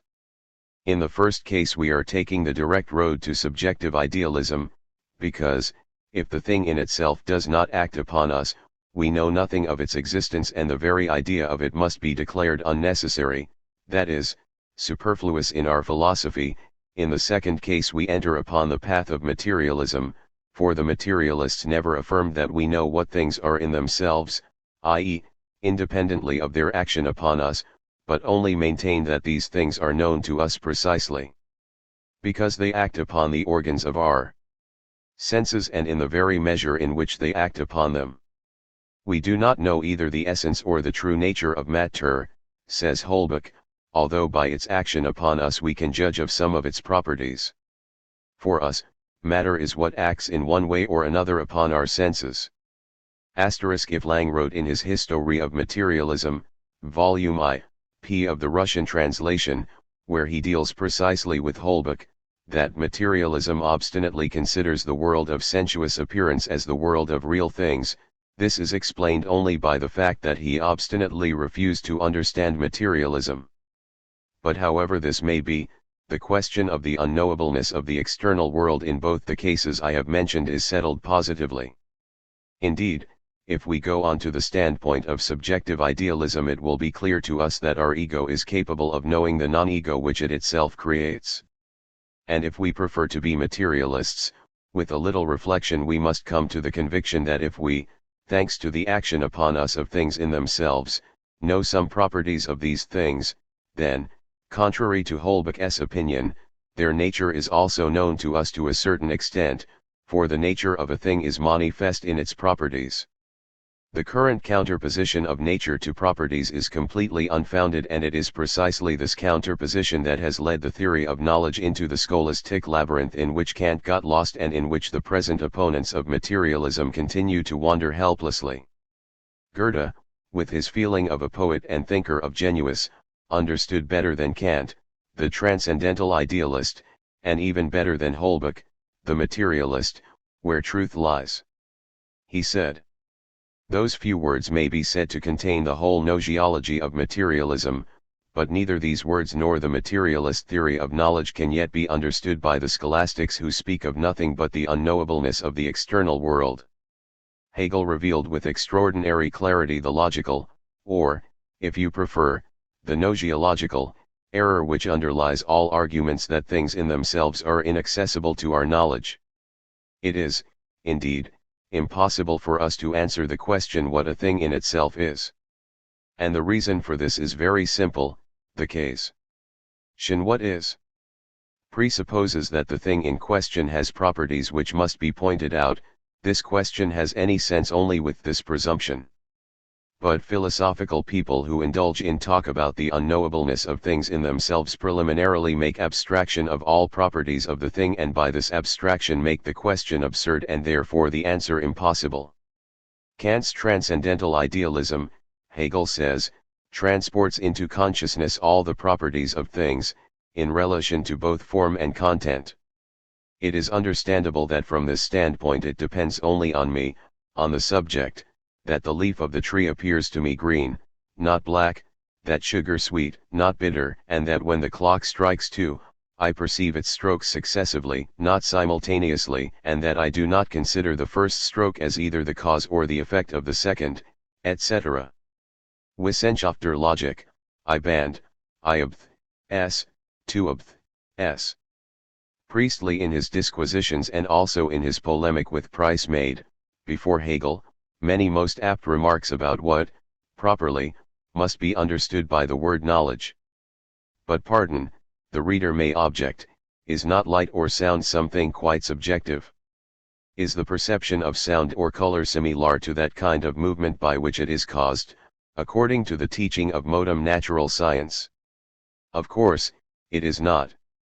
But if iron at different temperature has different colors, there is an objective cause of this which does not depend on the qualities of my spiritual organization. Our famous physiologist Sechenov was perfectly right when he wrote that every vibration or change of sound according to intensity, pitch, or duration that we feel, corresponds to a perfectly definite change in the sound movement in reality. Sound and light as sensations are products of the organization of man, but roots of the forms and movements which we see, just as the modulations of sound which we hear, lie outside us in reality. Objective thought and reality in the collection Help for the Hungry published by Russky Vedomosti, p. Sechenov adds, whatever the external objects may be in themselves, independently of our consciousness, even if it be granted that our impressions of them are only conventional signs, the fact remains that the similarity or difference of the signs we perceive corresponds with the real similarity or difference. In other words, the similarities or differences man finds in the objects he perceives are real similarities or differences, ibid. p. This again is true. Only we must note that Mr. Sechenov does not express himself quite precisely. When he admits that our impressions may be only conventional signs of things in themselves, he seems to acknowledge that things in themselves have some kind of appearance that we do not know of and which is inaccessible to our consciousness. But appearance is precisely only the result of the action upon us of the things in themselves. Outside this action they have no appearance whatsoever. Hence, to oppose their appearance as it exists in our consciousness to that appearance of theirs which they supposedly have in reality means not to realize which concept is connected with the word appearance. Such an imprecision of expression underlies, as we said above, all the gnoseology of the scholasticism of Kantianism. I know that Mr. Sechenov is not inclined to such scholasticism. I have already said that his theory of knowledge is perfectly correct, but we must not make to our opponents in philosophy concessions in terminology which prevent us from expressing our own thoughts with complete precision. Another reason why I make this reservation is because in the notes to the first edition of my translation of this pamphlet by Engels I also failed to express myself quite exactly and only subsequently felt all the awkwardness of that inexactness. And so, things in themselves have no appearance at all. Their appearance exists only in the consciousness of those subjects on whom they act. The question is now, who are those subjects? People. No, not only people, but all organisms which, thanks to certain peculiarities of their structure, have the possibility to see the external world in one way or another. But the structure of these organisms is not identical. For that reason the external world has not for them an identical appearance. I do not know how the snail sees things, but I am sure that it does not see things the same as people do. From this, however, it does not follow that the properties of the external world have only subjective significance. By no means. If a man and a snail move from point A to point B, the straight line will be the shortest distance between those 2 points for both the man and the snail. If both these organisms went along a broken line they would have to expend a greater amount of labor for their advance. Consequently, the properties of space have also objective significance, although they are seen differently by different organisms at different stages of development. Nor is that all. What is a snail for me? A part of the external world which acts upon me in a definite manner determined by my organism. So that if I admit that the snail sees the external world in one way or another, I am obliged to acknowledge that the appearance in which the external world presents itself to the snail is itself determined by the properties of this really existing external world. Thus, the relation of object to subject, of being to thought, this, Engels says, basic question of modern philosophy, presents itself to us in a completely new light. The counterposition of the subject to the object disappears, the subject becomes object to matter. Remember Holbach's definition, for us matter is what acts in one way or another upon our senses, turns out, under definite conditions, to be endowed with consciousness. This is the purest materialism, but it is the only at all satisfactory answer not contradicting science to the question of the relation of subject to object. Further, Kant places his theory of knowledge outside all connection with the doctrine of development which dominates science today and to the substantiation of which he himself contributed so much by his work Allgemeine Theorie und Geschichte Himmels. This is a great shortcoming, which is naturally explained by the state of biology contemporaneous to Kant but is clearly felt now by certain biologists who place Kant's philosophy very high. As an example, I shall point out an interesting article by Professor Reinke, Kant's Erkenntnislehre und die moderne Biologie in Deutsche Rundschau, issue of July. Reinke finds that modern natural science, especially biology, does not fit in with Kant's teaching on the a priori properties of human reason. Kant, as we know, says that the category of causality is inapplicable to things in themselves, and applicable only to phenomena, and this because causality is introduced into phenomena by our reason, is an a priori law of nature. Generally, according to Kant, reason serves as the source of all order in nature, since it dictates its laws to nature. This is what embarrasses Reinke. Does such an a priori exist? He asks. And he answers as follows: man from his very birth, and consequently prior to any experience whatsoever, is compelled by the properties of his reason to think according to the category of causality and to imagine phenomena in time and in space. Reinke also calls time and space categories, that in not a misprint, but a peculiar way of understanding the doctrine of the categories, on which I shall not dwell here, but in just the same way he is compelled by the properties of his organism to breathe, to move, to take food, etc. As man is part of nature, he is subject to its great law, the law of adaptation to the conditions of existence. And it would be perfectly ridiculous to think that this law of adaptation is prescribed to nature by our reason. But the spiritual properties of organism too are subject to this law, for they are also part of nature, they also develop with the development of the organism. All forms of adaptation of the organism to the medium around it, lungs, bronchi, etc., are given to the organism just as a priori as the forms of thought. Both these groups of properties of the organism are acquired by it through heredity and develop proportionally to its growth from the cell, in which such properties are quite unnoticeable. If we ask ourselves how they were acquired by a given species of animal, we will have to turn to the history of the development of the earth, but if we take a separate individual man or some other animal, all its properties, physical as well as spiritual, are given to it a priori. Such is Reinke's reasoning. His arguments are interesting and correct, but Kant's a priori acquires a completely new meaning thanks to him. And Reinke would hardly be approved by Kant. It is sufficient to say that Reinke refuses to attribute an exclusively subjective character to time, space and causality. On the contrary, analogy with the adaptation of bodily forms leads me to the conclusion, he says, that a priori laws of thought would not exist at all if they did not correspond to realities outside us. This already sounds quite materialistic, although Reinke, being one of the pillars of contemporary neo-vitalism, is naturally not a materialist. And it goes without saying that the present neo-Kantians like Cohen, Laswitz, or even Real would not at any price agree with what Reinke says about a priori.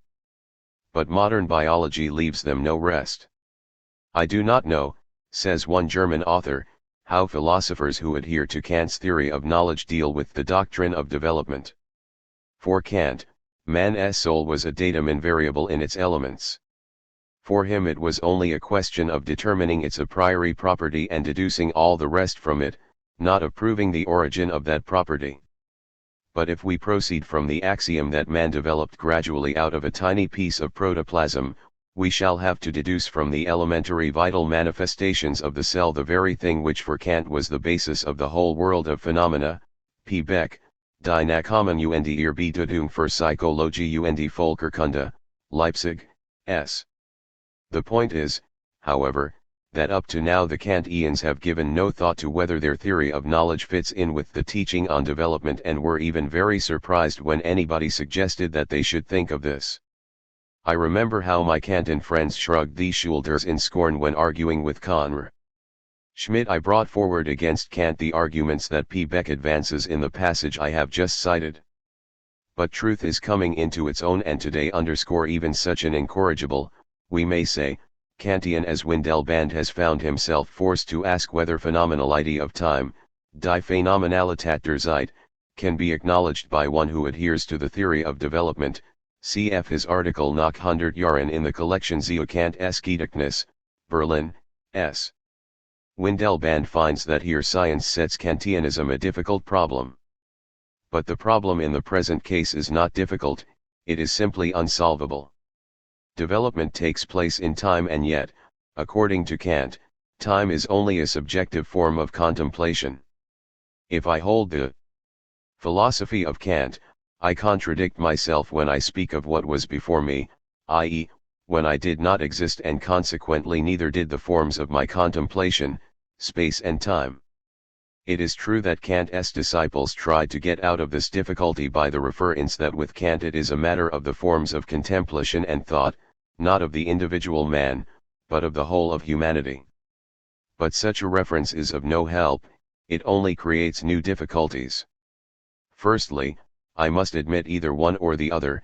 Either other people exist only in my imagination, and in that case they did not exist before me and will not exist after my death, or they exist outside me and independently of my consciousness, in which case the idea of their existence before and after me naturally does not contain any contradiction. But now is the time when new and insuperable difficulties arise for Kant's philosophy. If people exist outside me, that outside me is apparently what, thanks to the structure of my brain, appears to me as space. So that space is not only a subjective form of contemplation, to it corresponds also a certain objective and sich, in itself. If people lived before me and will live after me, then again to this before me and to this after me apparently corresponds some and sich which does not depend on my consciousness and is only reflected in that consciousness in the form of time. So that time is not only subjective either. Finally, if people exist outside me, they are among those things in themselves on the possibility of knowing which we materialists are arguing with the Kantians. And if their actions are in any way capable of determining my actions, and mine are capable of influencing theirs, which he must necessarily admit, who acknowledges that human society and the development of its culture do not exist only in his consciousness, then it is clear that the category of causality is applicable to the really existing external world, i.e., to the world of noumena, to things in themselves. In a word, there is no other way out, either subjective idealism, leading logically to solipsism, i.e., the acknowledgement that other people exist only in my imagination, or the renunciation of Kant's premises, a renunciation whose logical consummation must be the transition to the standpoint of materialism, as I already proved in my argument with Conrad Schmidt. Let us go further. Let us transport ourselves in thought to the time when only very remote ancestors of man existed upon the earth, for example in the secondary period. The question is, how did the matter of space, time, and causality stand then? Whose subjective forms were they then? Subjective forms of the ichthyosaurus? And whose reason dictated its laws to nature then? The reason of the Archaeopteryx? Kant's philosophy can not give any answer to this question. And it must be rejected as disagreeing with modern science. Idealism says, without a subject there is no object. The history of the earth shows that the object existed long before the subject appeared, i.e., long before any organism appeared which had any perceptible degree of consciousness. The idealist says, reason dictates its laws to nature. The history of the organic world shows that reason appears only on a high rung of the ladder of development. And as this development can be explained only by the laws of nature, it follows that nature dictated its laws to Ariasun. The theory of development reveals the truth of materialism.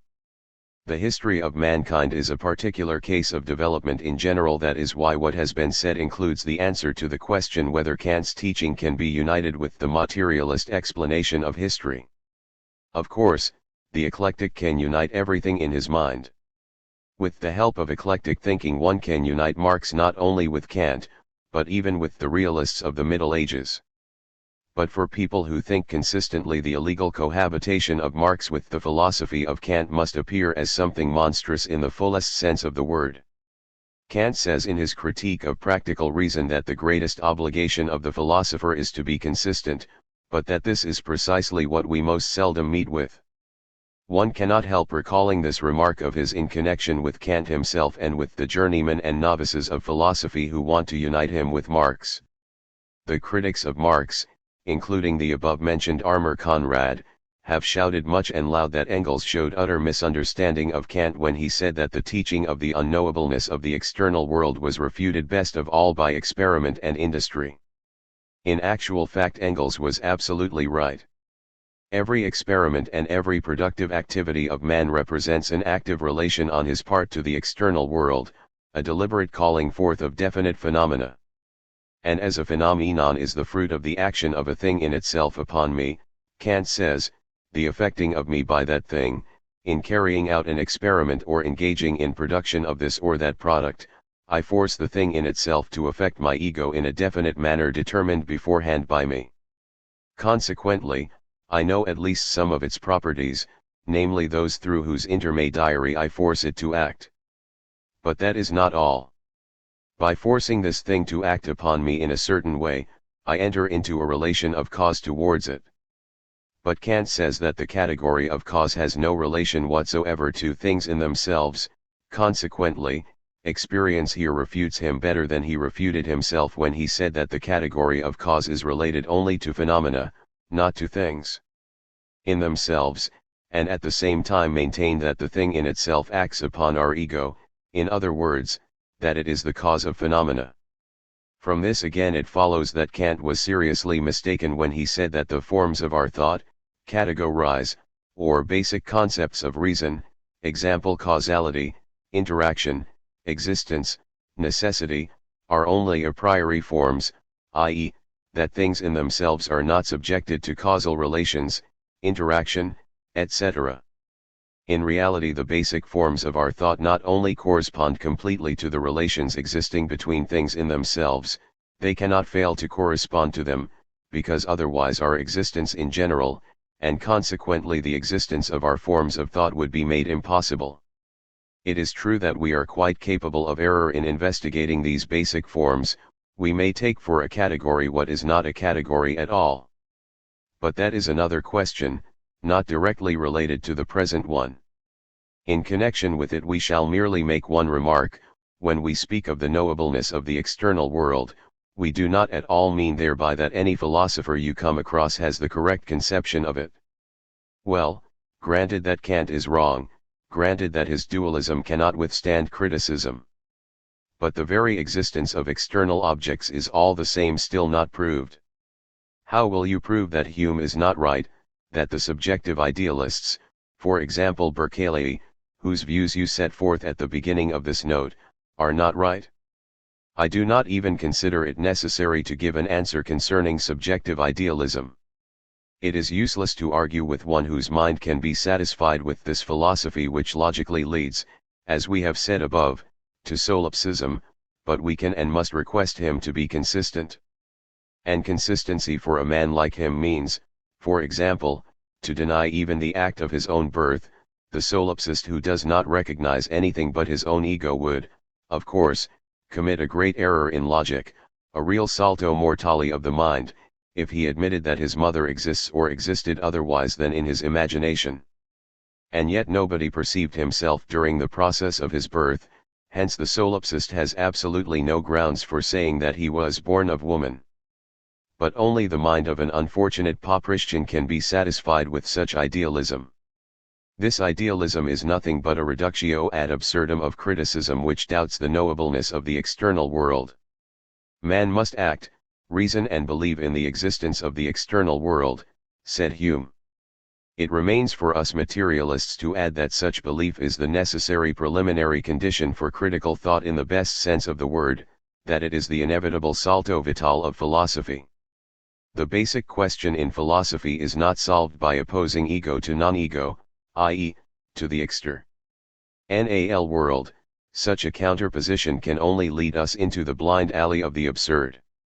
The solution of this particular question requires one to go beyond the limits of the ego and consider how it, an organism endowed with consciousness, stands in regard to the external world surrounding it. But as soon as the question assumes this the only rational form, it becomes obvious that the subject in general, and consequently my ego too, far from dictating laws to the objective world, represents only a component part of that world, considered from another aspect, from that of thought, not of extent, as Spinoza would say, he an indisputable materialist, although historians of philosophy refuse to recognize him as such. Asterisk. This decisive step of thought cuts the Gordian knot of Hume's scepticism. It goes without saying that as long as I doubt the existence of external objects, the question of the causal connection between them necessarily remains before me in the same form that it assumed with Hume. I am entitled to talk only of the consistency of my own impressions, the source of which is unknown. But when the work of my thought convinces me that doubt in the existence of the external world leads my mind to absurdity, and when I, no longer dogmatically, but critically, declare the existence of the external world indubitable, I then, by the very fact, admit that my impressions are the result of the action upon me of external objects, i.e., I attribute an objective significance to causality. Of course, to a thinker in a certain state of mind the salto vital of thought that I alluded to may appear unjustified and he will feel inclined to return to Hume. But Hume's standpoint condemns thought to complete immobility. Hume himself abandoned it every time he, in a desire to think, began to believe in the existence of the external world. That is why a return to Hume is, as Engels justly remarks, a step back compared with materialism. Such a step back, by the way, is made in the present time by the Empirio-monists, whose philosophy Real quite correctly calls a renewal of Hume's philosophy, zur Einleitung in die Philosophie der Gegenwart, Leipzig, S. J. In this connection it may perhaps be remarked that both chemistry and biology will finally be reduced, in all probability to molecular mechanics. But the reader sees that Engels is not talking of the mechanics which the French materialists had not and could not have in mind, any more than Descartes, their teacher, had when he spoke of building an animal machine. We can see already from the first part of Descartes' work on the passions, de passions en general, etc., what mechanical causes he resorted to in explaining phenomena accomplished in the animal organism. But how little the mechanical outlook of the French materialist tallies with the historical view of nature is shown best of all by the famous book Système de la Nature, the System of Nature. In the 6th chapter of the first part of this book its authors come up against the question of the origin of man. Although the thought of his gradual, zoological, development does not seem to them contradictory, it is clear from everything that in their eyes it is a very improbable surmise. If anybody had objected against such a surmise, if anybody had told them that nature acts with the help of a definite aggregate of universal and immutable laws, as though universal and immutable laws are contradictory to development. If to this they had added that man, the quadruped, the fish, the insect, the plant, and so on, have existed forever and remain forever immutable, the authors would not have opposed this either. They would merely have remarked that neither was this view contradictory to the truths of mechanical materialism, which they were expounding. In the end they get out of the difficulty with these considerations. It is not given to man to know everything, it is not given to him to know his origin, it is not given to him to penetrate into the essence of things down to the primary causes, but he is capable of having reason and good intentions. He is capable of admitting sincerely that he does not know what he cannot know and of not putting incomprehensible words and absurd propositions in the place of his ignorance. Syst de la Nat. London edition, Part I, p. A warning for those who like to philosophize on the limits to knowledge of nature. The authors of the System of Nature explain all the historical evils of mankind by lack of reason. The peoples did not know the true foundations of authority. They did not dare to demand happiness of their rulers, who were obliged to give it to them. The inevitable consequence of such opinions was the degeneration of politics into the fatal art of sacrificing the happiness of all to the caprice of a single one or of a few privileged ones, etc. Ibid. p. With such views one could fight with success against existing privileges, but one could not even think of a scientific conception of history. For more details on this, see Beltoff, The Development of the Monist View of History, and my book Beitrag zur Geschichte Materialismus. What is a categorical imperative? Why does Engels speak of it with such scorn? Is it only because it suggests too high ideals? No, it is not. J. What is an ideal? An ideal, the Philistin answers, is a goal towards which we are morally obliged to strive but which is so high that we will never reach it. From this the Philistin draws the conclusion, an extremely pleasant one for him, that faith in an ideal is compatible with actions which, to say the least, have nothing in common with the ideal. In the 70s there were such ideal gendarme officers in Russia who, when arresting a nihilist, assured him that socialism was indeed a very good thing, that nothing better could be imagined, but that at the same time the ideal was unattainable, and that, living on earth, one must think of what was earthly, and that what was earthly demanded that he, the ideal gendarme officer, having tracked down the no less ideal nihilist, should bring him to judgment. And so he was tracking down and bringing to judgment. In all probability the gendarmes were lying when they spoke of their striving towards an ideal. But let us take another example. Our legal narodniks strived with complete sincerity towards their ideals. But see what came of their sincere attitude to those ideals. Their social ideal was a free people, developing independently, without any hindrances from the government and the higher estates. Both the government and the higher estates were completely deleted, if not completely annihilated, in the narodnik ideal. But what did the narodniks do to fulfill their ideals? Sometimes they simply moaned over the disintegration of the foundations, they wept over figures, as G. I. Uspensky put it. Sometimes they advised the government to increase the peasants' allotments and to lighten the burden of taxation. Sometimes these were the most consistent and irreconcilable, they settled on the land. But all this did not bring Russian reality any closer to the narodnik ideal.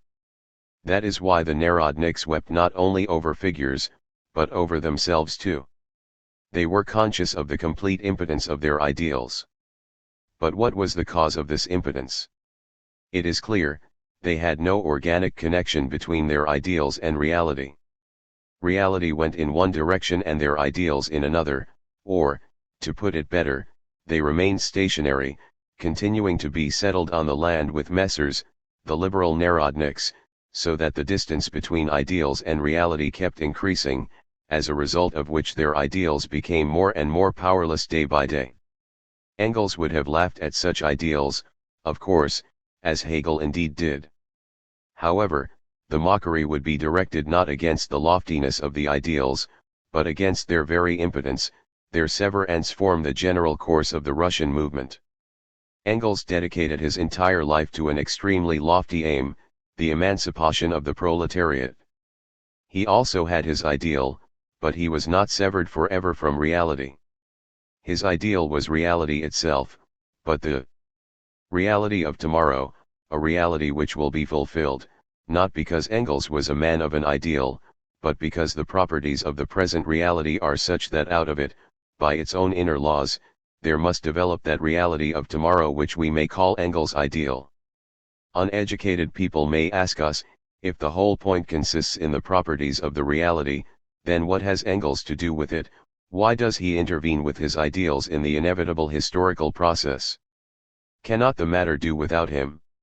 From the objective standpoint, the position of Engels appears as follows: in the process of the transition from one form to another, reality seized on him as on one of the necessary instruments of the impending revolution.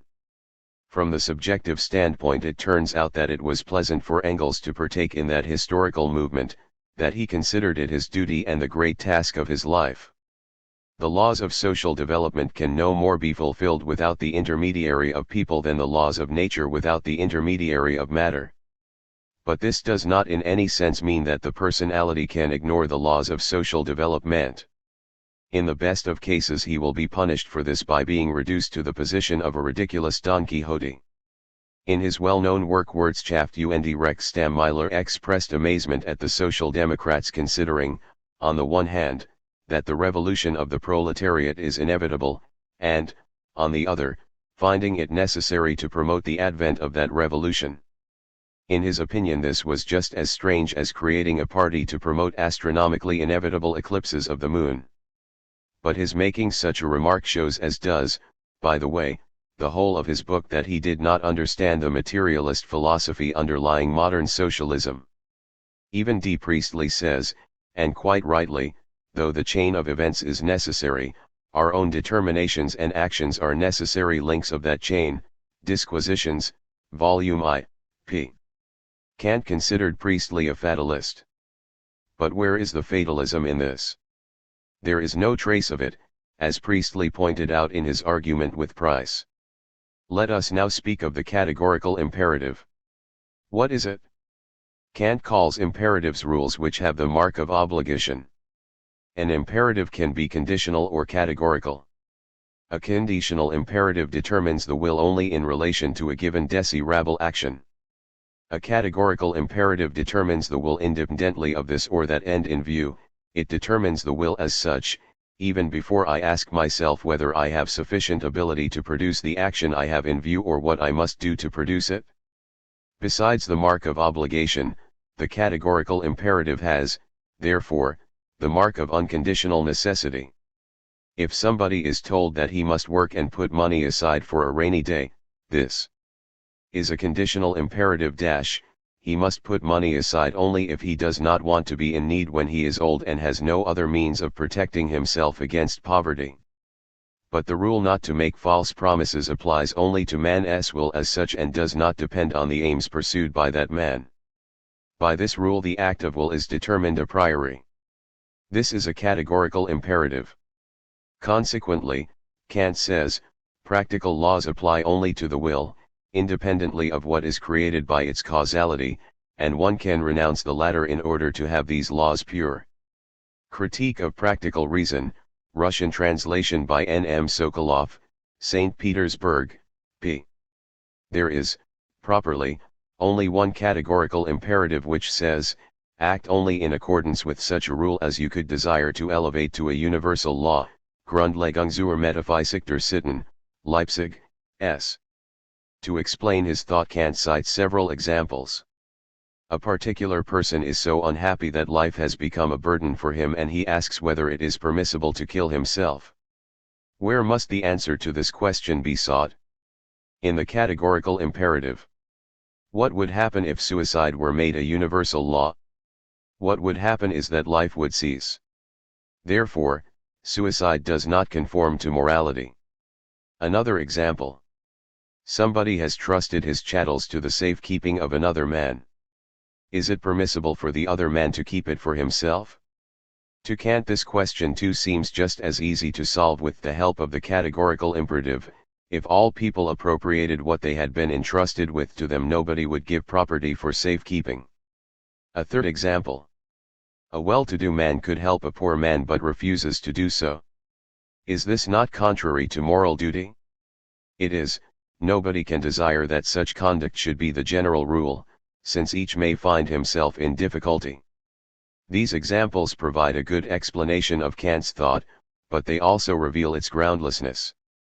Hegel has already noted that the example of giving chattels for safekeeping is not convincing, for one can ask, where is the harm if things are not entrusted for safekeeping? And if anyone replied that it would then be more difficult to guard chattels and that property itself would be impossible in the end, it could also be objected, what is property needed for? Kant's teaching, as Hegel says, does not contain a single law of morality clear in itself, without any further arguments and without contradictions, independently of other qualifications. This is correct, and it is especially noticeable in the example of suicide. Indeed, in this example it is a question of the suicide not of all people generally, but only of such as are broken by the difficult struggle of life, and the suicide of such people would not put an end to life.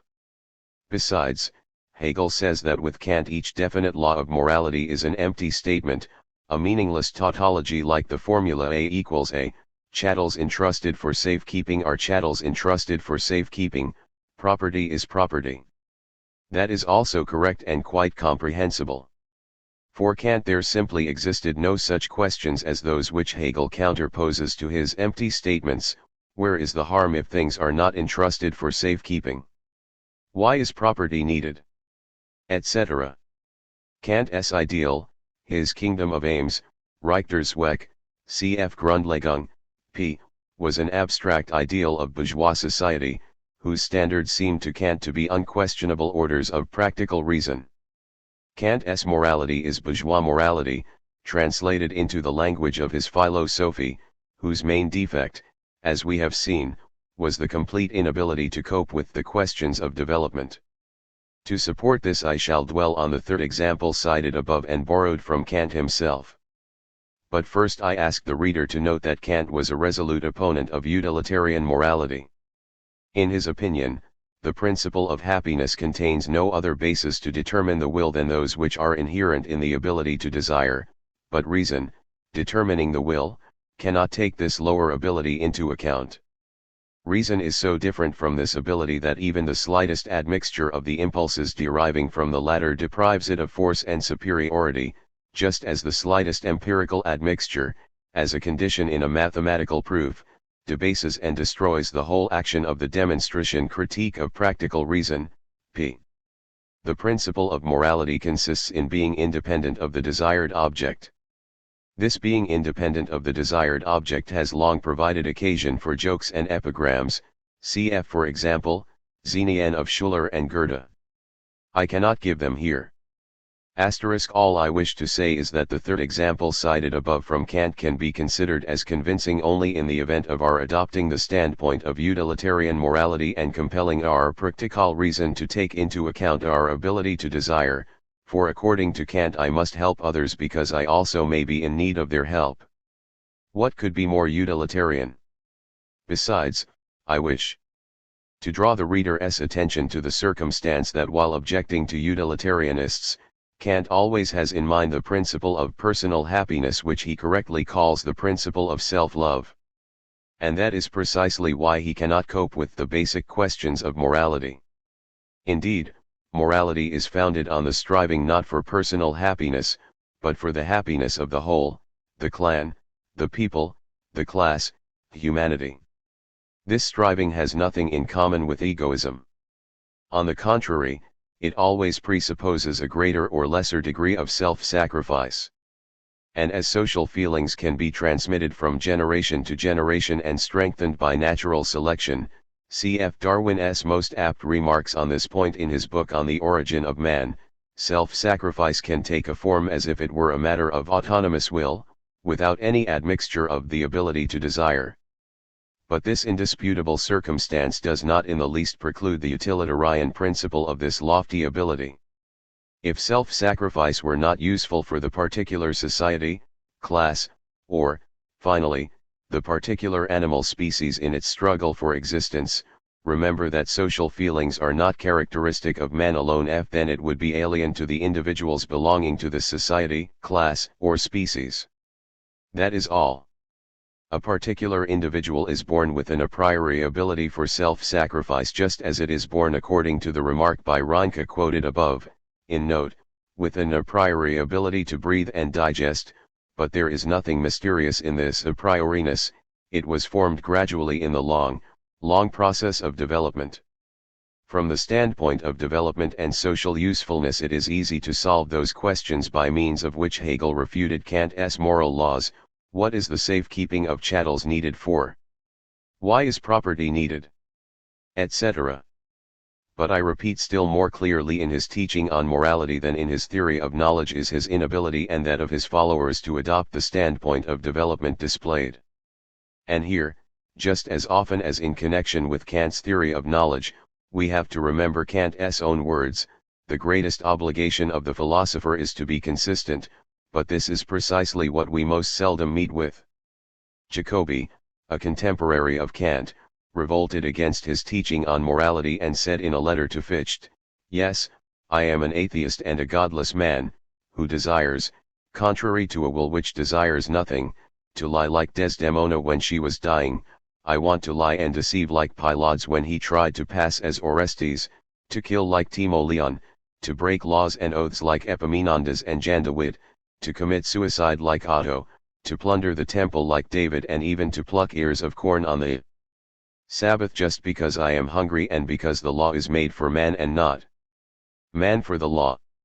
That is very good, and Hegel was perfectly right in his opinion that these thoughts of Jacobi's were perfectly pure, since their expression in the first person, desire, cannot hinder their objectivity. But the absolutely correct thought that the law is made for man and not man for the law provides an unshakable foundation for utilitarian morality understood in its true, i.e., objective significance. Hegel had already noted that it is absurd to consider historical events from the moral point of view, cf. his lectures on the philosophy of history, p. of the first edition, volume 9 of the complete collection of his works. But our progressive writers still do not understand the correctness of this remark, which, I admit, they have yet hardly heard of. They lament with the utmost sincerity over the deterioration of morals which accompanies the disintegration of the ancient foundations of the people's life, foundations on which whole forests of birch rods and mountains of blows have grown. The factory proletariat is in their eyes a vessel of all kinds of vices. Scientific socialism takes a different view of the matter. The representatives of scientific socialism knew long before progressive Russian writers noticed it, that the development of capitalism inevitably leads to what may be called the demoralization of the workers, i.e., first and foremost a break with traditionally established morality, cf. for example Engels' Die Lage der Arbeitenden Klasse in England, Leipzig, pages etc. But Engels did not dream of a resumption of patriarchal relationships, and, what is most important, he understood that out of the immorality of the factory proletariat there grows a new morality, the morality of revolutionary struggle against the existing order of things, which in the end will create a new social system in which the workers will not be perverted, because the sources of their perversion will disappear, pages etc. The contemporary condition of Russian progressive thought can be expressed as follows: we have not even an idea of what really progressive thought in the West already knew half a century ago. Really, there is enough to drive us to despair. These lines were written in when our arguments with illegal Narodism, still in existence as remnants of the Narodnaya Volya trend, were still going on, and our polemic with the legal Narodniks, which became particularly sharp in the second half of the 90s, was as yet only in preparation. Now our progressive writers have no time to mourn over the disintegration of the ancient foundations, and they no longer regret the appearance of the proletariat in our country. Life itself has now shown them how great the revolutionary significance of this class is, and the progressive press is now lavish in praise of it. Notes no Engels' book El Feuerbuch. Better late than never, as the saying goes. But I say, better early than late. If our progressive people had abandoned their absurd view of the proletariat as of a mere ulcer earlier, if, renouncing this view, they had promoted with all their might the development of consciousness in this class, the infamous Black Hundred would not now be playing its dangerous role in politics. Stubborn and persistent defense by the progressive intelligentsia of the prejudices of Narodism truly constitutes their political crime, for which implacable history is now severely punishing them. As for primitive society, Marx's historical views are brilliantly corroborated by the studies of Morgan, cf. his Ancient Society, which was first published in English. Now there is a German, Russian, and, if we are not mistaken, a Polish translation. Some dishonest critics maintain that Morgan's conclusions regarding tribal life are founded only on the study of the social life of the Red Indians in North America. It is sufficient to read his book to be convinced that such critical remarks are completely unfounded. In the same way it is sufficient to become acquainted in detail, i.e., from first sources, with the history of the antique world to see how indisputable is all that Morgan and Engels say about it, cf. the latter Esther Ursprung der family, de privatisierungsthums und des Staats, i.e., the origin of the family, private property, and the state.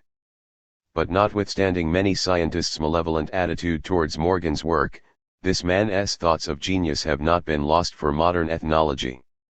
Under his influence there has arisen in North America a whole school of ethnologists whose works are published in the annual and extremely noteworthy reports of the Smithsonian Institution and provide most valuable data for the materialist explanation of the history of primitive society.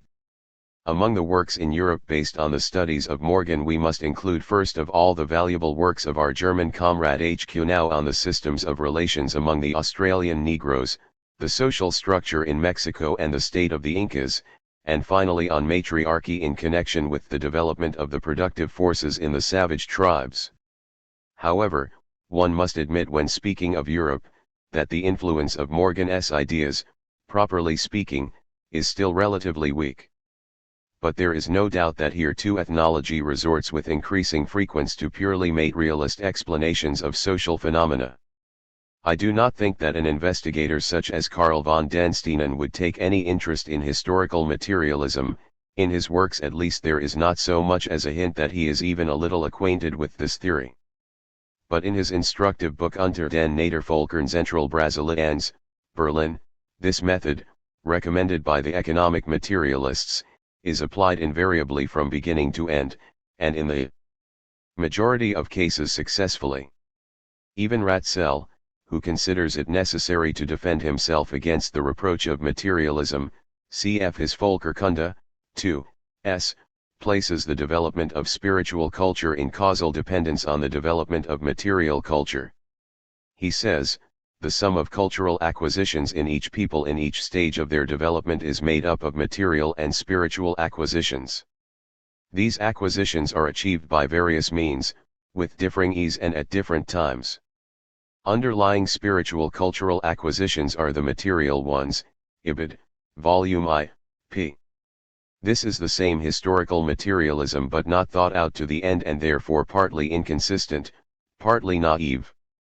And we come across the same, so to speak, naturally grown and therefore naive and more or less inconsistent materialism in a large number of works on the development of different special fields of primitive culture, or, to use Marx's expression, different ideologies. Thus, the investigation of primitive art has taken a firm stand on materialist ground. This could be confirmed by quoting a long list of works published in Europe and in the United States of North America, but I will confine myself to indicating the works of Gross, Die Anfang der Kunst, and of Bucher, Arbeit und Rhythmus, of which there are Russian translations. It is interesting that this latter work was written by a man whose view of the basic causes of social development is directly opposed to the materialist view, as can be seen from what Bucher wrote about the mutual relations of play and labor. But it is obvious that now even the bourgeois scientist cannot always avoid the influence of truth, although he finds it unpleasant to acknowledge it because of some or other prejudices. Everything shows that we are now rapidly approaching the time when what we can now observe in natural science will be repeated in social sciences. All phenomena will be given a materialist explanation, but the basic thought of the materialists will be rejected as being groundless. It is not difficult to understand what explains this dual attitude to materialism. The consistent materialist outlook is mainly a revolutionary view of the world, and the educated classes in the Western countries are by no means inclined towards revolution at present. It can be seen from an interesting book written by an American, Edwin R. A. Seligman, The Economic Interpretation of History, New York, that I am not calumniating the educated classes. Professor Seligman says expressly that historical materialism is doing itself a lot of harm in the eyes of scientists by its close connection with socialism, CFP of his book, and its alleged absurd exaggerations, including its negative attitude to religion in general and to Christianity in particular. See the whole of chapter 4 of the book quoted. As Seligman considers the materialist explanation of history to be correct and as he wishes to have its correctness recognized by other scientists, he tries to prove that one can adhere to the materialist explanation of history and not share the atheist and socialist conclusions at which the enormous majority of its supporters have arrived so far. It must be admitted that Seligman is right in his way, With a certain inconsistency, the logical operation which he suggests is obviously possible. And it would be useful for social sciences if bourgeois scientists listened to the advice that Seligman gives them. By renouncing the exaggerations of modern Marxism, they would, of course, be making a big mistake. But by rejecting historical materialism outright, they are making not one, but a large number of mistakes. Of the two evils, the former would therefore all the same be the lesser. However this may be, the late N. Mikhailovsky was cruelly mistaken when he maintained in his argument with the Russian pupils of Marx that historical materialism is incapable, because of its inherent groundlessness, to attract the attention of the scientific world.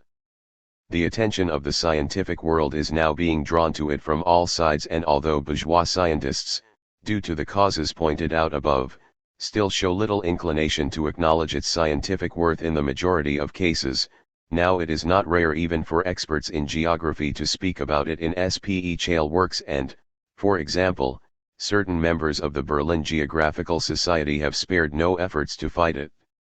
This is a gratifying sign of the times, and one that is of no little importance. Notes to the first edition in the original version. On German True Socialism, see the Manifesto of the Communist Party by Marx and Engels. A new Russian translation of it was published in Geneva and also Adler, not the Adler, the leader of the Austrian Social Democrats, Geschichte der ersten Sozialpolitischen Bewegungen in Deutschland. In this same book, which by the way is far from satisfactory, the reader will also learn about the activity of Karl Grun. True German socialism was one of the varieties of utopian socialism, but it did not contain any trace of the profound thoughts for which the works of such utopians as Robert Owen, Saint-Simon, and Fourier are remarkable at every step. The supporters of true socialism rose against politics and could not at all understand what the class struggle is. It is known that certain Russian, no less true, socialists, still transgress in the same way. On the question of politics we all now reason differently from the true socialists. We all acknowledge it as necessary. But that still does not mean that we all have a correct view of it. Whoever counterposes socialism to politics, whoever does not understand that every class struggle is a political struggle, whoever says, for example, let us engage first in politics, let us overthrow the autocracy, and then we shall go on to socialism, such a man is not a hair-breadth above the views of the utopian socialists. He does not understand the policy of the working class, and he will in all probability defend a policy having definitely no direct relation to the political tasks of the socialists. Thus, for example, we know that, according to Kant's teaching, things in themselves, when they act upon us, give material which is processed by our consciousness. But as Ubirweg correctly notes, P. of the Russian translation of his History of Philosophy in Modern Times, action contains the notions of time and of cause, which, as a priori forms, on the other hand, Kant acknowledges as having significance only within the world of phenomena, not beyond it. Many more similar contradictions could be pointed out, but not, of course, in this short note. Some German and Russian philosophers like to expatiate on the subject of the unknowableness of things in themselves. It seems to them that in doing so they are uttering very profound truths. But this is a grave error.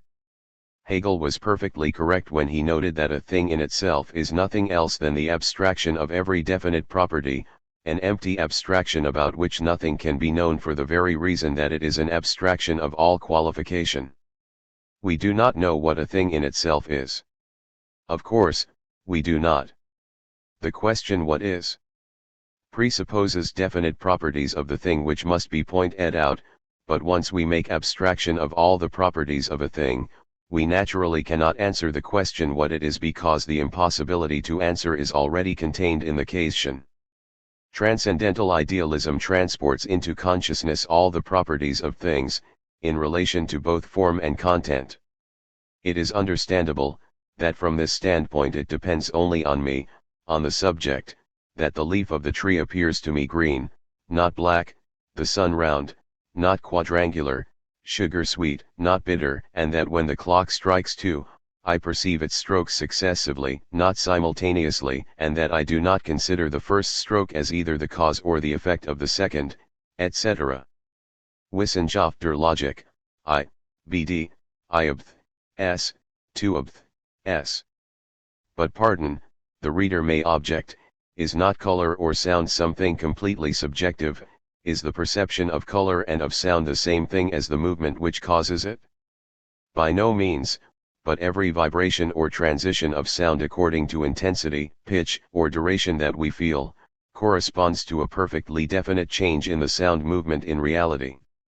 Sound and light as sensations are products of the organization of man, but the roots of the forms and movements which we see, just as the modulations of sound which we hear, lie outside us in reality. Plekanov, Objective Thought and Reality, in the collection Hunger Relief, published by Russky Vedomosti, p. And, generally, whatever the external objects may be in themselves, independently of our consciousness, even if it be granted that our impressions of them are only conventional signs, the fact remains that the similarity or difference of the signs we perceive corresponds to a real similarity or difference. In other words, the similarities or differences man finds in the objects he perceives are real similarities or differences. Plekanov, Ibid, p. This cannot be refuted, and consequently one cannot speak of unknowableness of things in themselves, even if it occurred to somebody to speak of these things after Hegel showed the logical origin of these alleged things. Our sensations are in their way hieroglyphs which inform us of what is taking place in reality. The hieroglyphs do not resemble the events conveyed by them. But they can with complete fidelity convey, both the events themselves, and what is the main thing, the relations existing between them. Engels says that Kant's theory is refuted best of all by experiment and industry. The words we have quoted from Plekanov partly show how this is to be understood. But perhaps it will do no harm to dwell a little longer on this question. Every experiment and every industry, that is, production of the things man needs, the deliberate calling into being of certain phenomena, are an active attitude of man towards nature. And this active attitude sheds new light on it, a light far brighter than that which is given by a passive perception of impressions. Indeed, making use of his knowledge of the laws of nature, man could build an electric railway. This means that he himself deliberately calls into being definite phenomena, the transformation of electricity into movement properly, etc. But what is a phenomenon in the sense of Kant's philosophy? It is the resultant of two forces, our ego, the action produced on that ego by the thing in itself. Consequently, calling forth a definite phenomenon, I force this thing to act upon my ego in a definite manner previously determined by me. Consequently, I know at least some of its properties, namely those by means of which I force it to act. But that is not yet all. Forcing the thing to act upon me in a definite manner, I become cause in relation to it. And Kant says that the category of cause cannot have any relation to things in themselves.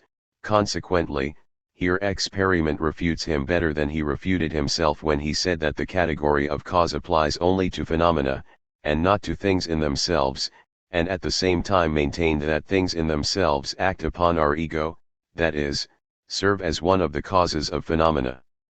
From this it follows that Kant was seriously mistaken when he said that the forms of our thinking, the categories, or basic concepts of reason, for example causality, interaction, existence, necessity, are only a priori forms, i.e., that things in themselves are not subject to the causal relation, interaction, and so forth.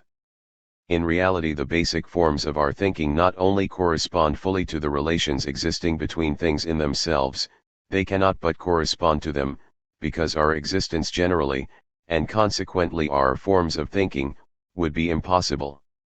It is true that we are quite capable of error in the investigation of these basic forms. We can take for a category that which is not a category at all. But that is another question which has no direct relation to the present one. In connection with it we will confine ourselves to a single remark, when we speak of the identity of the basic forms of being and of thought.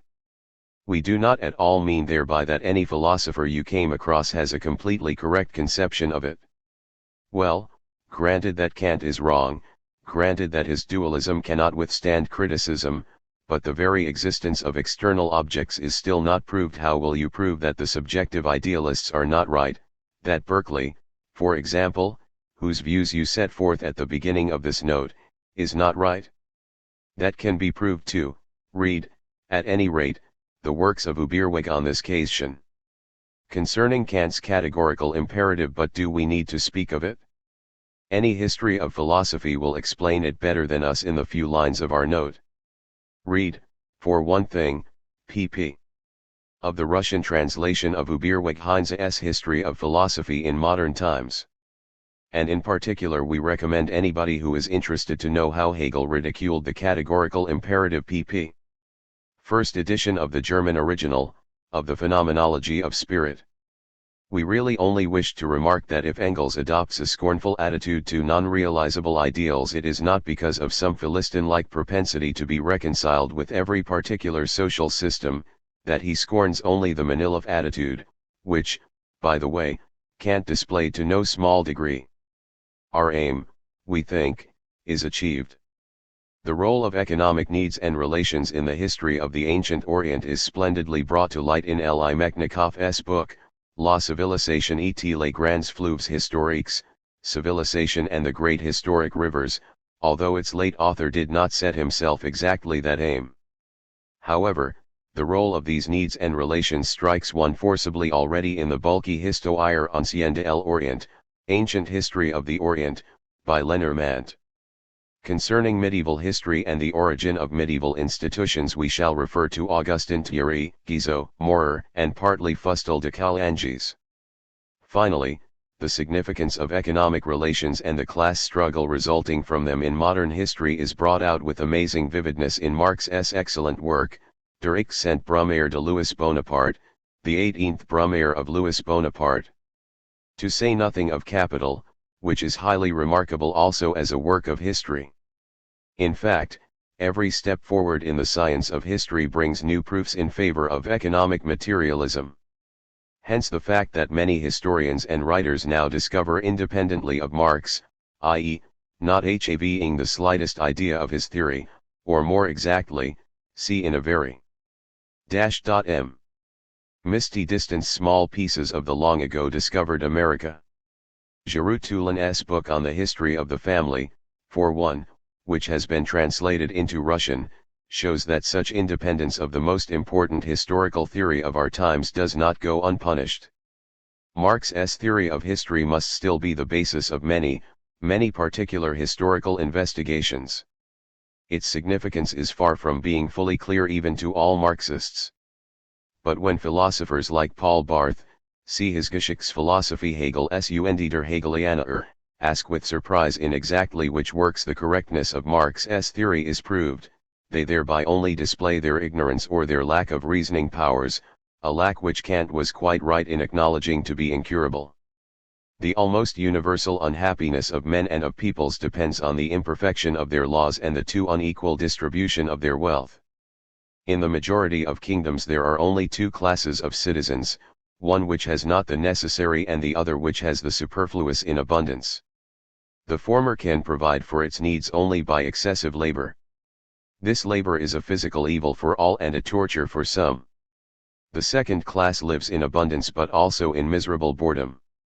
And boredom is an evil almost as fearful as indigence. Most of the empires must therefore be populated only by unhappy people. What must be done to restore happiness?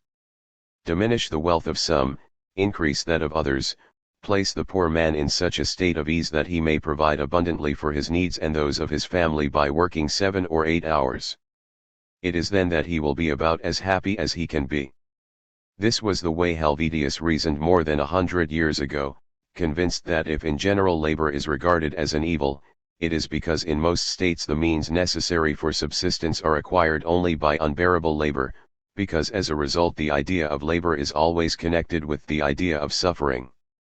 Moderate labor, he added, is in general the happiest use that we can make of time if we do not surrender to any other feelings of delight, which, without doubt and notwithstanding all their brilliance, are less lasting. Helvetius was undeniably a convinced bourgeois. For him the right of property was the first and most sacred of all rights. But the bourgeois of his time were not like those of today. The bourgeoisie were then capable of noble strivings. Fighting the clergy and the nobility, the powers that be, the lords and the privy-legged, they were fighting for the cause of entire humanity. The ideal of their educated representatives was not a society in which a few thousand capitalists live by the sweat of millions of workers. On the contrary, the philosophers of the 18th century dreamed of a society consisting of property owners unequal in wealth but all independent and every one working for himself. This was an impracticable dream. It contradicted all the laws of capitalist production. But as long as the philosophers cherished this dream, they could not become defenders of the exploiters. And often enough they said fairly unpleasant things to the latter. So Helvetius already understood that the interests of employers are contradictory to the interests of the entire nation as a whole. In a certain respect, he said, nothing contradicts the national interests so much as the presence of a too large number of people who have no property.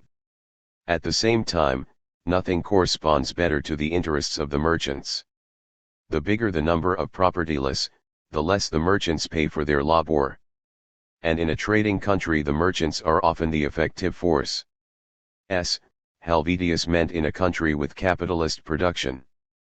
Holbach, another philosopher of the revolutionary bourgeoisie, was indignant at a system under which whole nations must work and sweat, and water the land with their tears merely to feed the whims, luxury, fantasy, and perverted tastes of a handful of madmen, a few useless people who cannot be happy because their disorderly imagination no longer knows any bounds.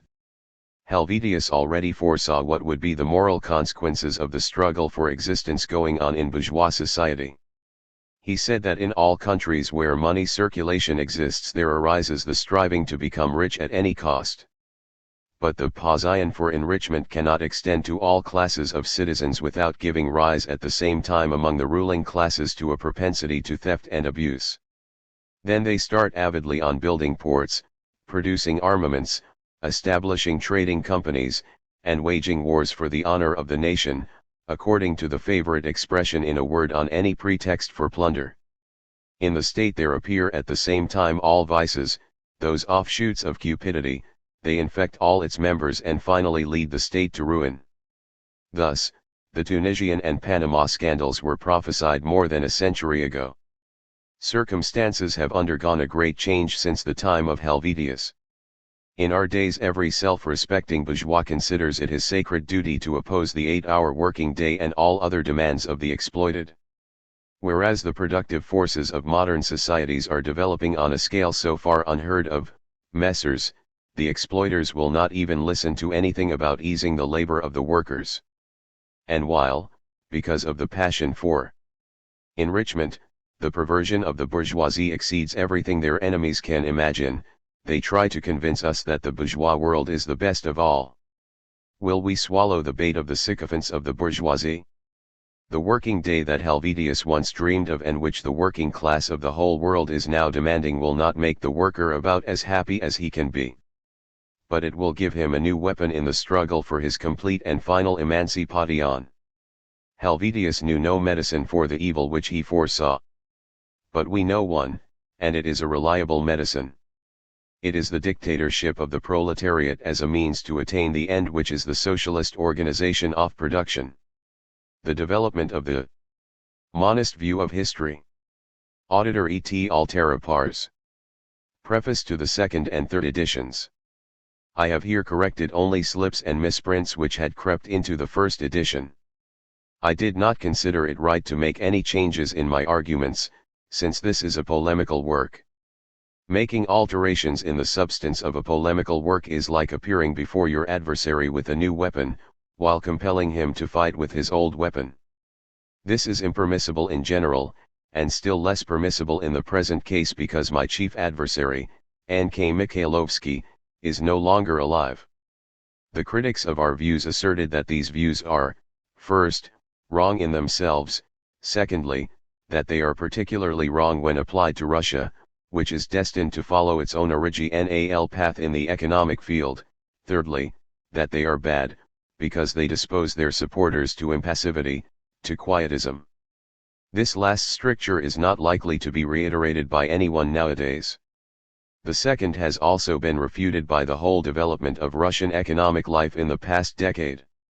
As to the first stricture, it is enough to acquaint oneself with recent ethnological literature, if with nothing else, to be convinced of the correctness of our explanation of history. Every serious work on primitive civilization is obliged to resort to it whenever the question under discussion is the causal connection between manifestations of the social and spiritual life of savage peoples. Witness, for example, the classical work of Castinan, Unter der Nadervalkern Central Brasiliens. But I cannot, of course, dilate on this subject here.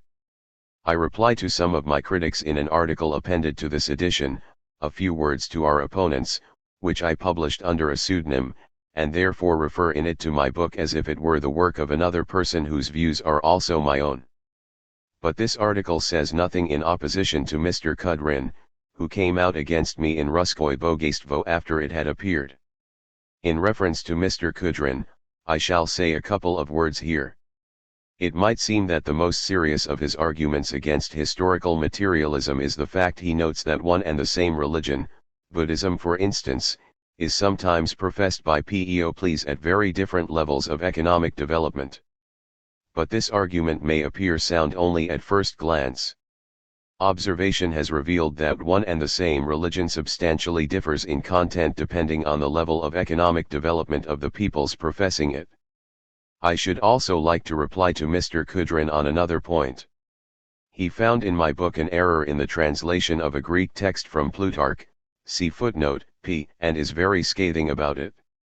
Actually, I am not guilty. Being on a journey at the time the book was published, I sent the manuscript to St. Petersburg without giving the quotation from Plutarch, but only indicating the paragraphs which should be quoted. One of the persons connected with the publication of the book who, if I am not mistaken, graduated from the same classical gymnasium as Mr. Kudrin translated the paragraphs I had indicated and made the mistake Mr. Kudrin points out. That, of course, is a pity. But it should also be said that this mistake was the only blunder our opponents could convict us of. They too had to have some moral satisfaction. So that, humanly speaking, I am even glad of the error. Anne Beltoff. Chapter I. French Materialism. Of the 18th century. If you nowadays, says Mr. Mikhailovsky, meet a young man who, even with some unnecessary haste, informs you that he is a materialist, this does not mean that he is a materialist in the general philosophical sense, in which in olden days we had admirers of Buyckner and Moleschott. Very often the person with whom you are talking is not in the least interested either in the metaphysical or in the scientific side of materialism, and even has a very vague idea of them. What he wants to say is that he is a follower of the theory of economic materialism, and that in a particular and conditional sense. Asterisk. We do not know what kind of young men Mr. Mikhailovsky has been meeting. But his words may give rise to the impression that the teaching of the representatives of economic materialism has no connection with materialism in the general philosophical sense. Is that true? Is economic materialism really so narrow and poor in content as it seems to Mr. Mikhailovsky? A brief sketch of the history of that doctrine will serve as a reply. What is materialism in the general philosophical sense? Materialism is the direct opposite of idealism. Idealism strives to explain all the phenomena of nature, all the qualities of matter, by these or those qualities of the spirit. Materialism acts in the exactly opposite way. It tries to explain psychic phenomena by these or those qualities of matter, by this or that organization of the human or, in more general terms, of the animal body.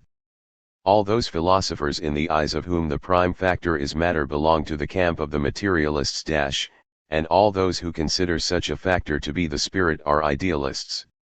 That is all that can be said about materialism in general, about materialism in the general philosophical sense, as time built up on its fundamental principle the most varied superstructures. which gave the materialism of one epoch quite a different aspect from the materialism of another.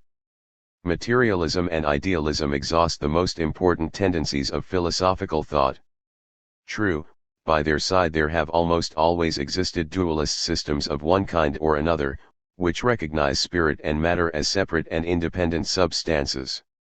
Dualism was never able to reply satisfactorily to the inevitable question, how could these two separate substances, which have nothing in common between them, influence each other?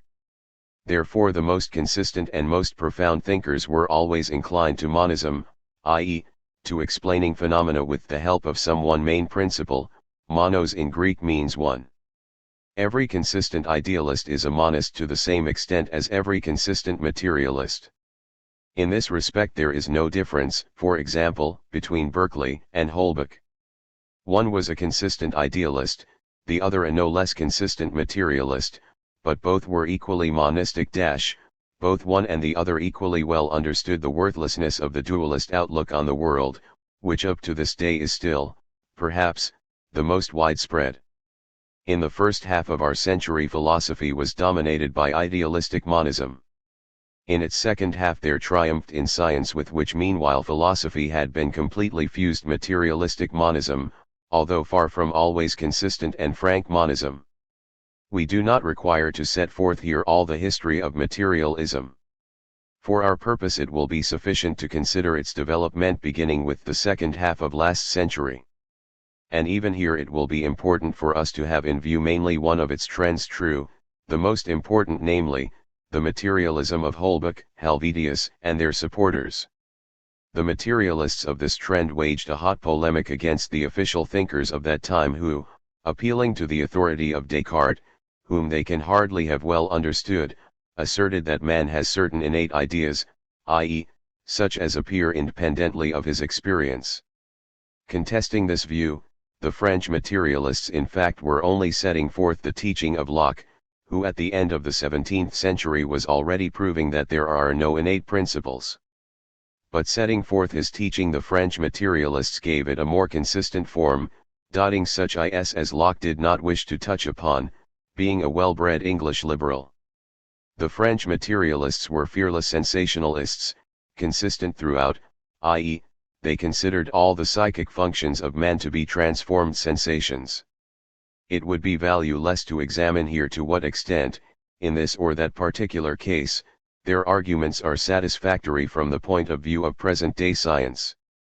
It is self-evident that the French materialists did not know a great deal of what is now known to every schoolboy. It is sufficient to recall the views of Holbach on chemistry and physics, even though he was well acquainted with the natural science of his age. But the French materialists' incontestable and indispensable service is in that they thought consistently from the standpoint of the science of their age, and that is all that one can and must demand of thinkers. It is not surprising that the science of our age has advanced beyond the French materialists of last century. What is important is that the adversaries of those philosophers were backward people even in relation to science of that day. True, the historians of philosophy usually oppose to the views of the French materialists the view of Kant, whom, of course, it would be strange to reproach with lack of knowledge. But this contraposition is quite unjustified, and it would not be difficult to show that both Kant and the French materialists took, essentially, the same view, but made use of it differently and therefore arrived at different conclusions, in keeping with the different characteristics of the social relations under the influence of which they lived and thought. We know that this opinion will be found paradoxical by people who are accustomed to believe every word of the historians of philosophy. There is no opportunity to prove it here by circumstantial argument, but we do not refuse to do so, if our opponents should require it. Be that as it may, everyone knows that the French materialists regarded all the psychic activity of man as transformed sensations, sensations transformes. To consider psychic activity from this point of view means to consider all notions, all conceptions and feelings of man to be the result of the influence of his environment upon him. The French materialists did adopt this very view. They declared constantly, very ardently, and quite categorically that man, with his views and feelings, is what his environment, i.e., in the first place nature, and secondly society, make of him. L'homme est tout education, man depends entirely on education, affirms Helvetius, meaning by the word education the sum total of social influence. This view of man as the fruit of his environment was the principal theoretical basis for the progressive demands of the French materialists. For indeed, if man depends on his environment, if he owes it all the qualities of his character, then he owes it also his defects, and consequently if you wish to combat his defects, you must in suitable fashion change his environment, and moreover his social environment in particular, because nature makes man neither bad nor good. Put people in reasonable social relations, i.e., in conditions where the instinct of self-preservation of each of them ceases to impel him to struggle against the remainder, coordinate the interests of the individual man with the interests of society as a whole, and virtue will appear of its own accord, just as a stone falls to the earth of its own accord when it loses any support. Virtue requires, not to be preached, but to be prepared by the reasonable arrangement of social relations. By the light-hearted verdict of the conservatives and reactionaries of last century, the morality of the French materialists is up to the present day considered to be an egotistical morality. They themselves gave a much truer definition. In their view it passed entirely into politics. The doctrine that the spiritual world of man represents the fruit of his environment not infrequently led the French materialists to conclusions which they did not expect themselves. Thus, for example, they sometimes said that the views of man have absolutely no influence on his conduct, and that therefore the spreading of one idea or another in society cannot by a hair-breadth change its subsequent fate. Later on we shall show wherein such an opinion was mistaken, but at this stage let us turn our attention to another side of the views of the French materialists. If the ideas of any particular man are determined by his environment, then the ideas of humanity, in their historical development, are determined by the development of the social environment, by the history of social relationships. Consequently, if we were to think of painting a picture of the progress of human reason, and if we were not to limit ourselves in doing so to the question of how, in what particular way did the historical advance of reason take place, and put to ourselves the quite natural question of why did that advance take place just in this fashion, and not otherwise? We should have to begin with the history of the environment, the history of the development of social relations. The center of gravity of our research would thus be shifted, at all events in the first stages, in the direction of studying the laws of social development. The French materialists came right up against this problem, but proved unable not only to solve it but even correctly to state it. Whenever they began speaking of the historical development of mankind, they forgot their sensationalist view of man in general and, like all the philosophers of enlightenment of that age, affirmed that the world, i.e., the social relations of mankind, is governed by opinions, c'est l'opinion qui gouverne le monde.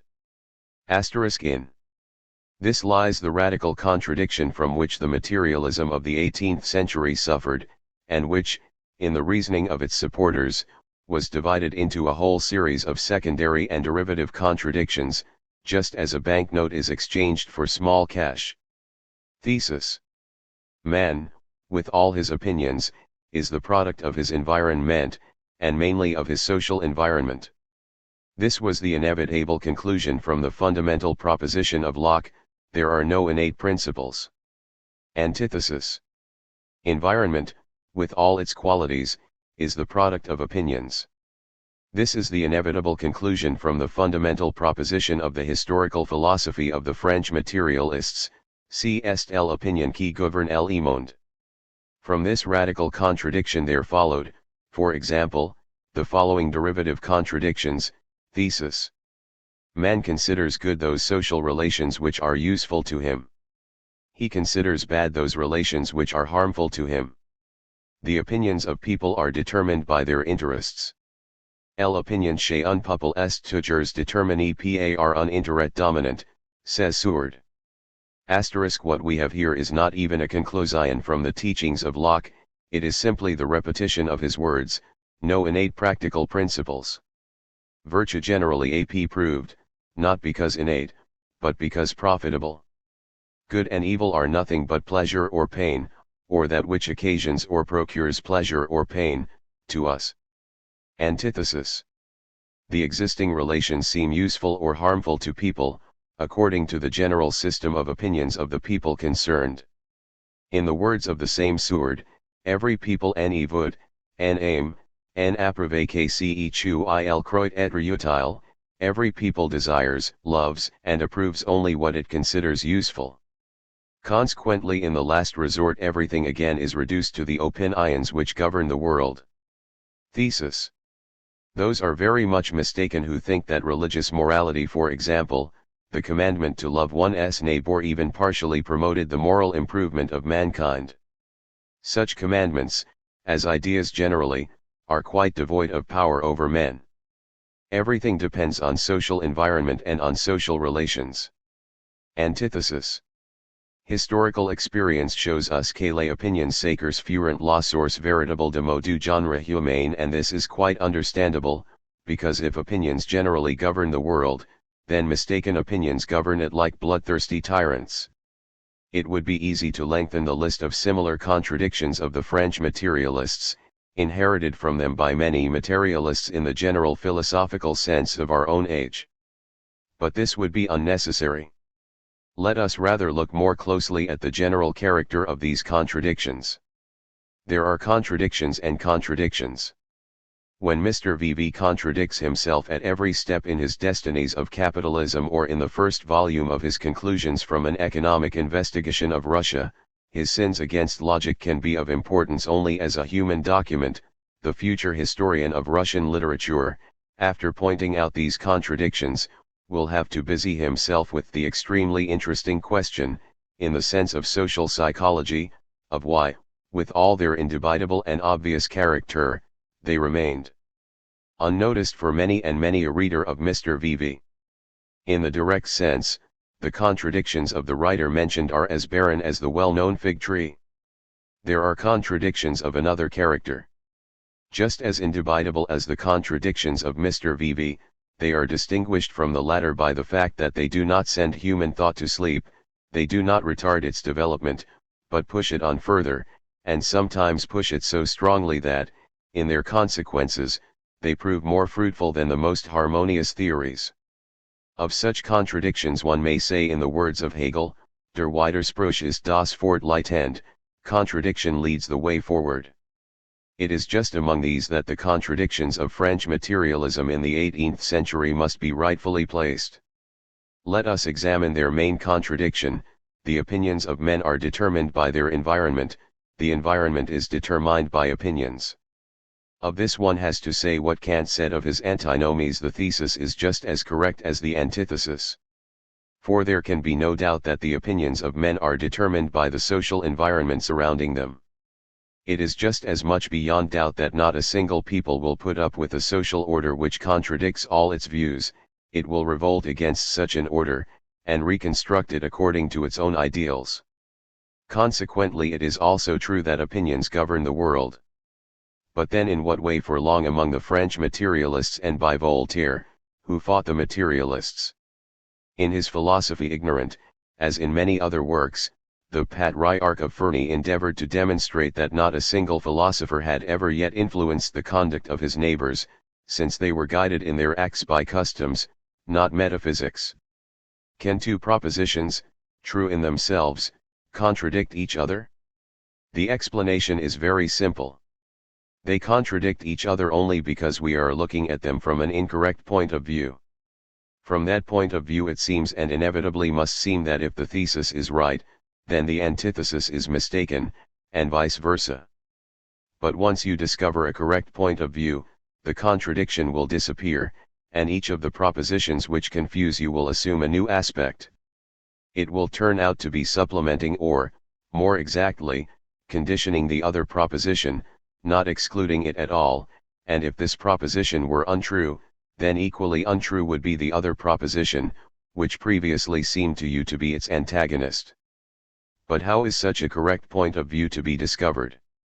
Let us take an example. It often used to be said, particularly in the 18th century, that the constitution of any given people was conditioned by the manners of that people, and this was quite justified. When the old republican manners of the Romans disappeared, their republic gave way to a monarchy. But on the other hand, it used no less frequently to be asserted that the manners of a given people are conditioned by its constitution. This also cannot be doubted in the least. And indeed, how could republican manners appear in the Romans of the time, for example, of Heliogabalus? Is it not patently clear that the manners of the Romans during the empire were bound to represent something quite opposite to the old republican manners? And if it is clear, then we come to the general conclusion that the constitution is conditioned by manners, and manners by the constitution. But then this is a contradictory conclusion. Probably we arrived at it on account of the mistaken character of one or the other of our propositions. Which in particular? Rack your brains as you will not discover anything wrong either in one or in the other. They are both irreproachable, as in reality the manners of every given people do influence its constitution, and in this sense are its cause, while on the other hand they are conditioned by the constitution, and in this sense are its consequence. Where, then, is the way out? Usually, in questions of this kind, people confine themselves to discovering interaction. Manners influence the constitution and the constitution influences manners. Everything becomes as clear as daylight, and people who are not satisfied with clarity of this kind betray a tendency to one-sidedness worthy of every condemnation. That is how almost all our intellectuals argue at the present time. They look at social life from the point of view of interaction. Each side of life influences all others and, in its turn, experiences the influence of all the others. Only such a view is worthy of a thinking sociologist, while those who, like the Marxists, keep on seeking for some more profound reasons or other for social. Title page of a planned edition abroad of the development of the monist view of history. Typesetting was begun in, the title being Our Differences, Volume. Part, Our Legal Literature. Development, simply don't see to what degree social life is complicated. The French writers of the Enlightenment were also inclined to this point of view, when they felt the necessity of bringing their views on social life into logical order and of solving the contradictions which were getting the upper hand of them. The most systematic minds among them, we do not refer here to Rousseau, who in general had little in common with the writers of the Enlightenment, did not go any further. Thus, for example, it is this viewpoint of interaction that is maintained by Montesquieu in his famous works, Grandeur et Décadence de Romains and de l'Esprit de Lois. And this, of course, is a justifiable point of view. Interaction undoubtedly exists between all sides of social life. But unfortunately this justifiable point of view explains very little, for the simple reason that it gives no indication as to the origin of the interacting forces. If the Constitution itself presupposes the manners which it influences, then obviously it is not to the Constitution that those manners owe their first appearance. The same must be said of the manners too. If they already presuppose the Constitution which they influence, then it is clear that it is not they which created it. In order to get rid of this muddle we must discover the historical factor which produced both the manners of the given people and its constitution, and thereby created the very possibility of their interaction. If we discover such a factor we shall reveal the correct point of view we are seeking, and then we shall solve without difficulty the contradiction which confuses us. As far as the fundamental contradiction of the French materialists is concerned, this means the following. The French materialists were very mistaken when, contradicting their customary view of history, they said that ideas mean nothing, since environment means everything. No less mistaken was that customary view of theirs on history, c'est l'opinion qui gouverne le monde, which proclaimed opinions to be the main fundamental reason for the existence of any given social environment. There is undoubted interaction between opinions and environment. But scientific investigation cannot stop at recognizing this interaction, since interaction is far from explaining social phenomena to us. In order to understand the history of mankind, i.e., in the present case the history of its opinions, on the one hand, and the history of those social relations through which it passed in its development. On the other, we must rise above the point of view of interaction, and discover, if possible, that factor which determines both the development of the social environment and the development of opinions. The problem of social science in the 19th century was precisely to discover that factor. The world is governed by opinions. But then, opinions do not remain unchanged. What conditions their changes? The spreading of enlightenment, replied, as early as the 17th century, la moth l'éveilleur. This is the most abstract and most superficial expression of the idea that opinions dominate the world. The writers of the Enlightenment of the 18th century held to it firmly, sometimes supplementing it with melancholy reflections that the fate of enlightenment, unfortunately, is in general very unreliable. But the realization that such a view was inadequate could already be noticed among the most talented of them. Helvetius remarked that the development of knowledge is subordinated to certain laws, and that, consequently, there are some hidden and unknown causes on which it depends. He made an attempt of the highest interest, still not assessed at its true value, to explain the social and intellectual development of man by his material needs. This attempt ended, and for many reasons could not but end, in failure. But it remained a testament, as it were, for those thinkers of the following century who might wish to continue the work of the French materialists. Chapter 2. French Historians of the Restoration. One of the most important conclusions which can be drawn from the study of history is that government is the most effective cause of the character of peoples, that the virtues or the vices of nations, their energy or their weakness, their talents, their enlightenment or their ignorance, are hardly ever the consequence of climate or of the qualities of the particular race, but are the work of the laws, that nature has given all to everyone, while government preserves or destroys, in the men subjected to it, those qualities which originally constituted the common heritage of the human race. In Italy there occurred no changes either in climate or in race. The influx of the barbarians was too insignificant to alter the latter's quality. Nature was the same for Italians of all ages. Only governments changed, and these changes always preceded or accompanied changes in the national character. In this way Sismondi contested the doctrine which made the historical fate of peoples depend only on geographical environment. His objections are not unfounded. In fact, geography is far from explaining everything in history, just because the latter is history, i.e., because, in Sismondi's words, governments change in spite of the fact that geographical environment remains unchanged. But this in passing. We are interested here in quite a different question. The reader has probably already noticed that, comparing the unchanging character of geographical environment with the changeability of the historical destinies of peoples, Sismondi links these destinies with one main factor: government, i.e., with the political institutions of the given country. The character of a people is entirely determined by the character of the government. True. Having stated this proposition categorically, Sismondi immediately and very essentially modifies it. Political changes, he says, preceded changes of the national character or accompanied them. Here the character of the government appears to be rather determined by the character of the people. But in this case the historical philosophy of Sismondi encounters the contradiction with which we are already familiar, and which confused the French writers of the Enlightenment. The manners of a given people depend on its constitution, the constitution depends on their manners. Sismondi was just as little able to solve this contradiction as the writers of the Enlightenment. He was forced to found his arguments now upon one, now upon the other branch of this antinomy. But be that as it may, having once decided on one of them, namely that which proclaims that the character of a people depends on its government, he attributed to the conception of government an exaggeratedly wide meaning.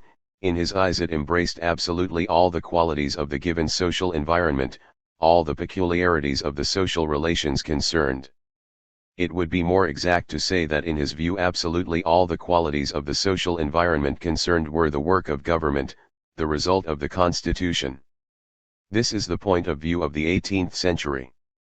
When the French materialists wanted briefly and strongly to express their conviction of the omnipotent influence of environment on man, they used to say, si est la legislation qui fait tout, everything depends on legislation. But when they spoke of legislation, they had in mind almost exclusively political legislation, the system of government. Among the works of the famous Jean-Baptiste Vico there is a little article entitled Essay of a System of Jurisprudence, in which the civil law of the Romans is explained by their political revolutions. Although this essay was written at the very beginning of the 18th century, nevertheless the view it expresses on the relationship between civil law and the system of government prevailed up to the French Restoration. The writers of the Enlightenment reduced everything to politics. But the political activity of the legislator is in any event a conscious activity, although naturally not always expedient. The conscious activity of man depends on his opinions. In this way the French writers of the Enlightenment without noticing it themselves returned to the idea of the omnipotence of opinions, even in those cases when they desired to emphasize the idea of the omnipotence of environment. Sismondi was still adopting the viewpoint of the 18th century. Younger French historians were already holding different views.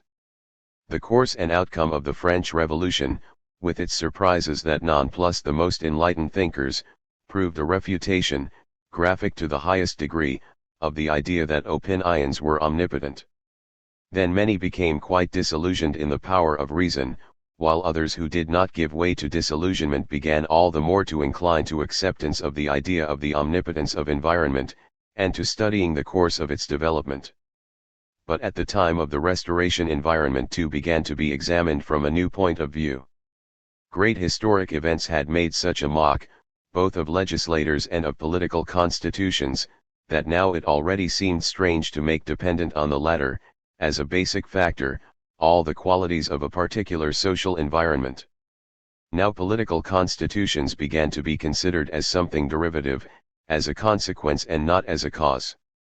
The majority of writers, scholars, historians, or publicists, says Guizot in his essays sur l'histoire de France, have attempted to explain the condition of society, the degree or the nature of its civilization, by its political institutions. It would be wiser to begin with the study of society itself, in order to learn and understand its political institutions. Before becoming a cause, institutions are a consequence. Society creates them before it begins to change under their influence, and instead of judging the condition of a people from the system or the forms of its government, we must first of all investigate the condition of the people, in order to judge what should be and what could be its government. Society, its composition, the mode of life of individual persons in keeping with their social position, the relations of various classes of persons, in a word, the civil condition of men, l'état de personas, such, without doubt, is the first question which attracts the attention of the historian who desires to know how peoples lived, and of the publicist who desires to know how they were governed. This view is directly opposed to the view of Vico. The latter explained the history of civil law by political revolutions. Guizot explains the political order by civil conditions, i.e., by civil law. But the French historian goes even further in his analysis of social composition. He states that, among all the peoples who appeared on the historical arena after the fall of the Western Roman Empire, the civil condition of men was closely connected with agrarian relations, état de terres, and therefore the study of their agrarian relations must precede the study of their civil condition. In order to understand political institutions, we must study the various strata existing in society and their mutual relationships. In order to understand these various social strata, we must know the nature and the relations of landed property. It is from this point of view that Guizot studies the history of France under the first two dynasties. He presents it as the history of the struggle of various social strata at the time. In his history of the English Revolution he makes a new step forward, representing this event as the struggle of the bourgeoisie against the aristocracy, and tacitly recognizing in this way that to explain the political life of a particular country it is necessary to study not only its agrarian relations, but also all its property relations in general. Such a view of the political history of Europe was far from being the exclusive property of Guizot at that time. It was shared by many other historians, among whom we shall refer to Augustin Thierry and Mignet. In his Vues de Revolutions d'Angleterre, Thierry represents the history of the English revolutions as the struggle of the bourgeoisie against the aristocracy. Everyone whose ancestors were number-beared among the conquerors of England, he writes of the first revolution, left his castle and journeyed to the royal camp, where he took up a position appropriate to his rank. The inhabitants of the towns and ports flocked to the opposite camp. Then it might have been said that the armies were gathering, one in the name of idleness and authority, the other in the name of labor and liberty. All idlers, whatever their origin, all those who sought in life only enjoyment, secured without labor, rallied under the royal banner, defending interests similar to their own interests, and on the contrary, those of the descendants of the former conquerors who were then engaged in industry joined the party of the commons. Asterisk. The religious movement of the time was, in Thierry's opinion, only the reflection of positive lay interests. On both sides the war was waged for positive interests. Everything else was external or a pretext. The men who defended the cause of the subjects were for the most part Presbyterians, i.e., they desired no subjection even in religion. Those who adhered to the opposite party belonged to the Anglican or the Catholic faith. This was because, even in the religious sphere, they strove for authority and for the imposition of taxes on men. Thierry quotes in this connection the following words of Fox in his History of the Reign of James II: "The Whigs considered all religious opinions with a view to politics. Even in their hatred to popery, they did not so much regard the superstition, or imputed idolatry of that unpopular sect, as its tendency to establish arbitrary power in the state." In Mignet's opinion, the movement of society is determined by the dominating interests. Amid various obstacles, this movement strives towards its end, halts once that end has been reached, and yields place to another movement which at first is imperceptible, and becomes apparent only when it becomes predominant. Such was the course of development of feudalism. Feudalism existed in the needs of man while it yet did not exist in fact the first epoch. In the second epoch it existed in fact, gradually ceasing to respond to men's needs, wherefore there came to an end, ultimately, its existence in fact. Not a single revolution has yet taken place in any other way.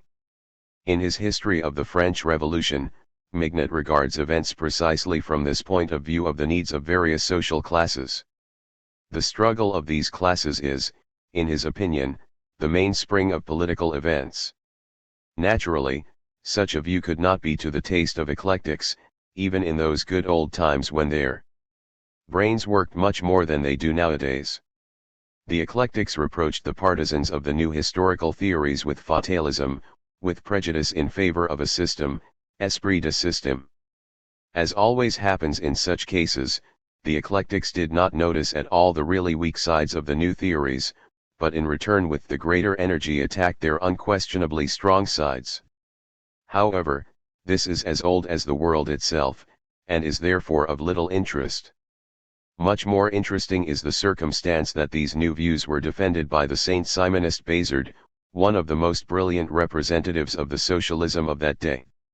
Bazard did not consider Mignet's book on the French Revolution to be flawless. Its defect was, in his eyes, that among other things it represented the event it described as a separate fact, standing without any connection with that long chain of efforts which, having overthrown the old social order, was to facilitate the establishment of the new regime. But the book also has unquestionable merits.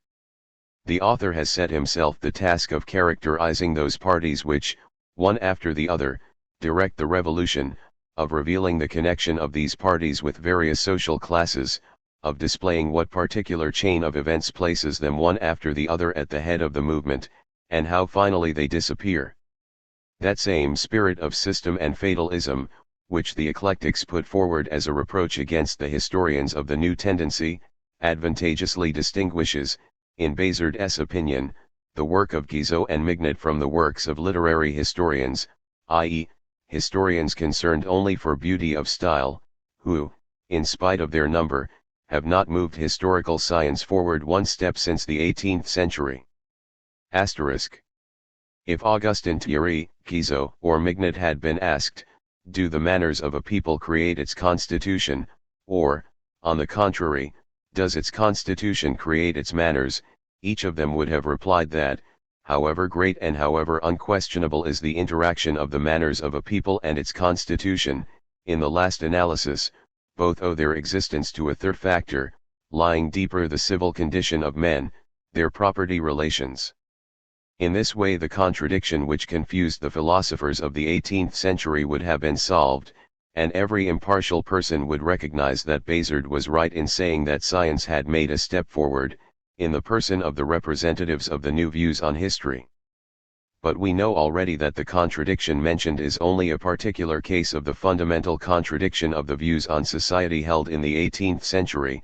Man with all his thoughts and feelings is the product of environment, environment is the creation of man, the product of his opinions. Can it be said that the new views on history had resolved this fundamental contradiction of French materialism? Let us examine how the French historians of the Restoration explained the origin of that civil condition, those property relations, the close study of which alone could, in their opinion, provide the key to the understanding of historical events. The property relations of men belong to the sphere of their legal relations. Property is first of all a legal institution. To say that the key to understanding historical phenomena must be sought in the property relations of men means saying that this key lies in institutions of law. But whence do these institutions come? Guizot says quite rightly that political constitutions were a consequence before they became a cause, that society first created them and then began to change under their influence. But cannot the same be said of property relations? Were not they in their turn a consequence before they became a cause? Did not society have first to create them before it could experience their decisive influence on itself? To these quite reasonable questions Guizot gives highly unsatisfactory replies.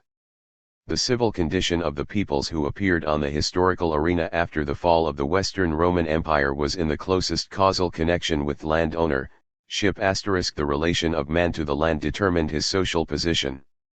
Throughout the epoch of feudalism, all institutions of society were determined in the last analysis by agrarian relations. As for those relations, they, in the words of the same Guizot, at first, during the first period after the invasion of the barbarians, were determined by the social position of the landowner. The land he occupied acquired this or that character, according to the degree of strength of the landowner. But what then determined the social position of the landowner? What determined at first, during the first period after the invasion of the barbarians, the greater or lesser degree of liberty, the greater or lesser degree of power of the landowner? Was it previous political relations among the barbarian conquerors? But Guizot has already told us that political relations are a consequence and not a cause. In order to understand the political life of the barbarians in the epoch preceding the fall of the Roman Empire, we should have, according to the advice of our author, to study their civil condition, their social order, the relations of various classes in their midst, and so forth, and such a study would once again bring us to the question of what determines the property relations of men, what creates the forms of property existing in a given society. And it is obvious that we should gain nothing if, in order to explain the position of various classes in society, we began referring to the relative degrees of their freedom and power. This would be not a reply, but a repetition of the question in a new form, with some details. The question of the origin of property relations is hardly likely even to have arisen in Guizot's mind in the shape of a scientific problem, strictly and accurately formulated. We have seen that it was quite impossible for him not to have taken account of the question, but the very confusion of the replies which he gave to it bears witness to the unclarity with which he conceived it. In the last analysis, the development of forms of property was explained by Guizot by exceptionally vague reference to human nature. It is not surprising that this historian, whom the eclectics accused of excessively systematic views, himself turned out to be no mean eclectic, for example in his works on the history of civilization. Augustin Thierry, who examined the struggle of religious sects and political parties from the viewpoint of the positive interests of various social classes and passionately sympathized with the struggle of the Third Estate against the aristocracy, explained the origin of these classes and ranks in conquest. Tout cela date d'unconquête, ilya unconquête l'audacious, all this dates from a conquest, there is a conquest at the bottom of it, he says of class and estate relations among the modern peoples, which are exclusively the subject of his writing. He incessantly developed this idea in various ways, both in his articles and in his later learned works. But apart from the fact that conquest an international political act returned Thierry to the point of view of the 18th century, which explained all social life by the activity of the legislator, i.e., of political authority, every fact of conquest inevitably arouses the question, why were its social consequences these, and not those? Before the invasion of the German barbarians, Gaul had already lived through a Roman conquest. The social consequences of that conquest were very different from those which were produced by the German conquest. The social consequences of the conquest of China by the Mongols very little resembled those of the conquest of England by the Normans. Whence do such differences come? To say that they are determined by differences in the social structure of the various peoples which come into conflict at different times means to say nothing, because what determines that social structure remains unknown. To refer in this question to some previous conquests means moving in a vicious circle. However many the conquests you enumerate, you will nevertheless arrive in the long run at the inevitable conclusion that in the social life of peoples, there is some unknown factor, which is not only not determined by conquests, but which on the contrary itself conditions the consequences of conquests and even frequently, perhaps always, the conquests themselves, and is the fundamental reason for international conflicts. Thierry in his history of the conquest of England by the Normans himself points out, on the basis of old monuments, the motives which guided the Anglo-Saxons in their desperate struggle for their independence. "We must fight," said one of the earls, "whatever may be the danger to us, for what we have to consider is not whether we shall accept and receive a new lord. The case is quite otherwise. The Duke of Normandy has given our lands to his barons, to his knights and to all his men, the greater part of whom have already done homage to him for them, they will all look for their gift if their duke become our king, and he himself will be bound to deliver up to them our lands, our wives, and our daughters, all this is promised to them beforehand.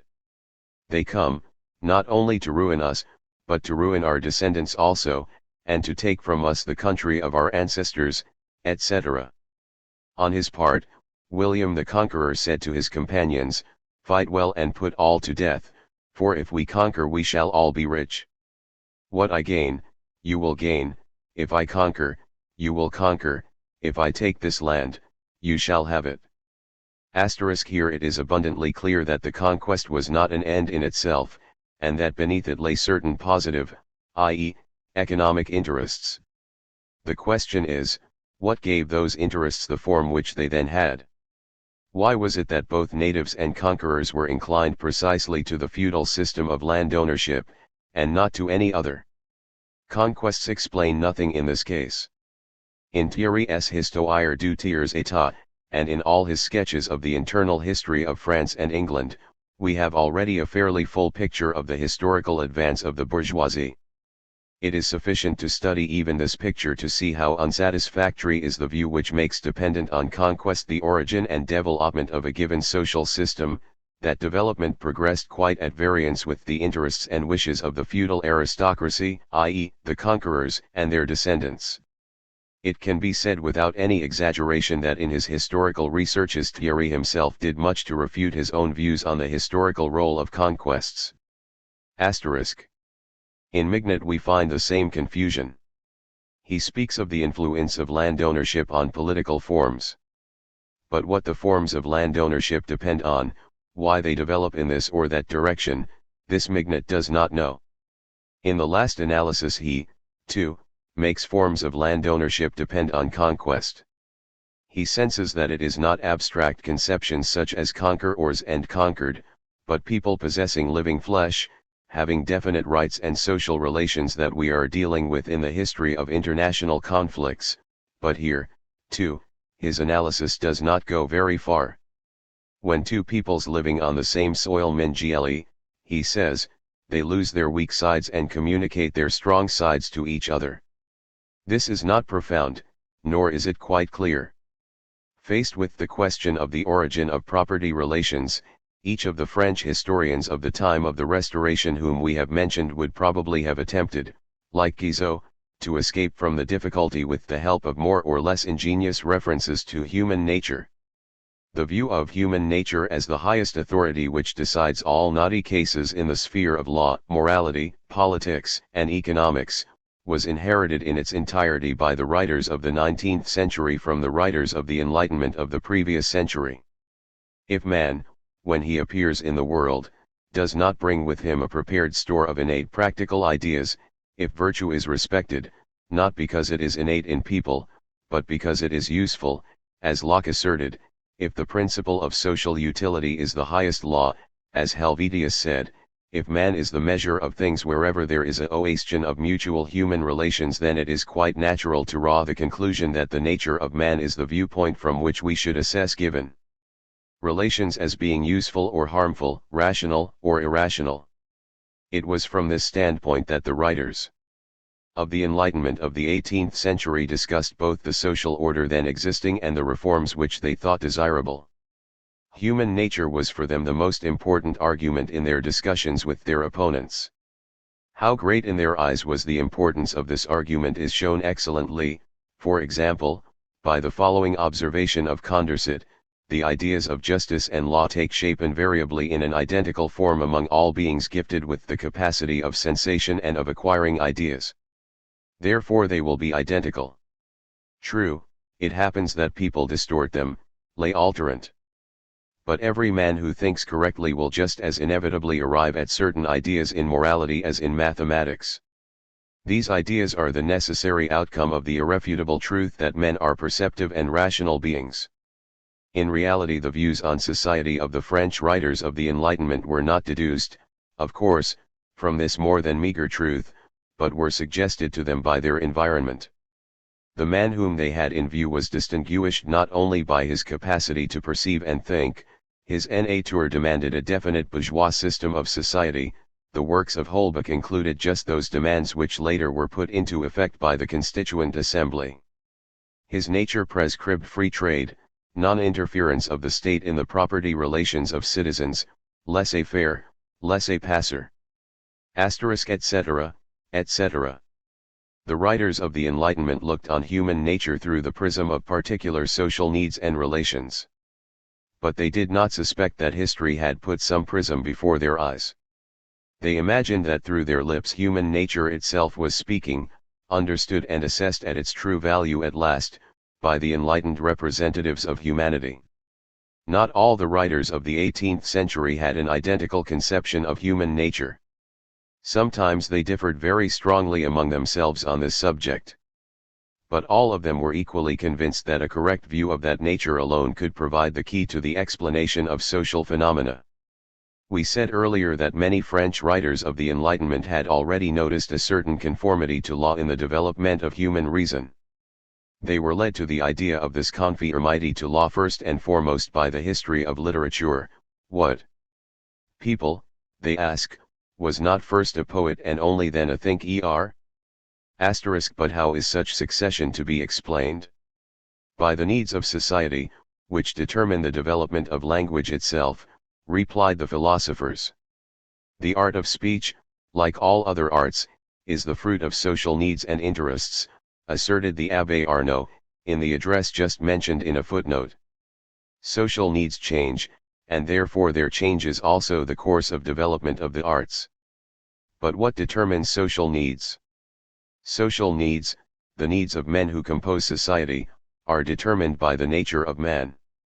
Consequently, it is in that nature that we must seek the explanation of this, and not that, course of intellectual development. In order to play the part of the highest criterion, human nature obviously had to be considered as fixed once for all, as invariable. The writers of the Enlightenment did in fact regard it as such, as the reader could see from the words of Condorcet quoted above. But if human nature is invariable, how then can it serve to explain the course of the intellectual or social development of mankind? What is the process of any development? A series of changes. Can those changes be explained with the help of something that is invariable, that is fixed once for all? Is this the reason why a variable magnitude changes, that a constant magnitude remains unchanged? The writers of the Enlightenment realized that this could not be so, and in order to get out of their difficulty they pointed out that the constant magnitude itself proves to be variable, within certain limits. Man goes through different ages, childhood, youth, maturity, and so forth. At these various ages his needs are not identical. In his childhood man has only his feelings, his imagination, and memory. He seeks only to be amused and requires only songs and stories. The age of passion succeeds, the soul requires to be moved and agitated. Then the intelligence extends and reason grows stronger. Both these faculties in their turn require exercise, and their activity extends to everything that is capable of arousing curiosity. Thus develops the individual man. These changes are conditioned by his nature, and just because they are in his nature, they are to be noticed in the spiritual development of all mankind. It is by these changes that is to be explained the circumstance that peoples begin with epics and end with philosophy. It is easy to see that explanations of this kind, which did not explain anything at all, only imbued the description of the course of intellectual development of man with a certain picturesqueness. Simile always sets off more vividly the quality of the object being described. It is easy to see likewise that, in giving explanations of this kind, the thinkers of the 18th century were moving round the above-mentioned vicious circle: environment creates man, man creates environment.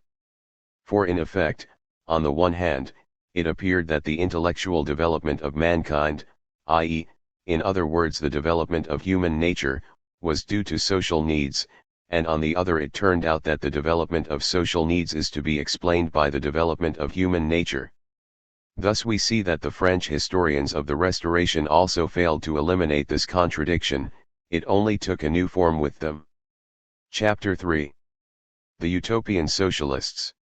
If human nature is invariable, and if, knowing its main qualities, we can deduce from them mathematically accurate principles in the sphere of morality and social science, it will not be difficult to invent a social order which would fully correspond to the requirements of human nature, and just for that very reason, would be an ideal social order. The materialists of the 18th century were already very willing to engage in research on the subject of a perfect system of laws, legislation parfaite. These researches represent the utopian element in the literature of the Enlightenment. Asterisk. The utopian socialists of the first half of the 19th century devoted themselves to such researches with all their heart. The utopian socialists of this age fully shared the anthropological views of the French materialists. Just like the materialists, they considered man to be the product of social environment around him, and just like the materialists they fell into a vicious circle, explaining the variable qualities of the environment of man by the unchanging qualities of human nature. All the numerous utopias of the first half of the present century represent nothing else than attempts to invent a perfect legislation, taking human nature as the supreme criterion. Thus, Fourier takes as his point of departure the analysis of human passions. Thus, Robert Owen in his outline of the rational system of society starts from the first principles of human nature, and asserts that rational government must first of all ascertain what human nature is. Thus, the Saint-Simonists declare that their philosophy is founded on a new conception of human nature, sur une nouvelle conception de la nature humaine, asterisk. Thus, the Fourierists say that the social organization invented by their teacher represents a number of irrefutable deductions from the immutable laws of human nature. Naturally, the view of human nature as the supreme criterion did not prevent the various socialist schools from differing very considerably in defining the qualities of that nature.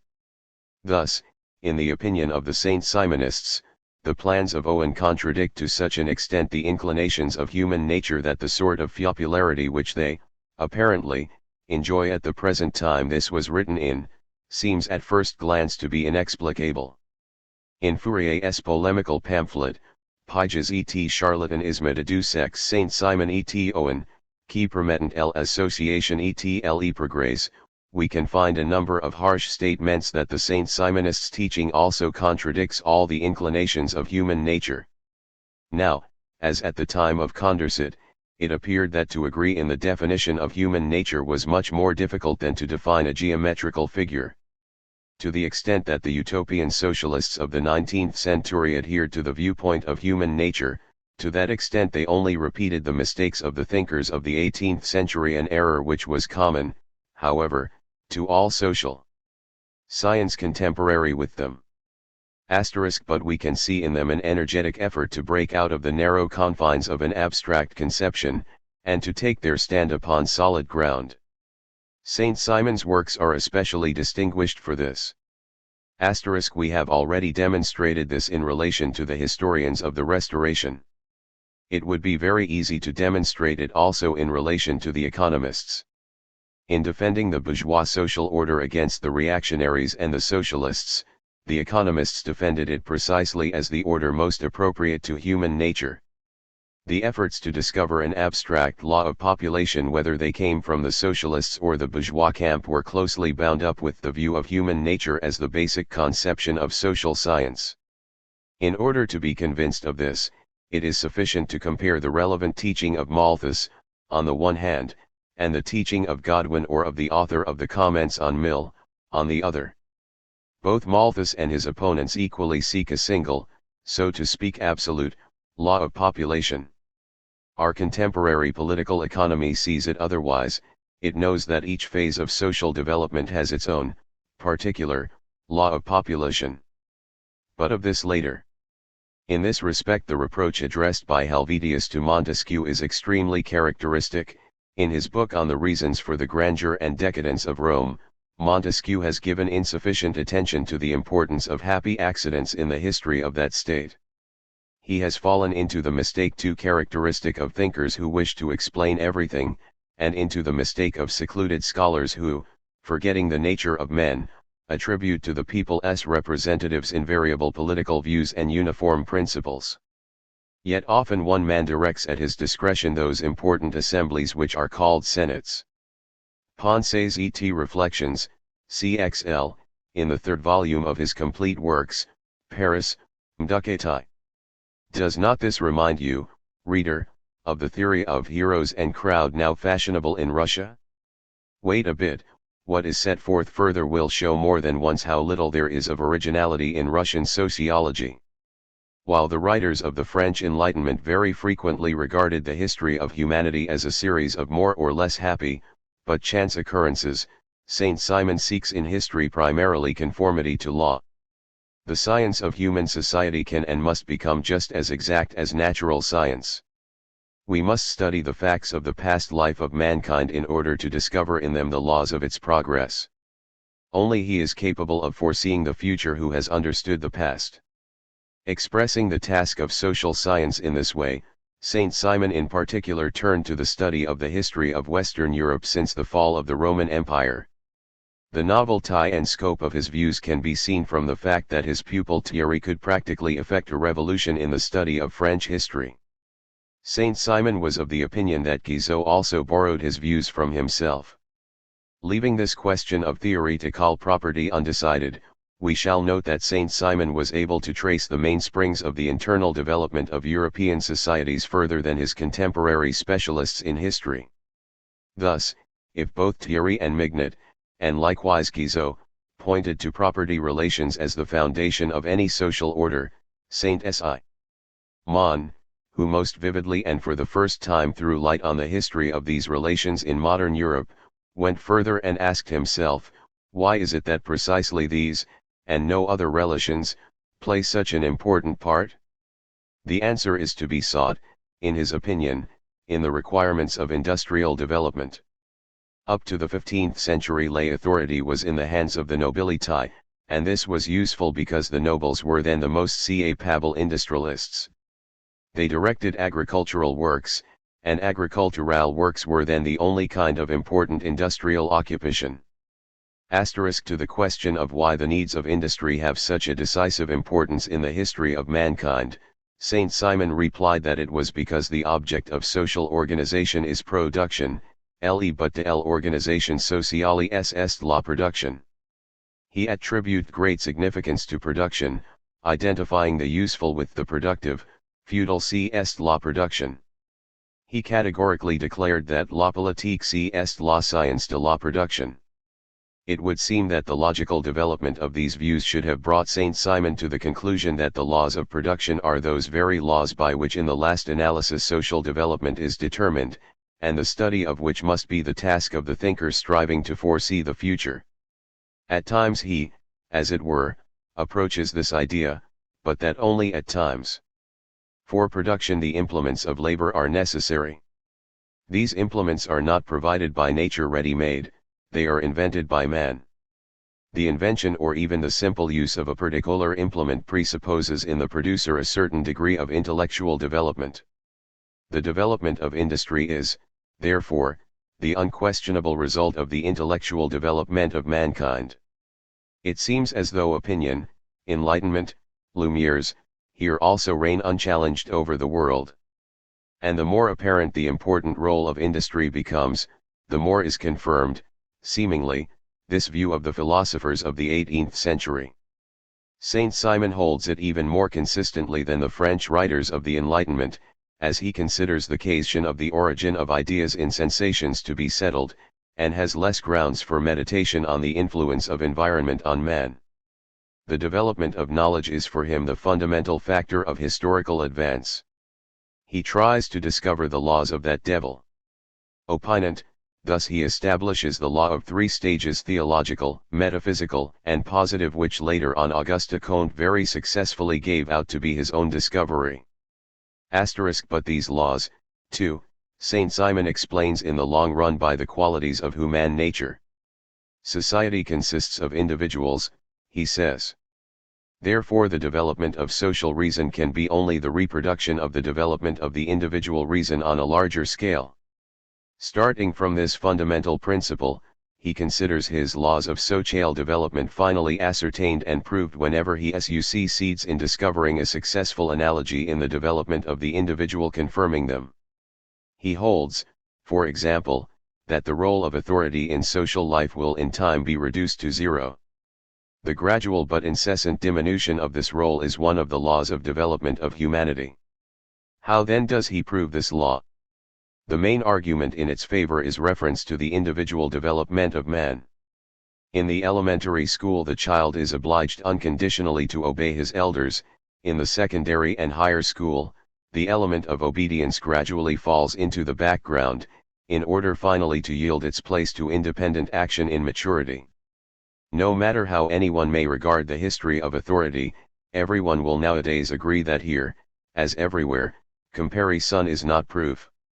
The embryological development of any particular individual, ontogenesis, presents many analogies with the history of the species to which this individual belongs. Ontogenesis supplies many important indications about phylogenesis. But what should we now say of a biologist who would attempt to assert that the ultimate explanation of phylogenesis must be sought in ontogenesis? Modern biology acts in the exactly opposite way. It explains the embryological history of the individual by the history of the species. The appeal to human nature gave a very peculiar appearance to all the laws of social development formulated both by Saint Simon himself and by his followers. It led them into the vicious circle. The history of mankind is explained by its nature. But what is the key to the understanding of the nature of man? History. Obviously, if we move in the circle, we cannot understand either the nature of man or his history. We can make only some individual, more or less profound, observations concerning this or that sphere of social phenomena. Saint Simon made some very subtle observations, sometimes truly instinct with genius, but his main object, that of discovering a firm scientific foundation for politics, remained unattained. The supreme law of progress of human reason, says Saint Simon, subordinates all to itself, rules over everything, men for it are only tools. And although this force this law arises from ourselves, derived anew, we can just as little set ourselves free from its influence or subordinate it to ourselves as we could at our whim change the working of the force which obliges the earth to revolve around the sun. All we can do is consciously to submit to this law, our true providence, realizing the direction which it prescribes for us, instead of obeying it blindly. Let us remark in passing that it is just in this that will consist the grand step forward which the philosophical intelligence of our age is destined to accomplish. Asterisk. And so humanity is absolutely subordinated to the law of its own intellectual development, it could not escape the influence of that law, should it even desire to do so. Let us examine this statement more closely, and take as an example the law of the three stages. Mankind moved from theological thought to metaphysical, from metaphysical to positive. This law acted with the force of the laws of mechanics. This may very well be so, but the question arises, how are we to understand the idea that mankind could not alter the workings of this law should it even desire to do so? Does this mean that it could not have avoided metaphysics if it had even realized the advantages of positive thinking while still at the end of the theological period? Evidently no, and if the answer is no, then it is no less evident that there is some lack of clarity in Saint Simon's view of the conformity of intellectual development to law. Wherein lies this unclarity and how does it come about? It lies in the very contrasting of the law with the desire to alter its action. Once such a desire has made its appearance among mankind, it becomes itself a fact in the history of mankind's intellectual development, and the law must embrace this fact, not come into conflict with it. So long as we admit the possibility of such a conflict, we have not yet made clear to ourselves the conception of law itself, and we shall inevitably fall into one of two extremes: either we shall abandon the standpoint of conformity to law and will be taking up the viewpoint of what is desirable, or we shall completely let the desirable or more truly what was desired by the people of the given epoch fall out of our field of vision, and thereby shall be attributing to law some mystical shade of significance, transforming it into a kind of fate. Law in the writings of Saint Simon and of the Utopians generally, to the extent that they speak of conformity to law, is just such a fate. We may remark in passing that when the Russian subjective sociologists rise up in defense of personality, ideals, and other excellent things, they are warring precisely with the utopian, unclear, incomplete, and therefore worthless doctrine of the natural course of things. Our sociologists appear never even to have heard what constitutes the modern scientific conception of the laws underlying the historical development of society. Whence arose the utopian lack of clarity in the conception of conformity to law? It arose from the radical defect, which we have already pointed out, in the view of the development of humanity which the utopians held and, as we know already, not they alone. The history of humanity was explained by the nature of man. Once that nature was fixed, there were also fixed the laws of historical development, all history was given and sich, as Hegel would have said. Man can just as little interfere in the course of his development as he can cease being man. The law of development makes its appearance in the form of providence. This is historical fatalism resulting from a doctrine which considers the successes of knowledge and consequently the conscious activity of man to be the mainspring of historical progress. But let us go further. If the key to the understanding of history is provided by the study of the nature of man, what is important to me is not so much the study of the facts of history as the correct understanding of human nature. Once I have acquired the right view of the latter, I lose almost all interest in social life as it is, and concentrate all my attention on social life as it ought to be in keeping with the nature of man. Fatalism in history does not in the least interfere with a utopian attitude to reality in practice.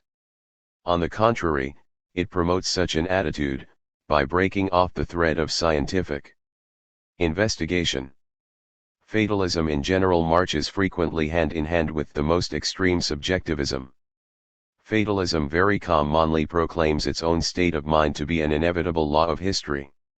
It is just of the fatalists that one can say, in the words of the poet, was sie den Geist der Geschichten, ist nur der Herren einer Geist. Asterisk.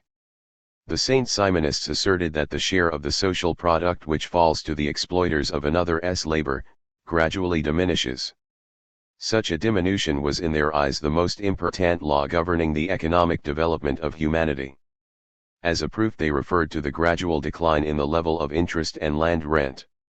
If in this case they had kept to the methods of strict scientific investigation, they would have discovered the economic causes of the phenomenon to which they pointed, and for this they would have had attentively to study production, reproduction and distribution of products. Had they done this they would have seen, perhaps, that the decline in the level of interest or even of land rent, if it really takes place, does not by any means prove of itself that there is a decline in the share of the property owners. Then their economic law would, of course, have found quite a different formulation. But they were not interested in this. Confidence in the omnipotence of the mysterious laws arising out of the nature of man directed their intellectual activity into quite a different sphere. A tendency which has predominated in history up to now can only grow stronger in the future, said they. The constant diminution in the share of the exploiters will necessarily end in its complete disappearance, i.e., in the disappearance of the class of exploiters itself. Foreseeing this, we must already today invent new forms of social organization in which there will no longer be any place for exploiters. It is evident from other qualities of human nature that these forms must be such and such. The plan of social reorganization was prepared very rapidly. The extremely important scientific conception of the conformity of social phenomena to law gave birth to a couple of utopian recipes. Such recipes were considered by the utopians of that day to be the most important problem with which a thinker was faced. This or that principle of political economy was not important in itself. It acquired importance in view of the practical conclusions which followed from it. J.B. Say argued with Ricardo about what determined the exchange value of commodities. Very possibly this is an important question from the point of view of specialists. But even more important is it to know what ought to determine value, and the specialists, unfortunately, do not attempt to think about this. Let us think for the specialists. Human nature clearly gives us tacts.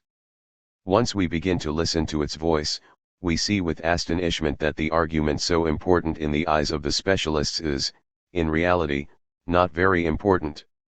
We can agree with Say, because from his theses there follow conclusions fully in harmony with the requirements of human nature. We can agree with Ricardo too, because his views likewise, being correctly interpreted and supplemented, can only reinforce those requirements. It was in this way that utopian thought unceremoniously interfered in those scientific discussions the meaning of which remained obscure for it. It was in this way that cultivated men, richly gifted by nature, for example Enfantin, resolved the controversial questions of the political economy of their day.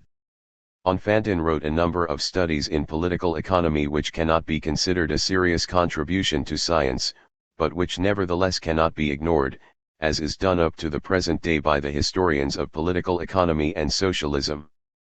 The economic works of Enfantin have their significance as an interesting phase in the history of the development of socialist thought.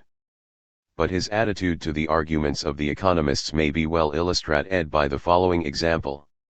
It is known that Malthus stubbornly and, by the way, very unsuccessfully contested Ricardo's theory of rent. Enfantin believed that truth was, in fact, on the side of the first, and not of the second. But he did not even contest Ricardo's theory, he did not consider this necessary. In his opinion all discussions on the nature of rent and as to the actual relative rise or fall of the part taken by the property owners from the laborer ought to be reduced to one question: what is the nature of those relations which ought in the interests of society to exist between the producer who has withdrawn from affairs, that was the name given by Enfantin to the landowners, and the active producer, i.e., the farmer? When these relations become known, it will be sufficient to ascertain the means which will lead to the establishment of such relations. In doing so it will be necessary to take into account also the present condition of society, but nevertheless any other question, apart from that set forth above, would be secondary, and would only impede those combinations which must promote the use of the above-mentioned means. Asterisk. Pointing out both the mutual relations of various strata of producers and the relationships of the whole class of producers with the other classes of society. These indications must be founded on the study of the historical development of the industrial class, and such a study must be founded on the new conception of the human race, i.e., in other words, of human nature. Asterisk. See in particular the article in Le Producteur, Volume 4, Considerations sur les progrès de l'économie politique. Malthus' challenge to Ricardo's theory of rent was closely bound up with his challenge to the very well-known, as people now say, labor theory of value.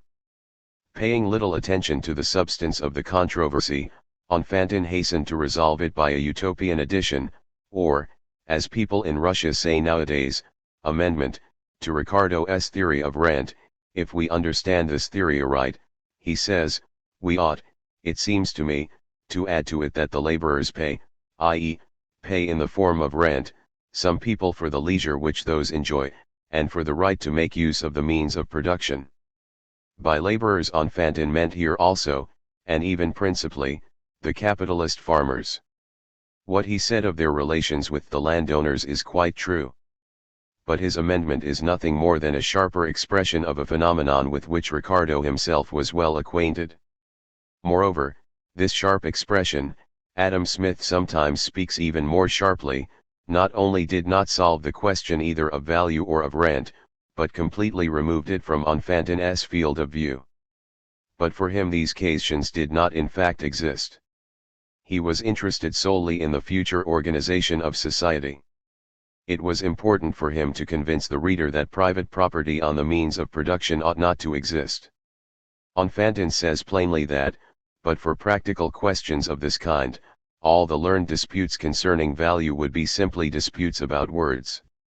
This, so to speak, is the subjective method in political economy. The utopians never directly recommended this method. But that they were very partial to it is shown, among other ways, by the fact that Enfantin reproached Malthus with excessive objectivity. Objectivity was, in his opinion, the principal fault of that writer. Whoever knows the works of Malthus is aware that it is precisely objectivity, so characteristic, for example, of Ricardo, that was always foreign to the author of the essay on the principle of population. We do not know whether Enfantin read Malthus himself. Everything obliges us to think that, for example, the views of Ricardo were known to him only from the extracts which the French economists made from his writings, but even if he did read them, he could hardly have assessed them at their true value. He would hardly have been able to show that real life was in contradiction to Malthus. Preoccupied with considerations about what ought to be, Enfantin had neither the time nor the desire attentively to study what really existed. You are right, he was ready to say to the first sycophant he met. In present-day social life matters proceed just as you describe them, but you are excessively objective. Glance at the question from the humane point of view, and you will see that our social life must be rebuilt on new foundations. Utopian dilettantism was forced to make theoretical concessions to any more or less learned defender of the bourgeois order. In order to allay the consciousness rising within him of his own impotence, the utopian consoled himself by reproaching his opponents with objectivity. Let us admit you are more learned than I, but I am kinder. The utopian did not refute the learned defenders of the bourgeoisie, he only made footnotes and amendments to their theories. A similar, quite utopian attitude to social science meets the eye of the attentive reader on every page of the works of our subjective sociologists. We shall have occasion yet to speak a good deal of such an attitude. Let us meanwhile quote two vivid examples. In there appeared the dissertation by the late N. Sieber. Ricardo's theory of value and capital, in the light of later elucidations. In his foreword the author benevolently, but only in passing, referred to the article of Mr. Wyszykowski, The School of Adam Smith and Positivism in Economic Science. This article appeared in the Sovremennikov. On the subject of this passing reference Mr. Mikhailovsky remarks, it is pleasant for me to recall that in my article on the literary activity of Y.G. Zhukovsky I paid a great and just tribute to the services rendered by our economist. I pointed out that Mr. Zhukovsky had long ago expressed the thought that it was necessary to return to the sources of political economy, which provide all the data for a correct solution of the main problems of science, data which have been quite distorted by the modern textbook political economy. But I then indicated also that the honor of priority in this idea, which later on proved so fruitful in the powerful hands of Karl Marx, belonged in Russian literature not to Mr. Zhukovsky, but to another writer, the author of the articles Economic Activity and Legislation Sovremenic, Capital and Labor, the comments on Mill, etc. In addition to priority in time, the difference between this writer and Mr. Zhukovsky can be expressed most vividly in the following way. If, for example, Mr. Zhukovsky circumstantially and in a strictly scientific fashion, even somewhat pedantically, proves that labor is the measure of value and that every value is produced by labor, the author of the above-mentioned articles, without losing sight of the theoretical aspect of the question, lays principal stress on the logical and practical conclusion from it, being produced and measured by labor, every value must belong to labor. One does not have to be greatly versed in political economy to know that the author of the comments on Mill entirely failed to understand the theory of value which later received such brilliant development in the powerful hands of Marx. And every person who knows the history of socialism understands why that author, in spite of Mr. Mikhailovsky's assurances, did in fact lose sight of the theoretical aspect of the question and wandered off into meditations about the basis on which products ought to be exchanged in a well-regulated society. The author of the comments on Mill regarded economic questions from the standpoint of a utopian. This was quite natural at the time. But it is very strange that Mr. Mikhailovsky was unable to divest himself of this point of view in the S, and did not do so even later, otherwise the would have corrected his mistake in the latest edition of his works, when it was easy to acquire a more correct view of things, even from popular works. Mr. Mikhailovsky did not understand what the author of the comments on Mill wrote about value. This took place because he, too, lost sight of the theoretical aspect of the question and wandered off into the logical and practical conclusion from it, i.e., the consideration that every value must belong to labor. We know already that their position for practical conclusions always had a harmful effect on the theoretical reasoning of the utopians. And how old is the conclusion which turned Mr. Mikhailovsky from the true path is shown by the circumstance that it was being drawn from Ricardo's theory of value by the English utopians even of the S. But, as a utopian, Mr. Mikhailovsky is not interested even in the history of utopias. Another example. Mr. V.V. explained in the following way the appearance of his book, The Destinies of Capitalism in Russia. The collection now offered to the reader consists of articles printed earlier in various journals. In publishing them as a separate book, we have brought them only into external unity, disposed the material in a somewhat different fashion and eliminated repetitions. Far from all, very many of them remained in Mr. V.V.'s book G.P. Their content has remained the same, few new facts and arguments have been adduced, and if nevertheless we venture for a second time to present our work to the attention of the reader, we do so with one sole aim by attacking his world outlook with all the weapons at our command, to force the intelligentsia to turn its attention to the question raised, an impressive picture, with all the weapons at his command. Mr. V.V. attacks the world outlook of the reader, and the terrified intelligentsia capitulates, turns its attention, etc. G.P. And to challenge our learned and professional publicists of capitalism and Narodism to study the law of the economic development of Russia, the foundation of all the other expressions of the life of the country. Without the knowledge of this law, systematic and successful social activity is impossible, while the conceptions of the immediate future of Russia which prevail amongst us can scarcely be called a law, conceptions can be called law. G.P. and are hardly capable of providing a firm foundation for a practical world outlook. Preface, p. In the same Mr. V.V., who had had time to become a professional, though, alas, still not a learned publicist of Narodism, turned out to be very remote from the idea that the law of economic development constitutes the foundation of all the other expressions of the life of the country. Now with all the weapons he attacks the world outlook of people who hold such a view. Now he considers that in this view, the historical process, instead of being the creation of man, is transformed into a creative force, and man into its obedient tool.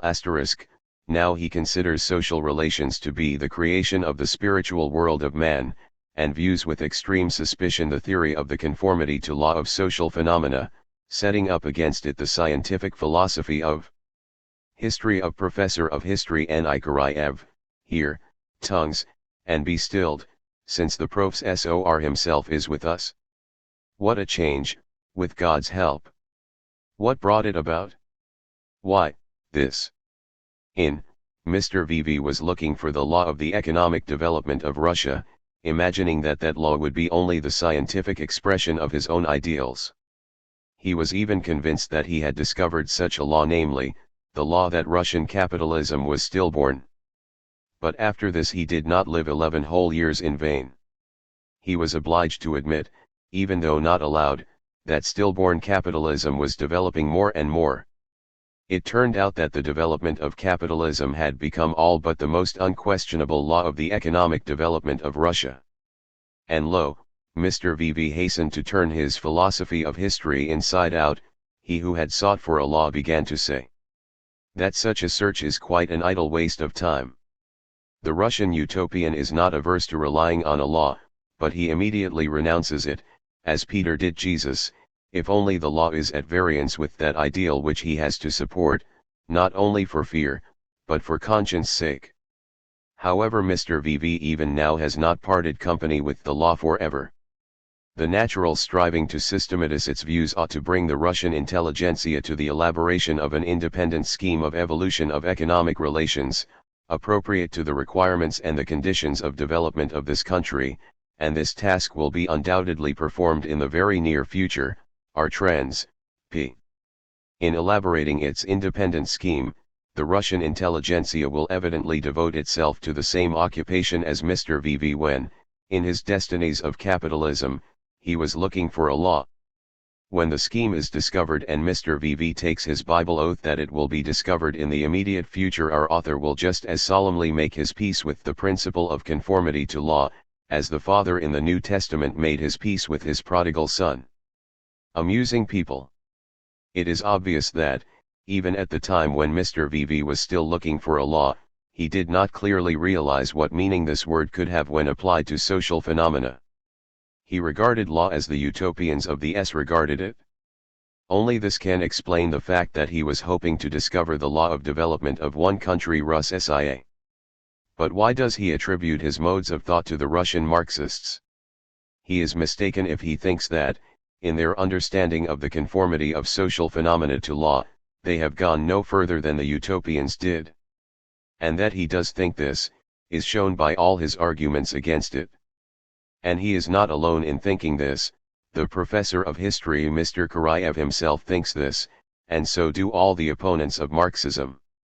First of all, they attribute to Marxists a utopian view of the conformity to law of social phenomena, and then strike down this view with more or less doubtful success. A real case of tilting at windmills. By the way, about the learned professor of history. Here are the expressions in which he recommends the subjective view of the historical development of humanity. If in the philosophy of history we are interested in the question of progress, this very fact dictates the selection of the essential content of knowledge, its facts, and their grouping. But facts cannot be either invented or placed in invented relations, consequently there must be nothing arbitrary either in the selection or in the grouping. Consequently the grouping must entirely correspond to objective reality. Yes. Just listen. G.P. And the presentation of the course of history from a certain point of view will remain objective, in the sense of the truth of the presentation. Here subjectivism of another kind appears on the scene. Creative synthesis may bring into existence an entire ideal world of norms, a world of what ought to be, a world of the true and just, with which actual history, i.e., the objective representation of its course, grouped in a certain way from the standpoint of essential changes in the life of humanity, will be compared. On the basis of this comparison there arises an assessment of the historical process which, however, must also not be arbitrary. It must be proved that the grouped facts, as we have them, really do have the significance which we attribute to them, having taken up a definite point of view and adopted a definite criterion for their evaluation. Shchedrin writes of a venerable Moscow historian who, boasting of his objectivity, used to say, "It's all the same to me whether Yaroslav beat Izyaslav or Izyaslav beat Yaroslav." Mr. Karayev, having created for himself an entire ideal world of norms, a world of what ought to be, a world of the true and just, has nothing to do with objectivity of that kind. He sympathizes, shall we say, with Yaroslav, and although he will not allow himself to represent his defeat as though it were his victory, facts cannot be invented, nevertheless he reserves the precious right of shedding a tear or two about the sad fate of Yaroslav, and cannot refrain from a curse addressed to his conqueror Izyaslav. It is difficult to raise any objection to that kind of subjectivism. But in vain does Mr. Karayev represent it in such a colorless and therefore harmless plight. To present it in this way means not to understand its true nature, and to drown it in a stream of sentimental phraseology.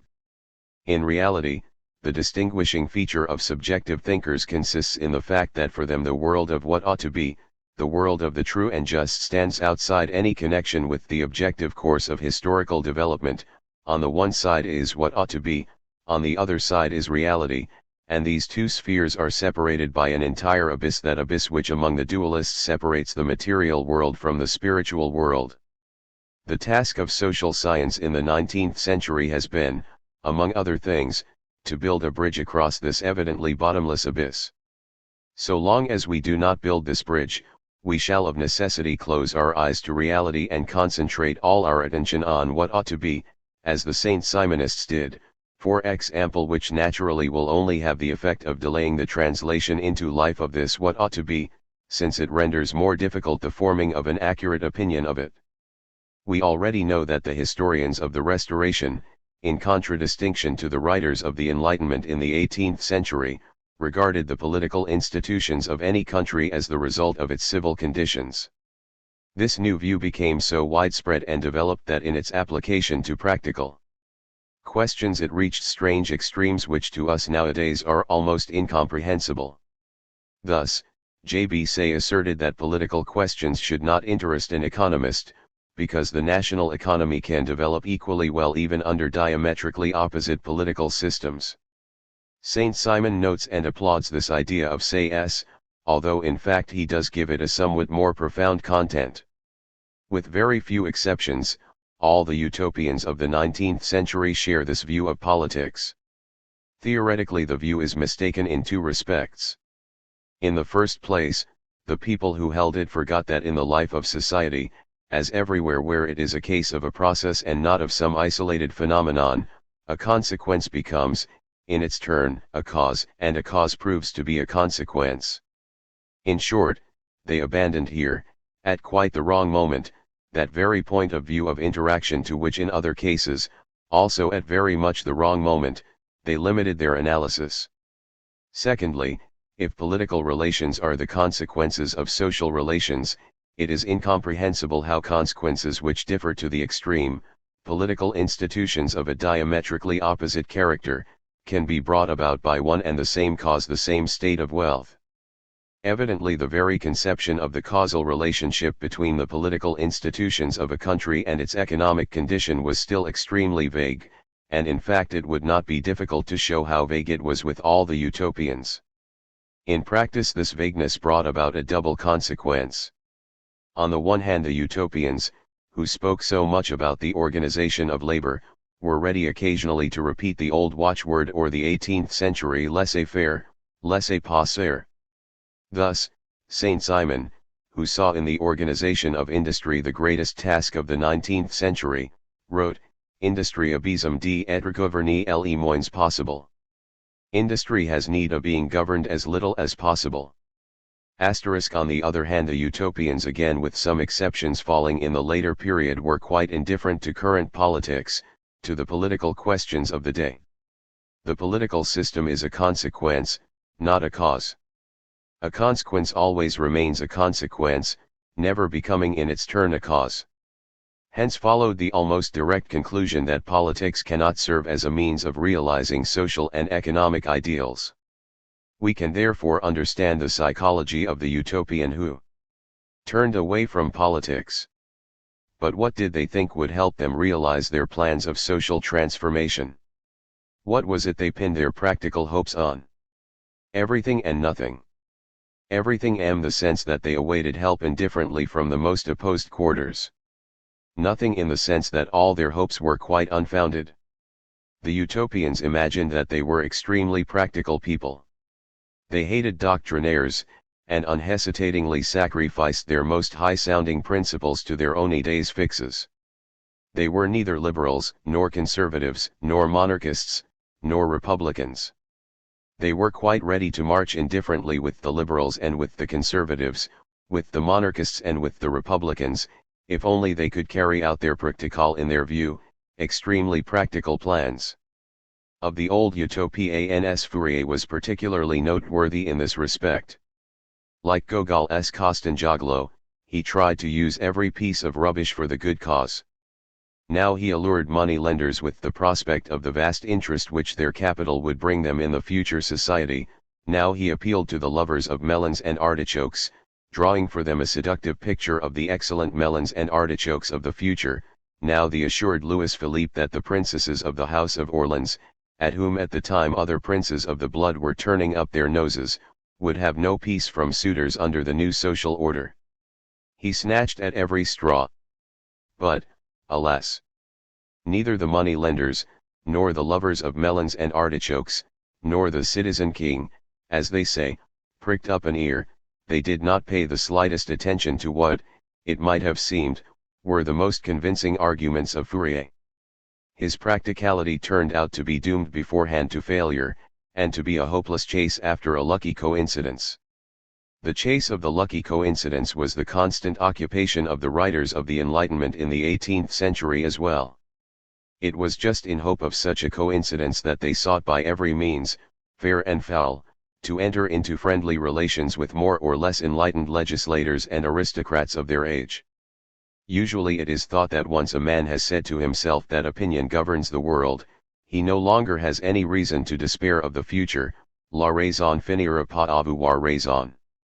But this is not so. When and in what way will reason triumph? The writers of the Enlightenment held that in the life of society everything depends, in the long run, on the legislator. Therefore they went on their search for legislators. But the same writers knew very well that the character and views of man depend on his upbringing, and that generally speaking their upbringing did not predispose the legislators to the absorption of enlightened doctrines. Therefore they could not but realize that little hope could be placed in the legislators. There remained only to trust to a lucky coincidence. Imagine that you have an enormous box in which there are very many black balls and 2 or 3 white ones. You take out ball after ball.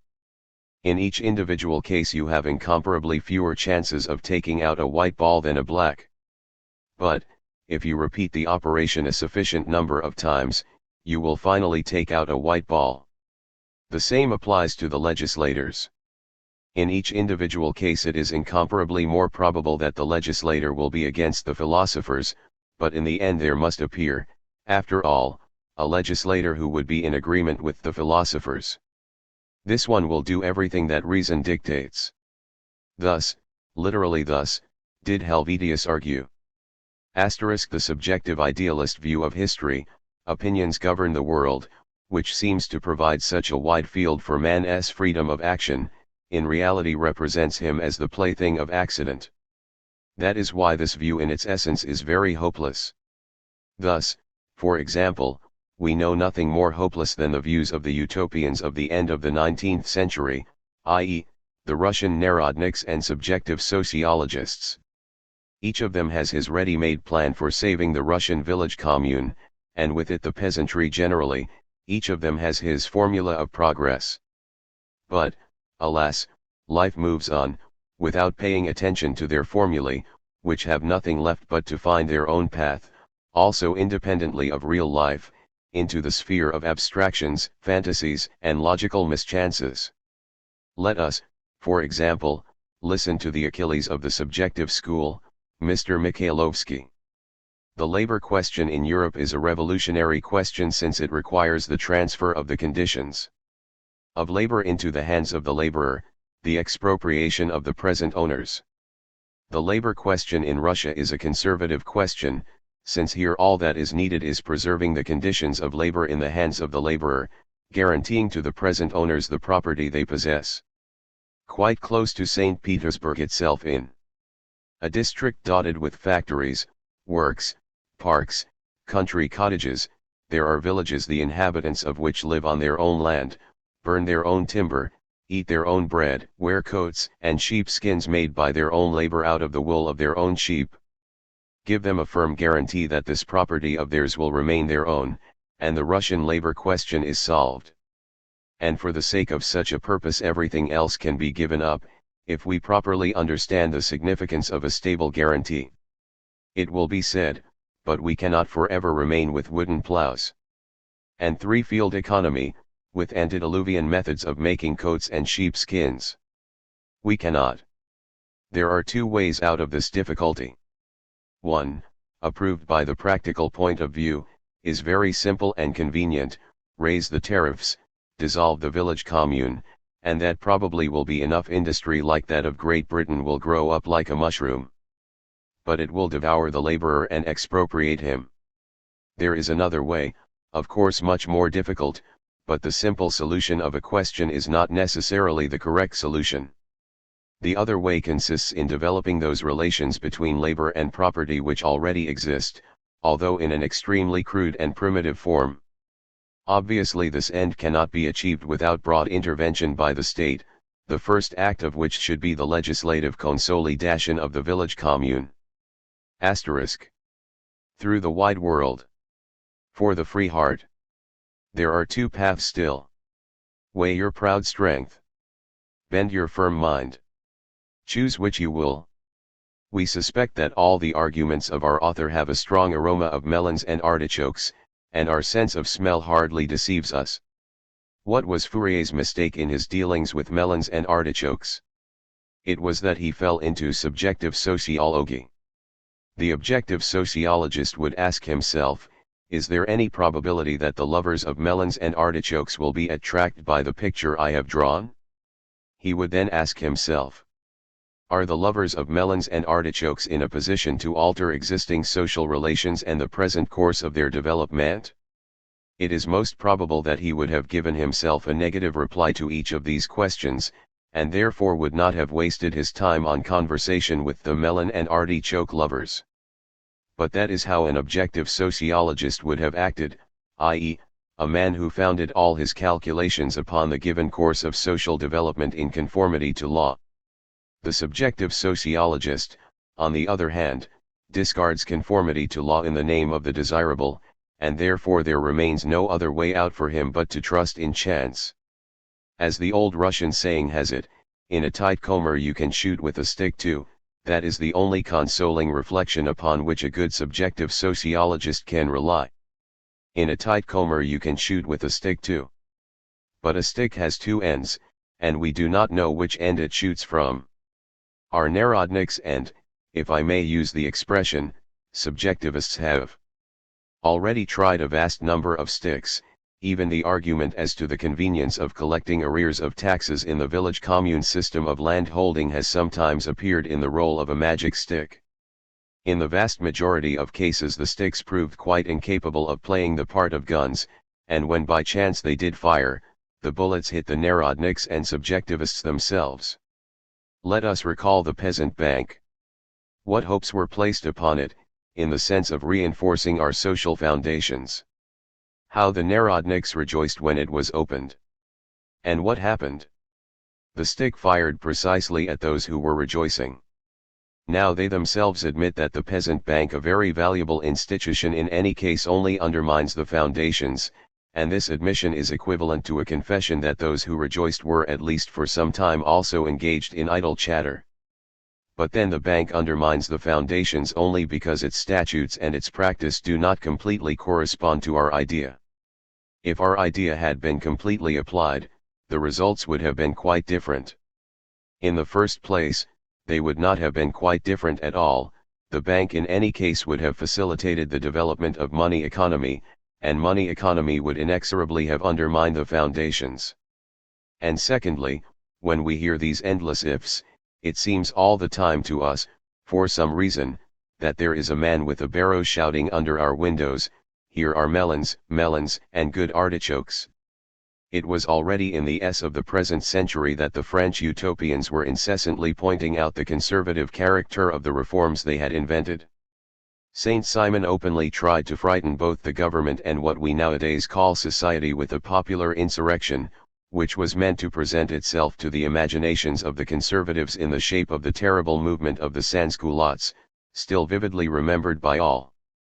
But of course nothing came of this frightening, and if history really provides us with any lessons, one of the most instructive is that which attests the complete unpracticality of all the plans of all the would-be practical utopians. When the utopians, pointing to the conservative character of their plans, tried to incline the government to put them into effect, they usually, to confirm their idea, presented a survey of the historical development of their country over a more or less prolonged epoch, a survey from which it followed that on these or those particular occasions mistakes were made, which had given a quite new and extremely undesirable aspect to all social relations. The government had only to realize and correct these mistakes immediately to establish on earth something almost resembling paradise. Thus, Saint Simon assured the Bourbons that before the Revolution the main distinguishing feature of the internal development of France was an alliance between the monarchy and the industrialists. This alliance was equally advantageous for both sides. During the Revolution the government, through a misunderstanding, came out against the legitimate demands of the industrialists, and the industrialists, through just as sad a misunderstanding, revolted against the monarchy. Hence all the evils of the age that followed. But now that the root of the evil had been laid bare, things could be put straight very easily, as the industrialists had only to make their peace on certain conditions with the government. It is this that would be the most reasonable, conservative way out of the numerous difficulties of both sides. It is unnecessary to add now that neither the Bourbons nor the industrialists followed the sage advice of Saint Simon. Instead of firmly keeping to our age-old traditions, instead of developing the principle of the intimate connection between the means of production and the direct producer, which we inherited, instead of taking advantage of the acquisitions of West European science and applying them for the development of forms of industry, founded on the possession by the peasantry of the implements of production, instead of increasing the productivity of its labor by concentrating the means of production in its hands, instead of taking advantage, not of the form of production, but of its very organization as it appears in Western Europe, instead of all this, we have taken a quite opposite path. We not only have not prevented the development of the capitalist forms of production, in spite of the fact that they are founded on the expropriation of the peasantry, but on the contrary have tried with all our strength to promote the complete breakup of all our economic life, a breakup which led to the famine of *. Thus laments Mr. N. on, recommending society to correct this mistake by solving an extremely difficult but not impossible problem, to develop the productive forces of the population in such a form that not an insignificant minority, but the entire people could take advantage of them. Everything depends upon correcting the mistake. It is interesting that Mr. N. on imagines himself to be ever so foreign to any utopias. Every minute he makes references to people to whom we owe the scientific criticism of utopian socialism. Everything depends on the country's economy, he repeats in season and out of season, echoing these people, and all the evil springs from this. Therefore the means to eliminate the evil, once it has been discovered, must consist likewise in altering the very conditions of production. To explain this he once again quotes one of the critics of utopian socialism: "These means are not to be invented by deduction from fundamental principles, but are to be discovered in the stubborn facts of the existing system of production. Asterisk. But in what, then, consist those stubborn facts of the existing system of production which will move society to solve, or at least to understand, the problem presented to it by Mr. N. On? This remains a mystery not only to the reader but, of course, to the author himself as well. By his problem he has very convincingly demonstrated that in his historical views he remains a full-blooded utopian, in spite of his quotations from the works of quite non-utopian writers. Can it be said that the plans of Fourier contradicted the stub-born facts of production in his times? No, not only did they not contradict them, but they were entirely founded upon those facts, even in their defects. But this did not prevent Fourier from being a utopian, because, once having founded his plan by deduction on the material conditions of the production of his age, he failed to adapt its realization to those same conditions, and therefore with complete futility pestered with his great task those social strata and classes which, in virtue of those same material conditions, could not have either the inclination to set about its solution or the possibility of solving it. Mr. N. On sins in this way just as much as Fourier or the Rodbertus whom he loves so little. Most of all he reminds one precisely of Rodbertus, because Mr. N. On's reference to age-old traditions is just in the spirit of that conservative writer. For the better instruction of society, Mr. N. points to the terrifying example of Western Europe. By such observations our utopians have long attempted to give themselves the aspect of positive people, who don't get carried away by fantasies but know how to take advantage of the lessons of history. However, this method, too, is not at all new. The French utopians were already attempting to terrify their contemporaries and make them listen to reason by the example of England, where a vast distance separates the employer from the workman and where there hangs over the latter the yoke of a special kind of despotism.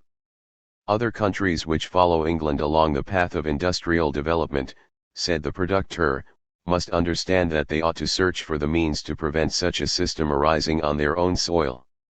The only real obstacle to the appearance of English methods in other countries could be the Saint Simonists' organization of labor and laborers. With the development of the labor movement in France, it was Germany that became the principal theater of daydreams about avoiding capitalism. Germany, in the person of her utopians, long and stubbornly set herself up against Western Europe, den Westlichen Ländern. In the Western countries, said the German utopians, the bearer of the idea of a new organization of society is the working class, with us it is the educated classes, what is called in Russia the intelligentsia. It was precisely the German intelligentsia which was thought to be called upon to avert from Germany the cup of capitalism. Capitalism was so terrifying to the German utopians that, for the sake of avoiding it, they were ready in the last resort to put up with complete stagnation. The triumph of a constitutional system, they argued, would lead to the supremacy of the money aristocracy. Therefore let there rather be no constitutional system. Germany did not avoid capitalism. Now it is the Russian utopians who talk about avoiding it. Thus do utopian ideas journey from west to east, everywhere appearing as the heralds of the victory of that same capitalism against which they are revolting and struggling. But the further they penetrate into the East, the more their historical significance changes. The French utopians were in their day bold innovators of genius, the Germans proved much lower than they, and the Russians are now capable only of frightening Western people by their antediluvian appearance. It is interesting that even the writers of the French Enlightenment had the idea of avoiding capitalism.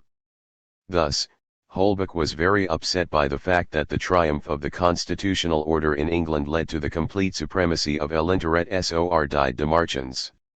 He was very saddened by the circumstance that the English were tirelessly looking for new markets. This chase of markets distracted them from philosophy. Holbach also condemned the inequality of property existing in England. Like Helvetius, he would have liked to prepare the way for the triumph of reason and equality, and not of mercantile interests.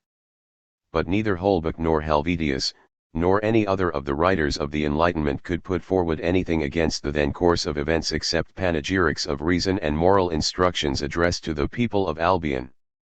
In this respect they were just as impotent as our own present-day Russian utopians. One more remark, and we shall have finished with the utopians. The point of view of human nature brought forth in the first half of the 19th century that abuse of biological analogies which, even up to the present day, makes itself very strongly felt in Western sociological and particularly in Russian quasi-sociological literature. If the cause of all historical social progress is to be sought in the nature of man, and if, as Saint Simon himself justly remarks, society consists of individuals, then the nature of the individual has to provide the key to the explanation of history. The nature of the individual is the subject of physiology in the broad sense of the word, i.e., of a science which also covers psychological phenomena. That is why physiology, in the eyes of Saint Simon and his followers, was the basis of sociology, which they called social physics. In the Opinions philosophiques, littéraires et industriels published during Saint Simon's lifetime and with his active participation, there was printed an extremely interesting but unfortunately unfinished article of an anonymous doctor of medicine, entitled, De la physiologie appliquée à l'amélioration des institutions sociales. The author considered the science of society to be a component part of general physiology which, enriched by the observations and experiments of special physiology of the individual, devotes itself to considerations of a higher order. Individuals are for it only organs of the social body, the functions of which it studies just as special physiology studies the functions of individuals. General physiology studies, the author writes, expresses, the laws of social existence, to which the written laws should conform. Later on the bourgeois sociologists, as for example Spencer, made use of the doctrine of the social organism to draw the most conservative conclusions. But the doctor of medicine whom we quote was first of all a reformer.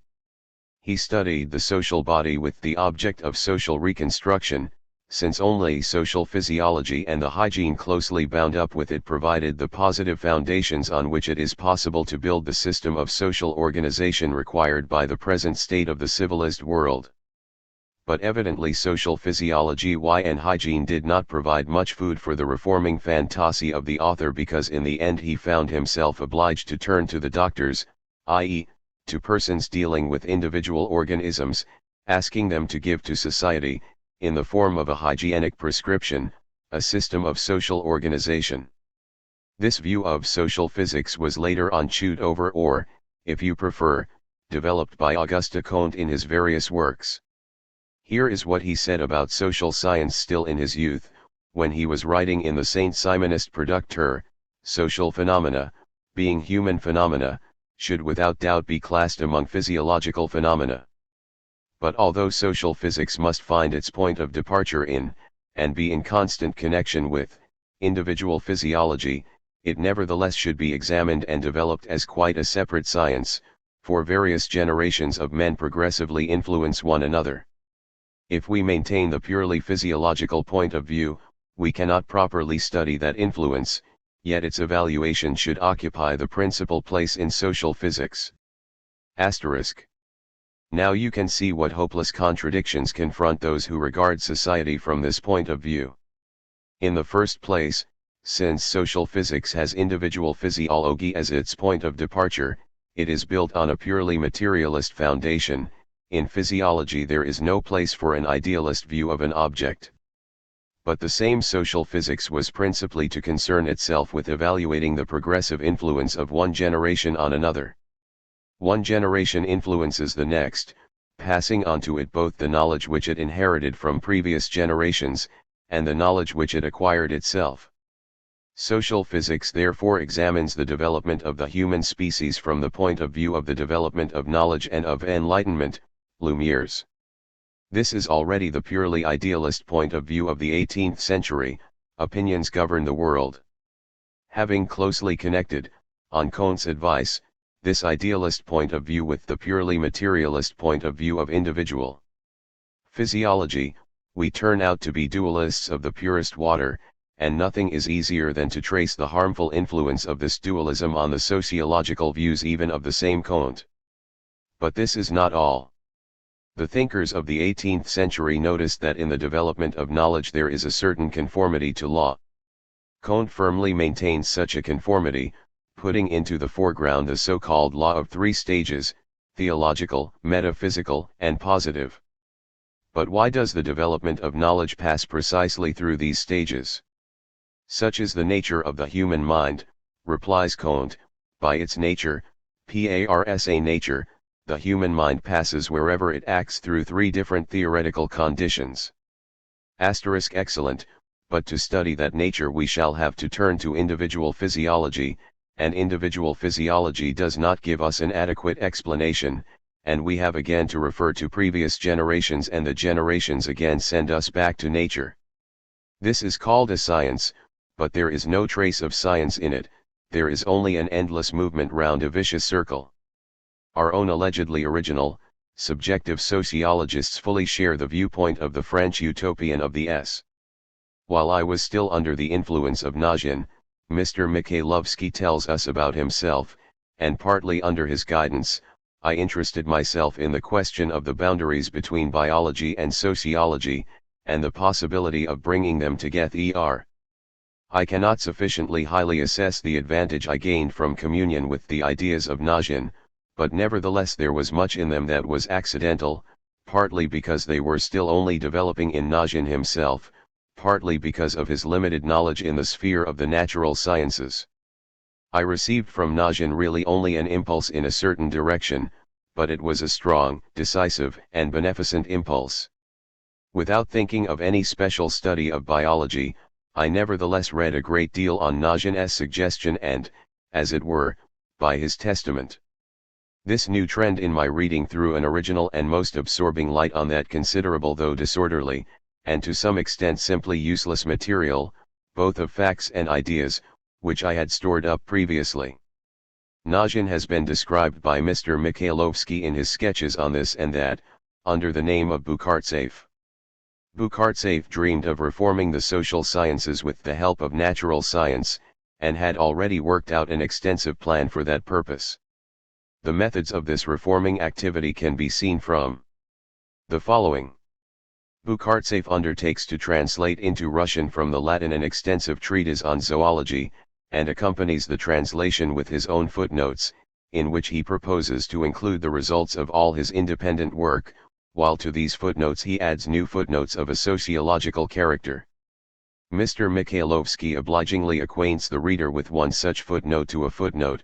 Generally speaking, I cannot in my supplements to Vanderhoeven proceed too far in theoretical discussions and conclusions regarding the application of all these purely anatomical questions in solving social and economic questions.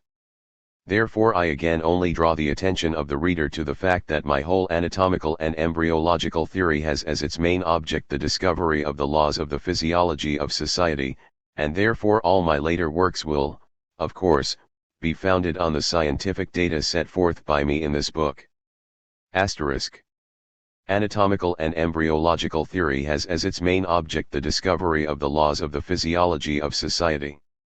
This is very awkwardly put, but nevertheless is very characteristic of the utopian sociologists.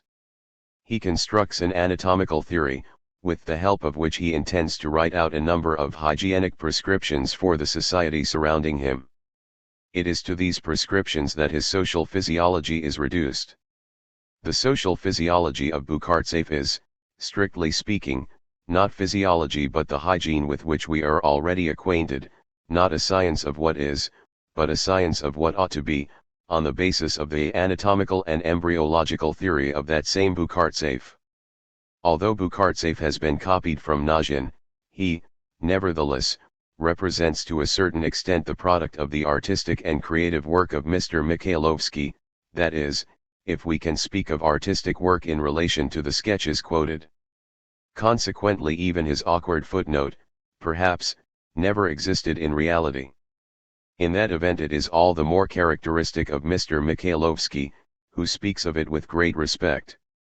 I chanced nevertheless to come across the direct reflection in literature of the ideas of my unforgettable friend and teacher, says Tiomkin, in whose name the story is told. Mr. Mikhailovsky reflected, and still reflects, the ideas of Bukhartsev-Najin. Mr. Mikhailovsky has his own formula of progress. This formula declares, progress is the gradual approach to the integrity of the individual, to the fullest possible and most manifold division of labor between institutions and the least possible division of labor between people. Anything retarding this movement is immoral, unjust, harmful, and unreasonable. Only that is moral, just, reasonable and useful which diminishes the heterogeneity of society, thereby increasing the heterogeneity of its individual members. Asterisk. What can be the scientific significance of this formula? Does it explain the historical progress of society? Does it tell how that progress took place, and why it took place in one particular way and not in another? Not in the least, and its main object is not that at all. It does not speak of how history advanced, but of how it ought to have advanced to earn the approval of Mr. Mikhailovsky. This is a hygienic prescription invented by a utopian on the basis of exact investigations of the laws of organic development. It is just what the Saint Simonist doctor was looking for. We have said that the exclusive use in sociology of the objective method would be equivalent, if it were possible, to adding up arshins and poods, whence, by the way, it follows, not that the objective method must be completely eliminated from this sphere of research, but that the supreme control must be exercised by the subjective method. This sphere of research is precisely the physiology of the desired society, the sphere of utopia. Naturally, the use of the subjective method in it very much facilitates the work of the investigator. But this use is based not at all on any laws, but on the enchantment of charming fantasy. Whoever once has given way to it, will never revolt even against the use in one and the same sphere true, on different levels of both methods, subjective and objective, even though such a confusion of methods really does mean adding up arshins and poods. Chapter 4. Idealist German Philosophy. The materialists of the 18th century were firmly convinced that they had succeeded in dealing the death blow to idealism. They regarded it as an obsolete and completely forsaken theory. But a reaction against materialism began already at the end of that century, and in the first half of the 19th century materialism itself fell into the position of a system which all considered obsolete and buried, once for all. Idealism not only came to life again, but underwent an unprecedented and truly brilliant development. There were, of course, appropriate social reasons for this, but we will not touch on them here, and will only consider whether the idealism of the 19th century had any advantages over the materialism of the previous epoch and, if it had, in what these advantages consisted. French materialism displayed an astonishing and today scarcely credible feebleness every time it came upon questions of evolution in nature or in history. Let us take, for example, the origin of man. Although the idea of the gradual evolution of the species did not seem contradictory to the materialists, nevertheless they thought such a guess to be most improbable. The authors of the Système de la Nature, see Part I, ch. say that if anyone were to revolt against such a piece of conjecture, if anyone were to object that nature acts with the help of a certain sum of general and invariable laws, and added in doing so that man, the quadruped, the fish, the insect, the plant, etc., exist from the beginning of time and remain eternally unaltered, they would not object to this. They would only remark that such a view also does not contradict the truths they set forth. Man cannot possibly know everything, he cannot know his origin. That is all that in the end the authors of the Système de la Nature say about this important question. Helvetia seems to be more inclined to the idea of the gradual evolution of man. Matter is eternal, but its forms are variable. He remarks, recalling that even now human natures change under the influence of climate. He even considered that generally speaking all animal species were variable. But this sound idea was formulated by him very strangely. It followed, in his view, that the causes of dissimilarity between the different species of animals and vegetables lie either in the qualities of their very embryos, or in the differences of their environment, the differences of their upbringing. Thus heredity excludes mutability, and vice versa. If we adopt the theory of mutability, we must as a consequence presuppose that from any given embryo there can arise, in appropriate circumstances, any animal or vegetable, from the embryo of an oak, for example, a bull or a giraffe. Naturally, such a conjecture could not throw any light on the question of the origin of species, and Helvetius himself, having once made it in passing, never returned to it again. Just as badly were the French materialists able to explain phenomena of social evolution. The various systems of legislation were represented by them solely as the product of the conscious creative activity of legislators, the various religious systems as the product of the cunning of priests, etc.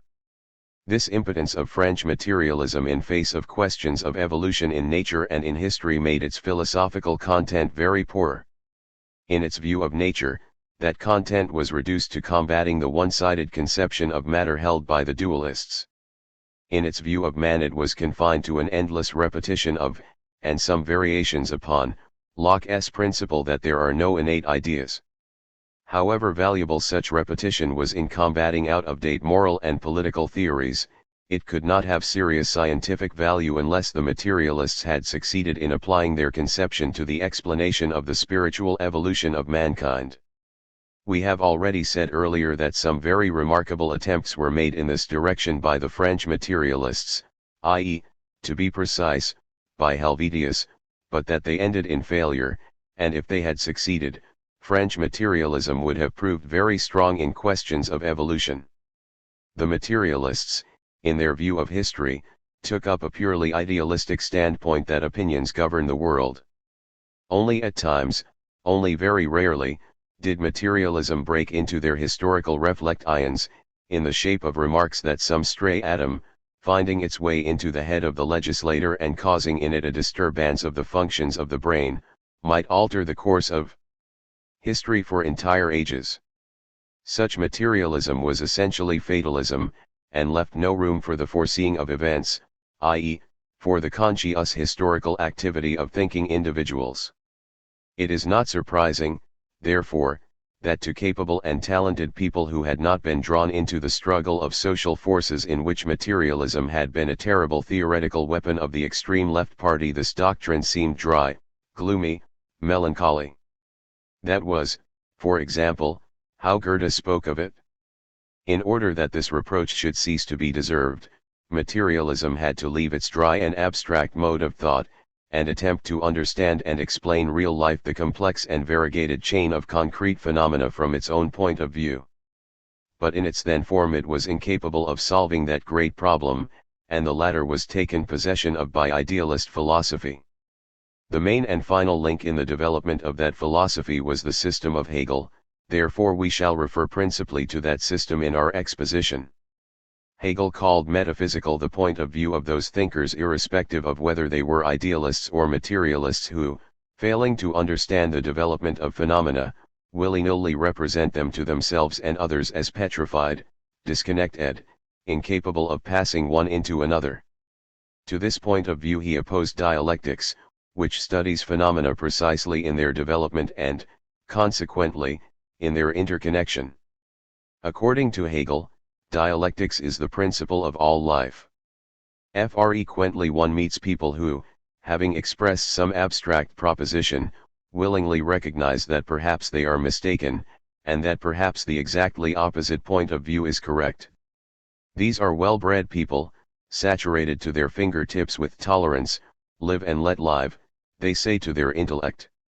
Dialectics has nothing in common with the sceptical tolerance of men of the world, but it, too, knows how to reconcile directly opposite abstract propositions.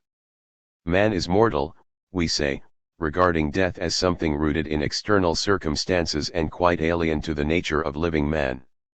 It follows that a man has two qualities, first of being alive, and secondly of also being mortal. But upon closer investigation it turns out that life itself bears in itself the germ of death, and that in general any phenomenon is contradictory, in the sense that it develops out of itself the elements which, sooner or later, will put an end to its existence and will transform it into its own opposite. Everything flows, everything changes, and there is no force capable of holding back this constant flux, or arresting this eternal movement. There is no force capable of resisting the dialectics of phenomena. Goethe personifies dialectics in the shape of a spirit. At a particular moment a moving body is at a particular spot, but at the same time it is outside it as well, because, if it were only in that spot, it would, at least for that moment, become motionless. Every motion is a dialectical process, a living contradiction, and as there is not a single phenomenon of nature in explaining which we do not have in the long run to appeal to motion, we have to agree with Hegel, who said that dialectics is the soul of any scientific cognition. And this applies not only to cognition of nature. What, for example, is the meaning of the old saw, summum jus, summa injuria? Does it mean that we act most justly when, having paid our tribute to law, we at the same time give its due to lawlessness? No, that is the interpretation only of surface thinking, the mind of fools.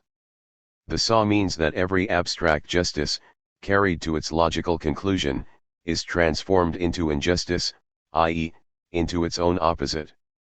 Shakespeare's Merchant of Venice serves as a brilliant illustration of this. Take a look at economic phenomena. What is the logical conclusion of free competition? Every capitalist strives to beat his competitors and to remain sole master of the market. And, of course, cases are frequent when some Rothschild or Vanderbilt succeeds in happily fulfilling this ambition. But this shows that free competition leads to monopoly, that is, to the negation of competition, i.e., to its own opposite. Or look at the conclusion to which the so-called labor principle of property, extolled by our Narodnik literature, leads. Only that belongs to me which has been created by my labor. Nothing can be more just than that. And it is no less just that I use the thing I have created at my own free discretion, I use it myself or I exchange it for something else, which for some reason I need more. It is equally just, then, that I make use of the thing I have secured by exchange again at my free discretion as I find best and most pleasant and advantageous. Let us now suppose that I have sold the product of my own labor for money, and have used the money to hire a laborer, i.e., I have bought somebody else's labor power. Having taken advantage of this labor power of another, I turn out to be the owner of value which is considerably higher than the value I spent on its purchase. This, on the one hand, is very just, because it has already been recognized, after all, that I can use what I have secured by exchange as is best and most advantageous for myself, and, on the other hand, it is very unjust, because I am exploiting the labor of another and thereby negating the principle which lay at the foundation of my conception of justice. The property acquired by my personal labor bears me the property created by the labor of another. Summum jus, summa injuria. And such injuria springs up by the very nature of things in the economy of almost any well-to-do handicraftsman, almost every prosperous peasant. Asterisk. And so every phenomenon, by the action of those same forces which condition its existence, sooner or later, but inevitably, is transformed into its own opposite. We have said that the idealist German philosophy regarded all phenomena from the point of view of their evolution, and that this is what is meant by regarding them dialectically. It must be remarked that the metaphysicians know how to distort the very doctrine of evolution itself. They affirm that neither in nature nor in history are there any leaps. When they speak of the origin of some phenomenon or social institution, they represent matters as though this phenomenon or institution was once upon a time very tiny, quite unnoticeable, and then gradually grew up. When it is a question of destroying this or that phenomenon and institution, they presuppose, on the contrary, its gradual diminution, continuing up to the point when the phenomenon becomes quite unnoticeable on account of its microscopic dimensions. Evolution conceived of in this way explains absolutely nothing. It presupposes the existence of the phenomena which it has to explain, and reckons only with the quantitative changes which take place in them. The supremacy of metaphysical thought was once so powerful in natural science that many naturalists could not imagine evolution otherwise than just in the form of such a gradual increase or diminution of the magnitude of the phenomenon being investigated. Although from the time of Harvey it was already recognized that everything living develops out of the egg, no exact conception was fingered, evidently, with such development from the egg, and the discovery of spermatozoa immediately provided the basis for the appearance of theory according to which in the seminal cell there already existed a ready-made, completely developed but microscopical little animal, so that all its development amounted to growth. Some wise sages, including many famous European evolutionary sociologists, still regard the evolution, say, of political institutions, precisely in this way: history makes no leaps, va piano, go softly. German idealist philosophy decisively revolted against such a misshapen conception of evolution. Hegel bitingly ridiculed it, and demonstrated irrefutably that both in nature and in human society leaps constituted just as essential a stage of evolution as gradual quantitative changes. Changes in being, he says, consist not only in the fact that one quantity passes into another quantity, but also that quality passes into quantity, and vice versa. Each transition of the latter kind represents an interruption in gradualness, eine Brechung des Allmächtigen, and gives the phenomenon a new aspect, qualitatively distinct from the previous one. Thus, water when it is cooled grows hard, not gradually but all at once. Having already been cooled to freezing point, it can still remain a liquid only if it preserves a state of rest, and then the slightest impulse is sufficient for it suddenly to become hard. In the world of moral phenomena there take place the same changes of quantitative into qualitative, and differences in qualities there also are founded upon quantitative differences. Thus, a little less, a little more constitutes that limit beyond which frivolity ceases and there appears something quite different, crime. Thus also, states other conditions being equal acquire a different qualitative character merely in consequence of differences in their size. Particular laws and a particular constitution acquire quite a different significance with the extension of the territory of a state and of the numbers of its citizens. Asterisk. Modern naturalists know very well how frequently changes of quantity lead to changes of quality. Why does one part of the solar spectrum produce in us the sensation of a red color, another, of green, etc.? Physics replies that everything is due here to the number of oscillations of the particles of the ether. It is known that this number changes for every color of the spectrum, rising from red to violet. Nor is this all. The intensity of heat in the spectrum increases in proportion to the approach to the external border of the red band, and reaches its highest point a little distance from it, on leaving the spectrum. It follows that in the spectrum there are rays of a special kind which do not give light but only heat. Physics says, here too, that the qualities of the rays change in consequence of changes in the number of oscillations of the particles of the ether. But even this is not all. The sun's rays have a certain chemical effect, as is shown for example by the fading of material in the sun. What distinguishes the violet and the so-called ultraviolet rays, which arouse in us no sensation of light, is their greatest chemical strength. The difference in the chemical action of the various rays is explained once again only by quantitative differences in the oscillations of the particles of the ether. Quantity passes into quality. Chemistry confirms the same thing. Ozone has different qualities from ordinary oxygen. Whence comes this difference? In the molecule of ozone there is a different number of atoms from that contained in the molecule of ordinary oxygen. Let us take 3 hydrocarbon compounds, CH, marsh gas, CH, dimethyl, and CH, methylethyl. All of these are composed according to the formula, N atoms of carbon and N plus atoms of hydrogen. If N is equal to, you get marsh gas; if N is equal to, you get dimethyl; if N is equal to, methylethyl appears. In this way entire series are formed, the importance of which any chemist will tell you, and all these series unanimously confirm the principle of the old dialectical idealists that quantity passes into quality. Now we have learned the principal distinguishing features of dialectical thought, but the reader feels himself unsatisfied.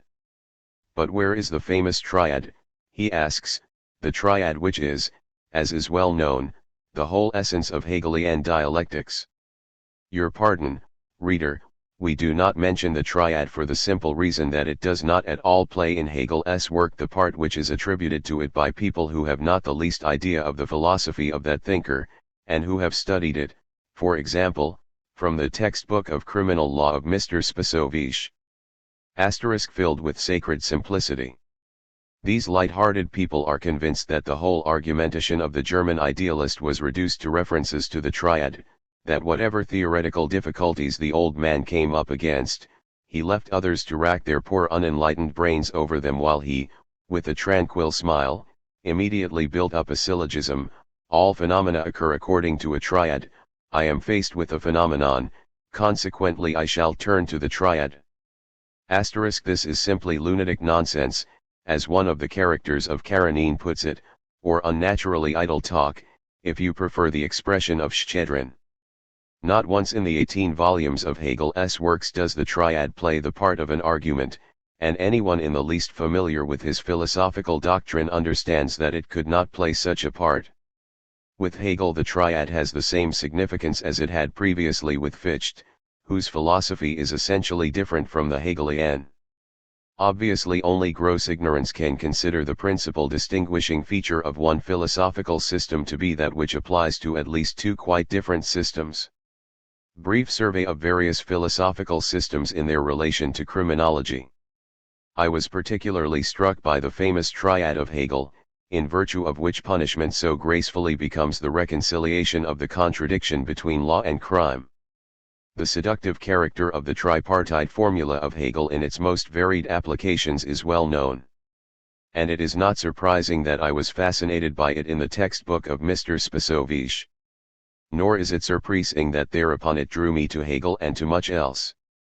Ruskaya MYSL, Volume IL, Part 2, p. A pity, a great pity, that Mr. Mikhailovsky does not tell us how far he satisfied his yearning for Hegel. To all appearances, he did not go very far in this direction. We are sorry that the triad has diverted us from our exposition, but, having mentioned it, we should reach a conclusion. So let us examine what kind of a bird it is. Every phenomenon, developing to its conclusion, becomes transformed into its opposite, but as the new phenomenon, being opposite to the first, also is transformed in its turn into its own opposite, the third phase of development bears a formal resemblance to the first. For the time being, let us leave aside the question of the extent to which such a course of development corresponds to reality. Let us admit for the sake of argument that those were wrong who thought that it does so correspond completely. But in any case it is clear that the triad only follows from one of Hegel's principles, it does not in the least serve him as a main principle itself.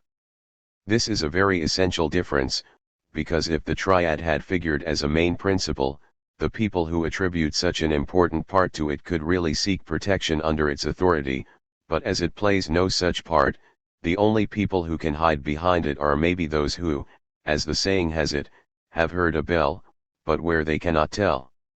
Naturally the situation would not change one iota if, without hiding behind the triad, dialecticians at the least danger sought protection behind the authority of the principle that every phenomenon is transformed into its own opposite. But they never behaved in that way either, and they did not do so because the principle mentioned does not at all exhaust their views on the evolution of phenomena. They say in addition, for example, that in the process of evolution quantity passes into quality, and quality into quantity.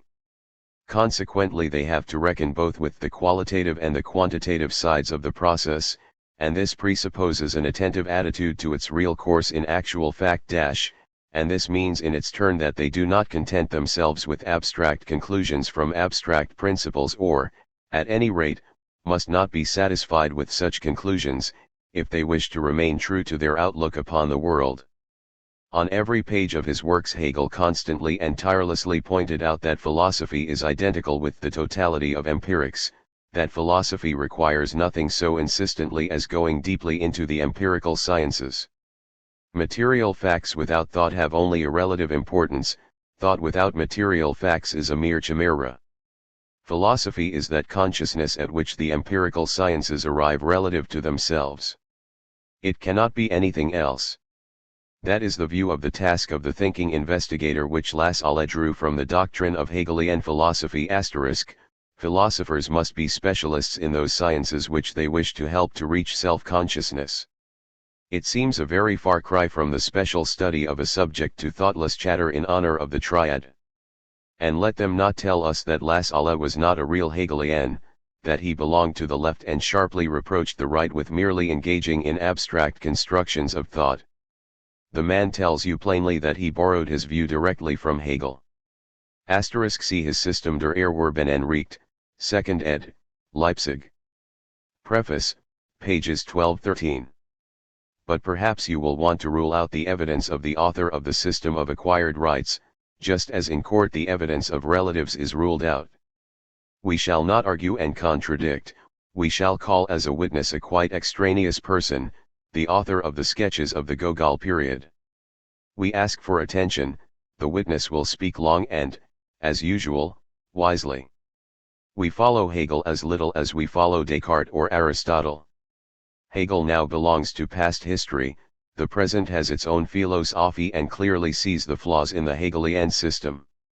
It must be admitted, however, that the principles advanced by Hegel were indeed very near to the truth, and this thinker brought out some aspects of the truth with truly astonishing power.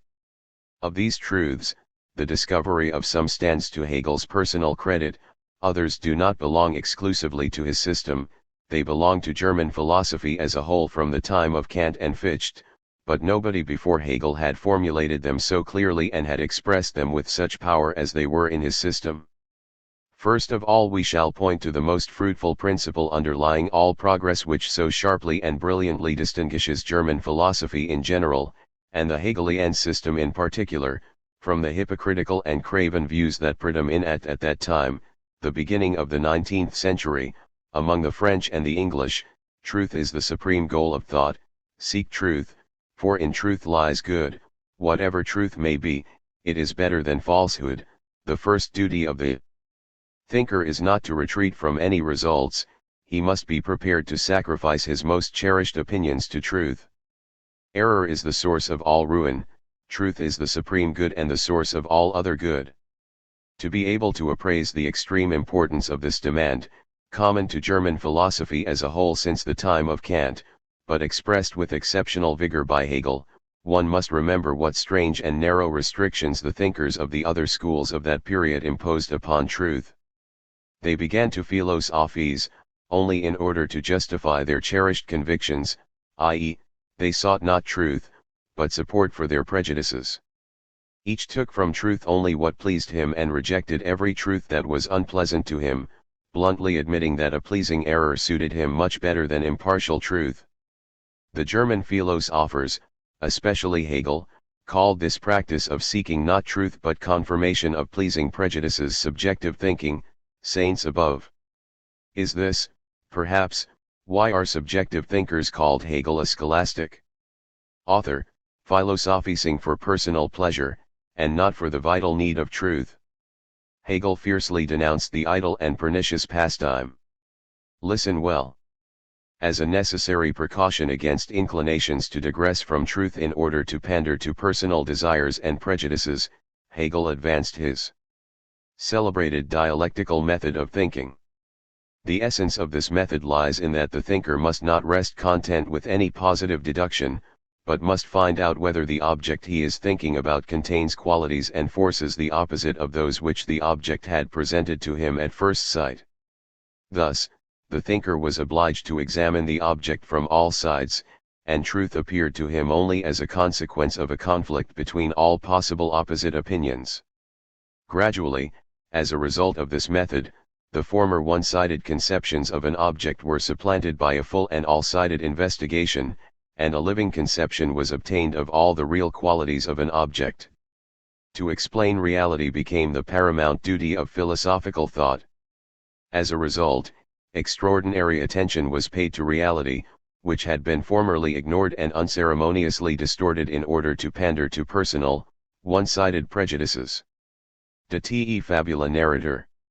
Thus, conscientious, tireless search for truth took the place of the former arbitrary interpretations.